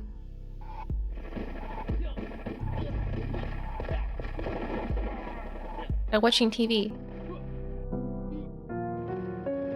I don't carry a gun. Too dangerous. Not when you know how to use one. I don't mean dangerous to safety, I mean dangerous to get caught with. Guaranteed jail time on conviction. And yet somehow all your friends seem to deal with it. Colleagues, not friends. So how come they bear the risk of getting caught with a firearm and you don't? I need to stay clean.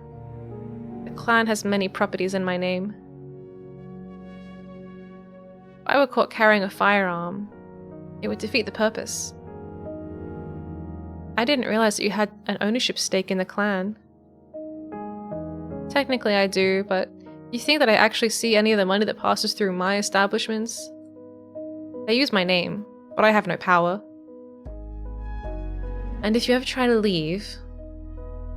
Yes, now you understand why things are so complicated. Even if I leave, I will still carry the taint of association. There's no avoiding it. Why you? Why not do it under someone else's name? Wow, is he in a gang or just late-stage capitalism? I may have lied to you before. I told you I don't carry a gun because there are many properties under my name. I need someone who looked squeaky clean. Squeaky clean? Someone with a spotless record. Perfect. Free of imperfections. That's me, Mr. Spotless. Though I don't think that anyone in the clan would describe me that way. I'm actually very far from perfect. I am just the man that they needed. I think you're what I need too. Smooth. What does that mean?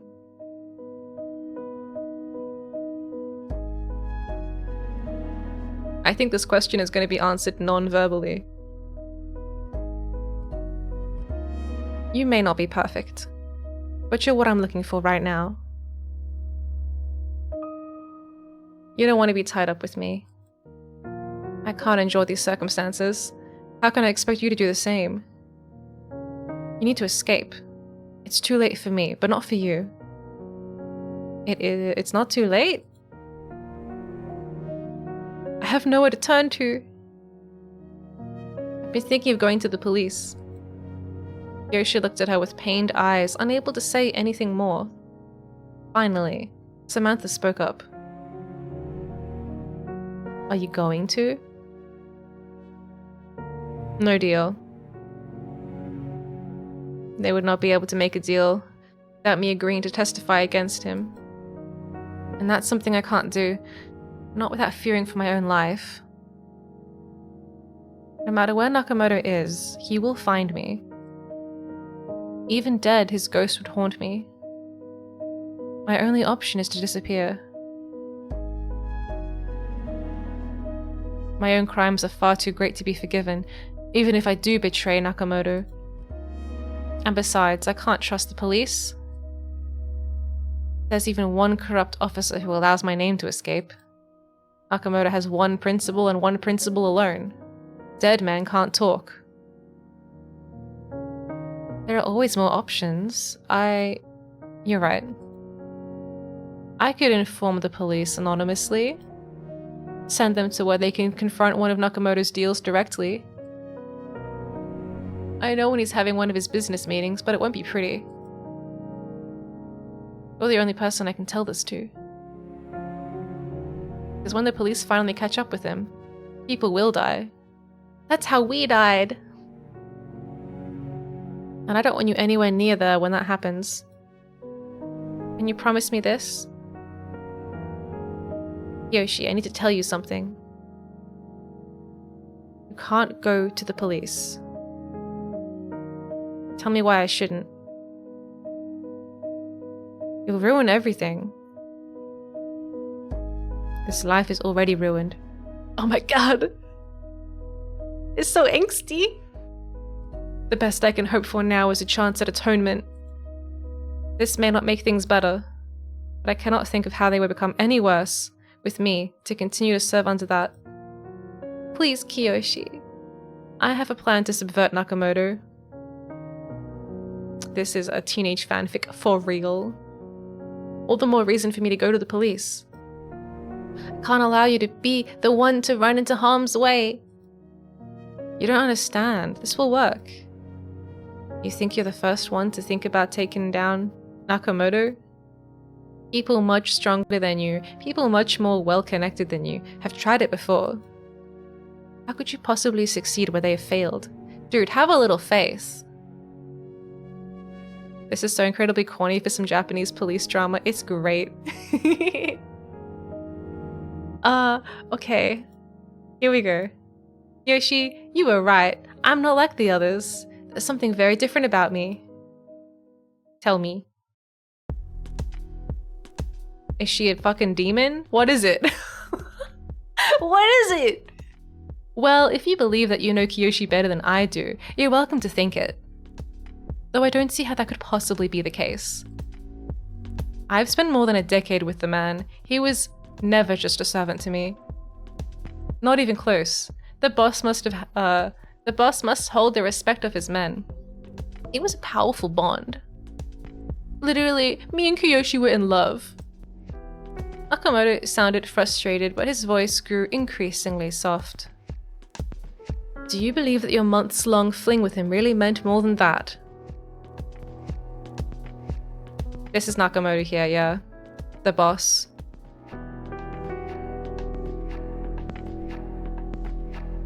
Do you really have the ability to look into a man's eyes, to peer into his soul, and sense his true desires and motives? I'm waiting for her to be like, yes, actually. You're truly a fool if you believe this. Samantha found herself taken aback by Nakamoto's aggressive speech. For a moment, she thought that perhaps Nakamoto was right, that she didn't have the soul read on him. But as the moment passed, she came to an infuriating realization. Nakamoto pitied her. Do not underestimate me. As she felt the words leaving her lips, she found herself instantly regretting it. There was no faster way to lose the respect than to demand it like a petulant child. Oh no. She appeared weak and desperate, traits she saw mirrored in the man sitting across from her. Nakamoto wanted only to toy with her. She needed a punch to throw him off guard, something unexpected. She needed to tell the truth. What is that? I hate you.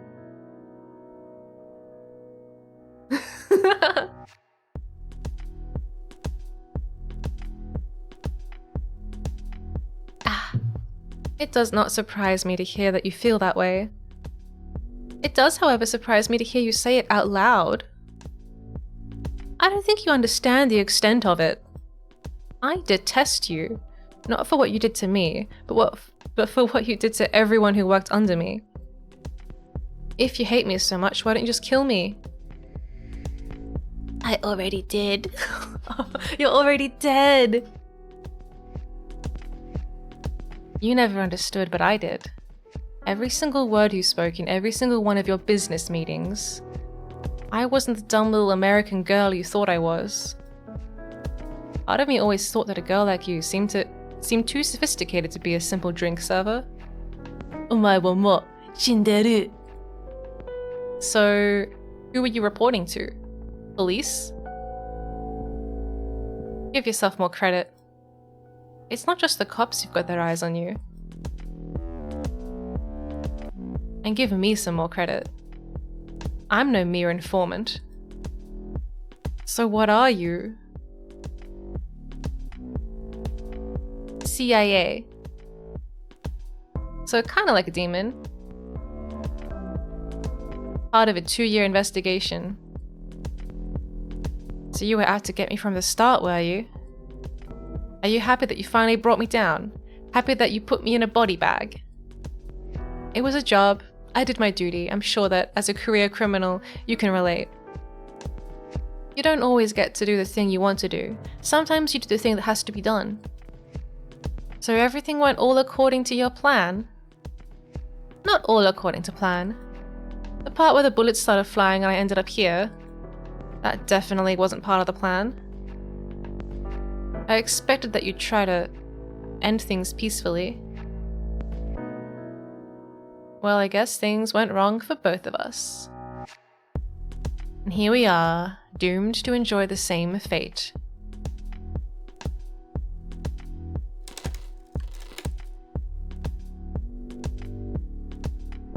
Okay. CIA, so kind of like a demon. Is this 2023's ACAB? Probably.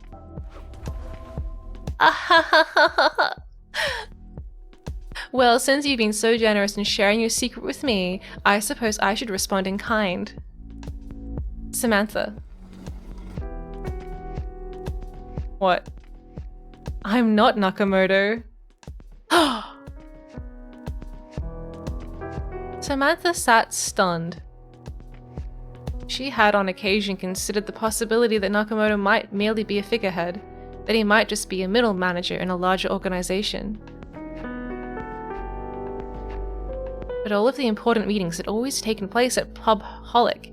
She hadn't been party to every discussion or meeting, but she knew it was the place where discussions were made. The man sitting in front of her wasn't the true boss, then it must have been someone else in that room. Don't tell me it was Kiyoshi. I'm his henchman. I exist solely for one purpose. For the day that someone tries to kill Nakamoto or worse, they'll get me instead. I assure you that the real boss is safe and sound by now. He's probably on a boat out of the country as we speak.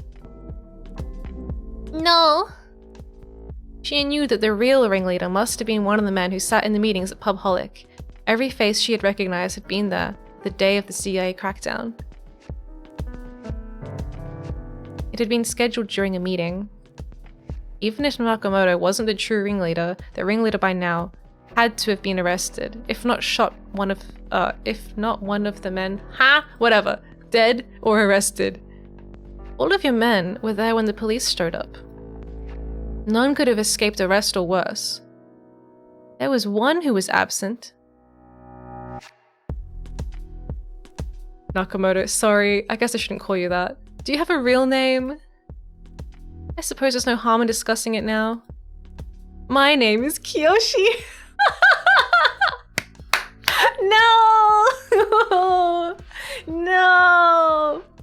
The incredibly obvious twist. No, I hate it. Fuck. She's like, what the fuck? Yes. I stepped into Nakamoto's shoes and in turn, he stepped into mine. A simple switcheroo. How embarrassing for you. So that means the real Nakamoto. For me to say I hate Nakamoto would be the same as saying that I hate what I've become. The real Nakamoto. Yes, your lover boy was really the big villain you'd hoped to take down.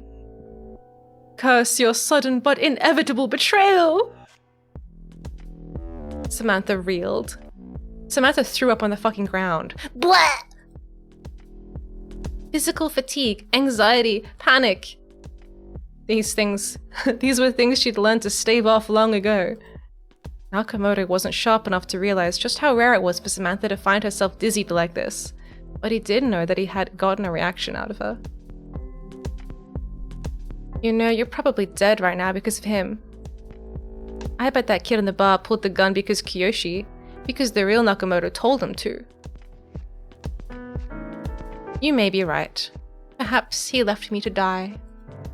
But then, that is my job as a decoy, to be ready to die when the boss requires it. He also left her to die. In fact, he warned me it might be happening. I spoke with him before. He told me you gave him immunity. Mr. Big Bad, never to see trial. That's not how it works. He can still be charged. But who will charge him?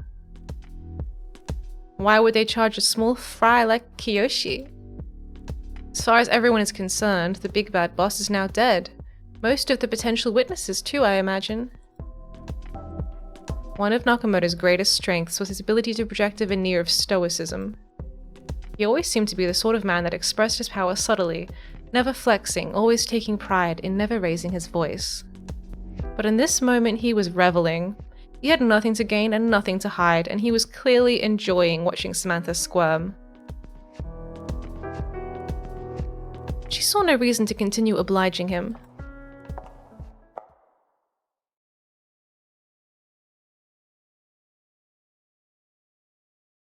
Wow. Oh my god, what's happening? Samantha didn't bother to look behind her to see if he was following. He desperately wanted to continue enjoying his victory, and Samantha wasn't going to turn around and give it to him. Samantha. By calling out to her, it was practically an admission of defeat on his part. He needed her to see that he was victorious in order to enjoy the moment.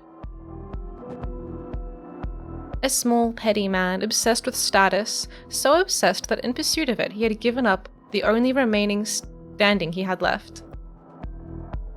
And so, Samantha couldn't resist succumbing to the same temptation. You have lost everything. The one you thought you could trust betrayed you, and no one will be around to avenge the betrayal. No one outside this place will ever know it.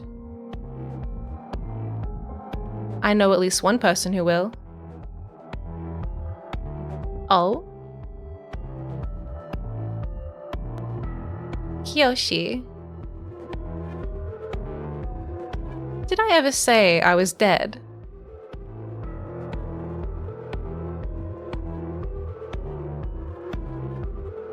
Oh no. Thanks for the tip about Nakamoto. I'm sure he'll never believe how I found out about his identity. What was it he said to me? The dead can't talk. Maybe he needs to rethink that. She started to turn around, but then one thing stopped her. The look in his eye. The look of someone who was finally unhinged and realized that he truly had nothing left to lose, not even his own dignity. It was the look of a man who was ready to fight. Samantha had spent 6 months working under the man she knew as Nakamoto, observing him, and he did business, as he did business, with myriad parties. Before she thought she knew what it meant to see him angry, in the moments when he fixed his power over his underlings. She thought she knew what a wrathful Nakamoto looked like. She realized now that the anger she'd seen from him previously was simply cold, calculated malice. This was rage. He came at her with a flailing, amateurish punch. His arms were longer than hers, but she'd trained for this. Wow! Samantha drove her fist right into his chest. Against a being of flesh and blood, this would be an instant knockout. But Nakamoto didn't even register the hit. Ugh. I guess ghosts are good at fighting. Rah! Oh my god, you're so scary! Samantha watched as he lunged downwards, his hands reaching towards her throat. Waiting for the last possible moment to kick him away. Hiya! Samantha heard an unpleasant crunch as his hand bore the weight of his fall. A crunch, but no howl of pain. He was already up, his hand quickly erasing any sign that it had sustained the fall. You! Timmy. It was only the inertia of her kick that had forced him back, and once he regained his footing, he came at her again. Samantha couldn't stop Nakamoto in hand-to-hand combat. The cafe's enchantments kept its customers' bodies intact as best it could. But as with everything that stood in Samantha's way, she found a workaround. What? Oh! I drink my tea. She drew her piece. Theater. Revolver with a wooden grip. A gun.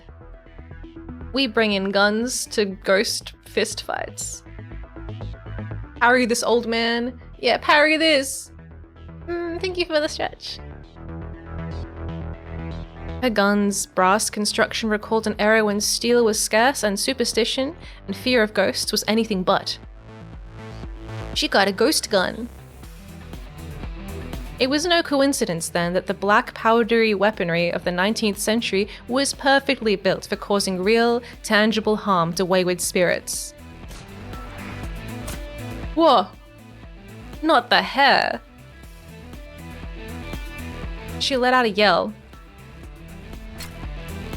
and pushed the weapon into his chest, unloading the shot. By the time the 44 round passed through him, his body was already stitching itself back together.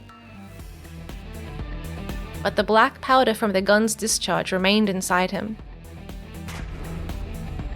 He howled in pain as his body tried to reconstitute itself around his fatal chest wound. His flesh was in a constant war of trying to warp itself to cover the hole and then flinching away from the sulfur powder that was beginning to seep deeper and deeper into his body. Wow. How? Nakamoto. No, Kiyoshi. Did you think we met here by accident? Did you think I hadn't come prepared? Did you think I was a little dummy? Wow. He tumbled to the ground and rolled over on his side, trying to get up on his one good leg. You styled yourself a prince of thieves. He fell to the ground in a slump, raised his one good arm and reached out to her like an animated corpse, trying to take the living with him. Wah. I think it was in her boot. But now, you'll die like a dog. Goodbye, Kiyoshi. You're gonna die twice. Go to hell. Nah, you.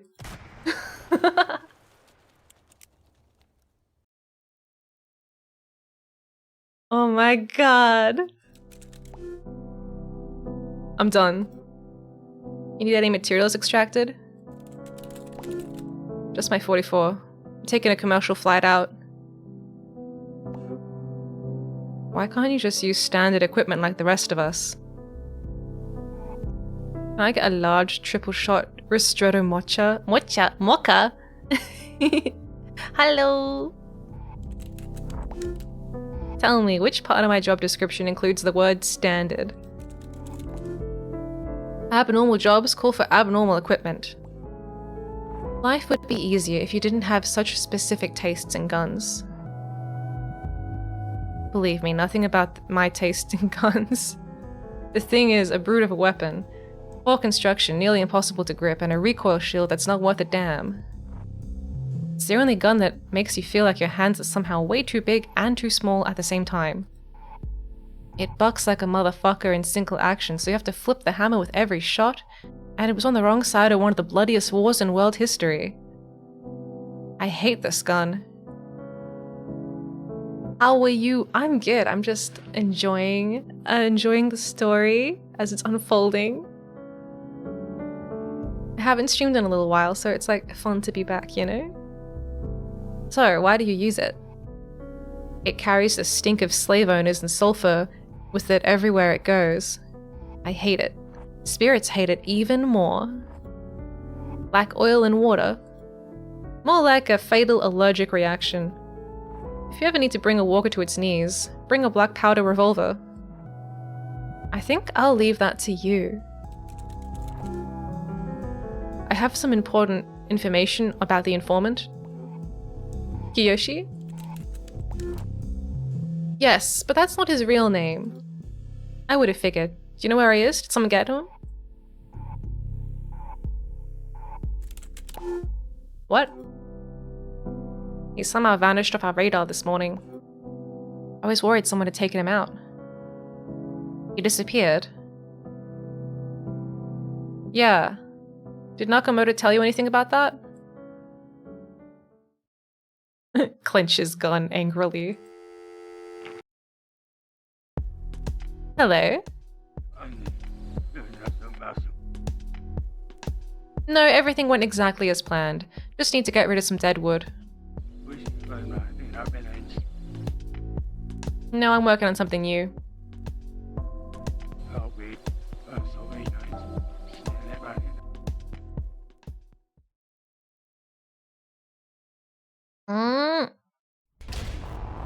Rebuilding.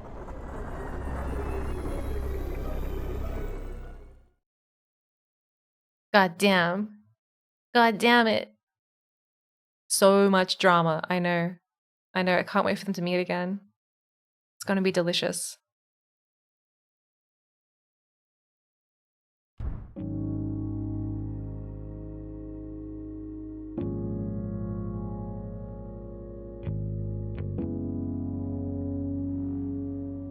Summer Bay! Yes, I'm going to restart my Yakuza on the Gold Coast. Devil's Den. Okay, cool. God, that was pretty cool actually. I liked that. Something down under. I don't know. Come on, I want to show you something. Not this again. For a moment, Tuan thought of grabbing Hannah by the hand to lead her, but he couldn't bring himself to do it. He was a little coward. Something about the idea of holding her hand seemed simultaneously too childish and too intimate for him this early in the night. Oh, where are you taking me? Have a good luck, Baton. It's very lame and very comfy. Said Hannah. Someplace cool. He located a ladder leading down from the lower level and gestured to it. After you. Now you're asking me to be the first one to jump into the gaping maw of whatever monsters might be lurking down there? Hannah shook her head ruefully. Where have all the gentlemen gone? Well, if she goes down second, he can look up her skirt. So really, this is probably the more gentlemanly thing to do, right? I think a gentleman might say ladies first. And I think a lady might say, I'll stand quietly behind while you deal with this street ruffian. Go ahead, barrel face first into danger. I'll follow behind. Well, technically I'm going feet first. You know, going down vertically and all that. My head is actually going to be the last part of me arriving on the lower level. Are we going to keep standing here bantering, or are you going to show me whatever's down there? Said Hannah. You seem enthused by the idea only a moment ago. I guess I just got distracted by your cattiness. Meow. Hannah got on the ladder on top of Tuan. Don't look up. Trust me, you won't get the show you're expecting if you do. Fine. He kept his gaze decidedly horizontal. After arriving on the level below, he studied his feet until Hannah landed beside him. Okay. Oh, please don't tell me you're one of those freaks who's obsessed with sneakers. Nah. Just the kind who finds the sight of his own shoelaces a safe distraction from whatever he's trying to avoid looking at. Oh, good. Did you hear about that brawl in Darwin? No? Well, it was actually Darwin, California. California has a Darwin? What? What?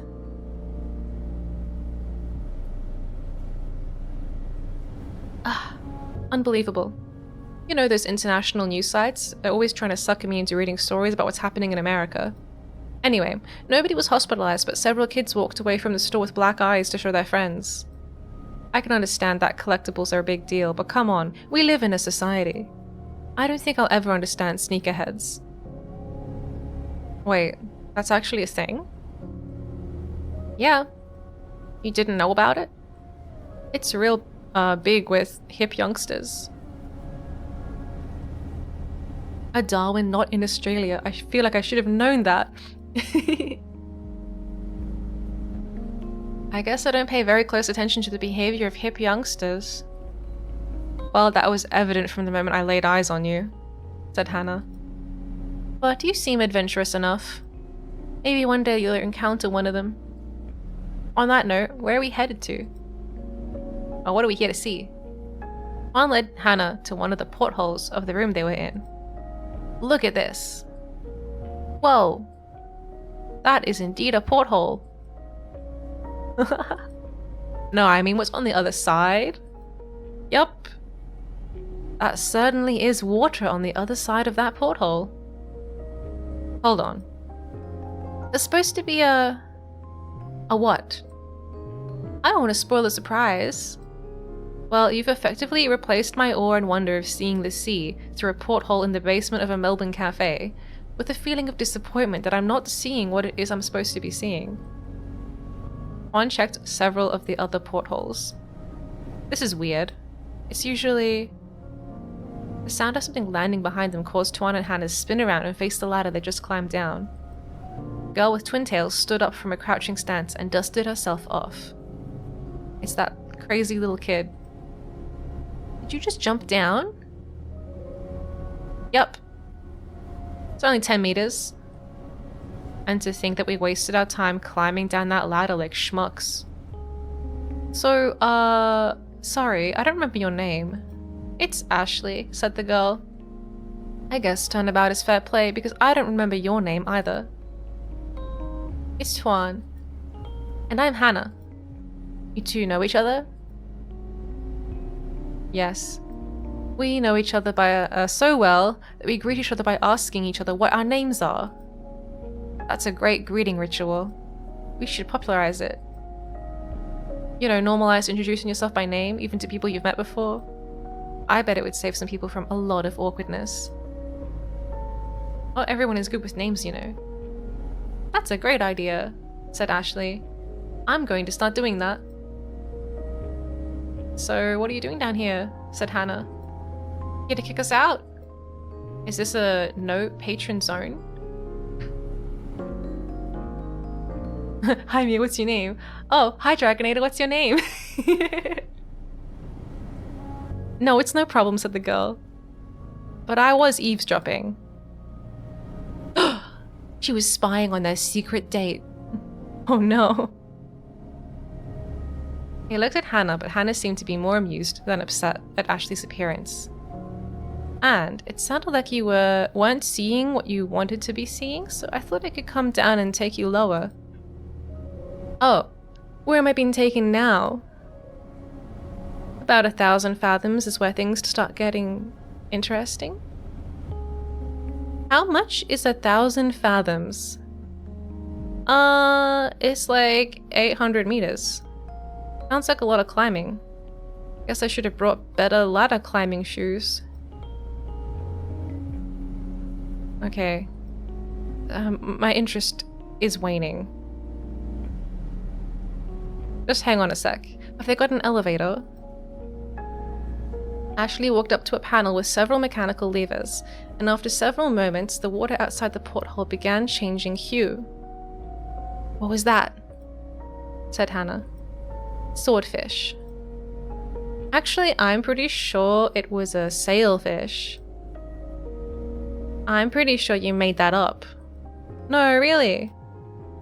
They're a marlin and they got a big long bill like a swordfish, but they also have a broad erect dorsal fin. If you had left the word erect out of that sentence, I might have believed you. No, he's probably right. I've seen him down here with the marine biology books. He's a huge nerd, so I definitely trust his word over mine. Well, I'm glad that's settled. The part about you being a nerd, I mean.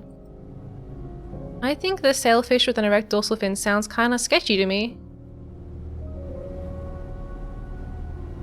Eventually the room stopped descending, and Hannah looked outside the porthole. Now, I see what you were excited about. There's a lot of stuff going on down here. Hey, nerd boy. What's this one called? Which one are you pointing at? That shark-looking thing. Looks like a big-ass whale. Oh, that's a whale shark. See? I knew you were just making up names. No, that one's right. That's one of the few ones I know because it's so easy to remember. It's a cross between a whale and a shark. Whale shark. He's right, I know that from Dave the Diver. I haven't actually played Dave the Diver. Apparently it's very interesting. So, this is the level of the ocean where interspecies romance happens.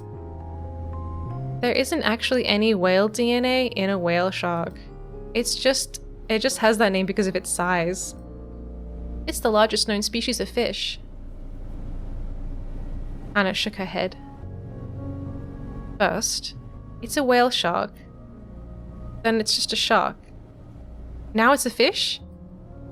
Twan, the thing you need to know about making stuff up is you need to stick to one version of the story.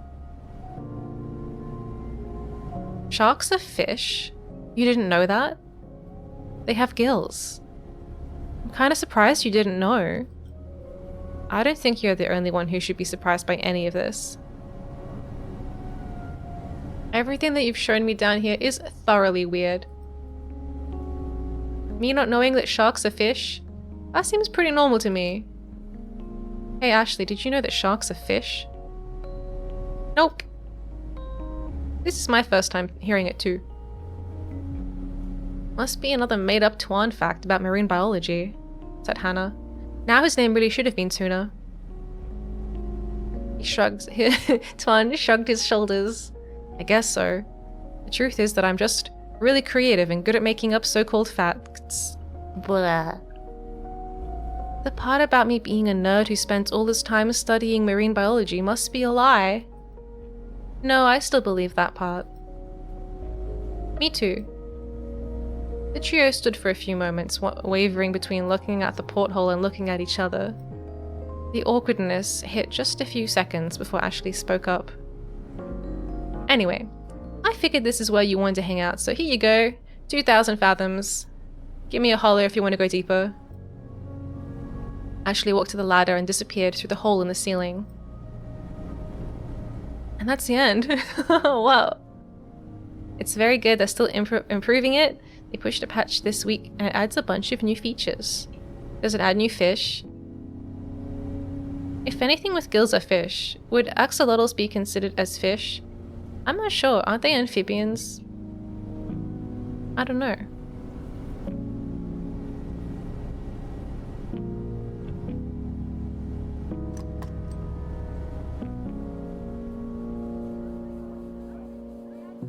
These goddamn losers. Alright. Hi. Continue? Yes, please.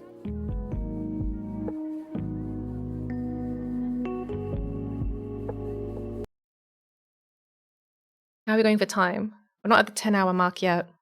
But we're getting there. I don't know if this game will finish though. Might have to do a second play. Alright. What's going on? Day 2, 10 PM at the terminal. Hello? What was that? I said, can I get 2 lattes? Yeah, sure thing. You want those takeaway or not? Here, please. Go take a seat, I'll bring it over. Ah, crap. You right, mate? Yeah, all good. I should really get Ashley to do this. Sorry, what? Nothing, just talking to myself. Alright. Yeah. Where's the broom? Ashley, where's the broom? Ashley? Meh. I need a hand. Huh, don't say that, she only has a hand. Come help me. Come on, I gotta find the broom. Atta girl.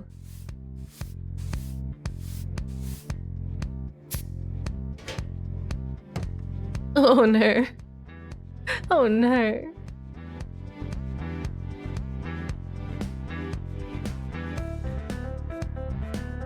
Fish is a really vague term that has no technical definition, kind of like bug, so you could probably call axolotls fish? Maybe, but I think people generally don't think fish can walk. You know?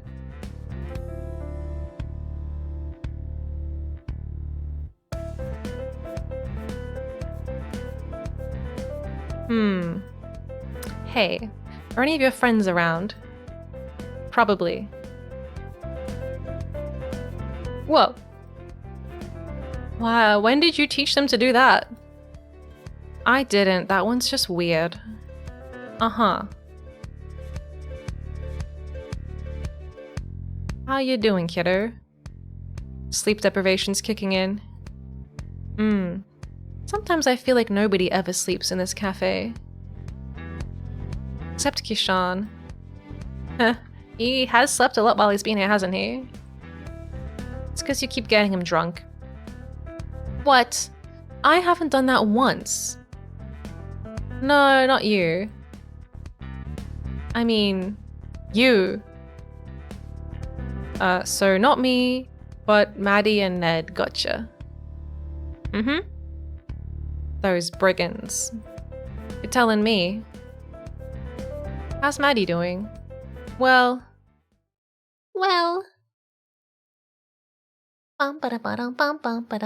There is one kind of fish that actually does walk. Yeah, I know about that one. Is that the lungfish? It's got lungs. It can walk around and breathe for a little bit, but then it has to go back in the water.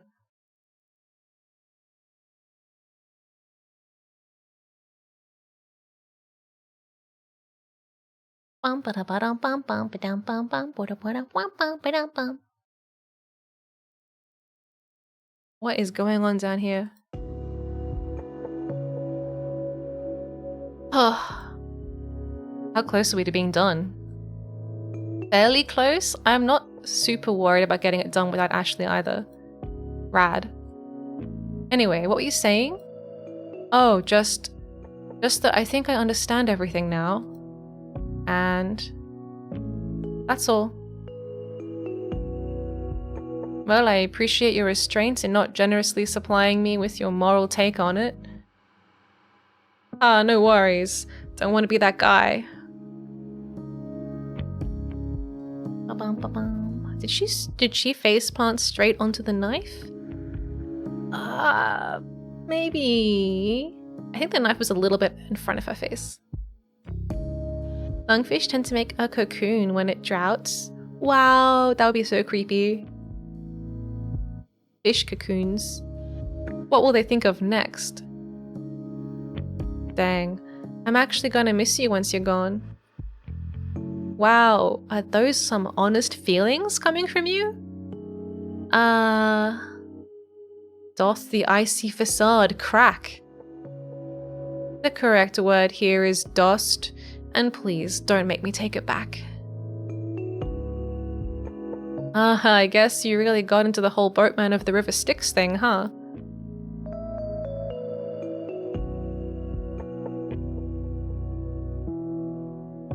Is that what you think I am? Kinda, yeah. Interesting. Do you not feel that way? I don't know if the metaphor is accurate, but I can see why you draw parallels, but this place serves as more of an entrance. You don't have to come here on your way to the next place, but it's on the route for sure. Just a stopping point on the highway to hell. I'm sorry, we don't allow AC/DC references in here anymore. Well, I tried. But less on a highway and more just, what the fuck? An embouchure to the Empyrean? Do you want to get real fancy? An entrance to heaven? Very roughly speaking, yeah. But hell, I haven't seen the other side, so I can't even say that for sure. I'm fairly certain there's something there, though. Which I don't know. I can take comfort in that, I guess. Oh, and speaking of comfort, how are you feeling? Like every particle in my body is slowly moving away from every other particle in my body. That was rather eloquent. What use is feeling pain if you can't find a fun way to describe it? True. Day 2, 11 PM. My head freaking hurts. It sucks and stuff. I keep telling you, the painkillers will take effect in a few minutes. There's that knife. I'm not gonna stop yelling about it until they do! You know, some philosophers believe that experiencing pain is one of the best ways to make sure you know you're alive. That sounds fake. Which philosophers? Famous ones, I guess. Oh my gosh, they're actually just making it up. Possibly. You could have sold it better. Say that some famous singer said it instead. Cross that generational gap. You gotta appeal to the kids. I feel like every time I do that, I just end up looking like one of those old guys who's afraid of wide-ranging societal shifts. Like a boomer. I mean, you are old. I am not. You're like 6,000 years old. You gotta give me this one. Fine. How's your head feeling? It still sucks. How about we grab a drink and go sit outside? It's nice and cool out there. Do I have to? Yep.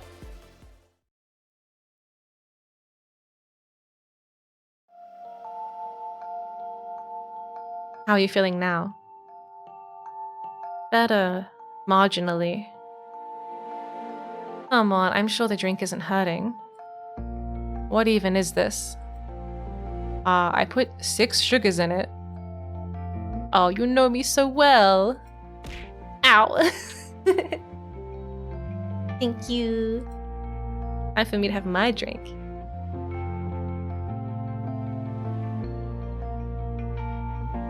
So, how are things at home? Did they go home? Meh.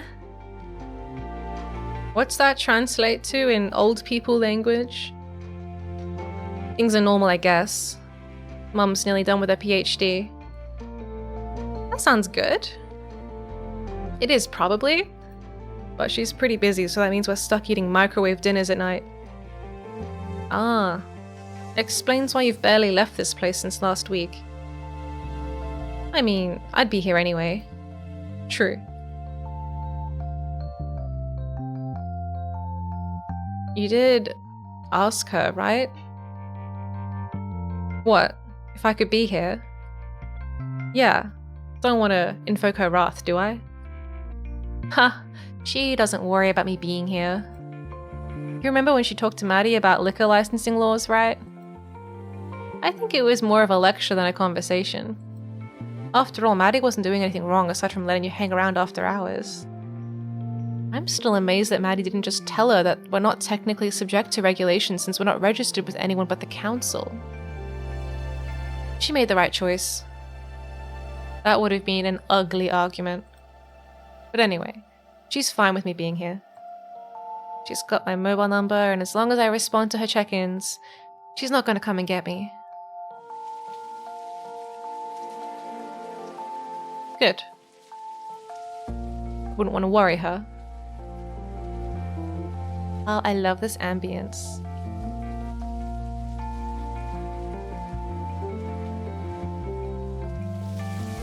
Ah! Wonderful. My arm will get wet. Oh, don't worry about it. We can dry it off inside. Just try and enjoy the rain. Okay. I was joking about fake philosophy earlier, but I really do think it's important to take a moment to enjoy things when you can. Rain can feel oppressive. It can stop you from going outside and doing the things you enjoy. But there's nothing like the smell of rain before sunrise. Petrichor. Yeah, it's faintly magical. Did I ever tell you that? Only about 100 times. Ah. I can hear it 101 times, it's okay. Alright, I'm actually getting kinda wet. Let's head in.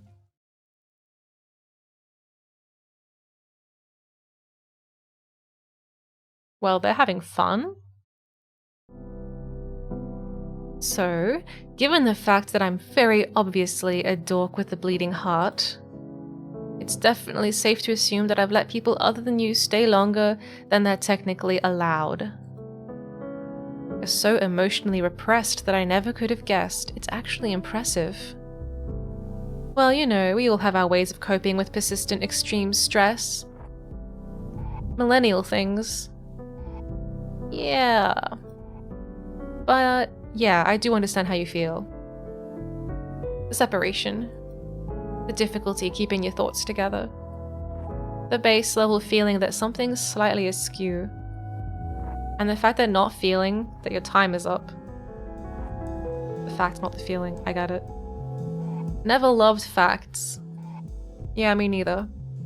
Honestly, I think it feels like having a cold, just without any of the physical symptoms. I guess that description works too. Not quite as compelling as your one about the particles being repulsive, though. Oh wait, that's definitely not what I meant by that one. Isn't it?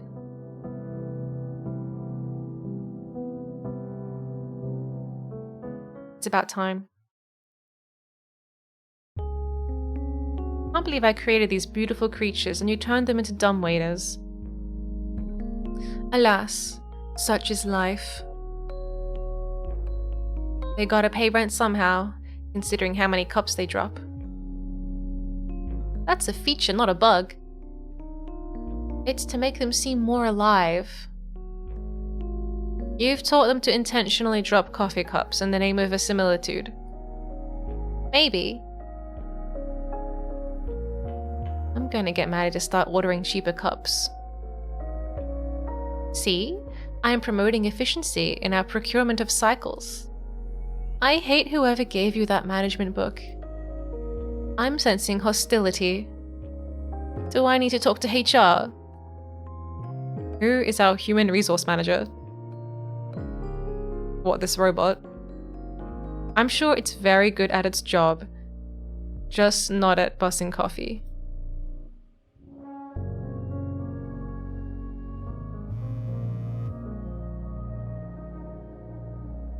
One new text message. Oh, Maddie wants us downstairs. I suppose she's done setting up. I'm glad she was able to do it without me.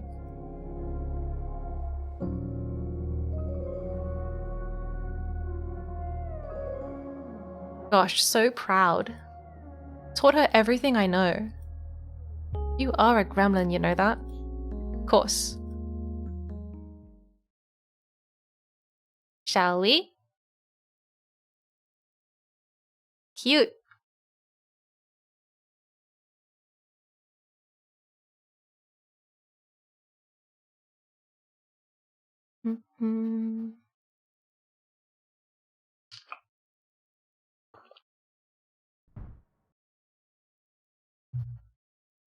Okay, now what?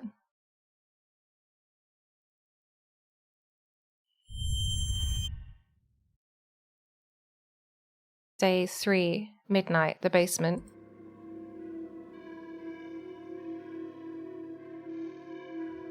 Cough. Cough, cough.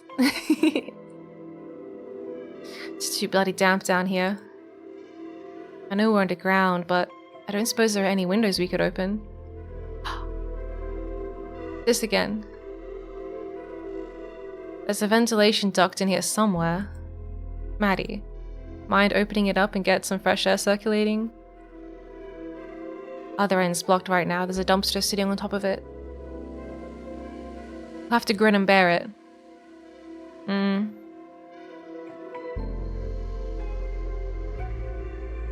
Can we hurry this up? We've done this before, old man. You know it takes a while to set up. I don't appreciate your tone. Sorry. At the very least, can we turn some lights on? All the crap you've got scattered around the place. I'd like to at least know where I'm putting my feet. Ashley, would you mind? It's the light bulb.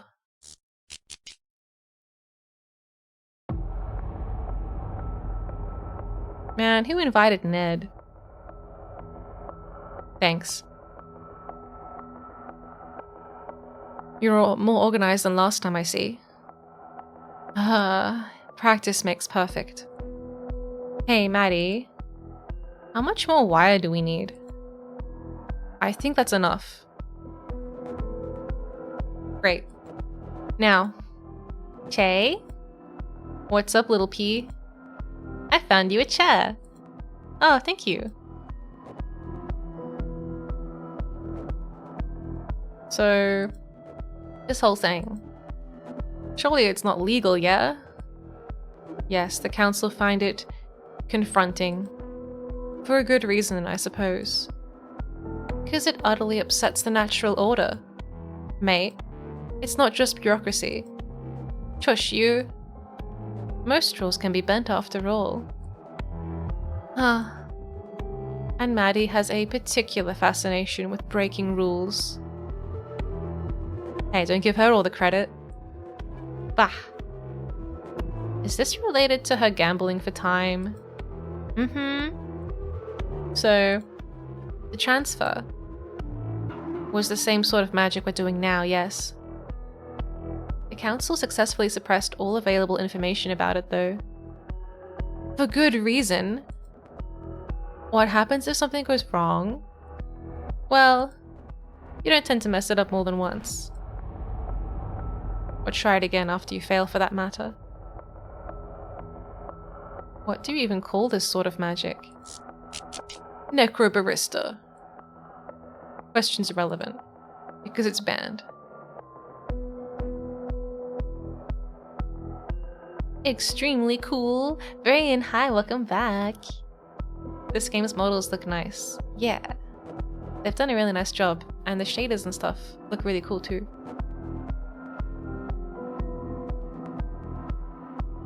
Well, by definition, it's a conduit ritual.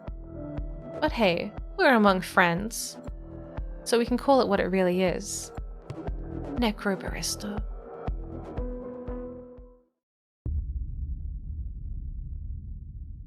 Yeah.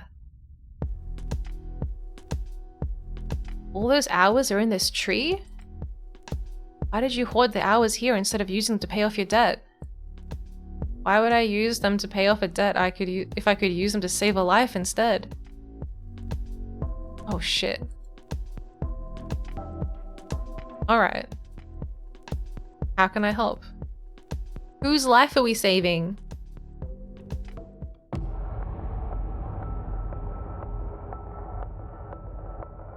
Will the subject please step forward?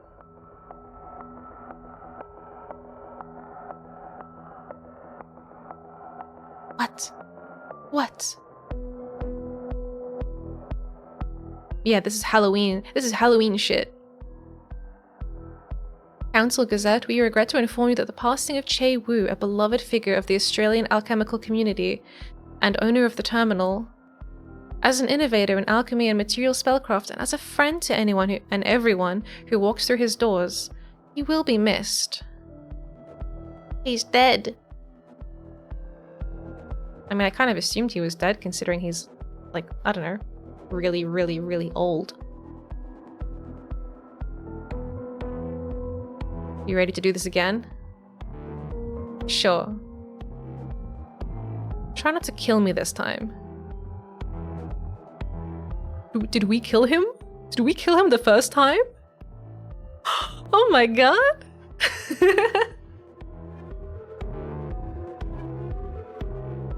Cool. Ashley, let's do this. Ready when you are.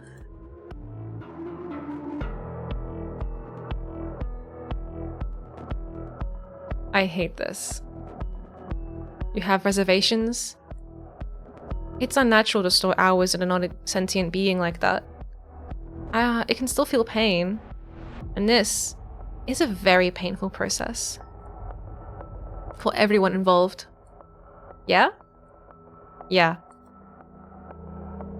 Cool. Guess it's time for us to watch the show.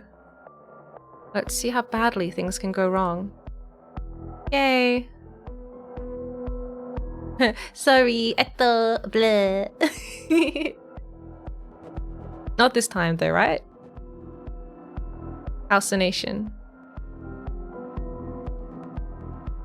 Solution. Oh, this is cool. Separation. Conjunction. Putrefaction. Ew. Congelation. Sebation. Sublimation. Fermentation. Exaltation. Multiplication. Rejection.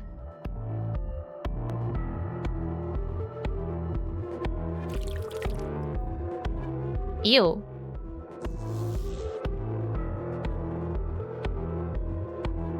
Good enough. Ashley? Everything's nominal on my end. We're looking good, so let's get started. Increase power to 80%.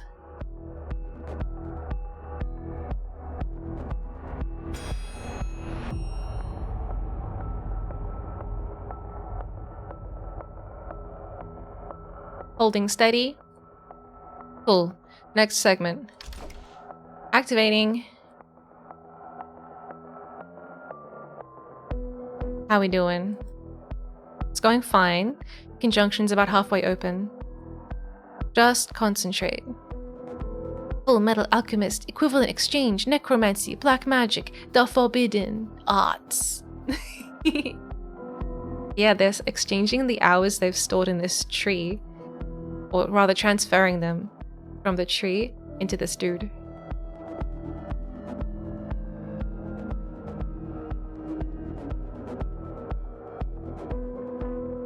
Having some issues here.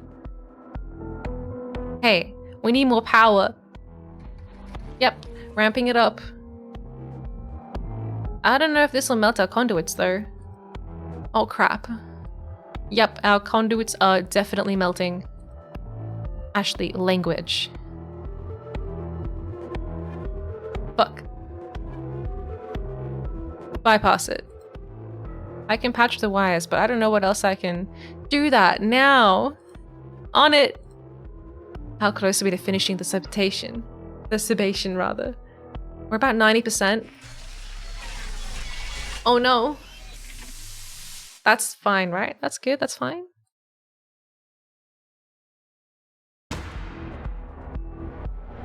Damn it.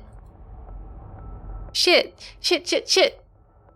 Are we gonna try again? I think I have to reinforce the wires and that'll fix it. Yes. We're going to keep going until we make it through. Do or die. Reset, then start again. Hallucination. Separation. Conjunction. Libation.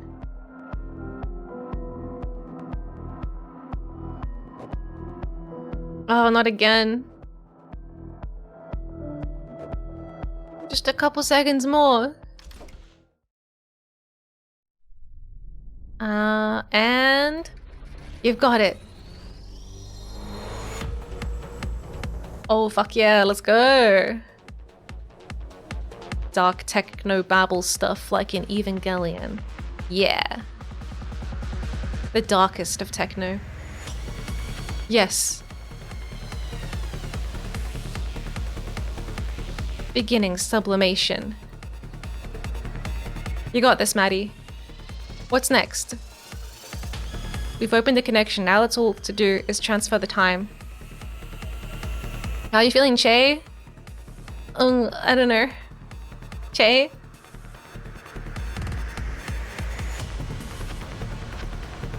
He looks like he's having a great time. Sublimation. No! Okay, we won't stop. We've gotten this far. I'm not giving up now, damn it. Maddie? I can't hold on to it. It's slipping out of my fingers. Energy levels are dropping again. See if you can keep it going for just a few more moments.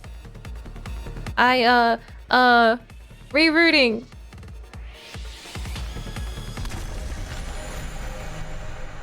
Did we do it? It's gonna be really upsetting if we didn't.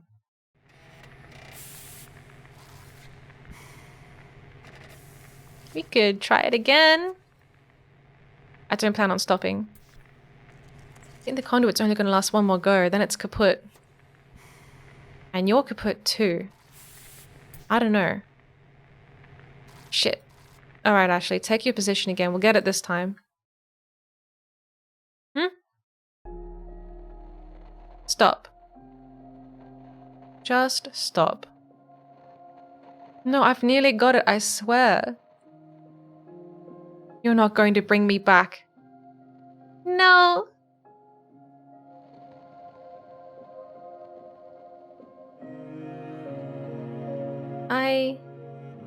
No. I've humored this enough. You've done your best. This task is beyond you.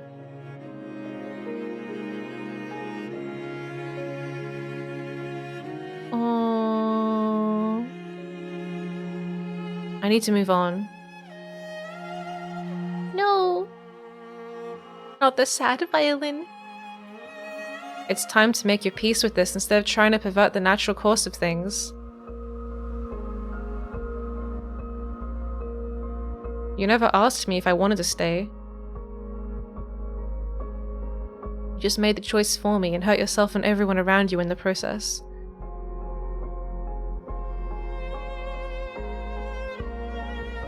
Damn.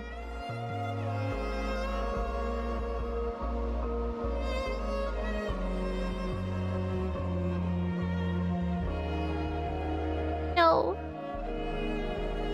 No.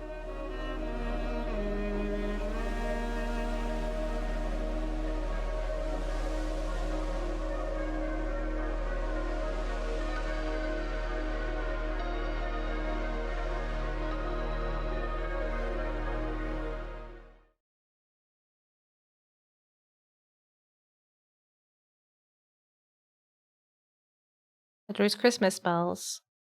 No. I don't think so.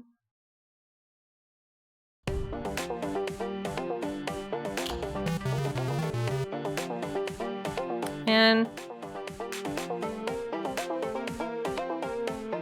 Jacoby, you are a goddamn bin chicken is what you are. What? No way. Crabs don't eat sushi or garbage. You don't know that? Yeah, well, you know what does eat sushi and garbage? What? Threscionis molluca, otherwise known as the Australian bin chicken. We find that term offensive. We are actually white ibises. Aha! Ha. Incriminated yourself there. I'd expect nothing less from a bin chicken. Damn it. Okay, so moving on. Classic misdirection. No, seriously, did you two see what happened back there? Yeah, that was rough. And yes, that thing with the ritual was also tough to watch. You weren't here when Shay died, but... I remember. They just behaved like nothing had happened. Oh? My impression was that neither of them had ever remotely considered the possibility of failure. Idiots. Yes, but we're only here because of them, so we should be respectful. It seems to me like nobody in this cafe really seems to think things through. Yep. This place has a weird effect on people. Too much magic in the air, maybe? Who knows? Will they be okay?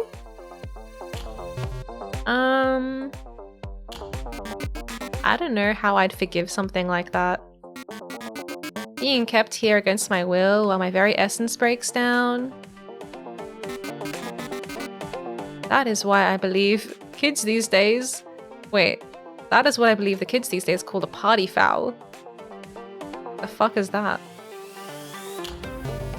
Honestly, I don't know. I think Maddie probably has some self-reflection to do.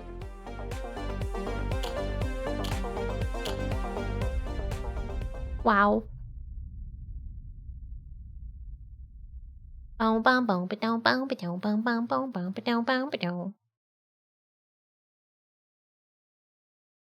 Yeah. The box is a box of goon. So they all hold fluid. Wow. I'm a little sad. Oh, you're so cute. But me? I'm not cute, I'm sad. Ugh. I really wanted the ritual to work. I don't even know how to leave this room. Oh, here. Hello? Let me out! Let me out! What am I supposed to do? Ah, I see. What is this? Espresso machine's acting up again. Maddie sighed. Why does it have to be like this? It doesn't have to be like this. You're right. It wasn't always like this. If you travel back in time far enough, you'll find an era where we had a working espresso machine. And if you travel even further back, you'll get to a time when espresso machines didn't exist. Maddie reached below the counter for the bottle of Chardonnay she'd opened that morning. It was half empty. Is this the prelude to one of those moments where an old man tells me something about, how lucky we are to have things so easy? Nah. Things aren't easier. In fact, they're harder. That's why you need all that modern technology to help you deal with them. Shay nodded to the wine bottle in Maddie's hand. So, you gonna offer me some of that, or just keep squeezing its neck like you're trying to choke it? Maddie began pouring a drink for Che. So, what were things like back in the old days? Well, for one thing, we didn't need glasses back then. Glasses are not a new invention, old man. I've seen pictures of Benjamin Franklin. Well, yeah, he had glasses back then, but we didn't use them. We drank straight from the bottle. Ha ha. No, really. Glasses are just one more thing to keep track of. One more thing to clean. It's much easier to just pass a bottle back and forth. That may be the case, said Maddie, But I'm sure our patrons appreciate the extra effort that goes into making sure they're always drinking from clean glasses. I'm sure they do. That's another thing that's changed. Everyone's a connoisseur of whatever they're drinking. Is that you finger wagging about how young people all have particular tastes? No. At least I don't think it is. I guess people are all enjoying the present moment more. Back when we drank sock juice. Ew! Excuse me? Back when we drank sock juice, you were just doing whatever it took to get that stimulant into your bloodstream. Ditto for most depressants. Do I want to know what sock juice is? Said Maddie. Because I'm fairly certain I don't. Bleh. That gif I posted with the stream schedule tweet was cursed. Yeah. It's one of my cool tricks. We didn't have coffee filters back then. What, so you use socks? You'd use a sock instead.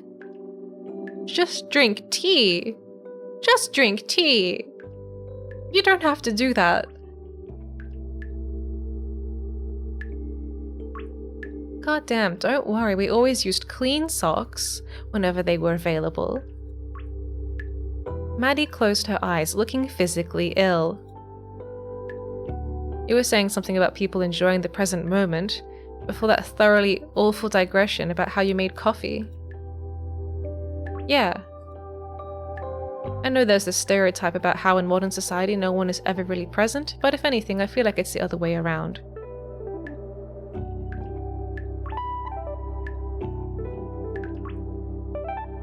What are you saying? Using a toe to drink tea? Just use a cup. Don't need a filter. I mean, you can just strain the tea. I guess that's what the sock is doing, in a way. I don't know, it seems silly. Using a sock to drink tea. Nah. Just use like a tea strainer.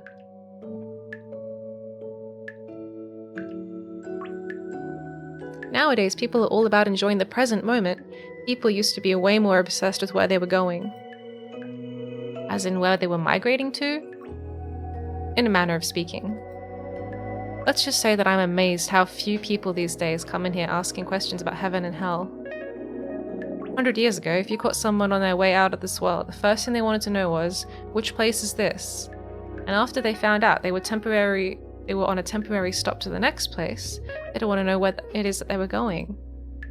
There's still plenty of that. Yeah, but a lot less of it. And you know, I think it was a case of people's priorities suddenly changing once they found themselves standing on the precipice. There were people who used to describe themselves as God-fearing. It was just a part of life. And now it's not. He shrugged. I guess people found out more important things to worry about. There wasn't a lot going on back then. Wait. I use another person's clean hands to drink my tea. Your poor... What? That person's hands are gonna be terribly burnt. You do know you use boiling water to make tea, right? I don't know. That sounds painful. Just pour mine on the ground and drink it? Just lap it up off the ground. What kind of ground are we talking? Like mud? Or like concrete? Or like a rug or something? I don't know. How absorbent is the ground you're pouring the tea onto? He took a sip of Chardonnay. I think I'm going to live forever. Worried you'd go to hell? Hell yeah. I've done way too much sinning to ever make it into heaven.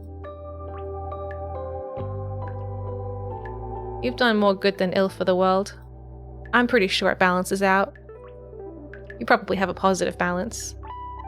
Nah. I don't think it works like that. Pretty sure I'm just a bad person who happens to do good things most of the time. Well, it might not be good enough for heaven, but it's good enough for me, said Maddie. Stones?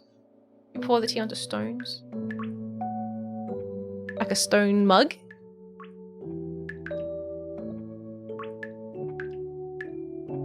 So I guess it is a good thing that you're going to live forever. He's not gonna live forever though, he's leaving!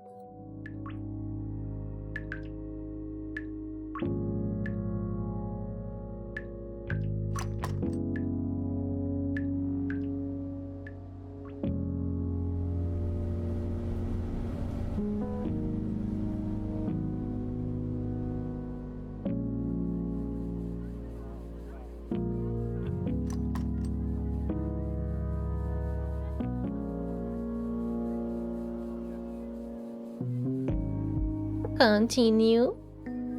Okay. Ow. Thank you.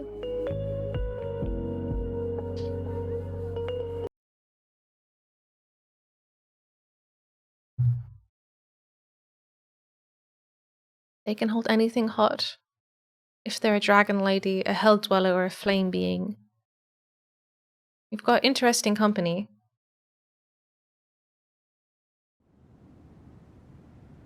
She's definitely looking very hurt right now. This is on you.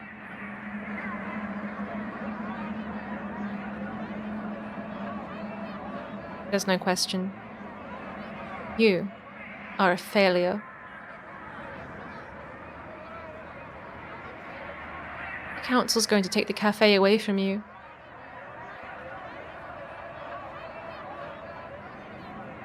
And you should have seen this all coming. Ouch. Thank you.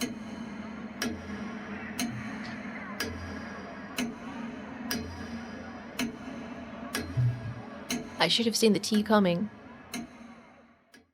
Episode 7. Ghost.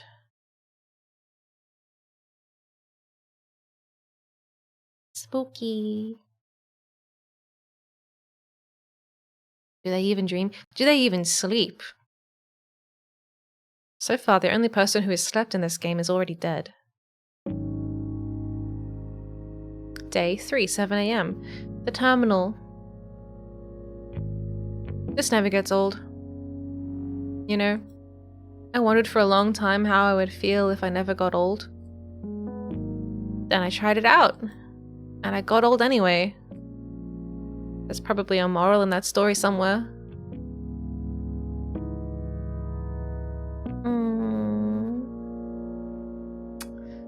When did we ever have time for morals anyway?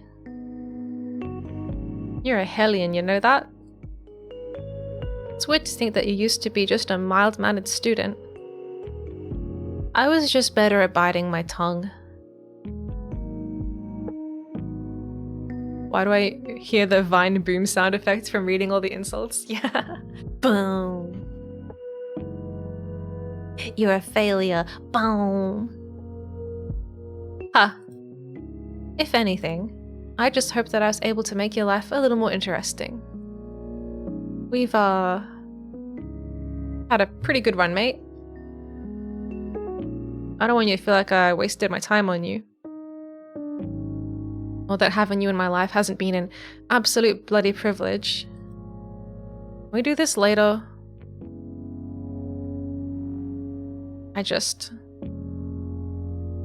Of course. I reckon I see someone walking over. Can you get the machine ready? Yeah. Let's make some fucking coffee.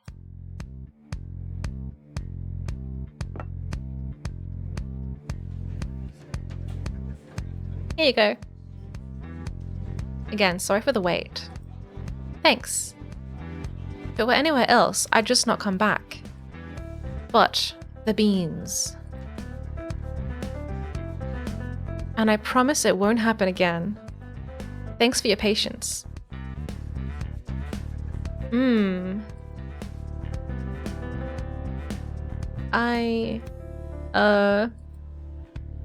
How long was I staring at the wall? 15 minutes by my reckoning. What the hell?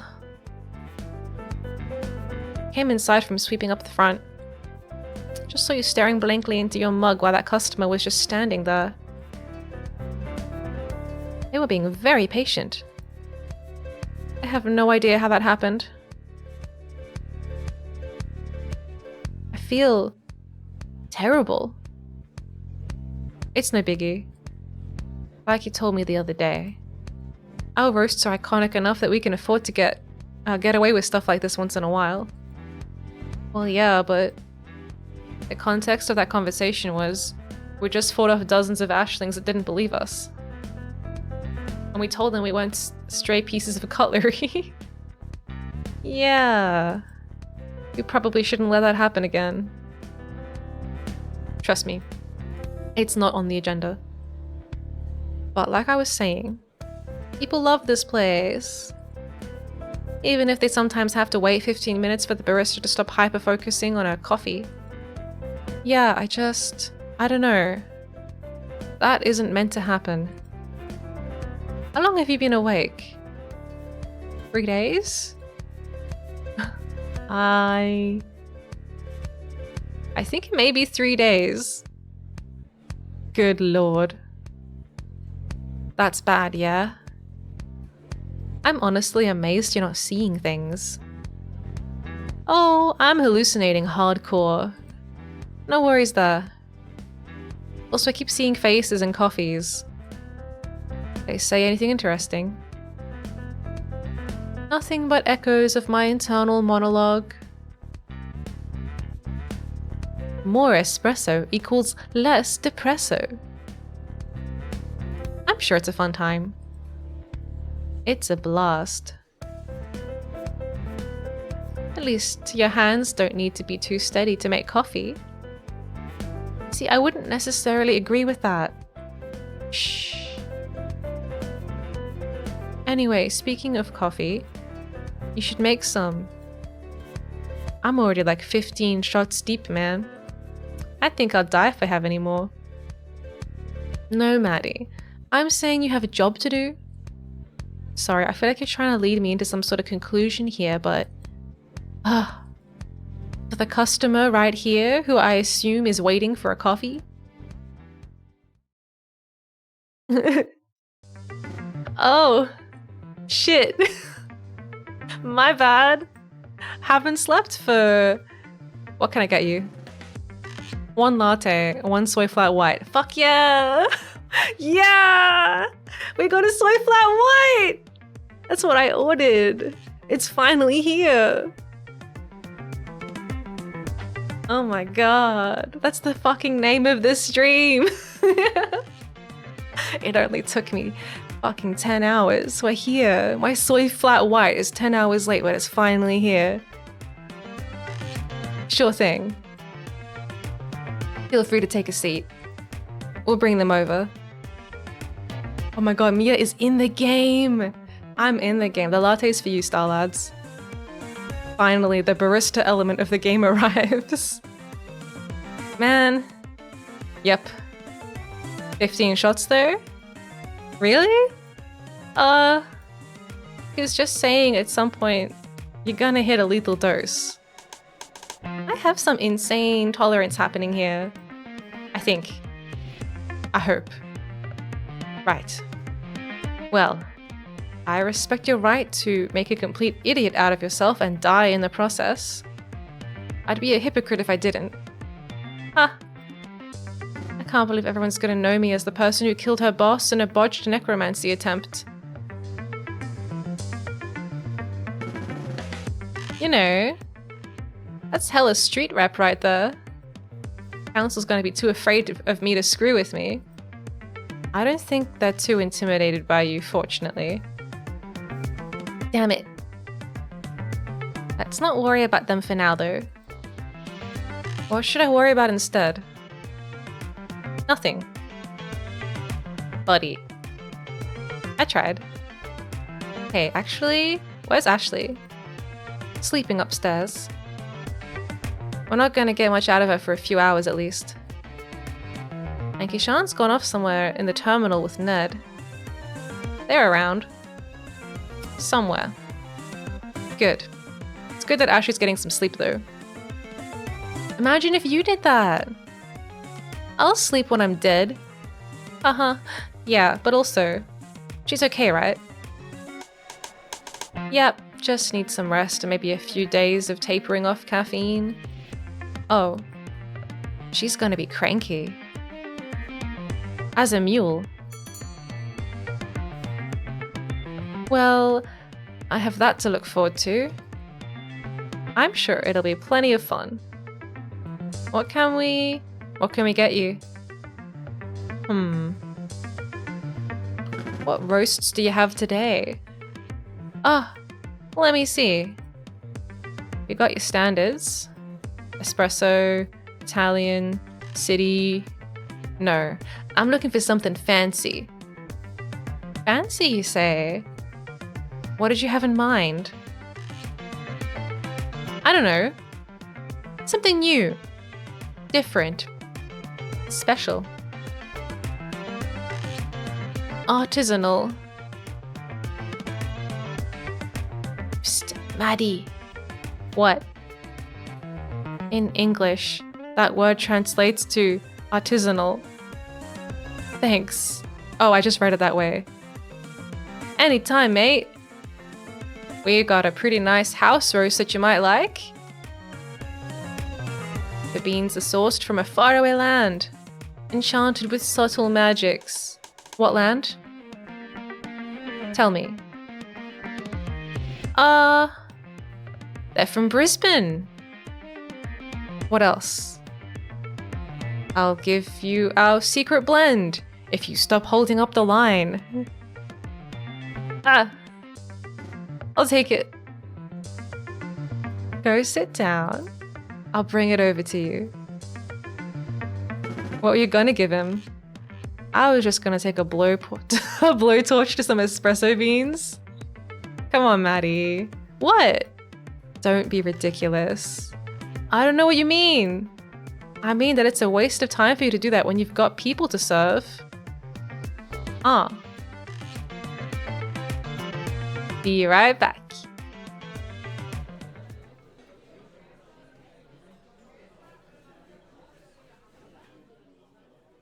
"10:45 a.m. Day 3. The terminal."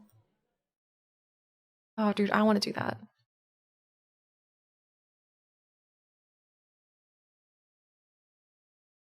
We match. God, you weren't kidding. This is awful. How are you able to drink that without your entire face crumbling into dust? It's so dry that it'd give Antarctica a run for its money.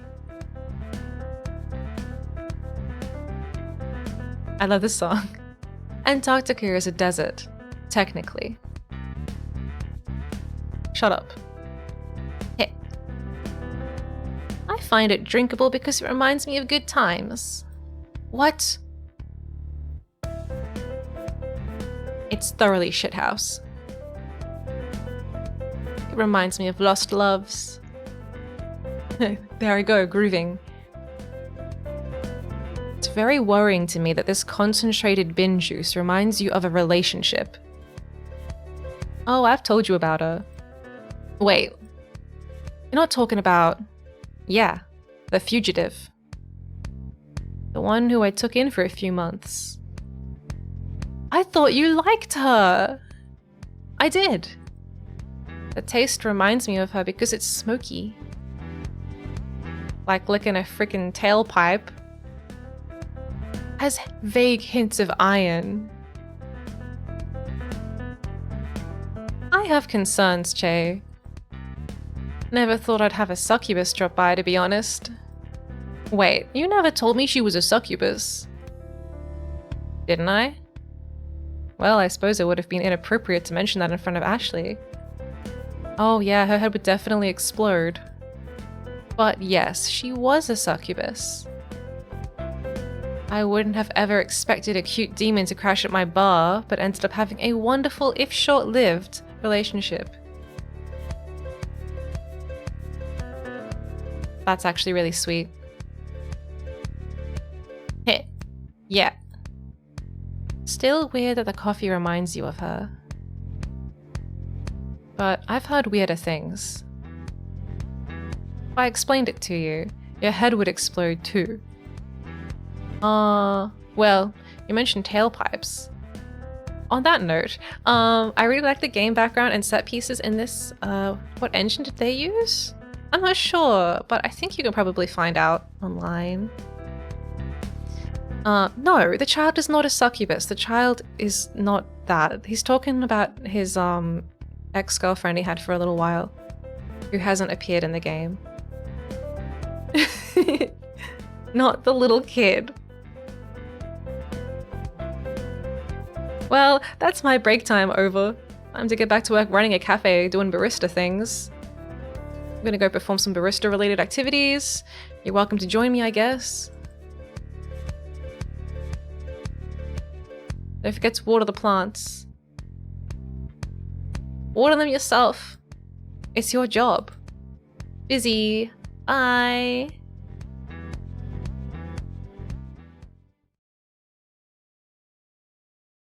Are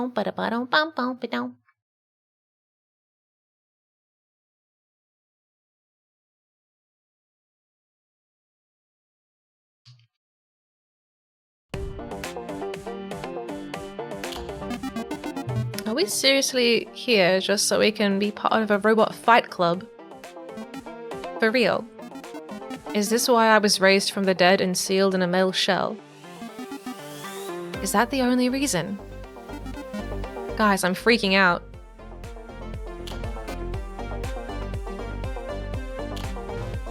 Beep, beep.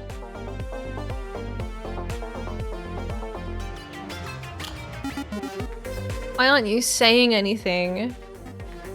Guys. Beep. Boop. Heh. Egg puns. Right. I should poach some of them. Seriously? Is this not a big deal to you? Nah. We only fight if we want to. That's all in good fun. You're really endorsing capturing creatures and forcing them to fight one another. Nah, that guy literally just said it's consensual fighting. Sure, why not? It's not like we really have the capacity to get injured or bleed. Ethics, shmethics. That's what I always say. Unbelievable. You two are unbelievable. Hey, is that the sound of someone calling us?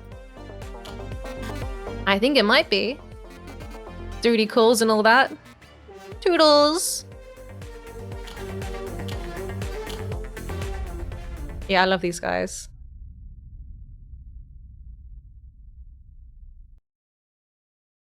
Pokemon. Laughs in Pokemon. Capturing things and making them fight each other. Isn't that kind of unethical?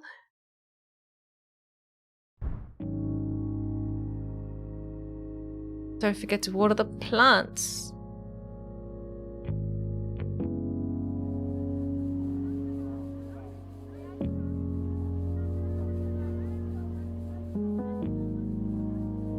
Wait, which plants? These plants up here? I don't think we literally need to water the plants. Wah! Mediaka, hello! Hi, hi!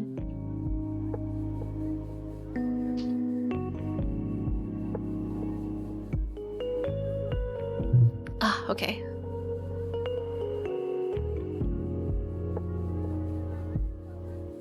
These plants? Oh, nice. These are pretty good, actually.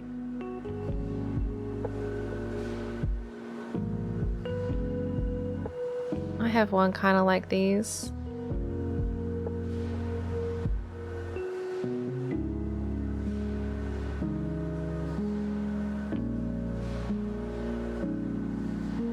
Nice leaves. I like them.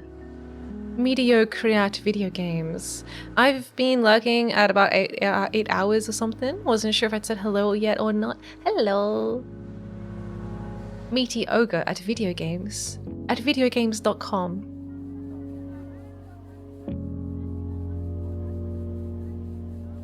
Yes.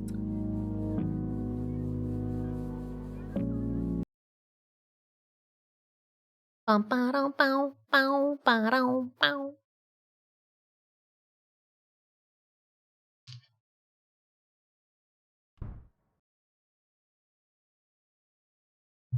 All right. What does this day hold? Huh? Hello? Okay.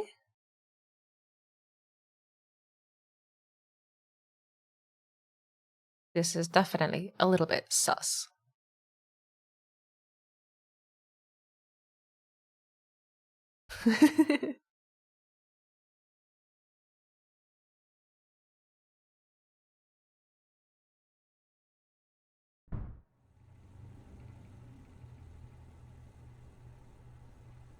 Hi, I'm Sus. Hi, Sus. Nice to meet you. I'm Miya. And this is Ned. These bloody things, I just... Ugh. Now who's making a mess? Shite. Don't scare me like that, you wanker. You'll... Mate. You don't look so good. Hmm? He's like evaporating.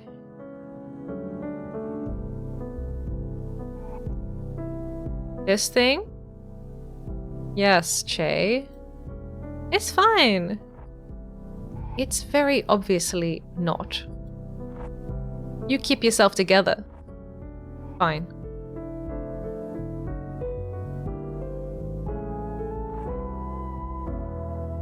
I've only seen this once before. People don't tend to last as long as you or I. And even when they do, it hurts like hell, yeah. Does Maddie know about this? No. She's got enough guilt to deal with. I'm sure she just believes I'm uncomfortable like Hishan is. What stage is he at? Headaches, memory loss. I had a bit of a chat about it yesterday. Che, I know. I'm not staying much longer. I'll stop disturbing the balance before long. Damn the balance. Falling apart as I watch. Like I said, I'm not staying long. I cannot believe Maddie's presumptuousness. Hey, cut it out. She realizes that she messed up, and she's doing her best to make amends. Surely it's too late for that. I don't think so. Come on. Come sit down. Or on the staircase. Things aren't that bad. No. No. I might be dying, and I might be having to deal with a lot of pain and guilt, but... guilt? Barista Maddie, I don't feel so good. No! I feel like I failed as a mentor for Maddie. She's not going to regain her confidence for a long time, I think. In necromancy. Just in general. It's easy to second guess yourself over every little decision after something big like this happens. I'd appreciate it if she second-guessed herself a little more often, to be honest. I'm sure you would. Anyway, aside from the pain, and the guilt, and the impending death, I feel quite good. Yeah, you sound like you're doing great. Ah. I'm just happy she doesn't feel like she has to save me anymore. Even if it's just that's a result of her not managing to pull off the ritual.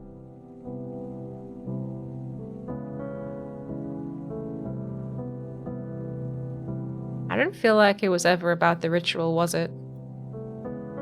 No. We tried the first time just because we were feeling like doing something risky. Something that could give us a little extra breathing room. Breathing room for getting the council off our backs, actually. Getting some space to pursue our studies without outside interference. Oh. But even that was just, I don't know, maybe motivated by spite or something. You've got plenty of reasons to feel that way towards us. I don't feel that way towards you, mate. You know that, right? I had some doubts.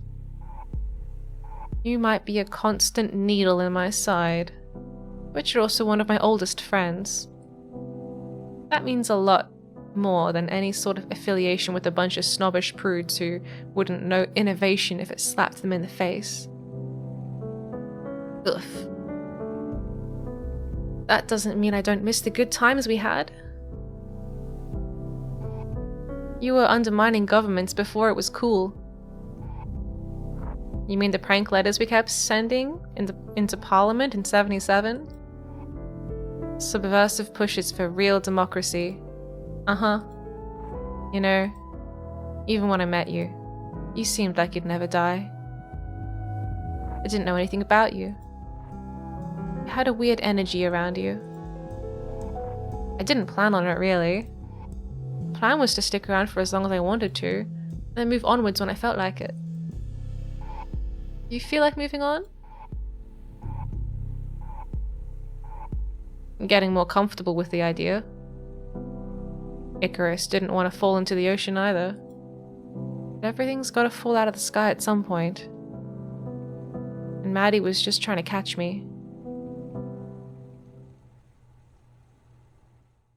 You're not actually okay with this. No, I'm not. Lying to myself is easier than admitting that. Oh my god, no. Yeah, I'm gonna miss you, mate. I hope you won't forget me. Oh no.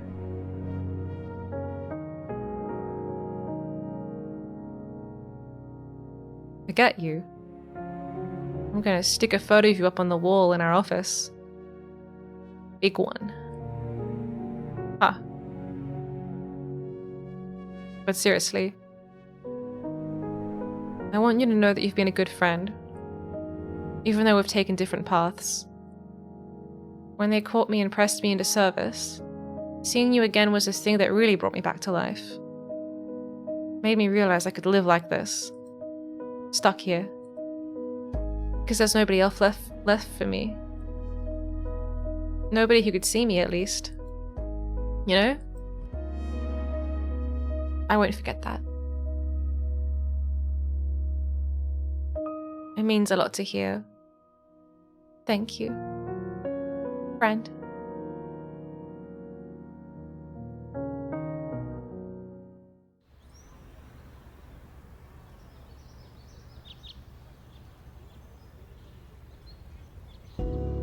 Hey. You alright, mate? I'm gonna sit here for a bit if that's okay. Right here on the ground. If you'd like me to leave, just let me know at any time and I'll let you be. Alright?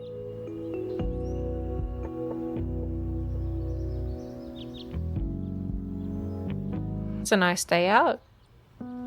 Weather here can be a pain in the ass, but days like this, they make it worth it, you know? I love to just sit and let the sun warm me. Been a couple of weeks since it happened now. I feel like the sun's warmth is the only thing that really helps me pull myself together. Yeah. What are you feeling? What you're feeling. I'm feeling it too, pretty intensely. Don't worry, it's gonna be okay. A few times a day, I totally lose myself. As in, my sense of self. And also my physical self.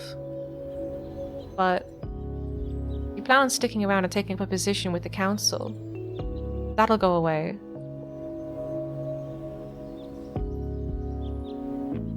You definitely don't want to stick around as long as I have. Not to assume intent or anything. Just had a hunch seeing as you were talking to Ned. They're not evil. They're just impartial, which is its own kind of cruelty. I wouldn't judge you if you want to stay either. There are plenty of delights hidden in Melbourne's dark corners. Ned can show you around, if you ask nice enough. I'm sorry, mate. I gotta ask. Is this helping at all? Because I'm honestly happy to sit here in silence. I thought you'd appreciate a yarn, though. No, it's fine. Alright. So, fun things in Melbourne. I suppose the story starts around the 1860s when I first came over. Learned the language pretty quick. Not that it helped with dealing with the colonials. What did you come over for? Gold. Same as everyone else. And so... then he shows me these ridiculous drawings of himself wearing armor. Like a medieval knight. Always had an odd noble streak in him. Maybe didn't aim it at the right direction all the time. Then he left before I could help him use it a little more productively. Things changed pretty quickly after that. I see. It's never too late though. Maybe you'll be able to help him rekindle it, eh? Me? Oh, I don't think I could. It'd be easier than you think. I'll have to take your word for it. Regardless of whether you decide to meddle, do take care of me, alright? Take care of him for me, alright? That man has a lot of pain. Maddie's not necessarily always the nicest about it. I know that I'm asking a lot. You don't have to coddle him or anything. Just watch out for him when you can. I think I can do that. Thank. Finishing unfinished business. I know he's tying up all his loose ends. You heard that, right? What, that noise inside? Yes? Is it something bad? I have a rough idea of what it is. No need to worry. I'll deal with it. And if I don't see you before I go, thank you for the hydrate. Thank you, Chewie.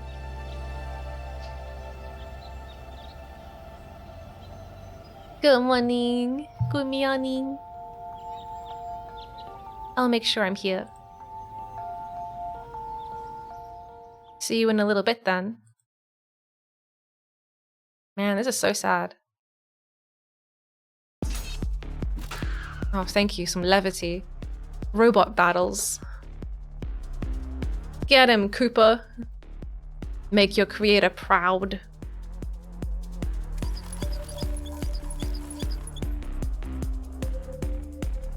Farmer, stop slacking. Duck and weave. Kick his ass. That's an order. Ashley. What? No knife this time. I mean, what? Turn around. Huh? Now how'd this get? Oh. Yeah, it went straight through you. She threw a knife at him again? Interesting. I'll say. Should perhaps not do this in the future though. Most people aren't as insubstantial as me. I'm trying to win myself out of the habit, yeah. You'll notice the knife is slightly smaller than the previous one. Yeah, I can't tell the difference, but I'll take your word for it. I'll be throwing butter knives at the back of Maddie's head before you know it.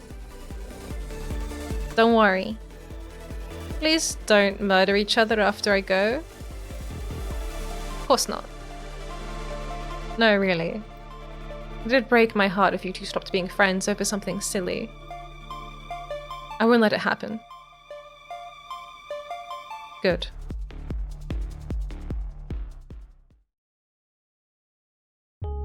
Why has this guy always got to bring up the fact that he's dying? It's kind of like killing the mood here. Now, what's happening here? Was there a fight club in the basement, or did I dream that part? There was. There was. Just doing some prototyping for Row Battle Royale. That name, though. What about it? I just feel like everything's a battle royale these days. I have no idea what you're talking about, old man. Never mind. What's the story with these poor things? Cooper and Palmer? I wanted to see if they still remembered Asimov's law of robotics. And did they? No! Palmer gave me a light stabbing. Oh dear. Are you sure you're alright? Yeah, I like to give them a little taste of blood every now and then. Makes them fight better. Hungrier. Hungry for victory. And blood. And I'm assuming you'd rather them not follow Asimov's laws? You assume correctly. Please don't let these mix in with the rest. It'll be impossible to tell them apart. Why would that be a bad thing, though? Because they'd be terrible at delivering coffee if they knew they could use their mugs as projectile weapons. Even with a butter knife. You've got enough strength and muscle. Yeah. Yeah, you can kill somebody with probably most things. With the right circumstances. I think they'd be extra enthusiastic. I won't though, don't worry. I wasn't gonna do it in the first place. Look at you turning into a responsible human being. Hey, you take that back. No, I'm proud. With you and Maddie in charge, I feel like I'm leaving the cafe in good hands. We'll do our best to make you proud, you old fart. What did I do to deserve that? Getting all sappy on me. If you'd rather me not talk about it. No, it's fine. Feel pretty good about it. Good. People always come and go from here, right? Oh. I suppose you're used to it. I think so. I sort of expected to be all sad and emotional. But this is just another goodbye. And that's fine. I'm going to be sad, yeah. But I don't think this is a new feeling. Plus, you're always going to be around to some degree.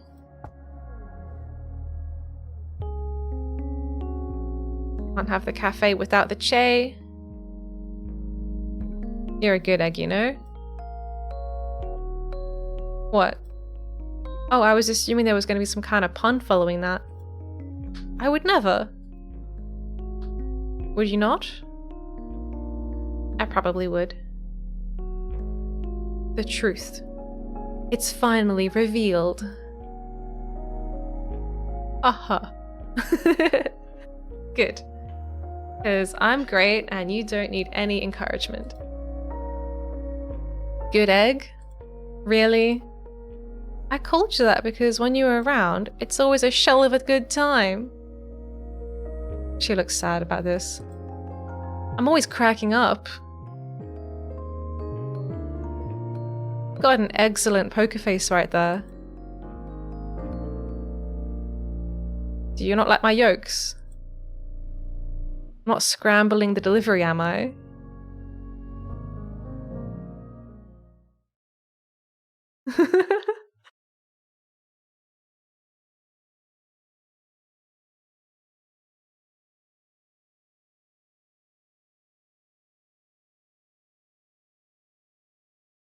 Bow, bow, bow, bow, bow. The puns are so terrible, yet so sad. Yeah. Ooh, here you go. Let me know if I can get you anything else. Brownie face. Can't leave you for a moment without you being mean to the customers, can I? You gotta stop appearing out of nowhere, man. You're gonna give me heart palpitations. But you didn't even jump. I'm very startled. Internally. Well, enjoy it while you can. You're gonna keep using that excuse for everything, aren't you? Might as well, right? I guess I'll let you get away with it. How generous. But you gotta come downstairs and help me figure out some stuff. What sort of stuff? Science stuff. You wanna troubleshoot the ritual, don't you? Yep. Are you sure you wanna do that instead of anything else? Uh-huh.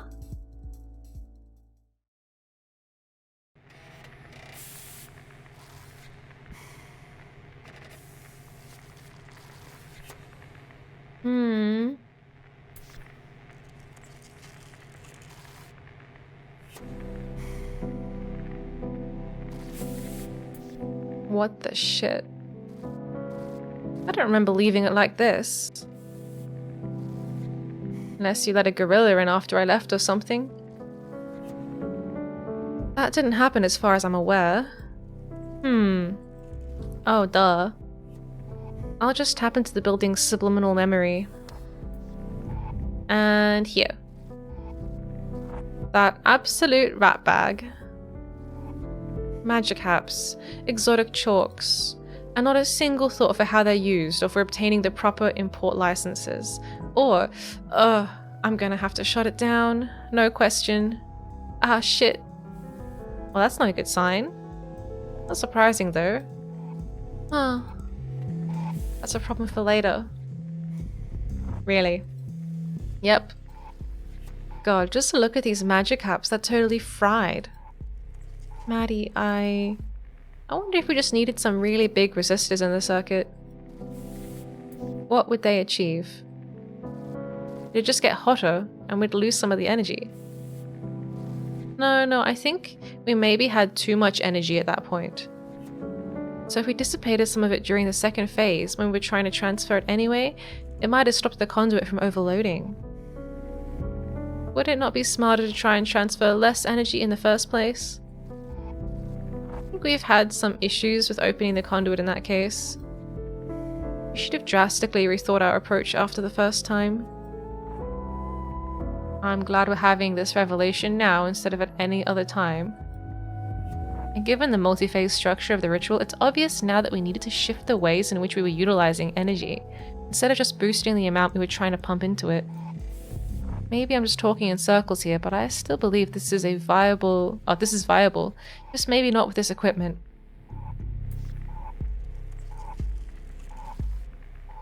Have you got a pen on you? I have to write this down somewhere. I don't believe it's worth it to keep on trying to make this work. I agree that it's probably possible, but what?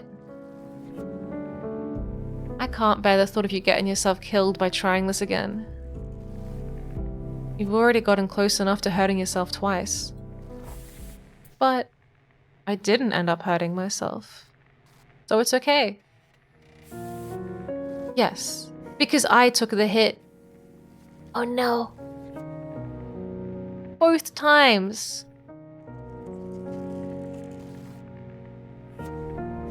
No, it's getting angsty again. As long as you're trying this, you're going to keep hurting people. And eventually you'll get to the point where you can't bear to see anyone else get hurt through your recklessness. So you'll use yourself as a test subject. And you will die.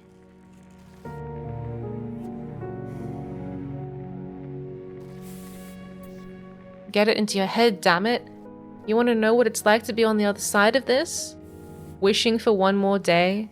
One more good day where you can think straight and not have to worry about saying goodbye to your friends for the last time? I keep telling everyone that I'm fine with this, that my time was up anyway. Guess what? It's a lie. I was lying to myself and to everyone else. Ooh, awkward. Awkward. I'm terrified of leaving. And I'm pissed off too. Of course I'm pissed off. One life was never enough for me. I feel incredibly guilty, Maddie. Any failing of yours is mine because I didn't teach you well enough. I'm too far gone to fix things, but not too far gone to care. And please, give me this. Don't throw everything away. Nothing is more important than this. Just don't. If you want to respect my memory, all you need to do is remember me. My life's work is the cafe, not this ritual. And I'll be damned if I let you throw that away, or throw yourself away, just to stroke your own ego. My one regret, my only regret, is chasing that power myself. Stretching myself thin to find an extra time, and for what? Some overblown sense of achievement? I regret it. And as I stand on the cusp of oblivion, I realize that I am afraid for the first time. It's new, Maddie, and it burns. I don't want to go. I want one more day. Just one more day. After all this, after you kept me here against my will without asking me, without taking a second to check whether I was okay with it, at the end, I can't bring myself to take this last step without being pushed. Isn't that ridiculous? It's not. I really am losing it, huh? Everything about me is drifting away. Che, it's not. I'm sorry.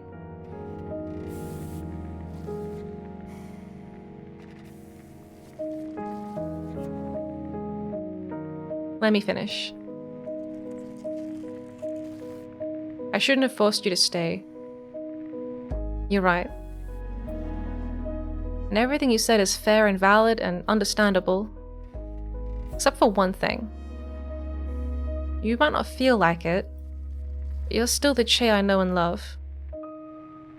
Doing your best to take care of everyone. Keeping them safe from anything that get hurt or that get in their way. Giving them the space to work things out themselves when they need to. I tried to follow your example, but I guess I didn't stick the landing on that last bit. Wish I could give this another shot. Right from the start.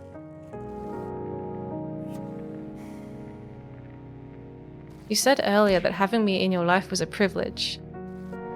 Che, the privilege is all mine. You feel guilty for this, and that's fair.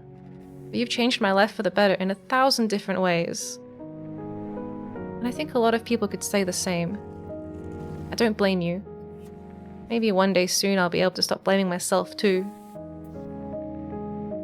Hydrate, redeem.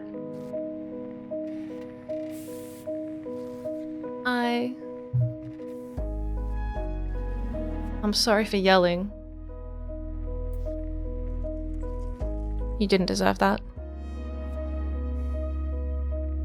It's okay. And you know, it's okay to be scared. It's Halloween. It's October.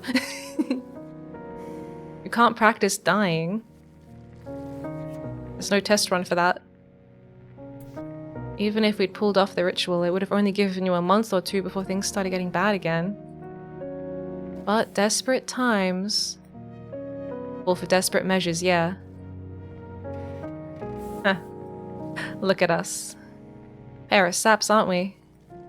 I feel like it's healthy, like eating your emotional vegetables. Nah, this conversation is more like spinach. As in, good in a quiche, or I'd kick your ass if I didn't know my foot would fly right through it, you know? Very fair. Stop making me feel things, game. I know. It's like my return stream, and it's like just really depressing. Sorry guys. Happy Halloween. I don't know if I can do this without you. Do what? All this? I know things feel overwhelming right now, but believe me when I say that you're the most qualified person in the world to run this cafe. The most qualified living person. You fucker. And I'm the most qualified person to make that judgment, so there. I guess I can't argue with that. You sure can't. I fully believe that you're going to do great things with this place, if you can stop Ned from shutting it down. Don't fall into the mindset of preserving broken things just because they remind you of the past, okay? I won't. Atta girl. Happy Friday the 13th on October 2023. There's something I need to go do. Come find me when you're ready. I won't be too far away.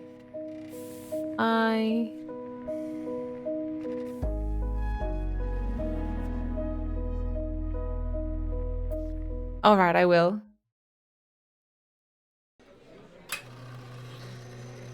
Man, am I winning yet? I don't know what winning is like, to be honest. What is winning in this game? Day 3, 4 p.m. No, not like that. Like this. But you said not to tamp it too hard. Look at it. That coffee just fell out. You gotta tamp it hard enough that it... Yeah, like that. So that it doesn't fall out. You could have told me that before.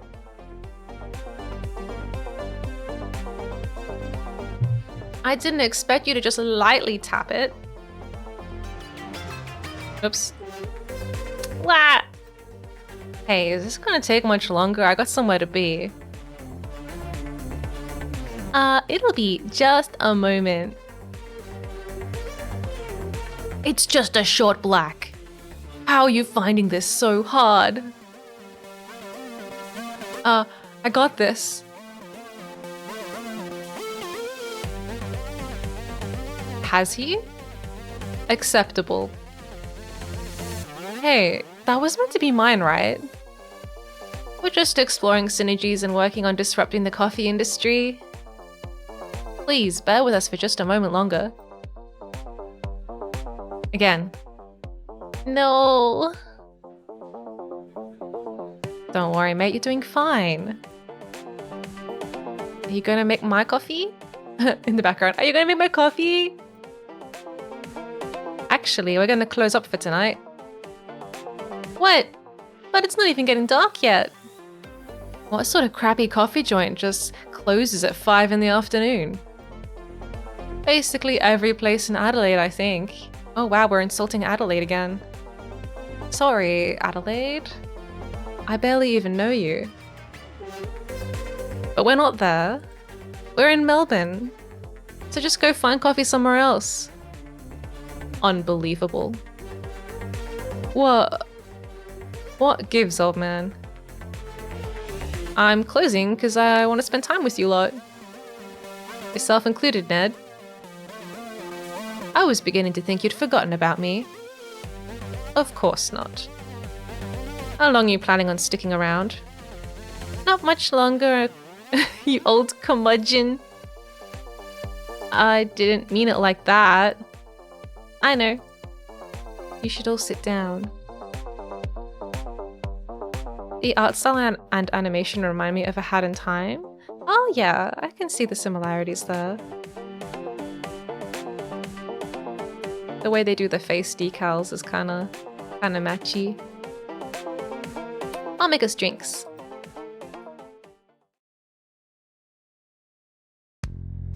So, I've decided that this is it. I'm gonna head off in a little while. You sound pretty calm about it. I am calm. So I suppose this is... not yet. Alright.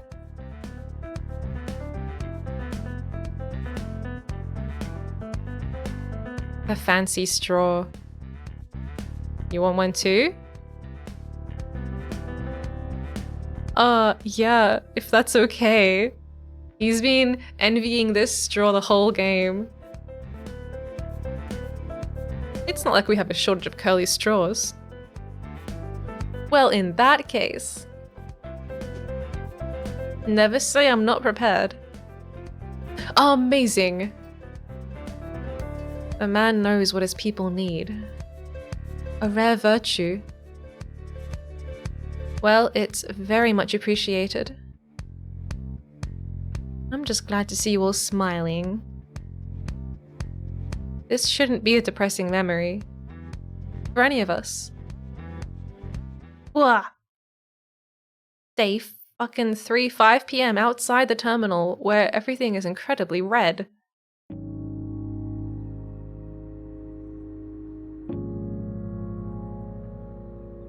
Honestly, it's refreshing to see people's attitudes towards all this. I walked in here and felt pretty comprehensively awful, but being here for this, it's helped. I'm glad to hear that. When you see it so often, it's hard to not develop a more relaxed outlook, you know? Every month we get dozens of people like you. Like us, I suppose. I'm gonna postpone cat cuddles until I finish the game. And then I'll have the most ultimate cat cuddle, I promise. If I have the power to help people be at peace before they move on, why wouldn't I exercise it? You were always too nice. Better too nice than too harsh, generally speaking. Not sure about that. I'm sad. Oh no. I'm sad. I'm sad about this. I just wanted to make that clear. Same person in green, same. I thought she was gonna make an egg pun. I'm gonna be okay. Promise. Thank you, little P. Is it 'cause she's green? Is that why he's calling her a P? 'Cause she's small and green? Hey, I need to ask you a favor. Me? All of you, actually. I need you to look out for Maddie for me. She's gonna need some extra love for a while. Course. Yeah. ... Ned. Alright. I know you two have had your disagreements. No, it's fine, I'll play nice. You have my appreciation. Huh. Can't really say no, can I? Oh, you better bet I'm milking this. I'll allow it. Any chance you'll come along with me? Absolutely not. I've got things to get done here. I don't know or remember if you finished your 3D model for BRC, but did you? I haven't. I've still got another stream for that planned. Yeah, we're going to do the textures together live on twitch.tv/Miya Galactic or something like that. I don't actually know what the URL is. Yeah, so it's still in progress. I just like kind of put it to the side for a bit.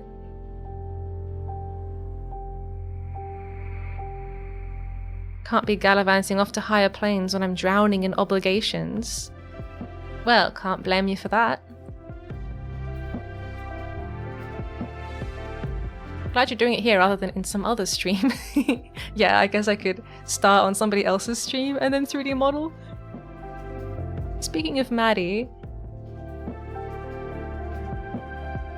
where is she? I think she's upstairs somewhere. Do I know any decent web devs? I don't even know what a web dev is. Like a person, like a developer for web specifically? Rather than a game dev? A web dev. Developer for websites. Yeah, I can't say I know any off the top of my head.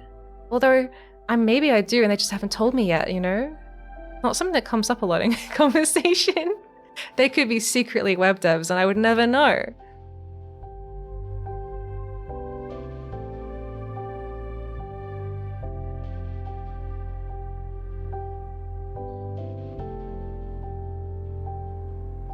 I'll go up and join her shortly.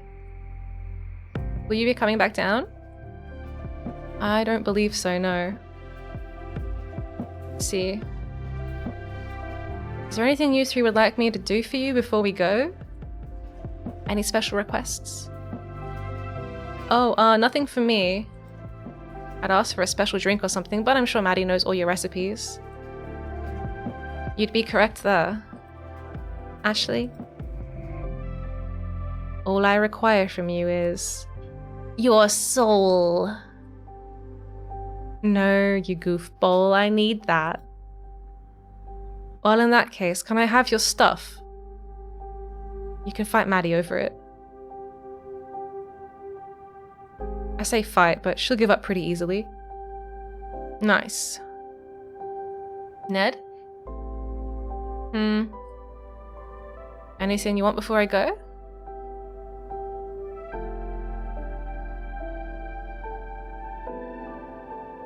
Don't leave me. Sorry. I didn't catch that. Aww. Don't worry about it. I ought to be doing things for you anyway. Running errands, grabbing milk from the server, you know?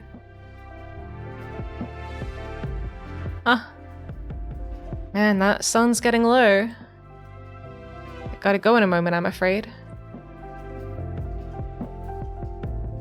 Are you scared? Nah. Cool. Oof. Feeling old. Not half as old as you deserve to be feeling, I reckon. Trust me, I'm feeling it. Now. I'm gonna miss you. I'm gonna miss you too. I wish you didn't have to go. It's not like I care about you leaving or anything, but baka.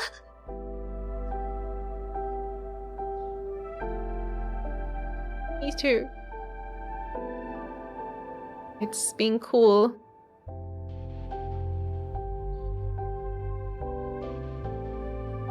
Definitely. I'm glad you came in. Yeah, me too. Maybe I'll see you someday in the future. I'd like that. Not too soon, though. Of course. Ned? Gotta go.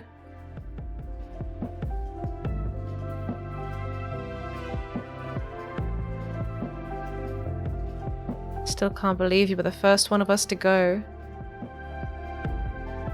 Life is full of surprises. No. Wherever I end up, I promise there'll be a place for you there. Thank you. I'll always be proud of you no matter what.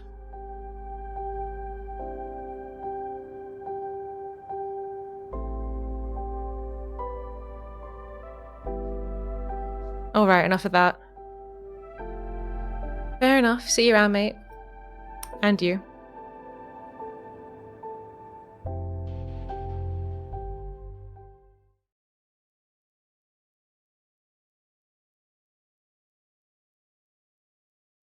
You thought that was sad. It's only gonna get sadder in the next scene. Don't cry. Just silently like, It's sad. Where the frick is this?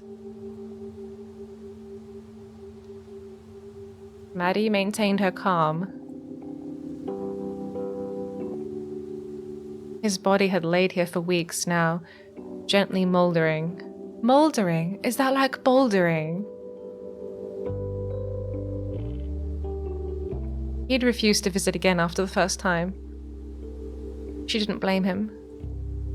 Can you really expect anyone to be cheery about the prospect of sweeping leaves off their own grave? She didn't mind doing that job anyway. She'd always liked gardening, bringing things to life. Is that why she's a necromancer?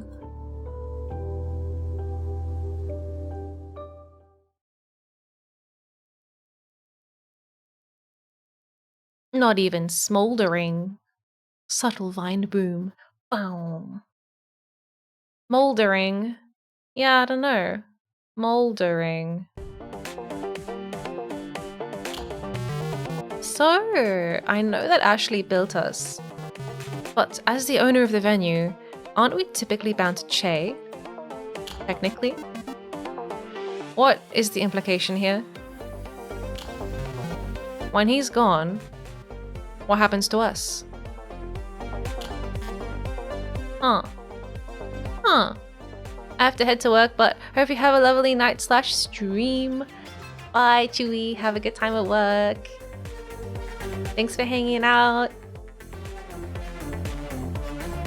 I'm glad I get to see you on like either side of going to sleep.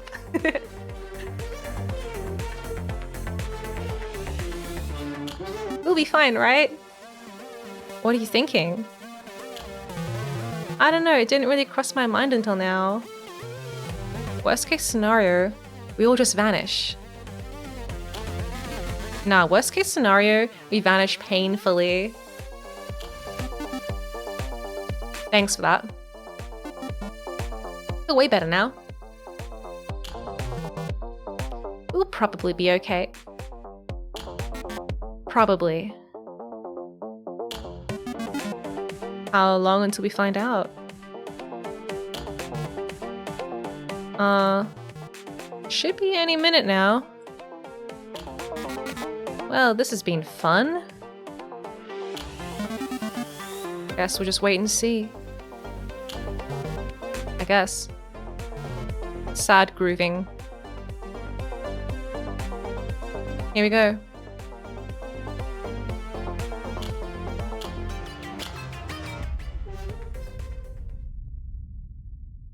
Bow, bow, bow, bow, bow, bow, bow. Sad bop. The most melancholy bop.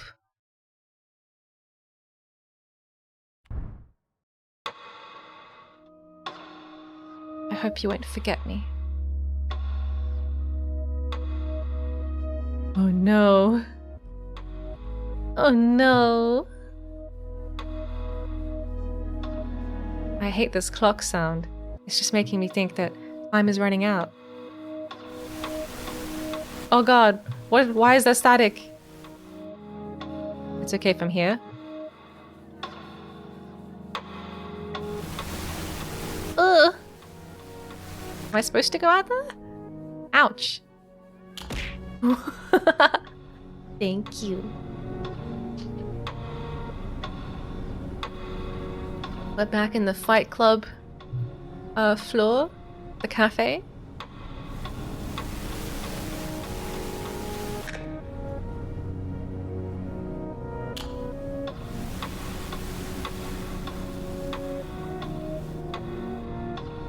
I get one last look.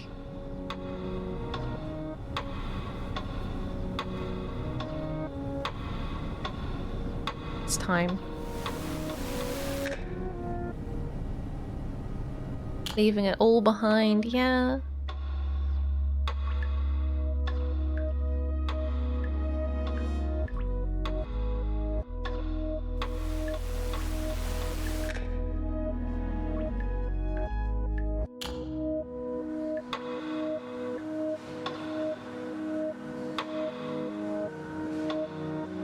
What am I even looking at right now?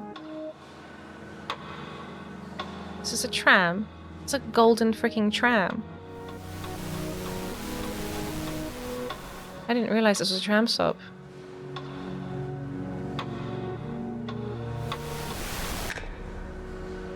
Oh no.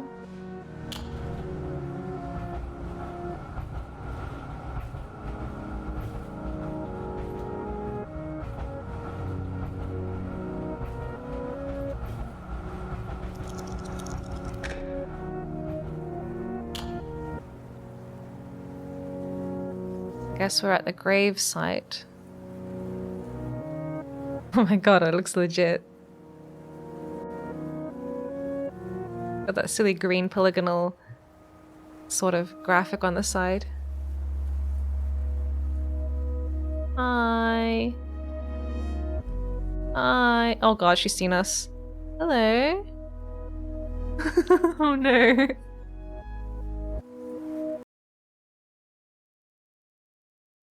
A true Melbourne tram.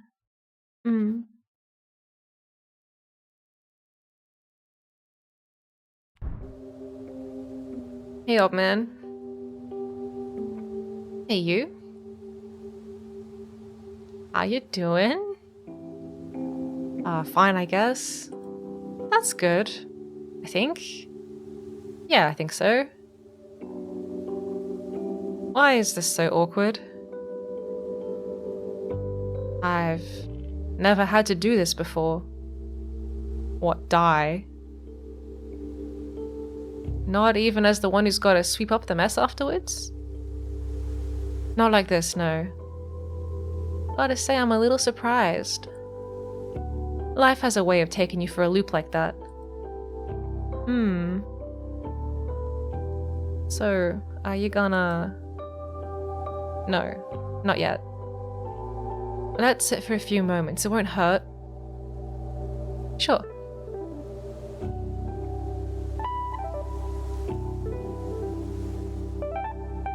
I'm sorry if this is kind of weird, but I can't get over this one thing. I'm here, sitting right here. But I'm also over there. You know? Feeling a little conflicted about it?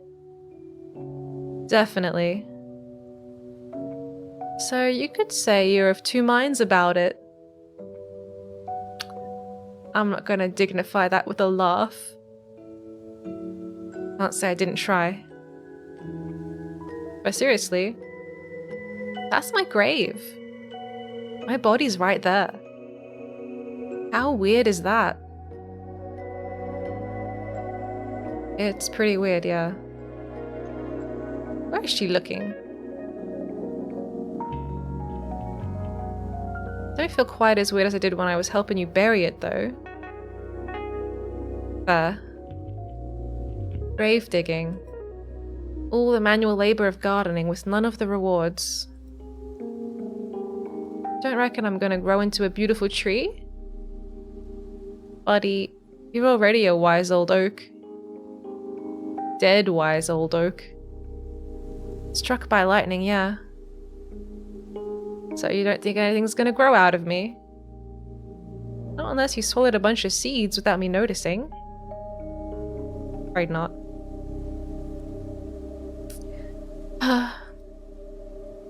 I don't really know what you're meant to do when you're about to pass on.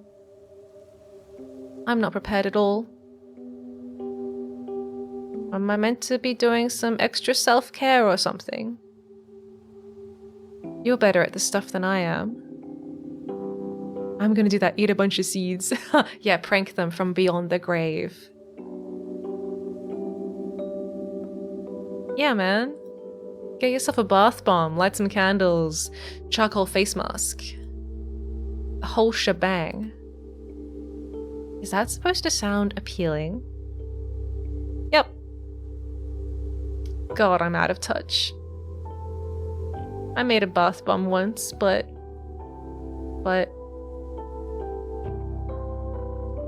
it flattened a city block. Not that kind of bomb. And then some. Goodness, you're such a hellion. That's why I took you in. Because I saw that attitude in you too. Bomb-making revolutionary. No, You're a born pioneer. When you put your mind to something, you never stop pursuing it until you get it done, or you kill yourself in the process. I'll try to avoid getting into the habit of assembling bombs then. Phew.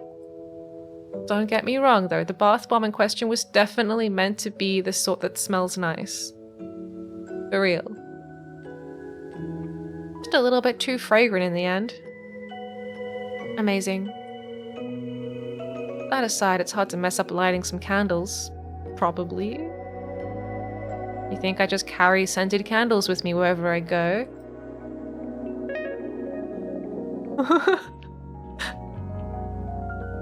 Yeah? I don't know what to tell you, man. I don't have any. Damn it.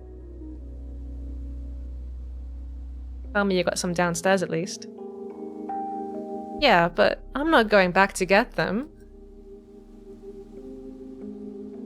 No, that's fine. After I'm gone, put a few around maybe to remember me?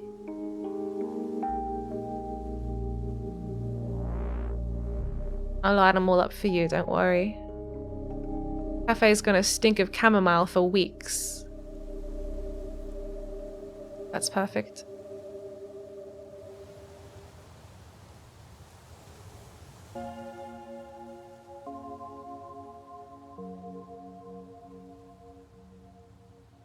Oh my god. Now, I think it's about time. What do you think? This one's your call. As it should have been the whole time. Come on, let's go have a look at your work, eh? It's always about time.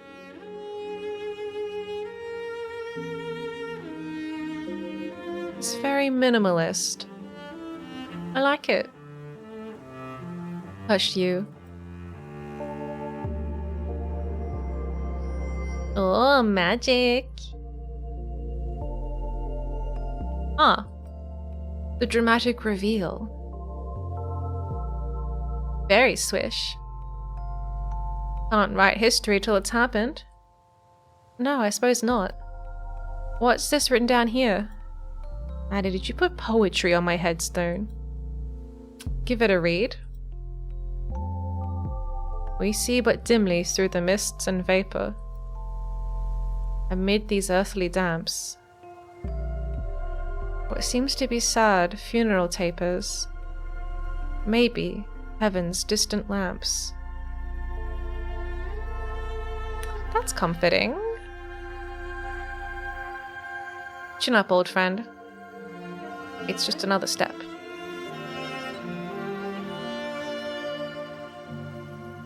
We just gotta keep on putting one foot in front of the other. No matter where we're going.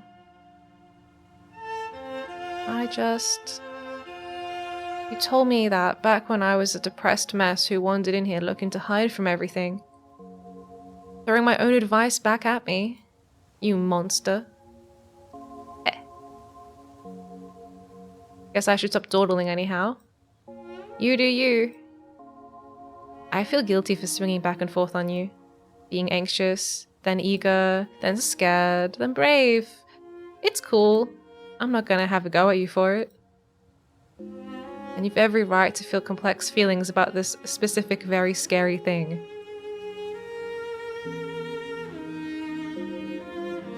Thank you. But I can't do this. What? I can't stand here making you wonder if I'm gonna do it or not. I need to do it now. Or I'll never leave. Or you could never leave. That'd be cool.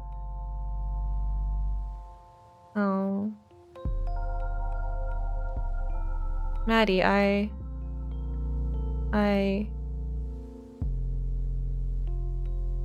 It's okay, mate. Take a deep breath. Take it in. Let it all out. Okay.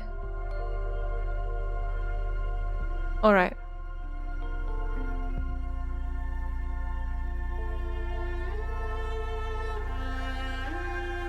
Maddie. Yeah? You got this.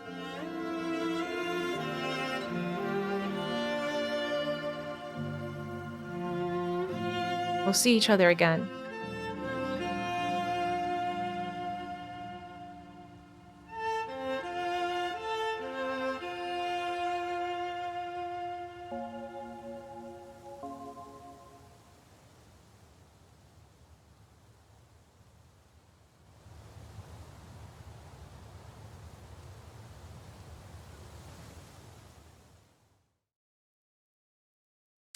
Cool. Great.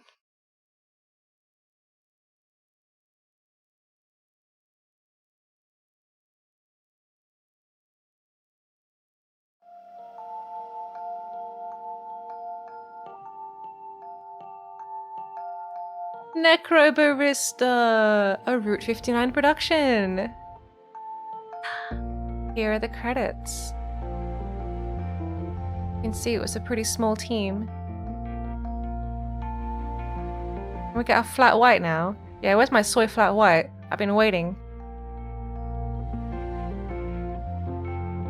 This is going to be one of those times where you fall asleep wondering about life. Yes, welcome to Halloween month, where we can, you know, be scared of dying. Yay! Contemplating mortality. Whoa, wow, what fun. What fun.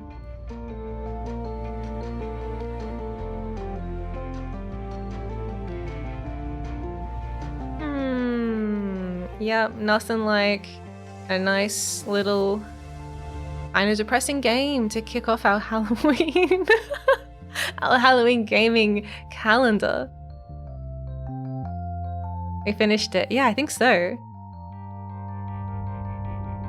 Very comfy. Existential sadness / comfy game complete. Maybe. Maybe. But yeah, I thought that was pretty good. I mean, I'm a little disappointed that there wasn't more necromancy, given the title. I thought we'd be resurrecting more people. You know, necromancy is pretty cool. I would have really liked it if it worked. Would it be nice?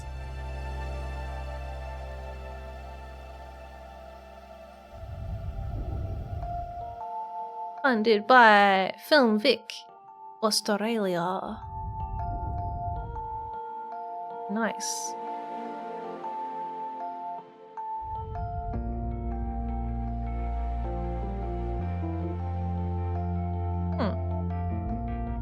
I didn't know they were involved. Anyway, thank you for playing. Thank you for making the game, everybody that just whooshed by in the credit sequence. Okay. We can smile again, just like in the hit song from Hunter x Hunter.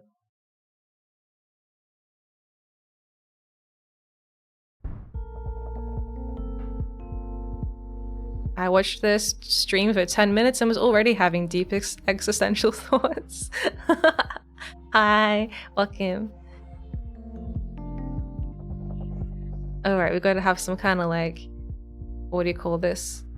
Is this an epilogue?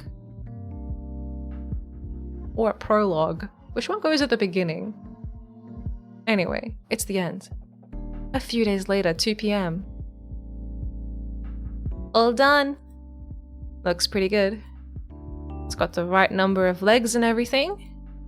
And 50% less homicidal impulses. I think. We're still aiming for 100% less, right? Sure, I guess. Well, it's progress, I suppose. Epilogue. Epilending. They both start with E.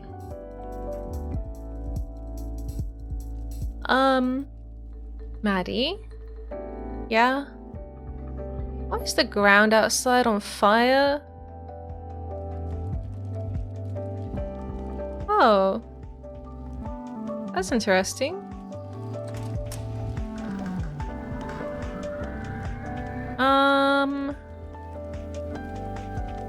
Oh, brother. Hey, is that... You ready? Yeah. Wretched, isn't it? You know what this place needs, pal? Tell him. What, more plants?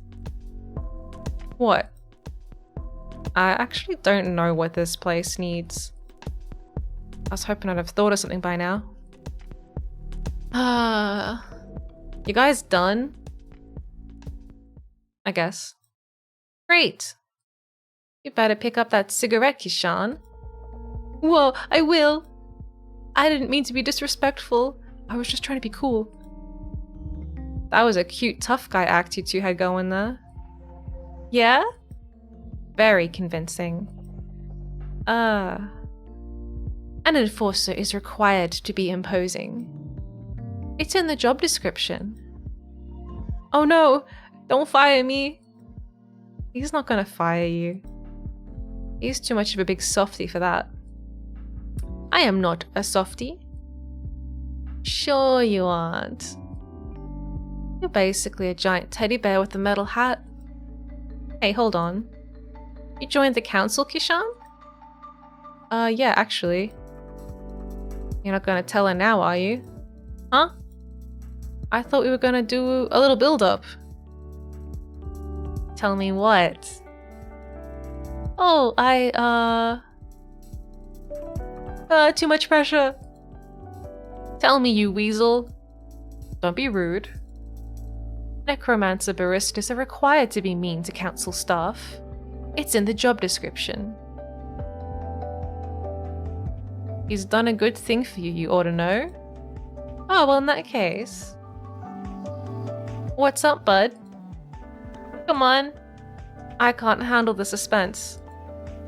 Well, last night we ended up in the archives. The council archives. Ishan went in with a particular goal and dragged me along. Hey, you didn't protest that much. Anyway, you might want to sit down for this. Oh, books, good morning. Good morning. Okay. I managed to wipe your debt. Is this a bad practical joke? No, he's telling the truth. Turns out that there's some old bylaws that have loopholes and, well, you're not going to believe this, but the councils allow payments of debt in a bunch of weird ways. Yes, we really ought to fix that.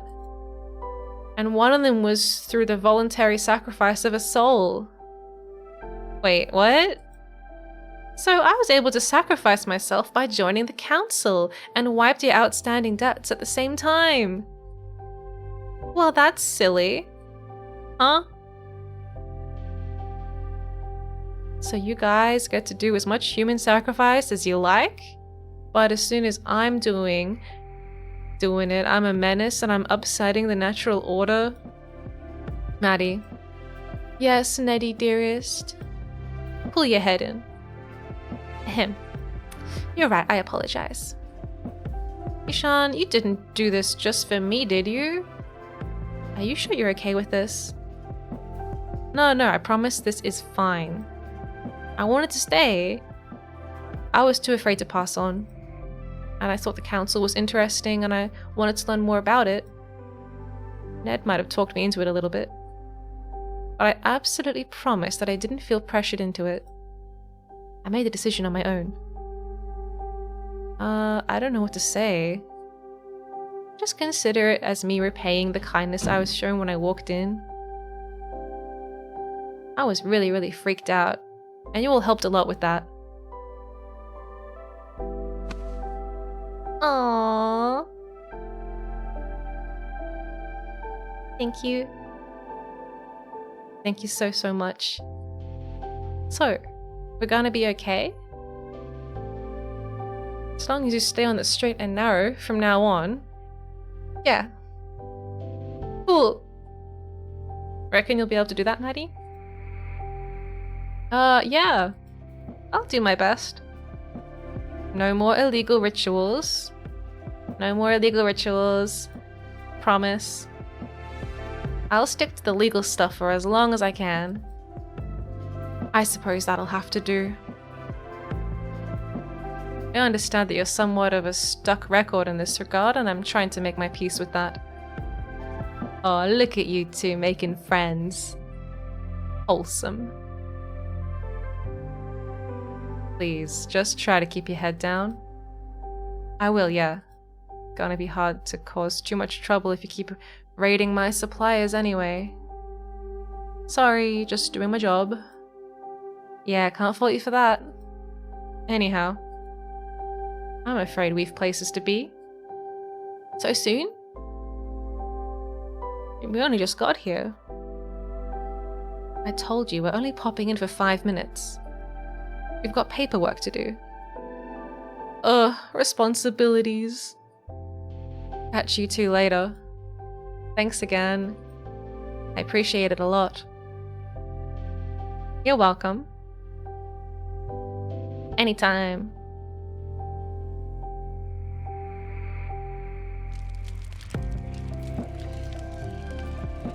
Back into the weird flamey portal thing.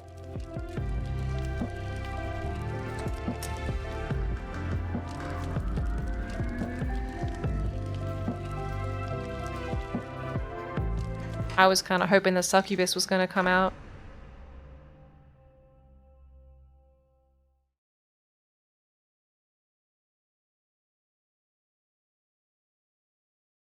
I'm going to have to scrub those off. Are we going to do it now? No, I'll do it later. Right now, though, everything's pretty calm, so I was thinking we might close up early. Oh no.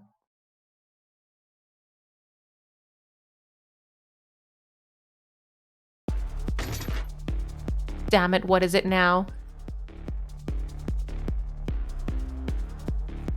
Oi. You better clean that up, you little monster.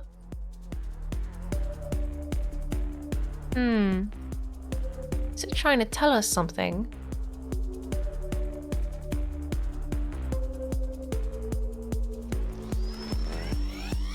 What? What? Hey, watch it. What are they doing? Is it a plant? What's with the envelope?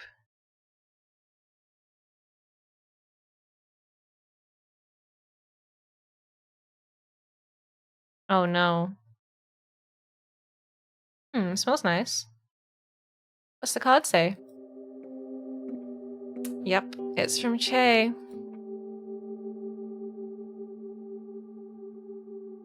Time for regrets and apologies is long past. All we can do is look forward to the future with a smile on our faces.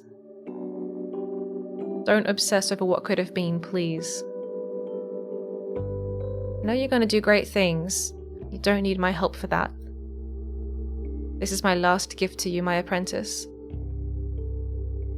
You kept saying you needed this, so I went out and got it. I think that even though some people claim to be ready for what lies next, everyone wants a little more time. No! The herb. Hey, are you okay?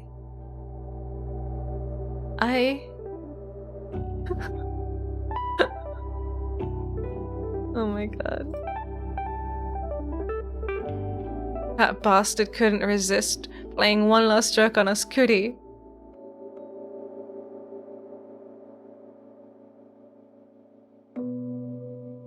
I'm okay. Seriously, a pun and I can't even give him a withering look in response. I mean, he was just quoting you, wasn't he? Yeah, he was. Let's go hang this up. It's time.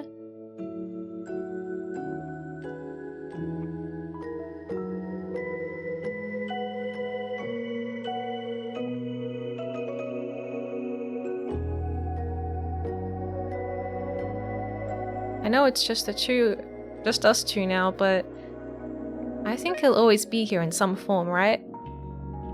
I think so, yeah. You can't get rid of him that easily.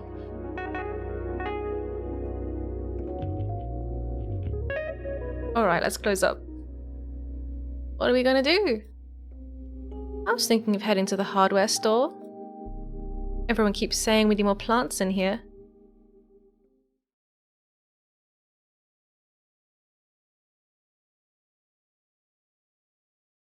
Why stop at 1?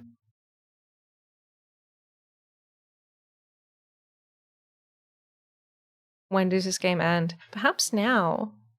I just got an achievement called Epilogue, which clears up my misunderstanding earlier of which one is the one at the beginning and which one is the one at the end. Oh my god, it's over! Wow, that was pretty cool.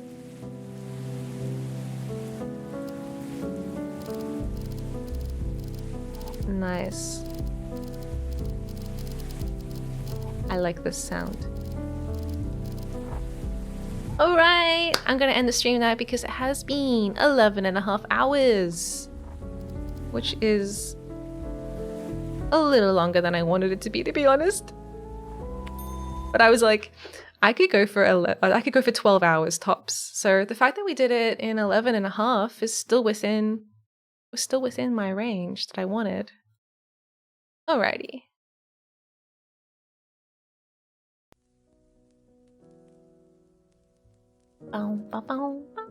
Hello, welcome to my just chatting overlay thing. Hi. I hope that you guys had a good time today. Sorry if it was a little emotionally confronting. I don't know. I wasn't sure what to expect. 11-hour comeback stream. Yeah, making up for lost time. Alright. Alright. Let's see, I should probably send you onwards somewhere. But yes, thank you for hanging out with me this evening or this afternoon or whatever time it is for you. Perhaps it's morning. Yeah, that was fun. Our next stream is on Sunday. It'll be the same sort of time as this one was. And I haven't fully locked in exactly what we're going to be doing yet. I'm kind of like leaving it to the last minute to decide. But yeah, it'll be cool, whatever. All my streams are cool, you know? It'll be great. Thanks for stream, yeah. Thank you, Nan. Thank you. Glad I could catch the end. I'll definitely watch the VOD. Yeah, I feel like this will be a good VOD. It's just me talking for like 11 hours, so yeah, good background noise. And the music is really great as well. Really nice to listen to. Alright. I kind of want to like keep this sort of scary Halloween vibes going. So I was thinking of rating our favorite clown, Louie. Because she's playing Luigi's Mansion, which is a real big horror game. Real scary. I can even remember how I do anything. Okay, so we've got one raid message. No, we don't. Yes, we do. It just lagged for a second. Okay, cool. And if you are a subscriber, that one should have the emotes in it. The little waving guys. Yeah, like that. Okay.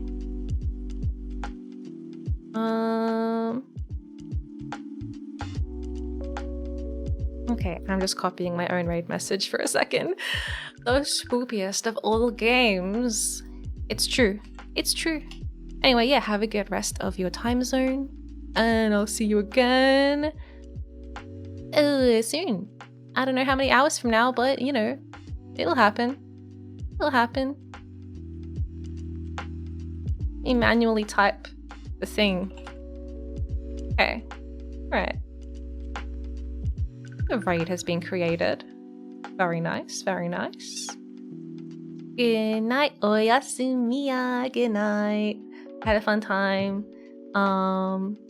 Yeah. It's good to be back. See ya.